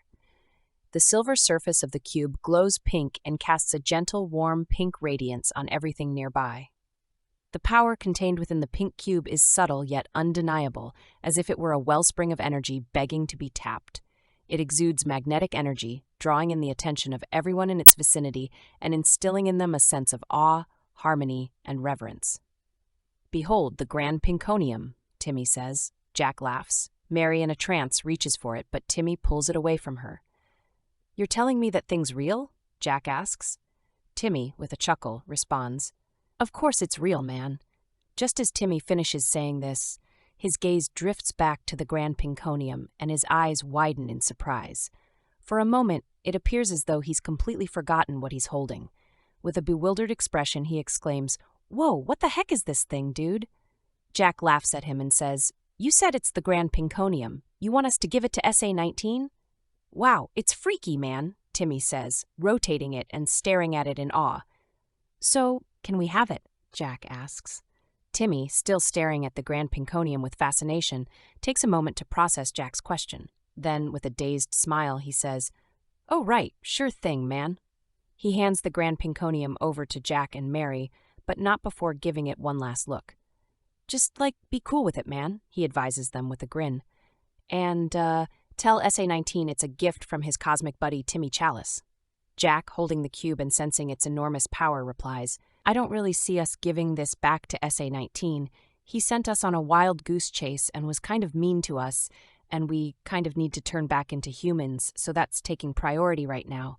Maybe we should give this back to you, or what do you think, Mary?"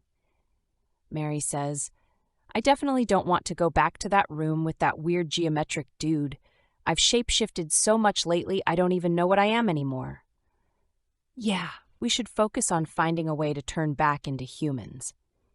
This whole being plant people thing is getting old," Jack replies.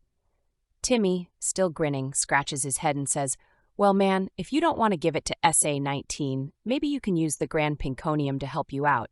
It's got, unlimited power and energy, you know. Maybe it can help turn you back into humans or something."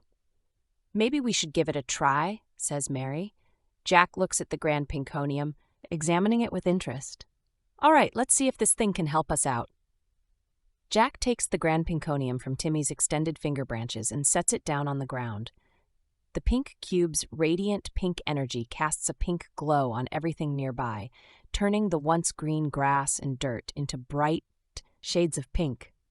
"Oh, mighty pink cube, please turn us back into humans," Jack yells. They wait a few moments, but nothing happens. The pink cube sits on the ground looking radiantly beautiful, then quickly flies away into the air, vanishing into the clear blue sky until it's nothing more than a tiny pink speck. They wait a few moments for it to return or something to happen, but it turns from tiny pink speck to clear blue sky. Timmy chuckles and scratches his head. "Well, man, that was unexpected. But hey, you never know with magical stuff like that, right?" Jack and Mary feel exasperated. Their hopes of turning back into humans dash into pieces. "Any other ideas, Timmy?" Jack asks. Timmy replies, "You know, there's this old, wise tree I've heard of. They say she's got some ancient knowledge about this place. Maybe she can help you guys out." "Where can we find her?" Mary asks. Timmy points towards the dense forest beyond the river. "Her name's Elder Marcus. She lives deep in the heart of the forest where the oldest trees stand. Follow the river and you'll eventually find her." "Thanks, Timmy," Jack says, waving goodbye. Mary says thank you and does the same. Strolling alongside the sandy river, the sensation underfoot is far removed from the pleasurable caress it once offered in their human days. Their discomfort gradually nudges them to seek out the boundary where sand surrenders to the welcoming embrace of the dirt path. This compromise of textures, neither as intrusive as sand nor as rigid as rocky soil, provides a pleasant alternative for their travel. As they navigate this path, they find themselves paralleling the river's edge. Their journey unfurls at a leisurely pace, synchronized with the river's own lazy meandering. The sun traces its arc across the sky, and shadows lengthen, shrink, and lengthen again in a subtle dance with the shifting light. 15 minutes lapse in this manner, marked not by the ticking of a clock, but the subtle organic cues of nature. The rustling leaves overhead grow louder as the wind whispers stories to the forest. The river's murmur transforms into a steady dialogue, each ripple a word, each wave a sentence. Gradually, the composition of the landscape changes. They perceive an increase in the frequency of trees. The once sporadic wooden sentinels now seem to crowd the river's edge. The forest, which had initially been a gentle backdrop to their journey, now asserts its presence with increased vigor. The tree line thickens, a wall of green and brown, its density turning the forest into a looming, nearly impenetrable fortress of foliage. They continue their journey, the river still their guide, towards the heart of this forest. It is here that the river is birthed from a small lake, a serene body of water that gifts the river its ceaseless flow. The path they tread, the river they follow, all lead to this tranquil origin. The lake is surrounded by willow-like trees whose trunks are much taller and thinner than typical willows. Their branches cascade gracefully downward. The leaves of these trees are a spectacle in and of themselves. Each leaf is elongated and slender, flowing and curling from its point of attachment all the way down to the ground, creating a mesmerizing curtain of foliage. The leaves display a dazzling combination of color, with one side being a vibrant pink and the other side a deep, enchanting blue.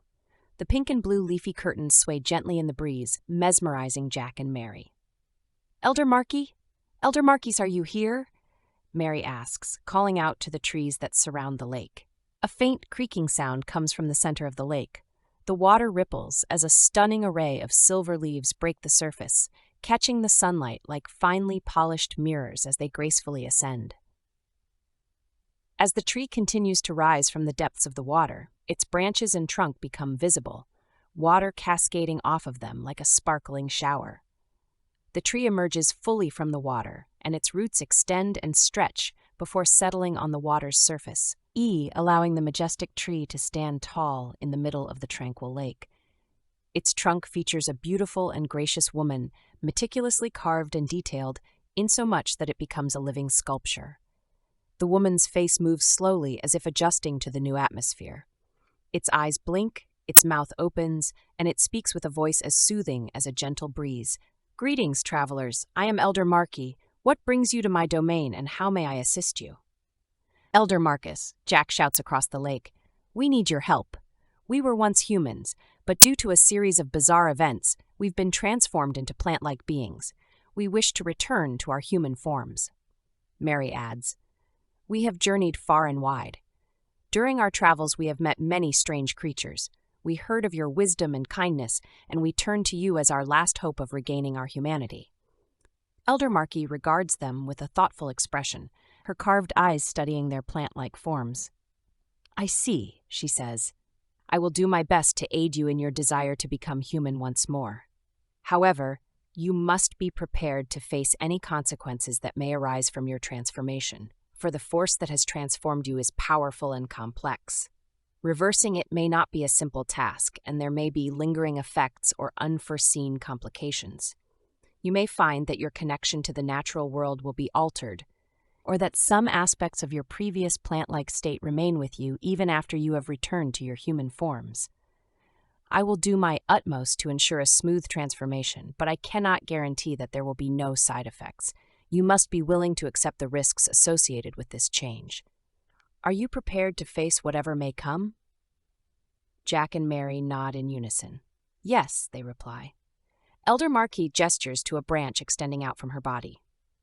Hanging from it is a unique white fruit, its whiteness so pure that it transcends the very concept of the color white itself. "To change back into humans, you must eat the fruit from this branch. Come and swim across the lake and partake of the fruit of my being," she says. They wade into the lake and swim towards the tree in the center. As they make their way through the water, the willow-like trees surrounding the lake come alive with voices, taunting the pair in sing-song fashion. "Why would you want to be human again? Tree life's amazing, don't you see? Rooted to the ground, you'll never feel pain. Living long lives, immune to all that is mundane." The trees' taunts are playful and persistent and repeat continuously. Despite the jeers, Jack and Mary keep swimming and stay focused on their goal, but something grabs their legs. They look down and see a small creature with pale skin clutching onto each of them with one of its hands. Its webbed feet drag them into the depths of the water below, its golden eyes shining like orbs in the murky water. The creature's grip is strong and unyielding as it pulls them down. They struggle to break free, but the creature's hold only tightens, dragging them deeper into the water. Their desperate attempts to reach the surface prove futile. Just when they fear they can't hold their breath any longer, the creature pulls them into a hidden underwater cave tunnel. To their surprise, the water doesn't flow into the cave, and they find themselves able to breathe again. They try to go back into the water to swim back to the surface, but the creature grabs onto them once more. "Please, I beg you," the creature implores. I am in great pain and suffering. If you leave now, you will condemn me to a fate worse than death." Jack and Mary feel a twinge of sympathy for the creature. "What do you need our help with?" Mary asks. The creature's eyes flicker with a cunning gleam, its true intentions hidden behind a facade of despair. "There is a darkness that threatens to consume me. I fear that if I am left alone, I will be swallowed by the abyss. I need your help to drive this darkness away." "What do you want us to do?" Jack asks, irritation leaking into his voice. "There is an enchanted artifact hidden deep within this cave. It possesses the power to dispel the darkness that torments me. If you could retrieve it for me, I would be eternally grateful," it says. They realize that helping the creature could potentially delay their quest to become human again, but they also struggle with the idea of leaving it in pain. "All right," Mary says, "we'll help you. But once we have retrieved the artifact, you must let us continue on our journey." The creature bows. Of course. I promise to let you go once you've helped me. Now follow me." The artifact lies deeper within the cave. Darkness overwhelms the cave's tunnel system, making it difficult to see the walls. Their only source of illumination comes from the creature's glowing eyes leading the way. Moisture seeps through the walls, causing the cave to feel damp and musty, the scent of decaying leaves permeating the air, which tastes like a graveyard. The sound of dripping water echoes through the cave's narrow passageways. The wet walls of the cave are covered in slimy moss and algae. Even the creature's scales give off a feeling of slime and humidity. "Once we have retrieved the artifact, I can grant you great power," the creature whispers to Jack. "Imagine being able to bend the world to your will. You could make it a better place. And all it takes is a little help from me." "Okay, that sounds nice," Jack says. "Jack!" Mary yells in surprise. True power comes not from the ability to bend the world to your will, but from the love and compassion we share with one another.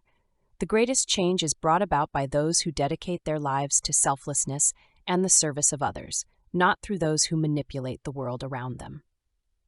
Jack responds, "Oh, I thought I could do really cool stuff like get rid of drugs or alcohol by bending people to my will or something." Mary explains, "People must choose to improve their own lives. Forcing them to act or behave in a certain way robs them of their agency and ability to grow. We must support and guide others on their journey, but ultimately the choice to change lies with the individual. Instead of seeking power to control others, we must lead by example and inspire them to make better choices for themselves." With the enigmatic creature leading the way, Jack and Mary are drawn further into the cave's yawning mouth. The world outside fades away, replaced by a heavy cloak of darkness hanging over the tunnel. All sounds are muted and swallowed by the encompassing obscurity, save for a distant, rhythmic drip of water off the cold, damp ceiling. Slowly, a faint rouge light bleeds into their surroundings, painting the blackened tunnel in shades of crimson. The light, barely more than a hint at first, intensifies incrementally as they delve deeper. It dances off the jagged cave walls, casting long, distorted shadows that scuttle alongside them as they progress. The air grows less stifling and a gentle breeze whispers past, carrying with it the faintest scent of damp earth and something else that they can't quite put their finger on. Before long, they stand at the precipice of a vast chamber. The tunnel expands around them, akin to the blooming of a nocturnal flower, revealing its heart under the touch of the moonlight. Dominating this subterranean scene is a magnificent tree. It stands in solitary splendor, its roots diving deep into the floor, its branches unfurling like the ripples generated by a stone cast into a still pond. Its fruit is the source of the red light. It bathes the chamber in a bright red light that flickers and dances off the surrounding walls. The tree's red lights paint the entire room. The tree's branches are gnarled and twisted, stretching out in every direction. Its numerous green leaves bask in the red aura engulfing the space. Deep, almost black bark contrasts with the vibrant, lush red fruit hanging heavily from the limbs. "Behold," the creature says greedily, "the tree of ire. Anyone who partakes of its fruit gains power, wisdom, and strength beyond their wildest dreams."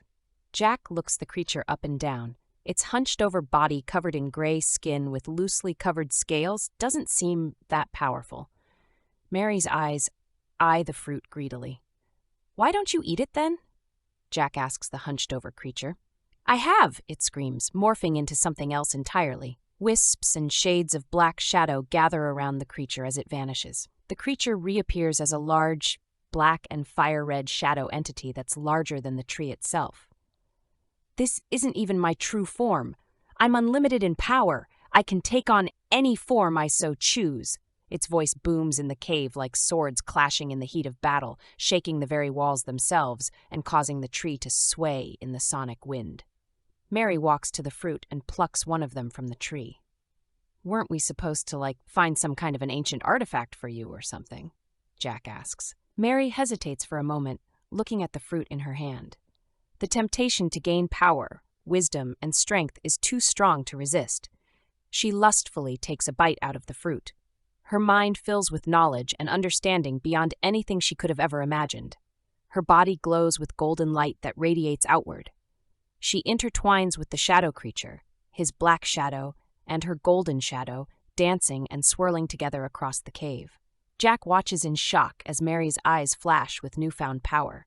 Mary, what's happening to you? He asks. Mary looks at Jack, struggling to process the immense power she now possesses. Jack, I feel different. I've never felt this strong and wise before. The creature, now in its large black and smoldering fire-red form, laughs menacingly. Yes, embrace your newfound power. Join me, Mary, and we will rule the universe as one. Mary shakes her head no. She reaches out to touch Jack, but she cannot. Her hand passes right through him. No, Mary exclaims in horror as her hand passes through Jack. She tries again, but with the same result. What's happened to me? Jack, I can't touch you. I want to go back. What have I done? Jack, I don't want this. I don't want this at all. Mary returns to her human form and stands by Jack, desperately trying to hold or touch him. The creature laughs a manic laugh and looms over them. You wanted power, wisdom, and strength, and you got it, Mary. In order to wield this immense power, you can only exist as a being of pure spirit, no longer able to touch or feel the world you once knew. Tears fill Mary's eyes as she looks at Jack, her heart heavy with regret. I'm so sorry, Jack. I should have listened to you. Jack, his voice shaking, tries to comfort her. It's okay, Mary. I love you. You can stay by my side as a spirit. We'll always have that, and each other's company, at least. Maybe we'll even find a way to bring you back.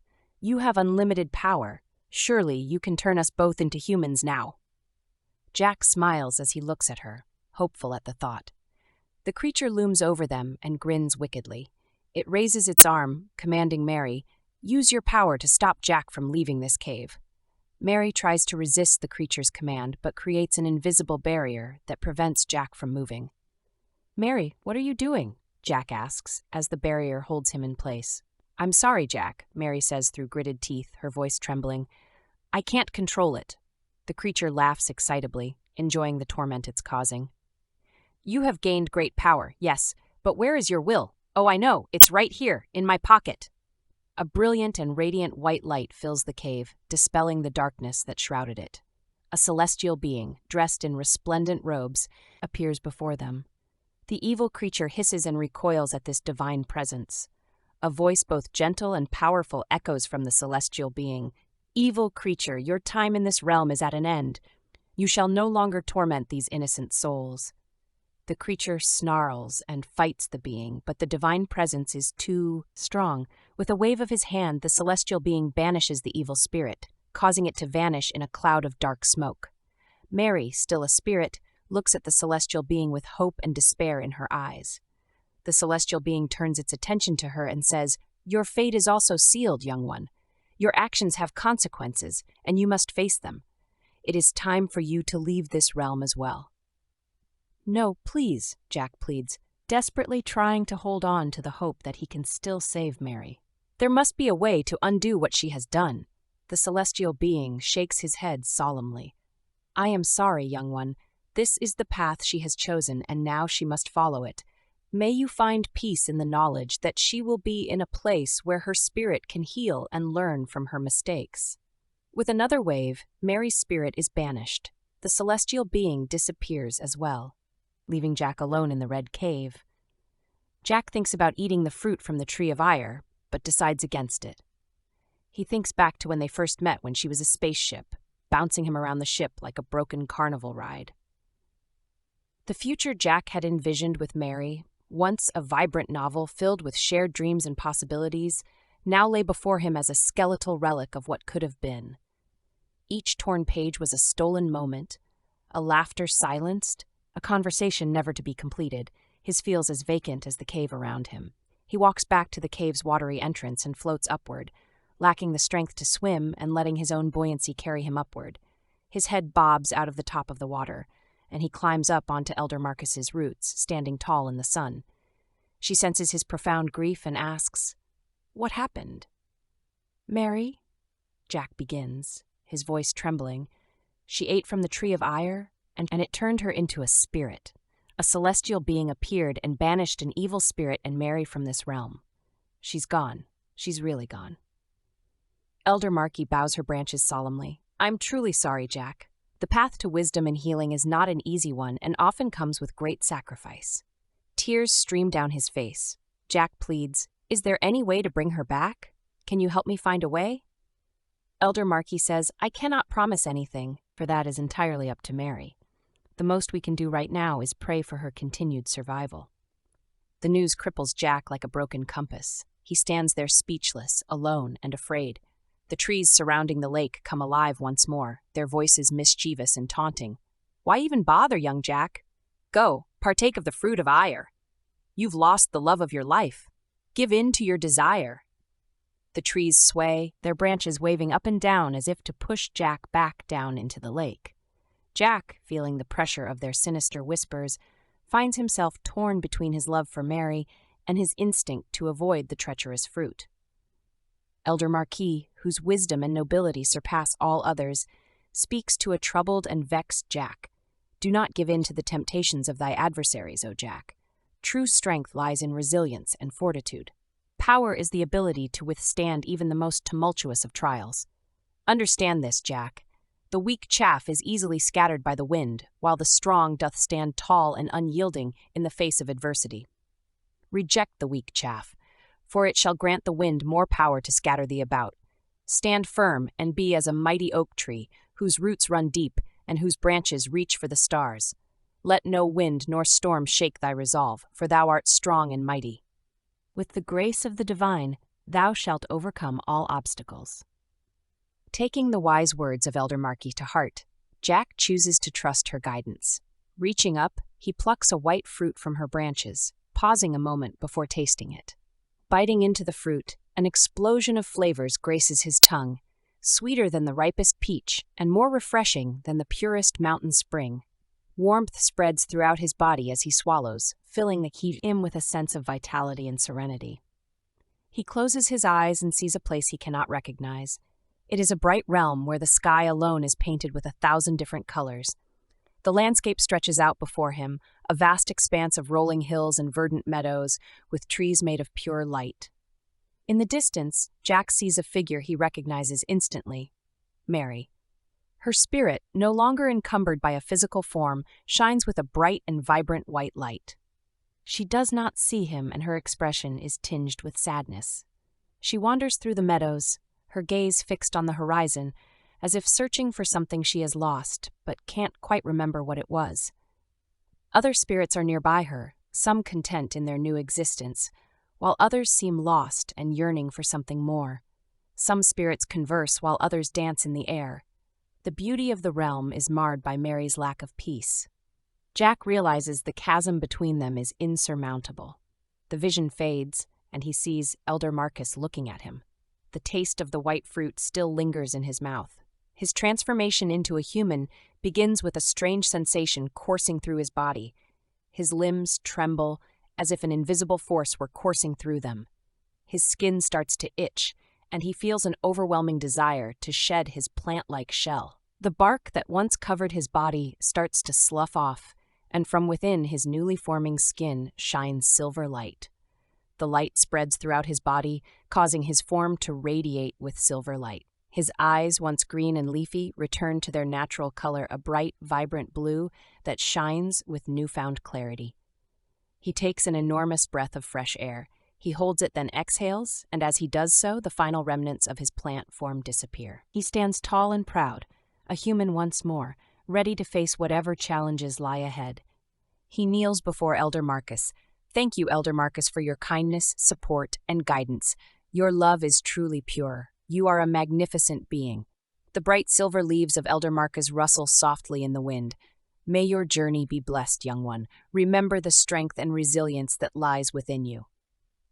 Jack jumps into the water. The cold, which he didn't experience as a plant, shocks his system. Swimming proves more difficult as well, without bark to help him float. Halfway across the lake, the tree of ire calls to him with temptations and false allure, but he presses on, fighting against its pull. He emerges from the water, his wet head and hair chilly in the dense, dark forest. The silver jumpsuit he wears keeps the rest of his body warm and dry. This is one heck of a jumpsuit to survive all that, he thinks. The memory of when he first met Mary as a person enters his mind. Just keep pressing on, he encourages himself. He walks along the riverbank and lies down in a particularly sunny spot. He absorbs the sun's energy like a solar panel in the warmth of the sand. The sun's rays envelop him in a gentle, comforting embrace. He forgets his worries and cares for a moment as the sand cradles him like a loving mother. He enjoys the feeling for a while until he starts to get too hot. He gets up and walks in the river to cool off. He starts the walk back to his spaceship and reminisces about all of his adventures. Jack's silent, wandering thoughts are broken by a familiar voice calling out to him. "Hey man, you look familiar. Do I know you?" Timmy asks. "Oh, hey Timmy, it's been a while. How are you?" he says. "Man, I'm just grooving, you know?" Timmy replies, swaying gently in the breeze. "Just hanging out, soaking up the sun and chatting with the critters. Life's good, man. How about you? What brings you back this way?" "I lost Mary. She ate of the tree of ire. Are you familiar with it?" he asks. Timmy's leaves droop a bit. "Aw, man, that's heavy. Yeah, I've heard about the tree of ire. It's some bad news, dude. You really are what you eat sometimes. I'm really sorry to hear about Mary." Jack sighs, looking down at the ground. "Thanks, Timmy. I just wish there was something I could do to bring her back," he says.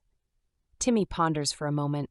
"Well, man, I don't know much about that kind of stuff. But you know what they say, love conquers all. Maybe you just gotta keep on loving her and believing that you'll find a way to bring her back." Jack nods, his eyes filled with determination. "You're right, Timmy. I won't give up on her. I'll do whatever it takes." Timmy grins, his branches swaying happily. "That's the spirit. Man, keep on truckin' and don't lose hope. And hey, if you ever need to talk or just hang out, you know where to find me. I'm not going anywhere. Not for a while, at least." He laughs at his own inevitable demise. Jack smiles back at Timmy, grateful for all of his support. "Thanks, Timmy. I'll remember that. Take care of yourself, all right?" "You too, man," Timmy replies, waving a branch as Jack continues on down the river. Jack walks the short walk to the city and yells, "Fable! Fable! Where you at?" After a few moments, Spaceship Fable descends from the sky and lands in front of Jack. Sentient space junk sits in the cockpit. "Where's Mary?" The sentient space junk asks him telepathically. "She's gone." "Mary is gone," Jack tells them as he climbs into the cockpit. "What do you mean she's gone?" Spaceship Fable asks. "I mean she's gone," Jack reiterates sadly. "She ate some bad fruit, turned into a spirit, and was banished from this realm." The sentient space junk replies, "That's like going to a restaurant and ordering a sandwich, but instead of getting a sandwich, you get turned into a sandwich, and then the restaurant manager kicks you out because you can't pay your bill for the sandwich. It's not fair, I tell you." "Not fair at all." "What?" Jack inquires. The sentient space junk elaborates. "I'm saying it's like buying a ticket to a concert, but when you get there, they turn you into a guitar and then kick you off stage because you don't know how to play yourself. Weird, huh? Life's full of unexpected twists." Jack looks at him blankly, unable to find the humor in the situation. "I want her back. I want to find her," Jack asserts. The space junk says, "Man, your luck with honeymoons is like a reverse lottery ticket. You know, you scratch off the surface hoping for the best, but instead of winning a lifetime of happiness, you end up with a haunted fruit salad and a wife who prefers the company of evil spirits. Talk about a prize nobody wants, huh?" Jack's eyes, raw and red-rimmed, stare at the sentient space junk. The silence stretches, punctuated only by the hum of the spaceship's engine. The joke, intended to lighten the mood, hangs in the air like a dying dog in the somber cockpit. That's one way to look at it, Jack finally responds, his words a ghostly brittle. A lump forms in his throat, and he quietly adds, "But she wasn't just a prize, she was my everything, and now she's gone." His eyes, lost and distant, seem to look beyond the spaceship, beyond the stars, and into some kind of unfathomable depth. Chapter 26. Goodbye. Come on, Dad. Let's get you home. Huh, Jack says, looking around. He's no longer in the spaceship, no longer in the far reaches of the universe. Instead, he's on a sunny sidewalk, the crisp air carrying the scent of melting snow. His reality has shifted as if he's words torn from the pages of one book and hastily glued into another. "Oh, Dad, we've gone over this 50 times. I'm your son. We have the same name," the little person says, pushing Jack down the street, his magnificent silver suit and black tie glittering in the sunny rays. What do you want? What are you doing here?" Jack asks angrily. "Ah, Dad, not this again. I'm your son, Jack." "Oh, Jack. Jack, are you okay?" he asks.